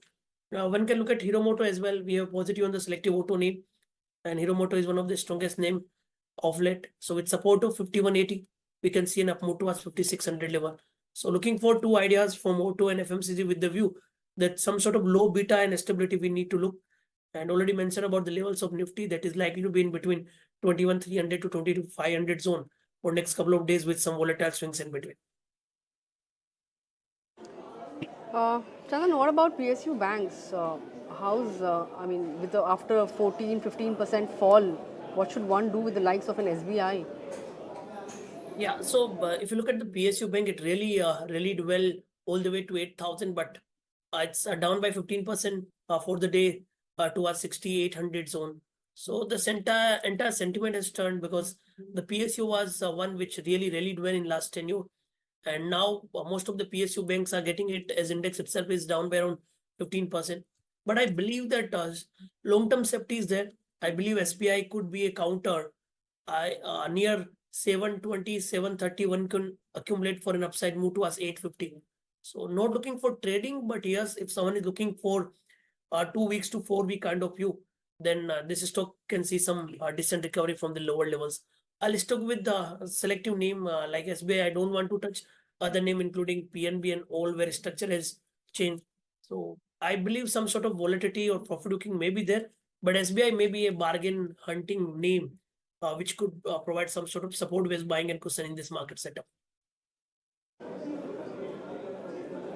Chandan, how do you view the power pack? Because that is, in the Nifty pack, the entire bunch of power stocks there, NTPC, Coal India, Power Grid, all of them are right at the bottom of the pack. And then, of course, we will come to the Adani pack also. Tell us, what do you see there? So Nifty Energy Index is down by around 12.5%. And you notice that on last trading session, these 2-3 sectors really done well with the view of the strength in the ruling party. Your Nifty Energy headed high, your PSU or CPSC or power or other sector really done well. But major profit booking is there because most of the positions were being built there. Looking at the Nifty Energy and Power, I believe some sort of profit booking may extend. However, most of them were forming a positive setup, but now the sentiment and price pattern has deteriorated. So NTPC may be one counter where I'm looking for bargain buy near 300 zone. Not looking to buy now, but if it comes near 300, I believe this stock can provide the move to us 360 kind of level. Apart from that, Tata Power, another name, could turn volatile. I don't want to comment on the Adani group of companies, which really has seen a sharp swing headed to 1600, back to 1200, and now finding some sort of pressure. So my suggestion is better to avoid these names, but selective power name, you can go for bargain buy. If you are a trader, then I totally suggest don't touch these counter. But if you are an investor, then I think these names you can select with the view that you are ready to hold for next couple of weeks to couple of months and ready to accumulate for an upside move towards 15 to 20%. Enough. Another absolutely high flyer stock, Hindustan Aeronautics. How do you see that? Because this is a stock which, fundamentally over the last few weeks, in fact 2 months, there have been such huge upgrades. Some of them have initiated coverage, some of them have given double upgrades. So this is really an action stock. Yeah, so if you look at HL, and I'll say that the defense, railway, power, energy, PSU, these were in the limelight. Till yesterday, most of these stocks were doing well, but now this is the change in the entire sentiment. Till yesterday, we were totally liking, or everyone was talking about this power, defense, but now the way things have slightly changed, I think there is a sentimental effect is hitting the name which you are talking about. But if you ask me, HL in long term, I believe the long-term growth story could continue. 3,500 to 3,900 could provide a major support. However, it may take time, but slow and steady, it has potential to head towards 5,000. And if I talk about this name, it has really done well in last couple of months. In last 6 months, it really do well from 1,800 to all the way to 5,400 zone. And now it is finding some sort of supply. So I think let it cool down towards 3,800 to 4,000 to accumulate if you are looking for long positions. But if you're already having, then I don't think you should exit in panic. Let it bounce towards 4,800 to 5,000 to exit the position if you are holding right now. In terms of charts, Chandan, are you seeing clear signs of bullishness in FMCG, pharma and IT?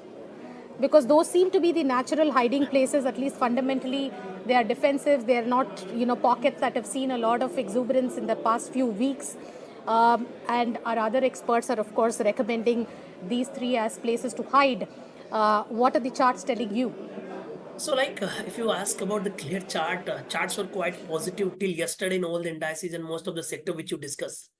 But chart is something, but sentiment and momentum is very important to get the grip in the chart studies. So if you talk now about FMCG, I think, yes, chart setup is slightly finding some stability. At one time where your index is down by 5%, Nifty FMCG up by around 1%. And I believe people always look for margin of safety and money to hide somewhere to get some sort of stability with lower beta. So Nifty FMCG is one place, and I think that is the reason that why you see the buying interest in Nifty FMCG. I believe some or other stock will find the liquidity which may out from the name which are finding pressure. So FMCG could be one name where people can take the bargain buying. So I believe some sort of buying interest could be there. And if you ask in FMCG, I can go with the name like Marico. Marico could see some sort of price pattern. Technically speaking, it is holding well, no major volatility. From last couple of days when index rallied, it has been consolidating. So some sort of stability is clearly visible with support of 595. One can look for an upside move to a 650, 660. You can look at the name like Godrej CP holding well. If you look at the price pattern, there is no reaction of the market decline. Clearly, resilience is visible in the name. So with support of 1300, one can see an up move towards 1400, 1420. You can look at the Colgate Palmolive. Same sort of positive to inbound behavior is clearly visible. 2650, 2700 is the higher range of support, and because of that, it can head towards 2900 level. So definitely some sort of place may be there for your portfolio or for your money to locate or reallocate. And now if you talk about the Nifty IT, here I'm not much comfortable, but FMCG can provide some sort of cushion. I think you should look for that angle, and you can look for some sort of buying interest. Your view is for a couple of days to couple of weeks with lower, with better margin of safety with lower drawdown. Fair enough. One pocket of stocks we haven't touched at all, Nandita, today is these digital stocks. You know, at one point in time, I think even Zomato was down more than a 10%, and right now I'm seeing that it is ending almost flat, just about 1% down. So this again has nothing to do with the government. Of course, you can always argue, you know, overall boom, consumer, etc. But largely, this business is not to do with the government. Has nothing to do with what is happening today. Are these also pockets that you would recommend? Do these will these be impacted by sentiment? Will there be a perverse buying in these counters? Can you please go? Chandan, could you hear us? Yeah, can you please repeat the questions about the volatility and all? I was asking about the internet stocks. Essentially, Yeah, Zomato, I was saying during the day I saw 10. Yeah, so you are talking about the e-commerce 10-15% down during the day and now has recovered. So this pocket of stocks has nothing to do with the government. So is that also a hiding place? Yeah, so like you are talking about the e-commerce set of business, and there are a couple of names including Zomato. You can talk the Naukri. You can talk about counter like Policy Bazaar. So I think some sort of support-based buying could be there, and Zomato is one of the strongest name. It has been consolidating, and I think buying interest could be there on any small decline.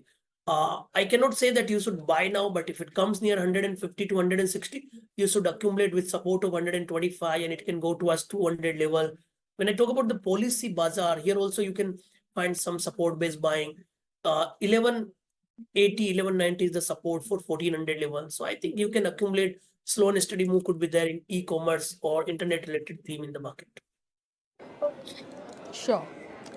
All right. I think the markets have shut for the day. Of course, we have clawed back or regained some ground from the day's low, but still a 1200 point cut on the Nifty and a 3900 point cut on the Sensex. So 5 to 5.5% kind of a downtick when it comes to the benchmarks.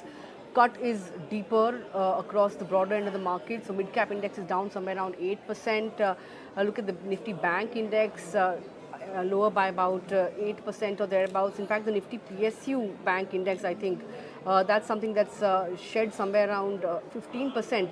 Of course, PSU stocks have seen a badgering, and none of those stocks have been spared. So the likes of SBI shedding 15%. In fact, Adani Group stocks also deserve mention.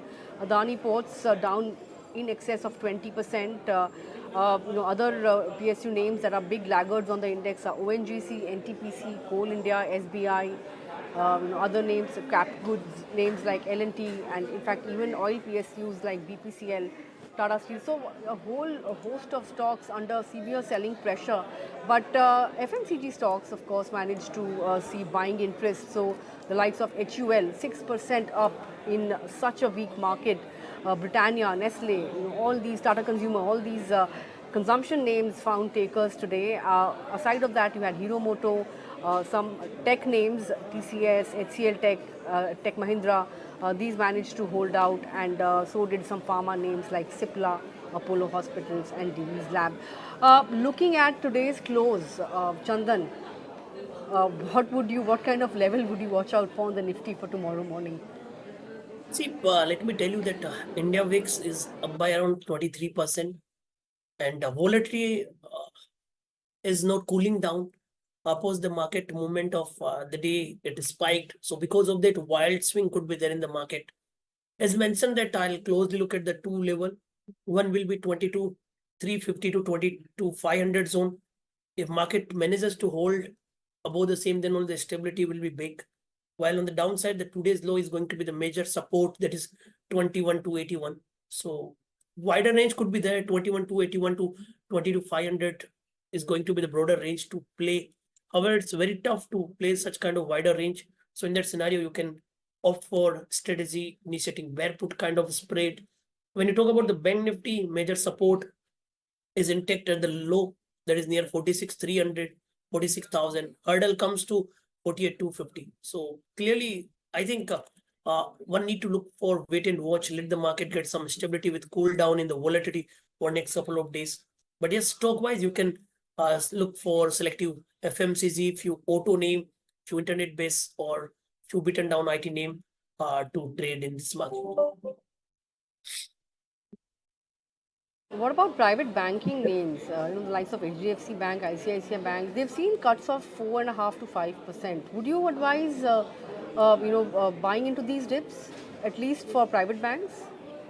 So, yes, I can go with Axis Bank. However, it corrected by around 7%. But if you look at the price behavior, somehow it has positive range bound bias.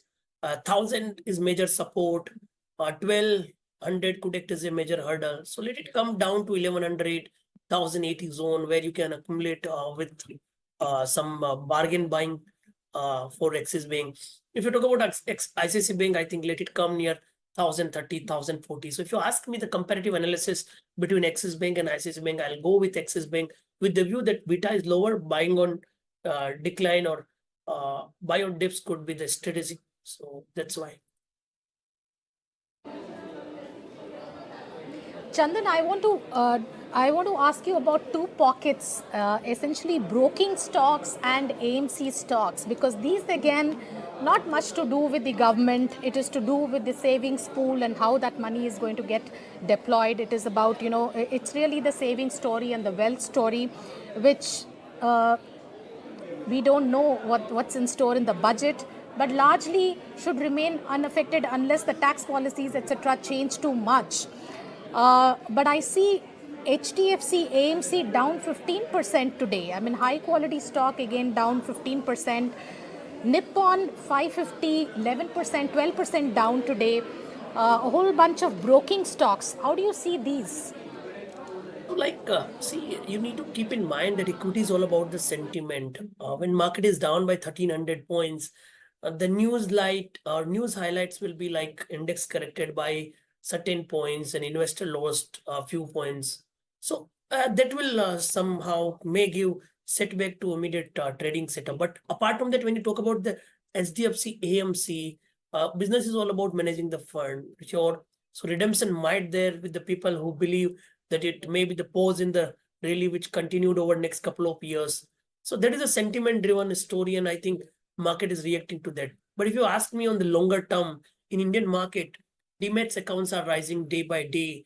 SIP flow is in between 20 to 22,000 crore. So that will provide the support. But these stocks are down because entire market is down. Only selective pockets are doing well. So if you ask me the long-term story, that will continue.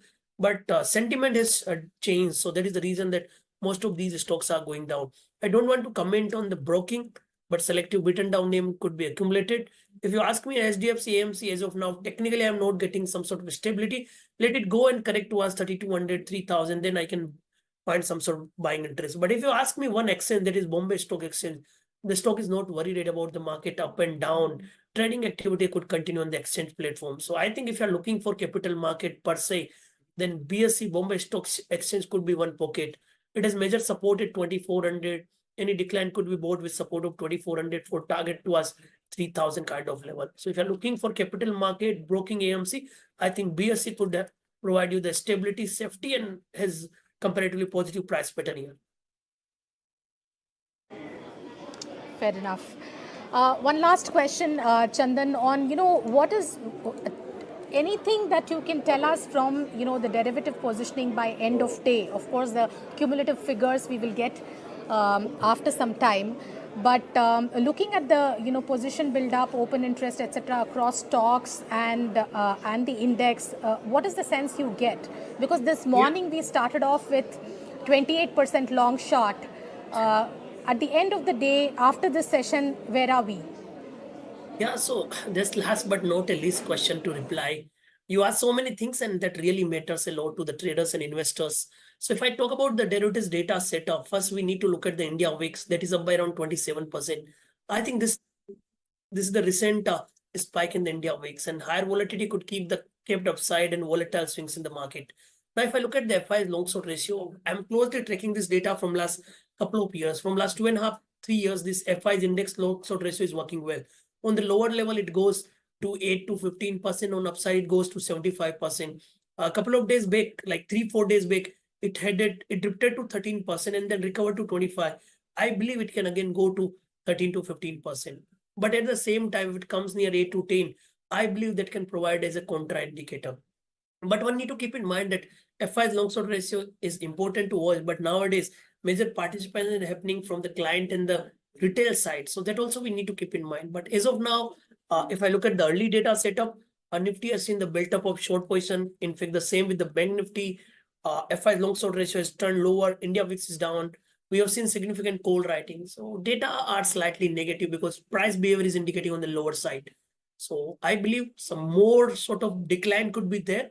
And then you may find the level where short may like to cover their positions. Sure. All right. With that, Chandan, I'm afraid we're running out of time.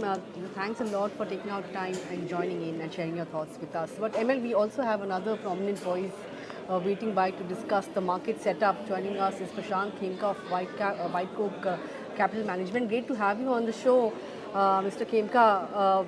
Looking at the setup, the kind of panic selling that we saw in the market, what are your thoughts as to where we are headed from here? Would you say some semblance of normalcy would return in the next couple of days when there would be more clarity on how the coalition government will be formed?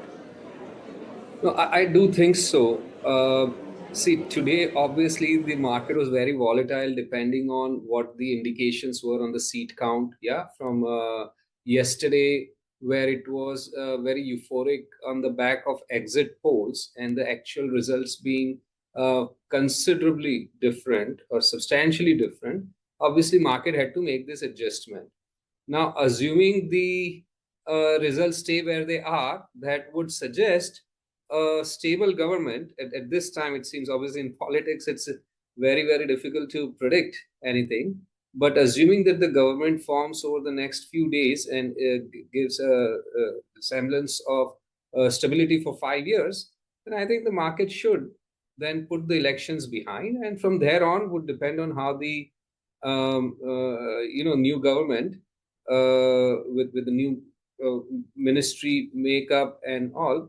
Budget, for example, would be a major event now, even more so than what it would have been thought of just last week. So people would parse through every comment in the budget to look for continuity of the policies. And if we see that the policies are by and large being continued, obviously there'll be tweaks to the policies. But if by and large the direction is the same and the pace is not much different, then the market should start behaving like it does in normal times. Prashant, great to have you this evening. We were speaking about a lot of things yesterday with a very different set of presumptions and assumptions. Today, it's an absolutely different scenario. Yeah. So, is it, how hard is it for you to put a number to what is the kind of premium that Indian markets really are getting right now because of this government? I remember that, when Morgan Stanley first put out the report sometime last year, on elections, they said that the market is already pricing in continuity. Of course, it will depend on the final level just before the election, but there could be a 30-35% downside if this government did not come back. Yes. At this point in time, what would you think is the premium that the market was assigning to as of yesterday for this government, and therefore what kind of downside will be justified? So see, we are talking about a scenario where there is a different government. Yeah, I'm not saying, at least in my limited political understanding, to me, from the numbers right now, while they're short of what was expected yesterday, still does suggest that the most likely outcome would be continuity. But if I understand your question correctly, if let's say that is not the case, and if there were to be a weak coalition government of a different dispensation, like it happened in 2004, yeah. So I would say the markets which have been expecting continuity of the policies and continue on the back of continuity of the government, there would be a shock then in such a case, yeah. But I want to emphasize that the case we are talking about is a different coalition, which the numbers right now don't seem to suggest, at least in my limited understanding. And then that shock can be somewhere in the 25+% range, maybe somewhere between 25 to 35%, because right now where we are trading at is about 21 times because you asked as of yesterday. So as of yesterday, we were trading at about 21 times forward. And when there is such a shock to the system, it's not at all, if there were to be such a shock to the system, right now there isn't, doesn't appear to be such a shock to the system. But if there were to be such a shock to the system, then it's not unrealistic or unreasonable to expect the market multiple would slide below 15 times. Okay, so 21 going below 15 times, call it 14. If we were to pick that number, would be suggesting a third of the down from. Obviously, that's just a very hypothetical worst case scenario for the market in the near term. And from there, it would depend on what kind of government is formed and what policies they project. So that is really the outlier case that we are talking about, which is the India bloc-led coalition. But what about, status quo, which is, 230, I don't see the exact number right now, but 240 odd seats for the BJP and a shade below 300 for the NDA. For that government, where could the PE, what kind of PE will be justifiable? I think where we are right now is in that ballpark. Maybe, a lot depends on how the next 5-10 days, what's the makeup of the new cabinet, what are the initial statements in terms of policy continuity. But assuming no sharp shocks there or disappointments there, which I'm not expecting, I would say where we are right now, we lost about 7% today, if I'm not mistaken. You can always few percentage points, 5 percentage points here or there. You can't really, fine tune in the equity markets there. But I don't see any material double-digit leg down or anything like that even from here. If there is these results, what these results suggest would translate into a stable government for the next 5 years. Sure. Prashant, in any case, I think today is the wrong day to think about and talk about valuations because it's so much of it is psychology and sentiment driven, right? Absolutely. So in the next 2 to 3 weeks, do you think fund managers, large fund managers and fund houses like you will recalibrate their strategy and see, if they can move some money away from, stocks that had a lot of momentum? Not that they don't have great growth stories. Some of them do have strong growth stories. Will move away and into defensives. Could that be a tactical bet that could play out over the next few weeks? Certainly. So let me be, try and be describe correctly, translate what I'm thinking on this. If we were, and managers who are very extended in those segments of the market, heavily invested in those segments of the market, which were in vogue over the last few months or even years, on the back of several things, including the price momentum in those stocks, certainly they would recalibrate. Now, we as a team, we tend to have a fairly balanced portfolio from a risk management perspective. We don't extend ourselves on any particular theme or any particular set of sectors as part of a theme, and don't go overboard in one direction. Yeah. So we don't feel the need, our team, I don't think, feels the need to recalibrate. We are not going to go like massively out of what we already own in these segments. And to begin with, we are not massively into these segments. A fairly balanced portfolio, and it would continue to remain so. And for several fund managers out there, it would likely be similar. For some managers, it would be different, who might have extended themselves quite far on this theme. And retail investors would have to rethink, because I think a lot of retail investors who joined the party over the last few years, and we all know the numbers, a lot of retail investors have entered the market over the last 2, 3, 4 years. All that they've seen is these are the stocks that rally, and that's all that they've invested in. They'll have to possibly recalibrate and have a more balanced portfolio, which is a good thing.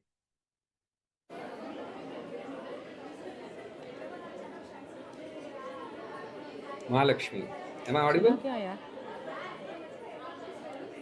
Yeah, now you are. Sorry, was I audible when I was answering the question? Sorry, I lost you for a bit. I broadly understood what you said, Prashant. So where will momentum shift in which case? If there is some kind of recalibration of sorts in all the stocks that have played out in the past 6 months, largely capital goods, infrastructure, real estate, all of these stocks, where could it move? Of course, some of the people we've been speaking to this afternoon were hinting at FMCG, pharma and IT. But I know that there are a lot of investors who also feel that FMCG valuations continue to be quite elevated. So that's not recipe for good compounding over the next few years. Pharma maybe, pharma is perhaps one where a lot of people are latching onto. What's your own sense? Certainly. So in normal times, as you've spent so many years in the market, in normal times, it's not necessary that there is strong momentum in a particular sector or set of sectors. Over the last few quarters or years, there was, yes, a very strong momentum in a particular set of sectors, but we might enter into a time frame where there isn't a very strong momentum in just any narrow areas of the market. When you talk about FMCG and pharmaceuticals, FMCG today was the only sector, I believe, that was positive, but was positive like by a few tenths of basis points. So FMCG tends to hold up very well in very volatile markets. Volatile in either direction. When markets rally hard, they don't participate, and when markets fall, they don't participate. So I don't expect necessarily, these themes or this momentums, if anyone knew where it would be next going to pick up, it's like the classical billion-dollar questions or more, if you will. So these are only known after the fact. I think what is more apparent is that momentum is broken. I believe momentum will break in some of these areas that it had been entrenched over the last many months. Only time will tell where it pops up in due course. That's a very strong statement to make, Prashant. I'm glad you made it here that the momentum is indeed broken. Prashant, one last question on FII. Just want to clarify momentum in these particular narrow sectors. Yes, like of two course. set of deep cyclical sectors. There, the momentum seems to have broken. Sure, absolutely. One question on the foreign investor perception, which is also what we started off with. And I remember that earlier you had also written in a note saying that India gets a valuation premium because of the democratic, because we are a large democracy and the world is willing to pay a premium for democracy. Absolutely. That is one area. Otherwise, today with this kind of mandate, do you think the narrative around India growth story, does this take some sheen away, or does the story continue to be as strong as before? Because that the other factors, with the demographics or other drivers, GDP growth, corporate earnings growth, etc., seem to be unaltered, at least at this point in time. Absolutely. So see, all investors and foreign investors are no different. They take their cues from the market. Yeah. Now that the market is down today 6-7%, they'll all be asking people like yourselves, people like myself, why is the market down? What went wrong? Yeah. So we'll all have to explain that, look, the seats count is a little bit lower. And so what are the implications of that? Maybe the policies, there is uncertainty now around pro-growth policies, pro-economy policies, and so on and so forth. And so then that would prompt them to wait and mull over it. Yeah. So not everyone behaves uniformly, but some of them it might prompt to reevaluate what they were thinking. Others would see it as an opportunity that we are getting, you still have a strong, looks like a strong coalition in place and pretty much, continuity of the last 10 years, and would see it as an opportunity to pull the trigger. But on balance, yes, compared to yesterday, it is reasonable to assume that foreign investors now would be, more of a mixed bag. If yesterday it seemed like everyone would be rushing in, today it would seem like some people would want to wait and see how the market behaves over the next few months, and others might still at least partially come in, or others might decide to reevaluate it some other time. So it will be more mixed bag, I think, from here. Sure. From foreign Thank you so investors. much, Prashant, for joining in. That's all the time we have for today. We'll connect. Look forward to connecting again later. And with that, I think we have Vaishali Parekh of Prabhudas Leeladhar who's waiting by. Vaishali, great to have you on the show. Looking at today's price action after 6% fall, I don't know whether we should really talk about resistance levels, but where do you expect the selling to stop as a floor? What kind of a level on the downside would you watch out for on the Nifty? Very good afternoon. So yes, today's fall was pretty much unexpected, but well, that has happened and we broke the crucial support of 22,350 on an intraday basis, and we've given a close. So we made a low of 21,250 today. I mean, somewhere over there. So I think that should act as a support. But if these levels break, then I would say that we are heading towards 20,600. So it's quite a wait and watch scenario, because even Bank Nifty, which was going so strong, we've seen a good erosion coming in this too. But it has touched the 200-day moving average. So I guess it's a wait and watch. If these today's low levels break, then we are in trouble for further downslide. Do you feel do you strongly feel that there are some stocks that could be looked at, in terms of buying or accumulating at these levels? Any picks that you're working with? So there's always a sector which is going to be acting as defensive. So to name it, I mean, of course, today we saw FMCG doing well. And then there are a few stocks like the healthcare, Max Healthcare, even Apollo Hospital, which is technically well placed. I guess the focus still in these uncertain times, one would go more for FMCG and things like that. So I think for now, the focus is tilted more on the FMCG. All right. Vaishali, where do you see tomorrow's opening? I mean, after today's cut, are we set for to see some green tomorrow, and where? Well, I'm always a bull by nature, so I would say yes. I mean, I hope we have made today's bottom is the final bottom that we are seeing now in the recent times, and we should see a good pullback from here. And where do you, I mean, what do you expect will be the quarters that will lead the march to green territory tomorrow? So I guess there could be a bit of a shift because if we see, fair value wise, if we look at it, I mean, as I mentioned, FMCG looks quite okay. Then even IT sector has not really participated. Pharma could be the next one. So these are the stocks sectors which look to have a fair value. Rest, well, we'll see because PSU sector has been really beaten. So I won't be able to comment on that right now. But yes, my understanding, it could be along with FMCG, IT and pharma. Sure. And the stocks that have seen deep cuts today, like PFC, REC and stuff like that, which are down, which also closed, by the way, 25% down. Do you see any kind of bounce in these stocks? See, the candles that we have seen today have been very, very huge. So some sort of bounce back cannot be ruled out, but that does not say that, yes, these stocks are bottomed out.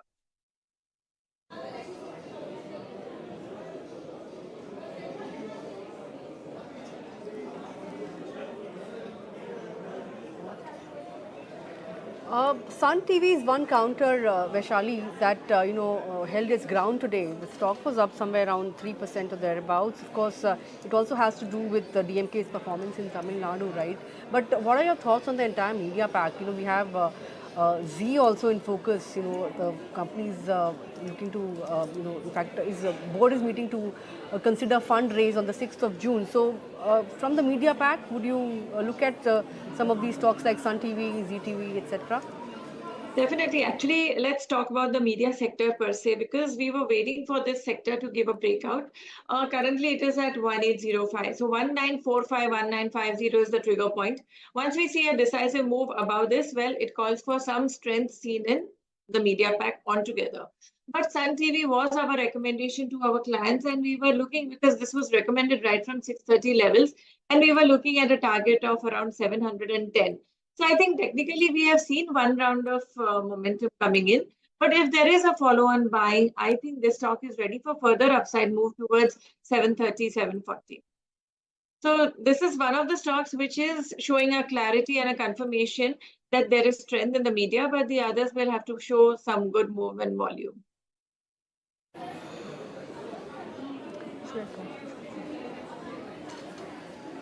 All right, Vaishali, I'm afraid that's all the time we have this afternoon. I want to thank you for taking out time and joining in and sharing your thoughts with us. Pleasure. Well, ML, we've seen a massive, 1400 point cut on the Nifty, although it's not as bad as where we were at one point in time. Absolutely scary. Not that this is not, but it looked worse midday. But yeah, at least some bounce. So yeah, let's hope we could see some bit of buying emerge at lower levels, but who knows which way we'll swing tomorrow as well. There's no clarity on which way the market would swing in the morning. Sure. But with that, I think we talks back to our Delhi studios where Shweta and Chandra are waiting by to take the action forward.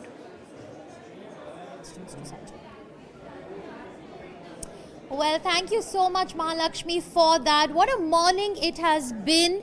It almost seems like nearly all the pollsters got this election wrong. Look at the numbers that we have so far, and as we speak here, the Congress officials have reached the Election Commission's office for slow counting, because the fact is that this number has been stuck at 295 for a very, very long time. Let's quickly take a look at the numbers, Chandra, what we have right now.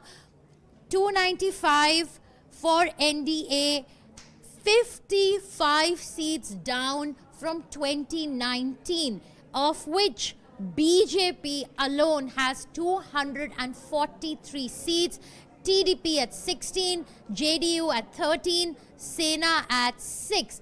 Let's go back a little bit to take a look at how this tally was in 2019, just to give you some perspective on the losses that the BJP has made. Okay, this needs to reflect a little bit. The numbers need to be refreshed, but the map shows it all. It was a complete saffron sweep in 2019, which has completely reversed in 2024.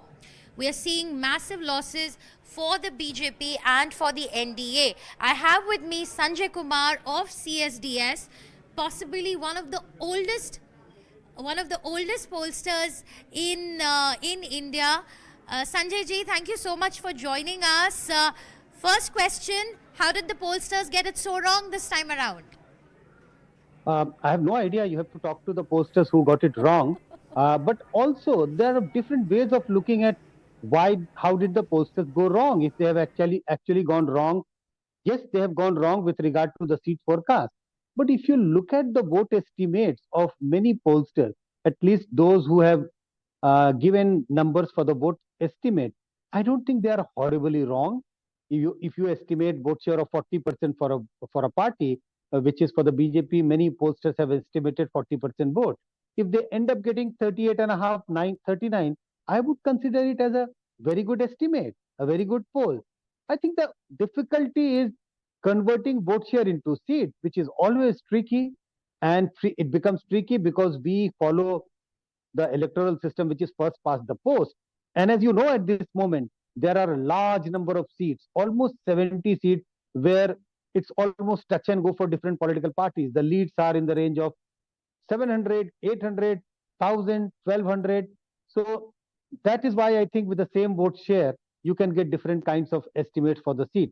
That seems to have gone wrong this time with many pollsters. Right, Sanjay ji. This is a slightly more complicated election to call. This has been a slightly more complicated election to call. And while we've been talking about the losses that the BJP has made, but we have to be mindful of the fact that this is the BJP's third term. If they would have won this with a stupendous majority, it would have been a very strong third term. They will form the government most likely. We can never say, and like you said, counting is still going on across so many seats. But so what were the factors that were coming up increasingly in your polls and surveys on ground? What were the factors? Very, I think, a sweeping question that way, because if you look at the states, this was being discussed time and again, that what is happening is that BJP seems to be losing in the states of North India, the Hindi heartland, where BJP has been traditionally very, very strong. And BJP would be making inroads in some of the states where BJP has not been strong.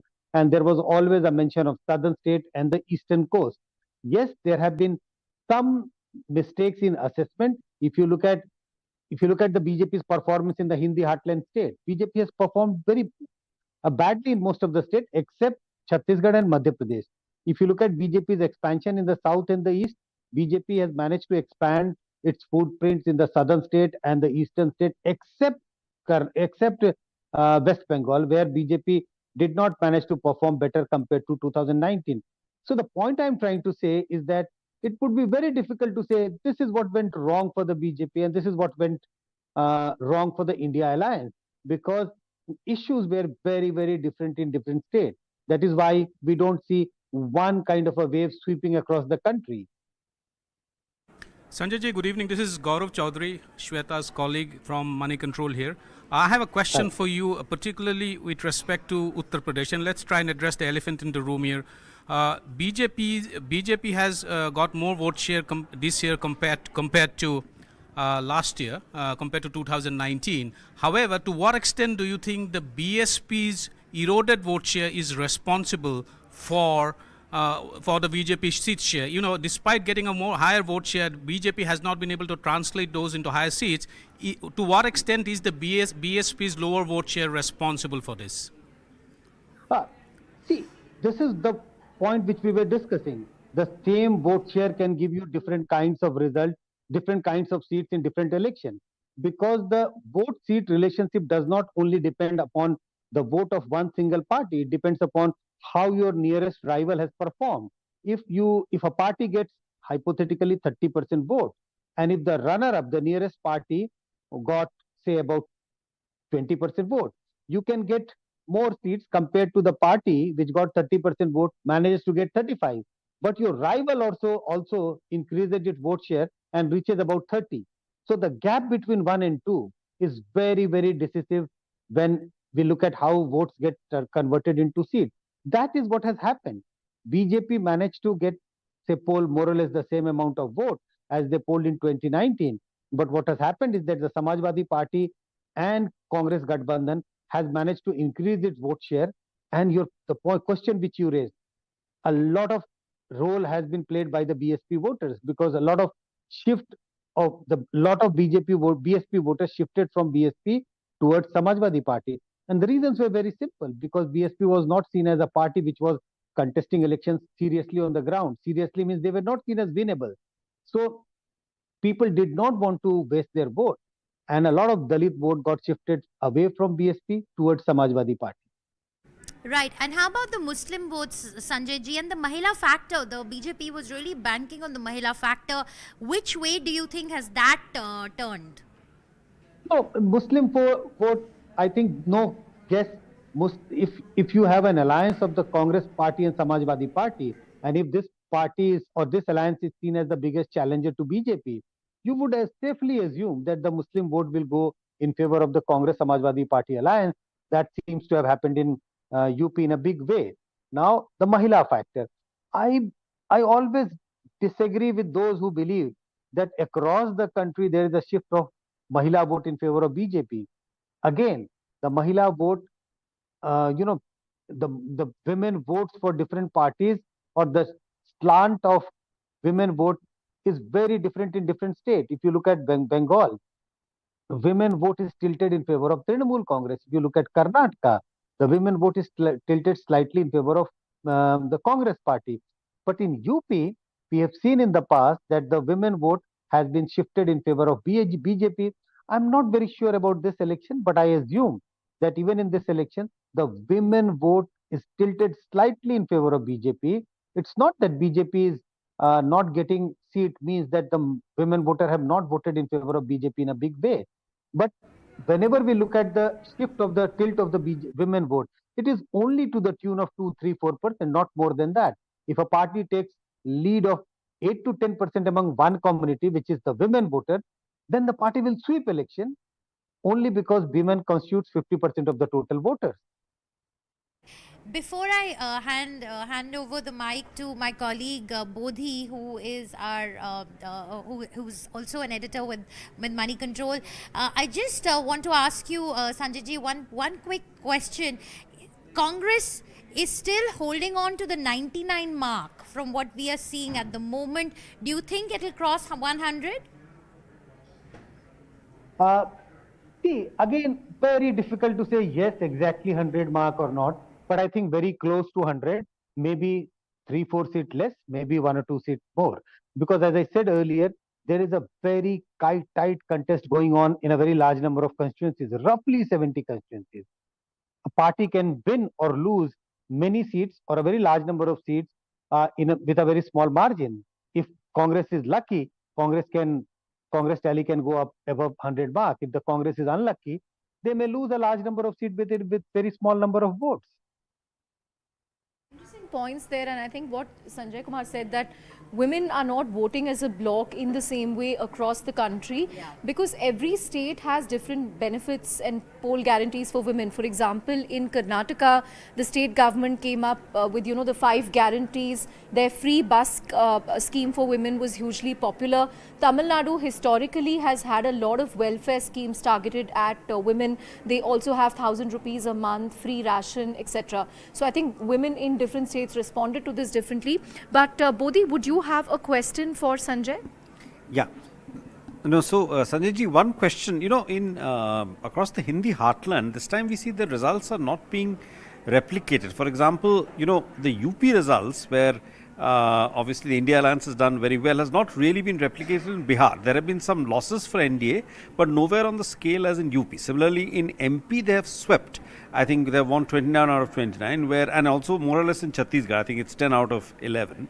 Whereas in Rajasthan they have suffered quite a, they've lost 9 or 10 seats and Haryana. So why do you, in previous elections, the Hindi heartland, if one could put it that way, these states, Delhi again, BJP is winning 7 out of 7, whereas UP, which is next door, and Haryana, which is next door, is actually showing much more favorable, results for the India alliance. So why do you think this has happened?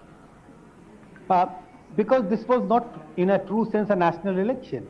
We should see the verdict of this national election as a aggregate of state verdict. That is why BJP managed to do very well in the states which you mentioned in the Hindi heartland state, but the neighboring state BJP is not performing well, because the state level alliances, the state level issues may be very different from one state to another.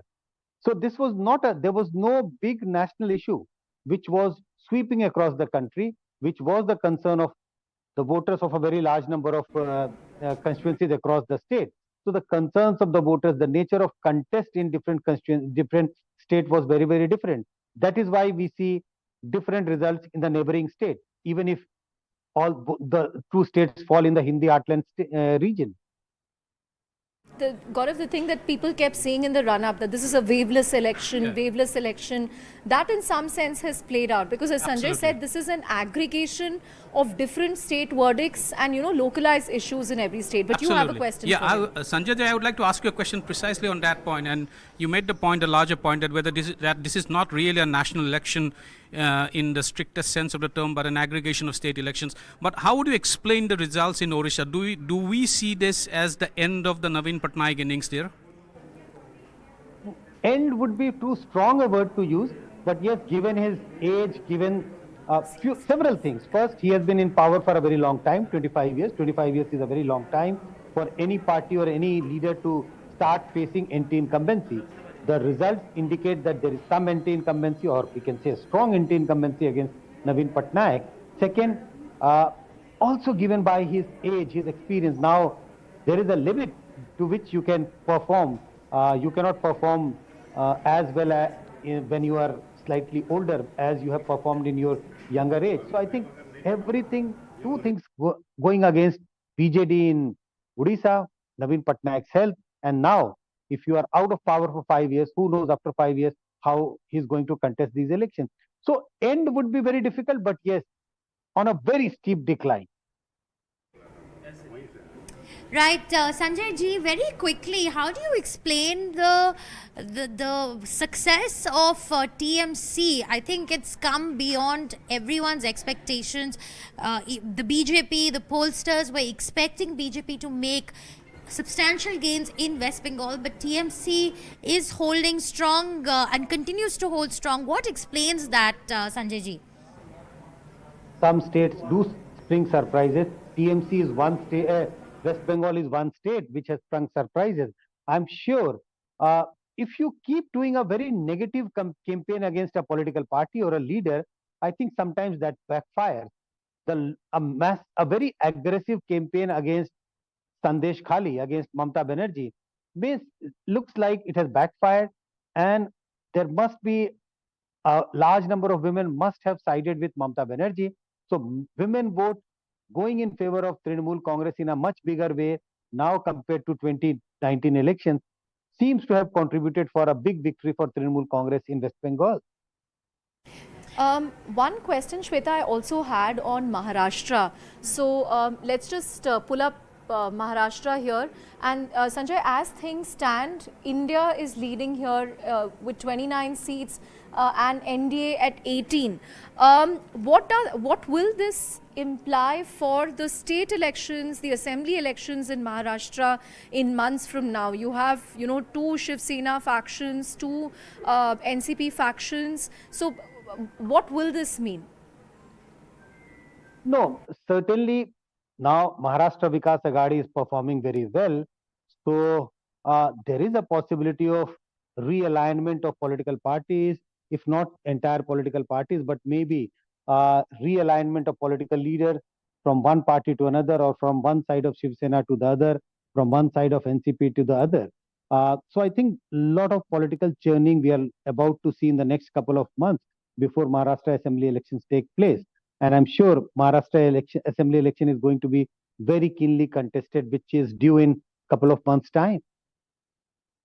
Observation that people had is, this is a shift in politics away from the thumping majority that we have seen in the last two terms, the kind of muscle, the strong mandates that Prime Minister Modi has enjoyed in the last two terms. That's something that will not be there this time, because, he will be dependent on the TDP and the JDU. And we're also hearing that Sharad Pawar has been calling Chandrababu Naidu and Nitish Kumar today. So again, what will this coalition politics mean for India? Are we again in the coalition politics era where regional parties, have a lot of clout alongside the national parties?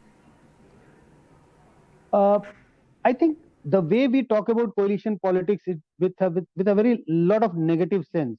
That, oh, are we again back to the era of coalition politics? I think if you leave aside the 2014 and 2019 Lok Sabha election results, these are the two governments where we had a big a government led by a very dominant BJP.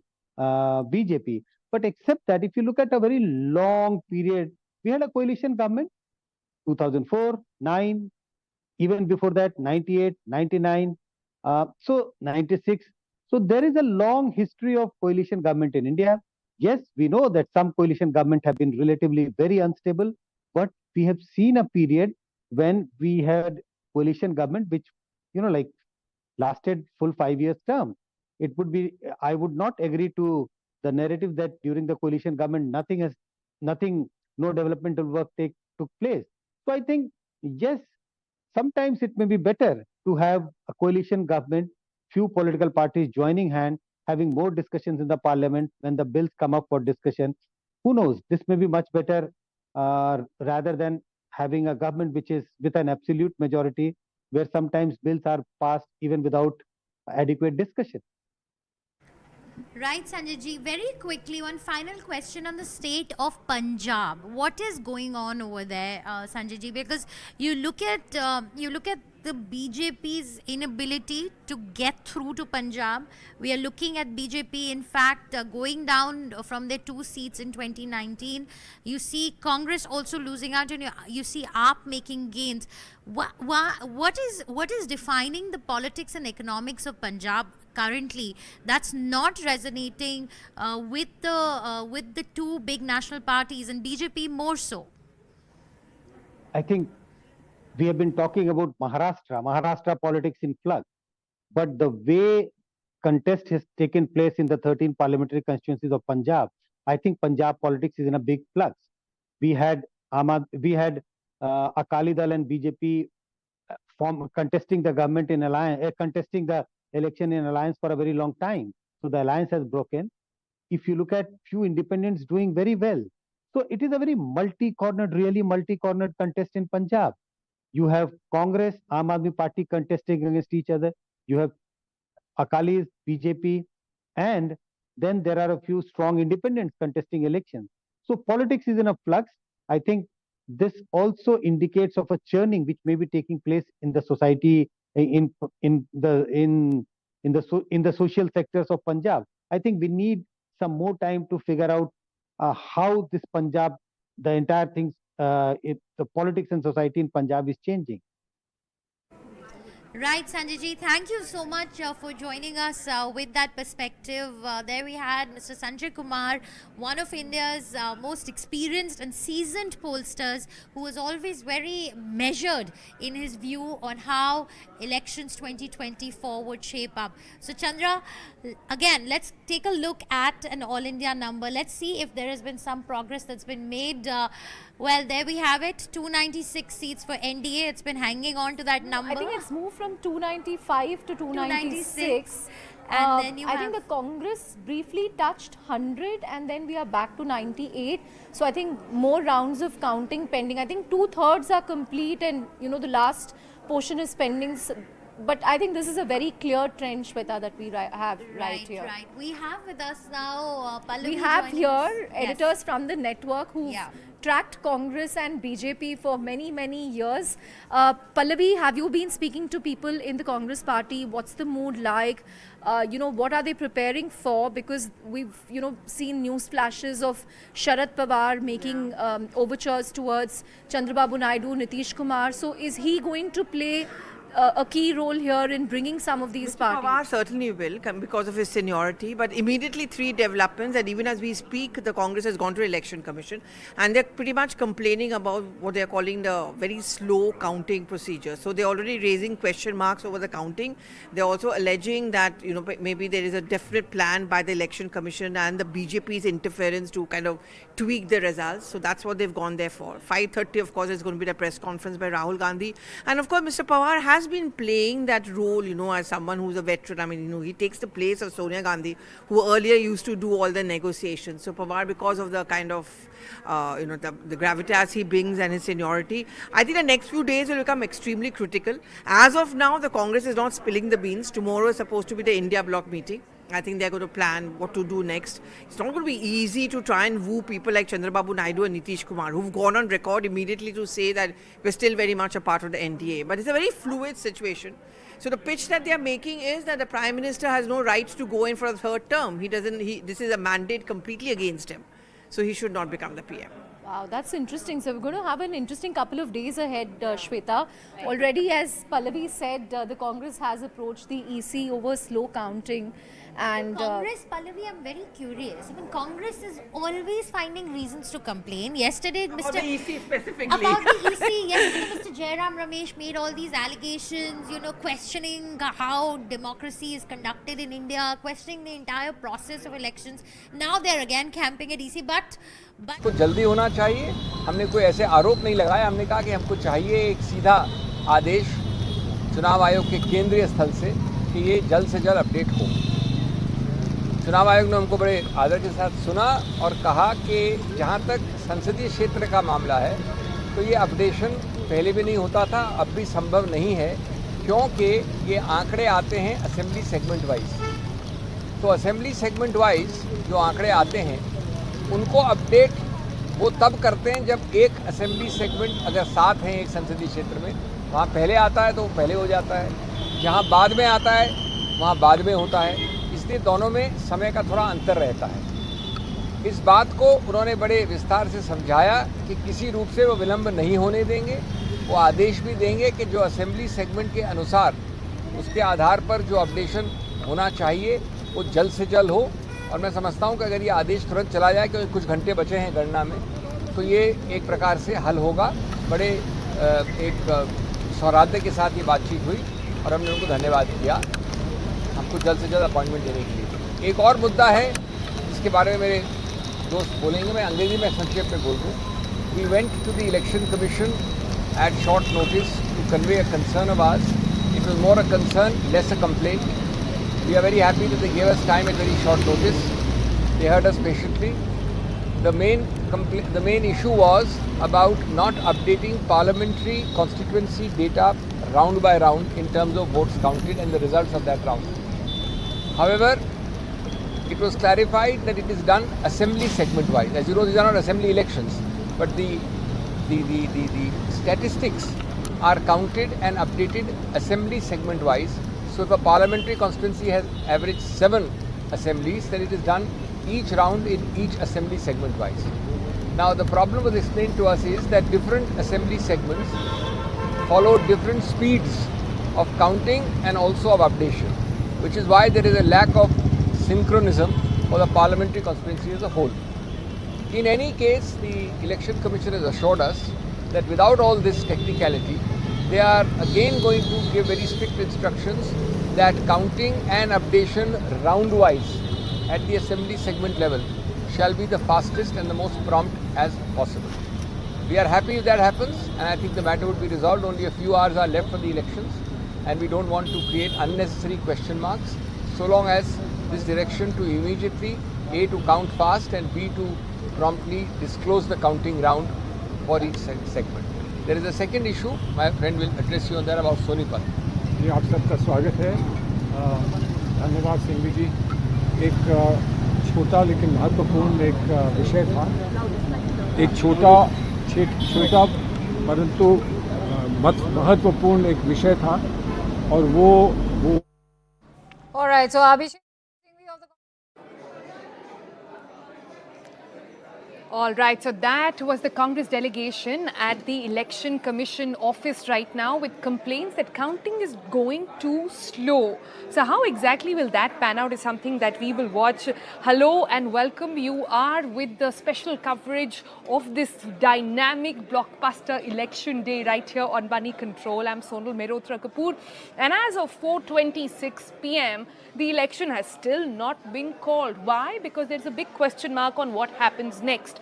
A couple of headlines at this hour. What is clear at 4:30 this evening is that BJP perhaps cannot do it alone. There is a Maha shock that is emerging from UP and Bengal as the India bloc seems to be fighting back. There are wins for the BJP in Andhra Pradesh, in Odisha, but what is clear is that there is no 400 par. Ab ki baar NDA Sarkar is the key issue. Lots of surprises emerging, some very interesting seats as well. For example, the seat of Smriti Irani, where she seems to be trailing by over 1 lakh votes. The other seat, which is really interesting, is what's happening in Rai Bareli, where Rahul Gandhi seems to have exceeded his mother's margin, is leading there.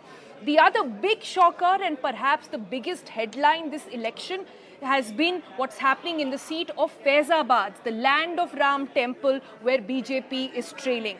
So lots to unpack from what this blockbuster election has been.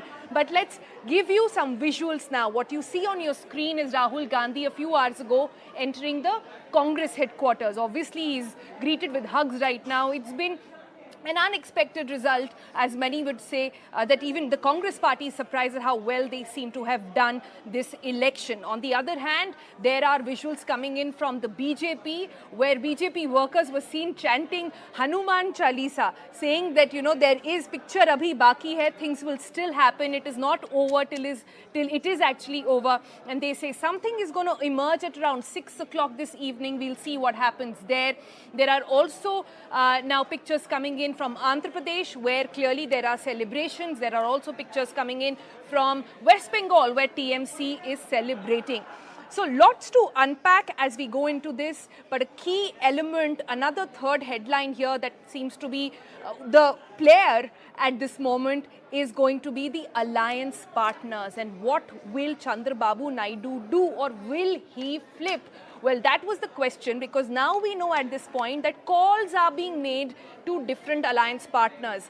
Amit Shah, the Home Minister, is making calls. The Prime Minister himself spoke with Mr. Chandrababu Naidu. So did the leaders of the India bloc. Now, who will answer whose call? Who will turn out to be kingmaker? How will this unfold is what we've got our eyes on. And we will unpack all of this over the next couple of minutes. First up, let's tell you all about what's unfolding. Sharad Pawar, the man with the shrewdest political acumen, he just addressed the people some time ago. Let's listen in to what he had to say. He's clearly saying it's not over just yet. मंजी के issue raise करने की कोई आवश्यकता नहीं थी। जिनको आम जनता के बारे में कॉन्फिडेंस है, ऐसे लोग उस लाइन पर जाते थे। उन्होंने कोशिश की, मगर जनता ने इसका स्वीकार नहीं किया। All right, so that was Sharad Pawar saying that it is going to be anybody's day. Calls are being made. We need to see which way this will go. So that's an exciting time and an exciting election. On that note, let's bring in our panelists now. We've got Lalita Kumara Mangalam of the BJP joining us, and also Ghanshyam Tiwari of the Samajwadi Party. Now, Ghanshyam Tiwari, if I can come to you, firstly, a big congratulations on how Samajwadi Party has performed.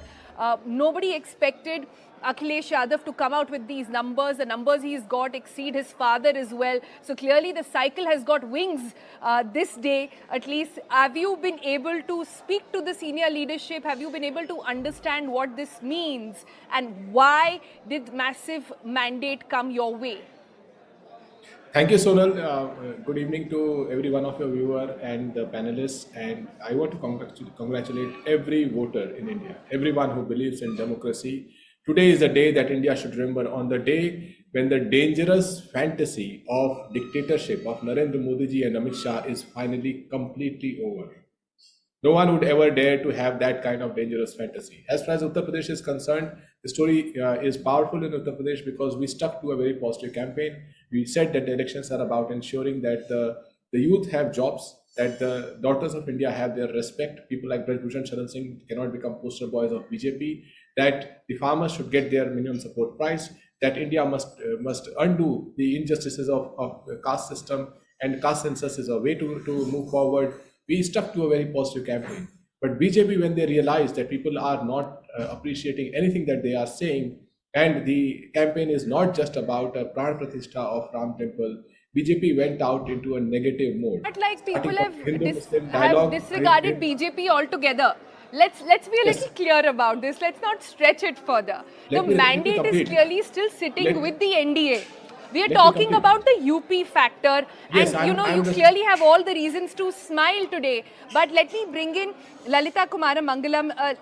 Ma'am, what do you think then? What went wrong in UP? This is a massive upset for the BJP. You seem to have got your alliance partners, the RLD, with you. The campaign seemed to be doing well on the ground. There was a double engine sarkar. But did the caste arithmetic go horribly wrong? Absolutely, you hit the nail on the head. The mistake that I personally feel the BJP made is that they thought that people would put development ahead of caste, but they didn't. So it's a hard and very tough lesson to learn. And despite all the rhetoric from the other side, the truth is that it's a divisive vote that has helped them win in UP. The Muslim vote and the Yadav vote.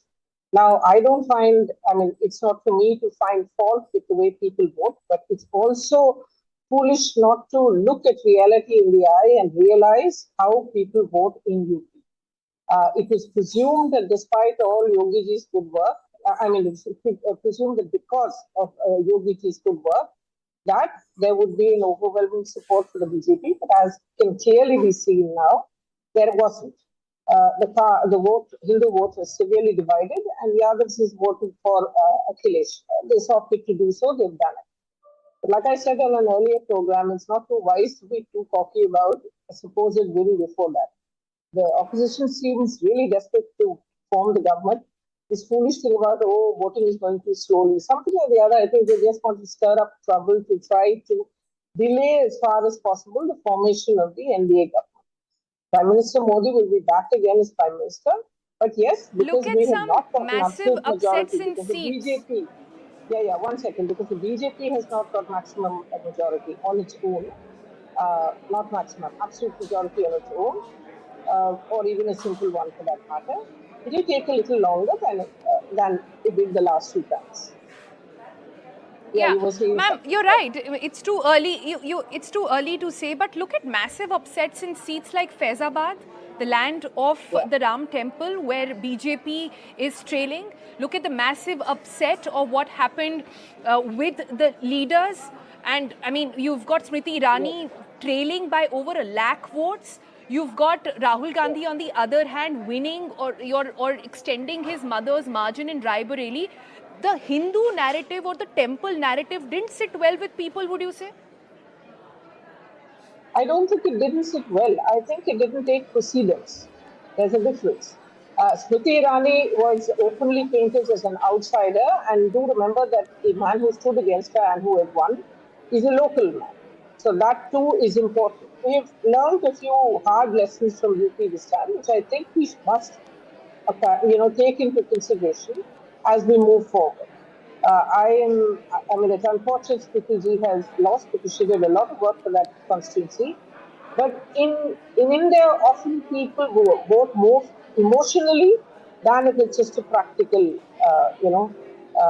exercise that they undertake. UP has obviously chosen, like I said, not development, but other issues and caste, and in a sense, the Muslim religious vote has consolidated, the Hindu vote is not consolidated. Okay. So I think no voter should be taken ever for granted.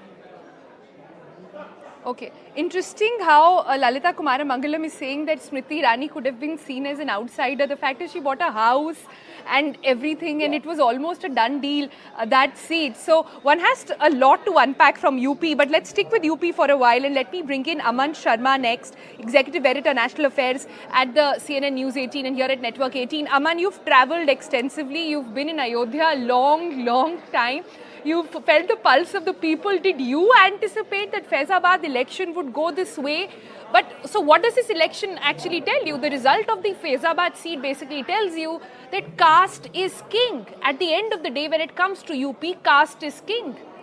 Well, Sonal, UP has always been a very, caste-driven society. Caste-driven election are the central to the UP's entire narrative. Something had changed, I would say, post-2014, after UP में NDA won 73 seats in 2014 and 64 seats in 2019, despite an SP-BSP alliance on the other side. This time, I think 3-4 things, if I would say, have gone wrong.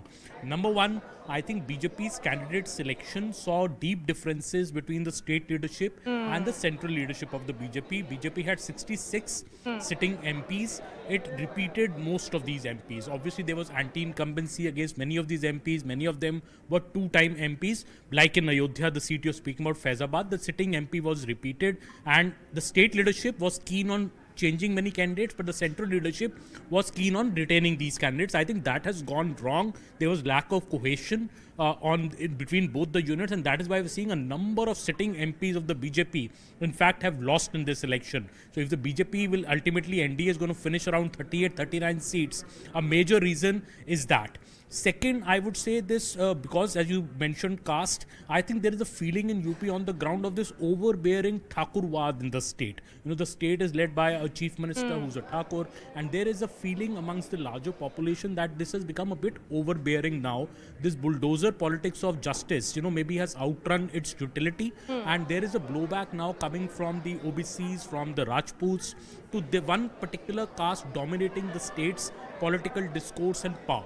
So this is something that I think BJP also had sensed, but did not take adequate action in time, and that is what has also hurt the party's chances. Also, traveling in the state of UP, in the villages, I saw this narrative amongst the villagers, especially which the SP and the Congress had, pushed a lot, that if the BJP gets a good amount of seats, 400 par ho jayega, then reservation will go away. The constitution will be changed. Now, BJP tried to counter this through their campaign, but I think this somehow stuck in the campaign. This SP and SP constantly promised a caste census. They said we will increase reservation, while the BJP is out to finish reservation. This is something I think which also was a factor on the ground. BJP tried to address it, but was not able to address it fully. What has resulted very now? Valid points. All what has three, resulted now, Sonal, very valid points. All three of them. Sorry, Aman, go ahead. Just one more point. What has resulted now in this is, Sonal, that SP is winning, or Samajwadi Party is winning close to 35 seats in UP. This is the best ever performance of Samajwadi Party in UP in a Lok Sabha election. Last time it was Mulayam Singh Yadav who won 35 seats in UP in 1999. So if Akhilesh Yadav is now repeating that performance, almost 34-35 seats, it portends danger for the BJP in the upcoming Lok Sabha assembly elections in UP also in a couple of years' time, and the BJP will have to do some serious introspection in what has gone wrong in its fortress. People in BJP used to call UP as a fortress of the party after Gujarat. But clearly this time it seems there are a lot of worrying signs for the BJP from Uttar Pradesh. Worrying signs indeed for BJP in UP. But on the other hand, Pallavi, if I can come to you and understand, this sort of coalition or alliance of Congress and the Samajwadi Party, it had backfired so badly in assembly elections. How did it actually play a positive role cut to these general elections? A lot of people said that, seeing them campaign together clearly didn't work. But now, this time around, we clearly see that the caste arithmetic is that the minute you transfer the Dalit vote from BSP to the SP, it works in their favor. But somehow Congress has also done reasonably well. I mean, Congress so far has won 2 seats in UP, that's Raebareli and Amethi. They contested from 17, but yeah, you're right, Sonal. Unlike the assembly elections where the UP ke ladke did not click, at least in the Lok Sabha, and Lok Sabha votes, differently from assembly. At least over here it clicked. I mean, Aman has already pointed out the various caste factors. I also add to it the Muslim consolidation which took place. The more they talked about Hindu versus Muslim, the more they was talking about Ram Mandir. And Rahul Gandhi also threw the shagufa somewhere down the corner that the constitution is going to be changed and it's the minorities who are going to be targeted. It was very much a part of the Congress's Nyaya Yatra, and adding on to it was a traditional vote bank of Akhilesh Yadav. So somewhere I think that is that combo which has clicked. And they made an effort to do a lot of joint road shows, joint press conferences. I think 3 to 4 press conferences they've done, a couple of rallies, joint rallies. So there seemed to be a mojo and a hub about it. But as they say, Jo jeeta wahi sikandar. So when you perform well, then everything seems right. And if they hadn't done well, then the same reasons that we are pointing out could very often be cited as a reason for their failure. But having said that, one thing I can say this much, that Akhilesh Yadav was pretty confident of getting at least 40 seats. I think on the day of the exit polls, there was an India front meeting and they had all prepared as sheets of paper. And the number which Akhilesh had given for SP plus Congress was 40. So, they are very, very happy, they are confident, and they knew it all along, according to them, that this is exactly what we are going to be getting. And that there's a sense of fatigue, there's a sense of expectations, and an anger at many levels with many of the sitting MPs, They said, that Lok Sabha Modi ke naam pe, they should just sit back, not do any work. So there was an anger on the ground in a couple of constituencies, which I think the India bloc tried to take advantage of. One thing I'll just add to what Pallavi is saying, Sonu. If you look at the figures, quickly, SP is winning right now 34 seats in UP. 6 seats are being won by the Congress party. So big 40 seats in totality are being won by the India Alliance, 36 by the BJP. And if we look at the vote share, that is even more alarming, I think, for the BJP, because the BJP is getting about 41.5% vote share, while the Congress and the SP combined are almost at 43% vote share. So the Congress and the SP combined, I think for the first time after many, many years, have surpassed the BJP in vote share in Uttar Pradesh. This would be of great concern to the BJP because this shows that, the alliance was a more cohesive one. This time, 2017, it did not work for other reasons, but this time, as Pallavi is saying, the Muslim consolidation which happened because of the SP-Congress alliance. I want to expand what you're saying, Aman, and take it forward and say that this is a major reason of worry, yes. We also have Gaurav Chaudhary with us, but let me take a quick question from Lalita Kumara Mangalam as well. Ma'am, so what does this mean for temple politics now? What is, in your analysis, going forward, what will this mean for temple politics in UP? I don't think it's the temple issue that really made the Muslims unite. It is the reservation issue that did. Your colleague is quite right that when Mr. Aman Sharma is quite right that when Rahul is emphasizing the fact that we see the reservation policy will be changed, etc., and a lot of people will lose out. I think that went against us because traditionally neither Christianity nor Muslims have Islam has caste, but in India everybody has caste. So therefore. That I think went more against us than I think mandir politics as such. But, don't forget that in any mandir, in major mandir in India, whether it's south, north, east, west, doesn't make difference. There are lots of people, Muslims too, who benefit from the economic, fallout of having a big temple in those places. And people in those places live fairly, calmly and peacefully together. But the point is not that. Politics is not just about it's not one God versus another in UP.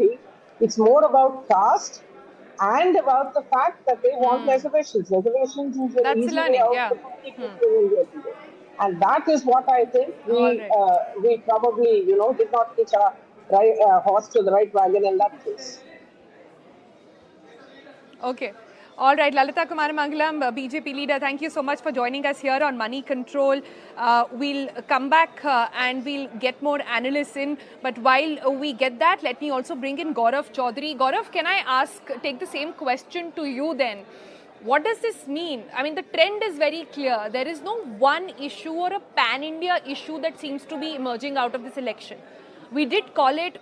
A lot of people said it's a presidential election. It is being run on the name and face of the Prime Minister. And then you look at the results coming from states. Every state is throwing different insights. So in that sense, it's a very localized election. And clearly what's happening in UP, it'll take days, if not weeks, to sort of really decode what led to this. But what does this mean for Mandir politics now? So a couple of things. First, you're very right that this is not a pan-India national elections as it were, but rather more of an aggregation of state elections, and the results in Odisha, for instance, is a complete outlier compared to what's happening in the Hindi heartland. For instance, the BJP looks most likely to form the government for the first time in Odisha, stamping its footprint there, and has also swept the Lok Sabha polls. However, in Uttar Pradesh, we see a completely different brand of different set of results that have come in.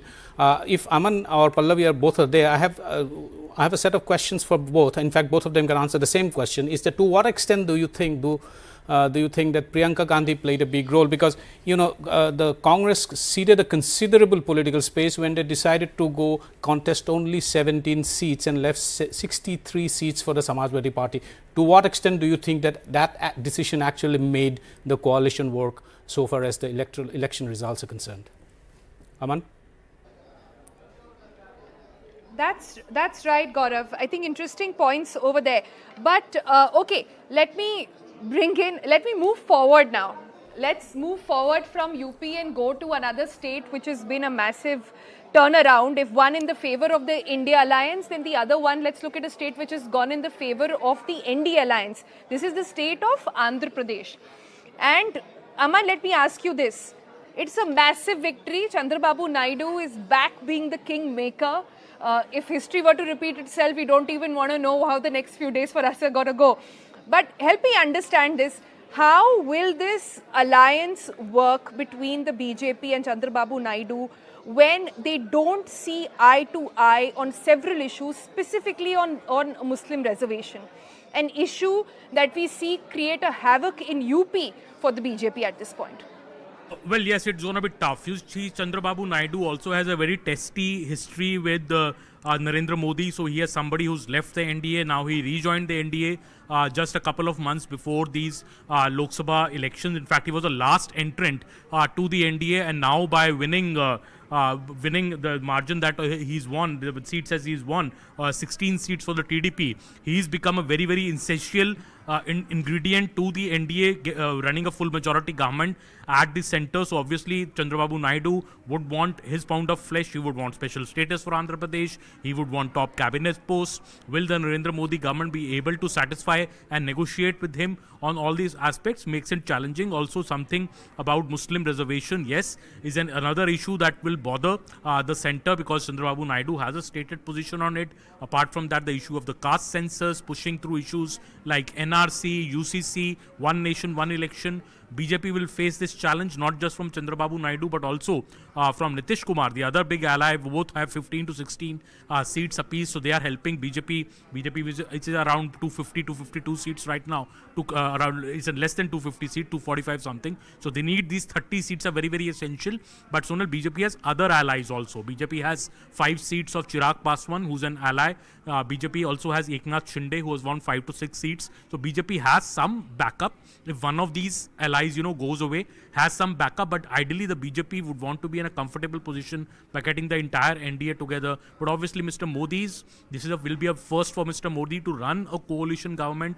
Mr. Modi has always run strong full majority government so far, be it as the Gujarat CM or as the Prime Minister. So this will be something new for him to take allies together, allies who are very important to ensure that his government remains in a majority. That is something that will be a new thing in Indian politics, at least for the Modi-led BJP this time. And maybe we are back to the era of UPA 1 and UPA 2, when, you know, the coalition partners were actually calling the shots, and how the Modi government deals with this new phenomenon, a government which is known to take strong decisions, runs the government with the iron fist. How will they take everybody along will be a new facet maybe we will discover when Narendra Modi takes oath as the Prime Minister for the third time. But still, the BJP leaders are still saying that, look, our vote share is intact from the last election, so it is not as if people have exercised less faith in us. Yes, our seats have gone down by almost 60 seats from last time, but our vote share remains intact. We have come to power in Andhra, we have come to power in Odisha. There are many, many positives also from this election. We are the first government to repeat 3 consecutive terms after Jawaharlal Nehru. A full majority NDA government will be in place. So BJP will be citing this, as their victory, and saying that the Congress has struggled to even cross 100 seats despite all the tall claims made. So it is interesting times how the BJP will justify all of this. That's the beauty of setting expectations. No, had it not been 400 par, it would have been a spectacular verdict. Third time NDA coming into power. But the fact that it is not 400 par is why we are even having this debate. Pallavi, come in at this point. If we zoom out a little bit, okay, and we look at, and Aman is absolutely right, that they are still sitting very comfortably at this point, maybe a little, maybe not lounging away, but maybe just sitting comfortably. The NDA alliance is because the loss that they seem to have made in the Hindi heartland is almost made up, if one can say that, in the southern states, in the eastern states as well. At this point, is it going to boil down to all the alliance partners? We know phone calls are being made. Do you have some latest on these phone calls really? We understand Amit Shah, the Home Minister, is making calls. On the other hand, we have Mr. Kharge making calls. Any update when it comes to how this will unfold? There is also a meeting by the India bloc today, which was not earlier planned. India bloc meeting is kind of planned for today or tomorrow, but what I'm being told is that they are going to be waiting, they have to get in touch, and they want these leaders to really come down over here, then they decide on the nitty-gritty. So that India bloc meeting could take place tomorrow. Well, Mr. Pawar is playing that kind of a role. Mr. Pawar is trying to reach out, but what my Congress sources have told me is that we are still waiting to watch. I mean, the immediate worry is that when is the final result really going to come out? What are going to be the final figures which are going to be declared? Because that is going to be the benchmark in trying to reach out to others. Of course, the Congress and the rest of the India bloc have seized an opportunity, and they feel that they can form the government. Also, they have made this whole slogan, Sonal, that the Prime Minister doesn't have the moral or democratic right to become the Prime Minister third time round, because the mandate is essentially against him. Obviously, I don't think the BJP is going to listen to that. But I think these are early days yet. I think we're going to look at a lot of developments taking place. It's going to be a very interesting one. And certainly the Congress party wouldn't want to give up on that. I think, as I said, there's going to be a press conference of Rahul Gandhi and Mr. Kharge in a short while from now. I'm sure they're going to be asked this question. So I think we're going to get some more clarity on what really they want to do ahead. Well, to add to that, Sonal, I asked BJP that question which Pallavi is asking, because some are saying that is there a moral authority to take a term for the third time. The BJP is very clear that a pre-declared alliance of the NDA has crossed the majority mark. This is a pre-declared alliance. NDA is well above the mark of 272, so it is very much in its right to stake claim to power, and this is a pre-declared alliance. It's not a post-poll alliance, the pre-declared alliance. And the BJP, the UPA, the Congress also, in its 2 terms of 2004 and 2009, was never able to touch the mark that the BJP has touched in its 3rd term. Despite 10 years of being in power, despite the so-called anti-incumbency, the BJP is still close to touching 250 seats, a mark that the Congress was not able to touch either in 2004 or in 2009. So the party, in fact, the BJP is saying that the Congress has no moral right to question the BJP's mandate.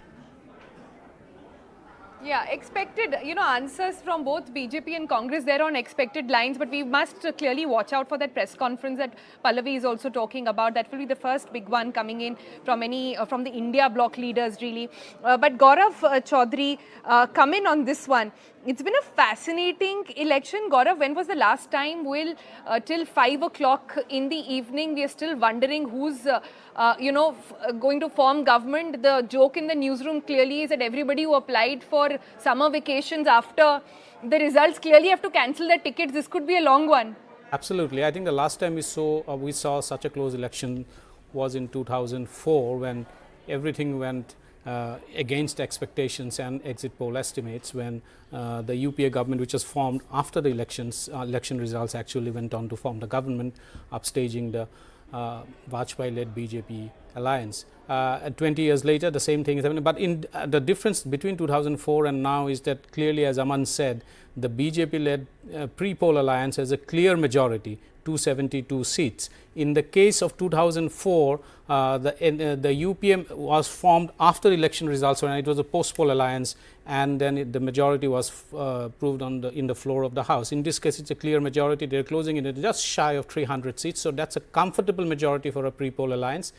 So far as the government formation is concerned, there are arguments that this is not a moral victory, but as we know in sport and in elections, anyone who passes the post actually goes on to win and form the government. That's true. Anyone who crosses the post, and in this case, we have somebody crossing the post, but there seems to be no celebration of it just yet. Even, like I said, even at the BJP headquarters at this point, we seem to be getting pictures from there where supporters are chanting actually the Hanuman Chalisa and saying that, this is fine, but we've still come back to power. A bit of a defensive thing over there. Let me go back to Aman. I just want to check if we've got our next set of guests joining us right now. A quick check over there. If not, then we'll quickly just go to Aman again to try and understand the other factor here. Aman, can we look at the wholesome picture at this point? And if you're looking at specifically, say, the dents made made by the different political parties, especially by BJP here in down south, the pollsters seems to have got terribly wrong this time around. Can you, and all of them really, unlike how the past several elections they seem to be getting it right, this time they haven't, and the undercurrent seems to be a very silent voter. Many saying that this silent voter are actually the women who did not disclose, and sometimes what happens is the pollsters never get the true answers, or never even have a gender divide where they get more women to speak. Is that a factor, or too early to say at this point? Well, Sonal, that really we have to ask the pollsters how they got it so spectacularly wrong, because obviously many pollsters had predicted a thumping victory for the BJP. One pollster even giving them 400 seats. So clearly that all has not happened. It was a far more tighter election. I think in an election where the opposition alliance is more firmed up, where the opposition alliance is across regions, it is far more difficult to predict an election. I remember spending almost 3 weeks in UP this time, and it was very difficult to predict in UP also which way the seats were going. Yes, people are a bit reticent when they don't want to specify their voting preferences. You have to read between the lines. But I did see that rural distress was a constant theme in the election. There were people on the ground complaining of that rural distress, complaining about unemployment and inflation. These were issues which were very much there on the ground. Whether the opposition was able to cash in on them is showing in the results that the campaign by the opposition that the election should in fact be centered on issues of unemployment and inflation rather than this Hindu-Muslim polarization, I think seems to have rung a bell amongst a larger electorate. And though the BJP is getting closer to 250 seats, the Congress is also getting 100 seats, SP is getting 35 seats, Trinamool Congress is getting close to 30 seats, the DMK is getting 20 seats. So the opposition will also be a stronger opposition. This time in parliament, the government will be in power, but there will also be a very strong opposition on the other side, and there will be a government also dependent on very key coalition partners who I would say are not really very trustworthy coalition partners for the BJP so far. As I said, Chandrababu Naidu and Nitish Kumar have both left the NDA earlier before rejoining it, and they have a history of in a way, what some people say, backstabbing the BJP. So in a way, Mr. Narendra Modi's trust in both these parties is also moderate, not very high. So how the Mr. Modi and his team will be able to work along with these allies and also be able to push the big legislation that the BJP was promising, adopting the One Nation, One Election report, NRC, Uniform Civil Code. Will the BJP will be able to deliver on these big promises now when it is not armed with a full mandate, full majority mandate on its own? This remains to be seen how the BJP will be navigating this difficult discourse in the parliament. And of course, the UPA has had a long experience of running coalition governments. The Manmohan Singh government of both terms was like that, and the BJP then used to take pot shots at the Manmohan Singh government, calling it an ineffective government, a remote control government. And now the shoe seems to be on the other foot, and the Congress would be laying these claims that Nitish Kumar or Chandrababu Naidu is blackmailing you into doing certain things, and you are dependent on your coalition partner. So I think interesting times ahead for Indian politics, and we will see a more contested parliament in the days to come. Right. Clearly interesting times, more interesting, as many are saying today, has been more interesting than the IPL final itself, and everybody is really at the edge of their seat wondering what is going to happen. It's been a blockbuster result, really. Let me also now at this point bring in Harish Bijur, brand consultant, joining us here on the broadcast. Hello and welcome, Harish. I just want to understand from you, what does this mandate mean for brand Modi? This election was fought on the shoulders of one man, which was the Prime Minister. This entire, the campaigns were done in his name. The candidates, a lot of them asked for vote in his name as well. There were murmurs on, what kind of backing internally it had, or there were ruffles within the BJP as well. But in your understanding, not a spectacular victory, but a victory nonetheless. What does that mean for brand Modi?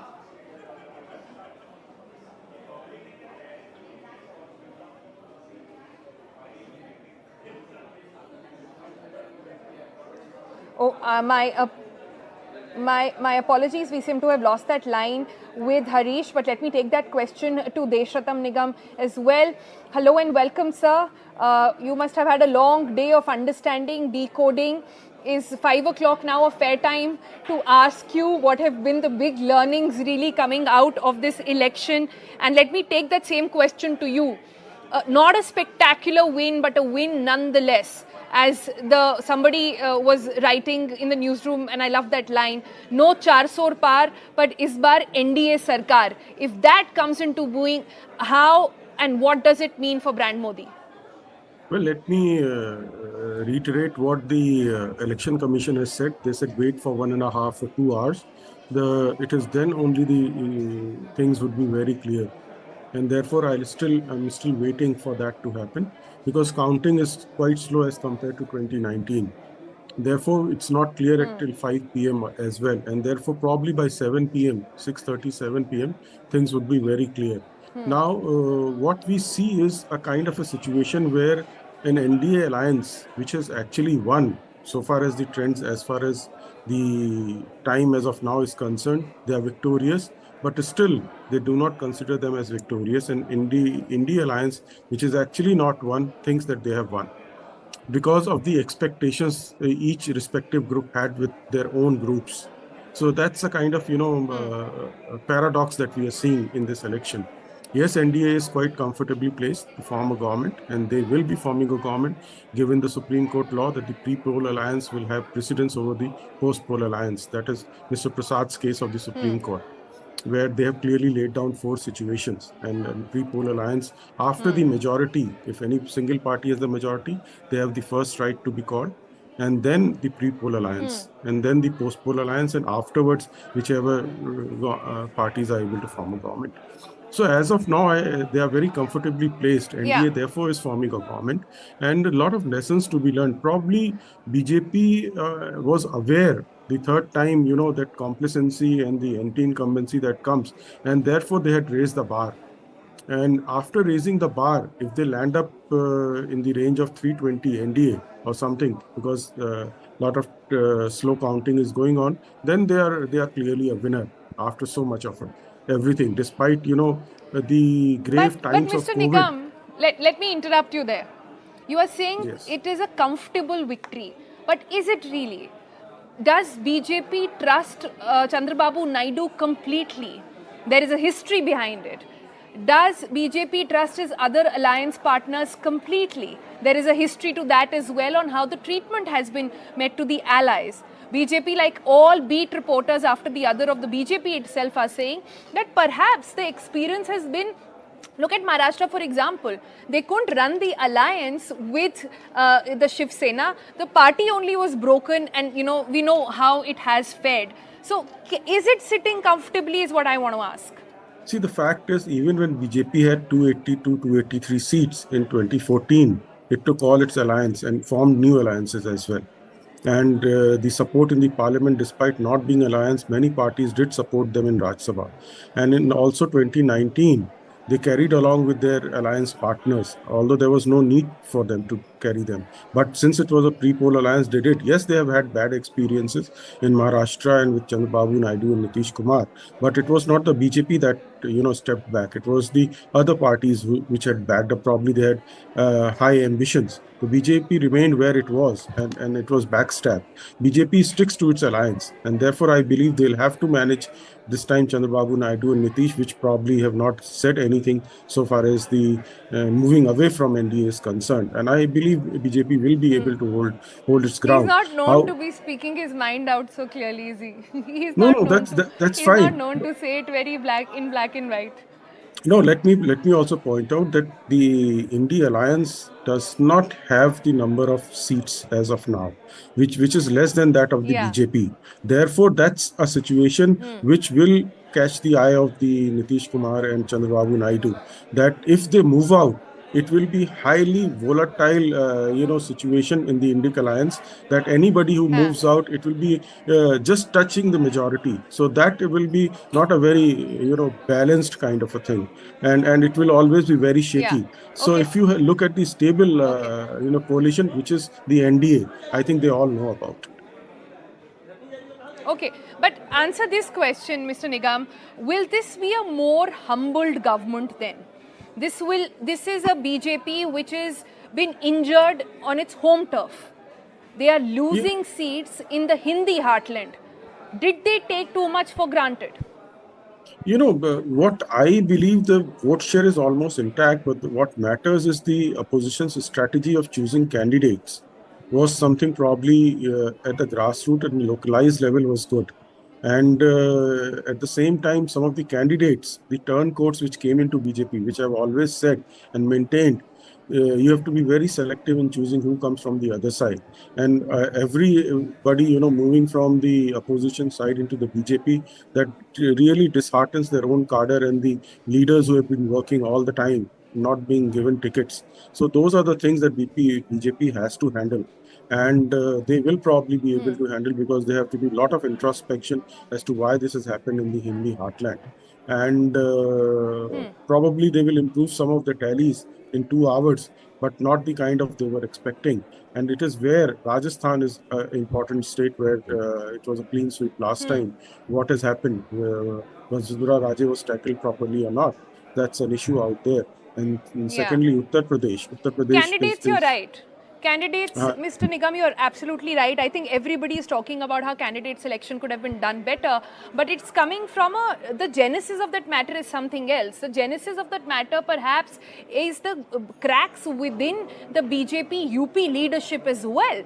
Lots of comments have been made by Mr. JP Nadda, by others, about how there wasn't a complete absolute support. Now, what does this mean, and what do you think will be the reflection when it comes to BJP thinking about UP?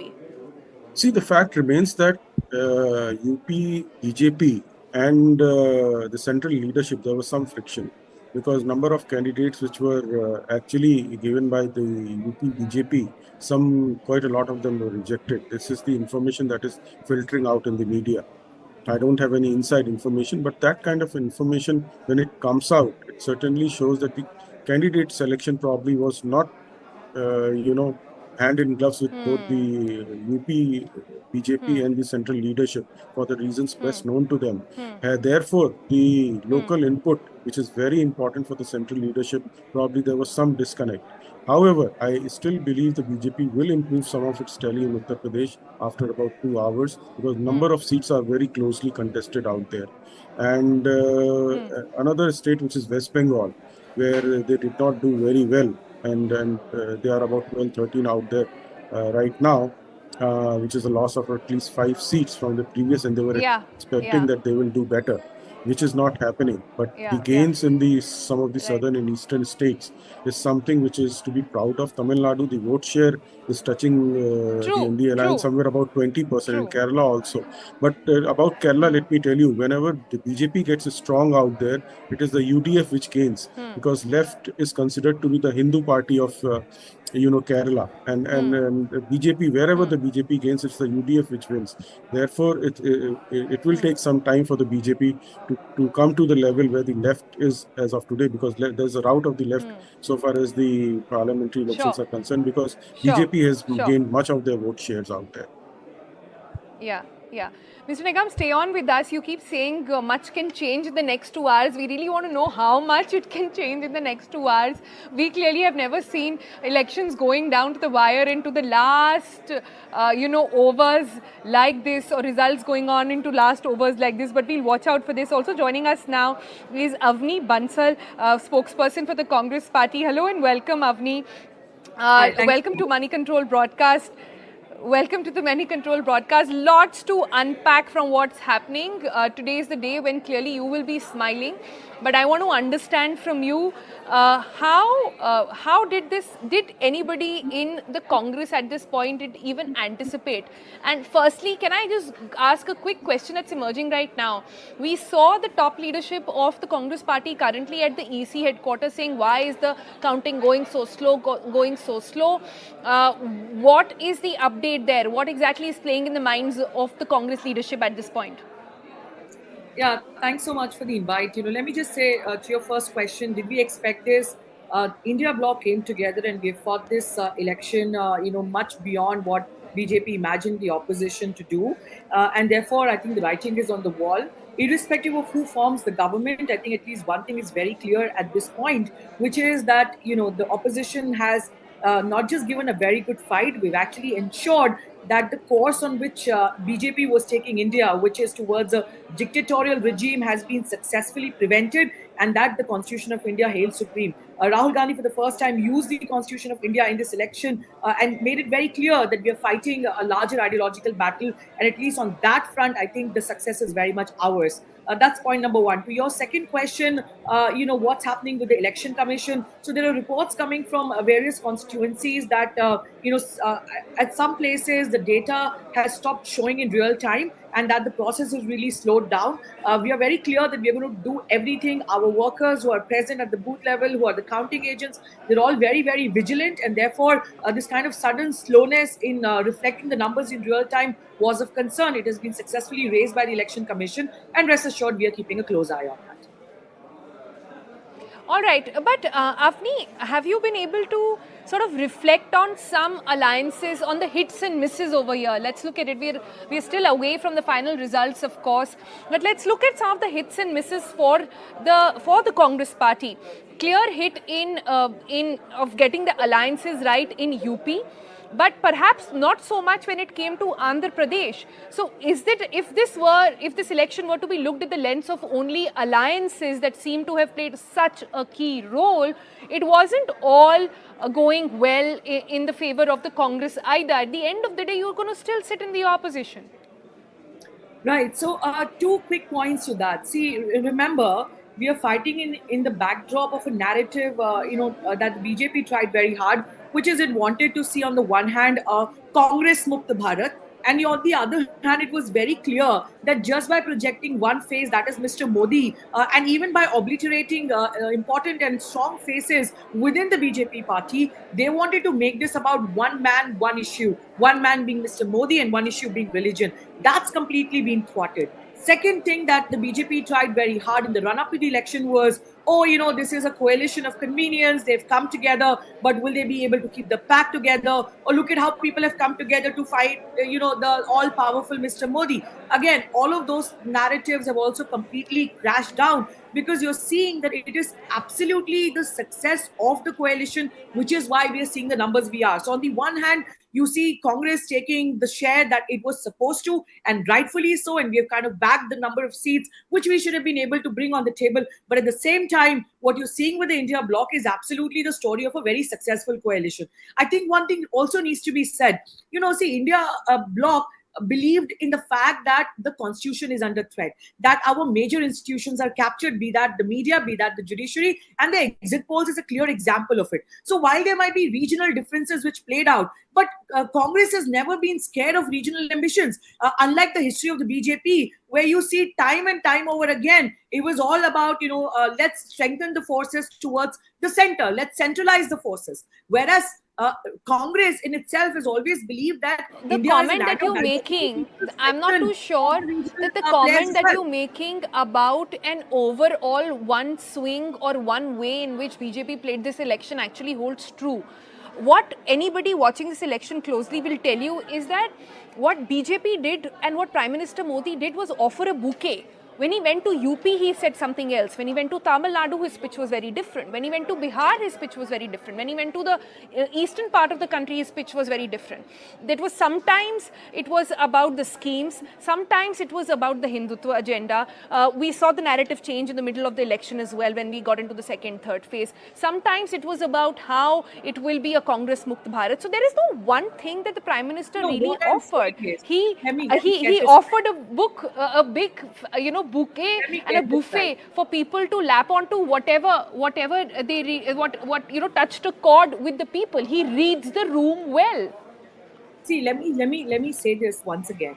The point is not that in different speeches he was referring to different things. That's bound to happen in any election.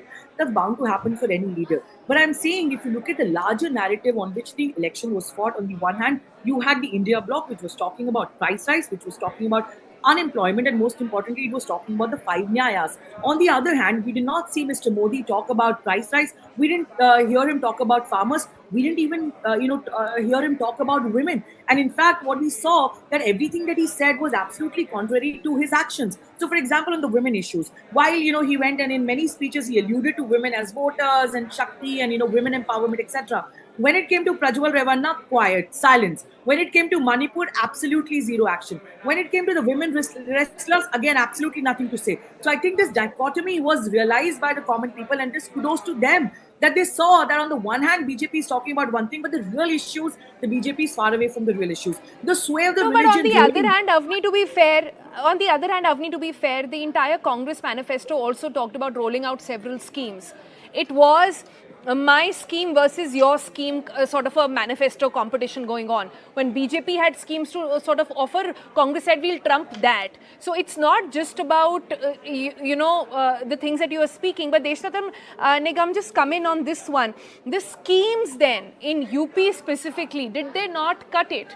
I mean, and why perhaps everybody found it so hard to read this election is because when you went on the ground, people did speak about getting free ration. People did speak about gas. People did speak about the housing scheme. But even then, that's not cut it. In fact, Deshnatam Nigam, listen to this statistic. There are about 15 seats where BJP is still trailing, which are the stronghold seats of the BJP, and it won these 15 seats. It has been winning these 15 seats in the past 3 elections. So it's supposed to be a stronghold, but they're trailing on all those 15 very crucial seats. Well, in fact, if you look again, I'll say selection of candidates is quite important. And if BJP, which is known for delivery of the schemes to the last person connection and last mile connection, where whether it is toilets, whether it is Jal scheme, Prime Minister's housing scheme, they have delivered on the ground. And if that is not being effective, then there is something wrong in the strategy and the selection process of the candidates. Because these are the schemes, the flagship schemes, which have actually delivered on the ground, whether it is electrification or otherwise, Ujjwala scheme or Ujala scheme, or so many of them. So I think an introspection is needed, and probably it was taken for granted by the people that these schemes will be there. They probably believed that these schemes are not going anywhere. They're already getting the benefits. They probably wanted something more, and which the other side promised to the extent of 1 lakh rupees and all kinds of promises, which was financially not viable. Did BJP was able to counter them properly? The results shows not to the extent they would have expected, but the fact remains that BJP needs to do a lot of introspection. Although they will be forming a government, as I said, there is no euphoria as of now in the BJP for the seats, which is falling short of their expectation.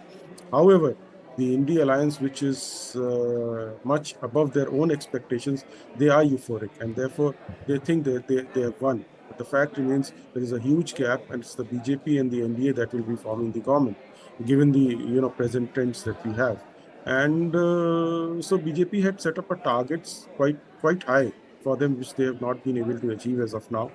And Indic Alliance probably had their targets slightly lowered, and which for actually they have done better than their own expectation. Not the winning side, but certainly better than their own expectation. So what Deshratam Nigam is saying is that what happened with the NDA alliances, that they over-promised and under-delivered, and what happened with the India alliances, they under-promised and over-delivered, and that's the issue of expectation. That's how it will be. That's how this election will actually be read. Let me come to the other quick points over here. And Deshratam Nigam, before I get Avni's comment on this one, the other big thing is that's coming out of this election is that opposition abhi zinda hai. The other thing that's also coming out in this election is that Congress Mukt Bharat is not going to be a reality, at least anytime soon. Has this put BJP a few steps back in their preparation to what they were looking at? Because remember, about 3 to 4 states are going to polls very soon. It's going to have ripple effect. No, I don't think there'll be any ripple effect. Yes, the India alliance may be slightly invigorated, but BJP is not a party which takes it as a setback. It takes it as a challenge. And it's a cadre-based party, and it will probably reinvigorate, rediscover, and where have they gone wrong, the strategies that they made, the selection of candidates. I'm sure there'll be in-depth, and there should be fixing of responsibility in BJP. They must fix the responsibility, whoever took the decisions, especially with respect to the states where they have not done well. There has to be fixation of responsibility. You can't shift the responsibility back and forth here and there. And once fix the responsibility, take corrective measures and move on. BJP has that capacity to do that. BJP has done that in the past. Rajasthan, they swept in assembly election, Chhattisgarh, Madhya Pradesh, all this they had done after, losing those elections before. And the internal dissensions which are there in the BJP with respect to some of the states where they have not done, they have to address that issue. And any sabotage which is there from whichever quarter it is, they have to deal it very seriously. And remember one thing, that turncoats who come to BJP in such large numbers, that needs to be checked. You can't take each and everybody from the opposite side, because it gives a signal that the people who have been coming from below, working very hard, coming from the grassroots level, which the BJP party is, where people come through working very hard, they get disheartened, and that should never happen. It's a cadre-based party where leaders have been working year after year, and when they are denied ticket, it disheartens. They remain quiet. Being a disciplined party, they don't say anything, but its effect is always seen on the ground. This is what is some of the states that we are seeing. Probably that selection of candidates and strategies that they have made, they have to probably look at it and relook at it. That even it happened in West Bengal. If you remember in the assembly elections in West Bengal, a lot of people came to BJP, but once the BJP lost the assembly election, most of them went back to TMC. So please, you need to be very careful. Contest on your positives, not on the negatives, like take people from the other side in a wholesale manner. I'm not saying don't take it, but take the ones who deserve actually. And therefore, you will have a happy mix of very motivated people and some talent coming from outside. I think that's the strategy that the BJP needs to make. Deshratam Nigam is not mincing his words. He's saying and making some very important points. He's saying those who were responsible for sabotage within the BJP, they should be looked at. Heads should roll and responsibility should be fixed on what went wrong.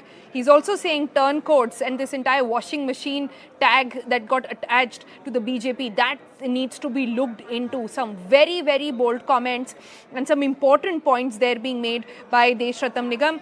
Let me go to Avni then next. Then Avni, is this win or I mean, we are calling it a win, but is this sort of substantial increase in numbers for the India alliance? How will this be seen?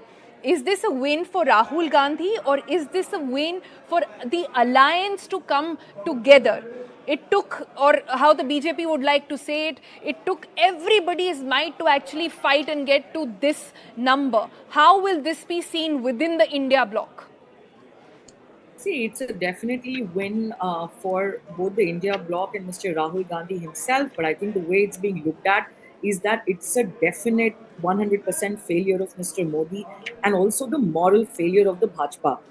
Let me just explain that, from where I see the difference between the way India bloc fought the election and the way the BJP fought the election was that on the one hand, you had the BJP fight in a very dictatorial way, fight with projecting one person, one issue, sort of make it, sure, go and promise different things, but absolutely talk about issues that shouldn't be the talking points. Talk about things like Mangal Sutra, look at the whole Buffalo debate, instead of talking about individual issues that the India party kept insisting on.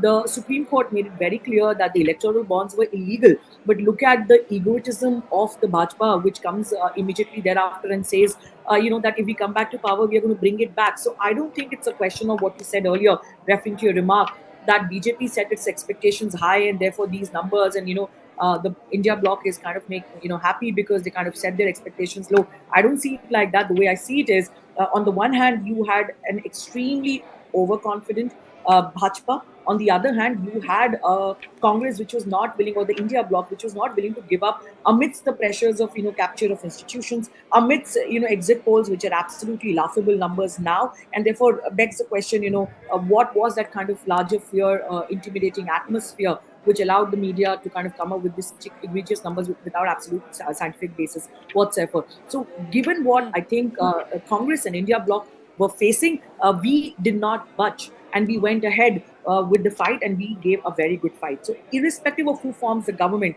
I think the writing is on the wall, which is that this election is a clear failure of BJP. Their overconfidence, they're wanting to take a direction where the constitution doesn't matter. They're wanting to take a direction where, caste issues or caste representation doesn't matter. They just thought that the temple issue will work, and the mandate in Uttar Pradesh is very clear. Their overconfidence, not just in the northern India, their overconfidence in south of India. Now look at what's happened in the south of India. They were saying, they're going to sort of do well, even in Kerala. They are going to do well in Telangana. So all of their narrative points out to one thing alone, which is propaganda, and use fear and intimidation techniques to bulldoze people into doing that. And I think what the common people of India... But Avni, despite that, they still get to sit in power. It's a good time it's a good time for the Congress party to sort of give a pat on the back and say ki fight to achhi ladi, as they say. But it is also a time to remember. It's also a time to remember that you still are not in power. In fact, we are prepping up to hear that press conference that is going to start in minutes from now at the Congress headquarters. We see Jairam Ramesh stationed there already. The thing to see is who will come and address this press conference. It will perhaps be Mr. Rahul Gandhi who will come and talk about, and this will be the first comments that we will hear. It's a packed media room over there as we wait to hear on what is going to happen next. But Deshratam Nigam, if you are looking at all these pictures and at this point, what is, that's the strange part about how these elections have been. The losing party has a smile on their face and the winning party is wondering what to do, how to sort of come out with the right words and how to take this election. That's the beauty of how these results have really panned out. Yes, certainly. And I would suggest Congress to hold their press conference for at least 2 hours. It is only then things would be clear, because too much of celebration at this stage, will not be able to, convince the people who are watching your show or other channels show. And therefore, even if you look at UP, it's 40 and 39 now. So the trends might be, shifting in some of these places because the counting being slow and the leads being very narrow in some of the seats out there. So I see, by and large, the trend is very clear that the NDA is forming the government, and Indic Alliance is even less than the BJP's number, and therefore the chances are that it's a good thing for their own morale. But certainly, so far as the power equations are concerned, NDA would be there, yes, with a reduced majority. And one thing, if you analyze the NDA's results, it is the alliance partners have done well, same as 2019, which means they had about 52 seats that point of time, with BJP 303.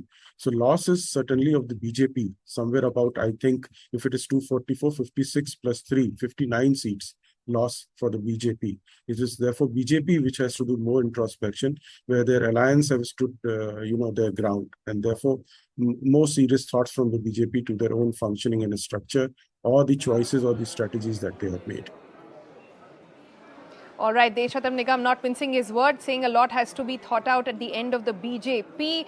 This is happening at 5:30, where the numbers as they stack up as of now at the Network 18 newsroom is 295 for the NDA, 231 for the India bloc. We are standing by to hear for the first time the comments coming in from the Congress party and the India bloc. We'll wait for that. For now, let's toss over to Nalin Mehta in Delhi. Right, thanks for that. Very interesting leads coming in right now. For the very first time since 2014, we've seen the Congress party breach the saffron bastion of Gujarat. You see the Congress party winning one seat. Now this seat is being won by a Congress candidate called Miss Thakur. She has won from Banaskantha in Gujarat, which is also the native place of Mr. Adani. A huge setback in a way, because like we said, this has been a saffron bastion, and since 2014 no opposition party has won a seat in Gujarat. So there we have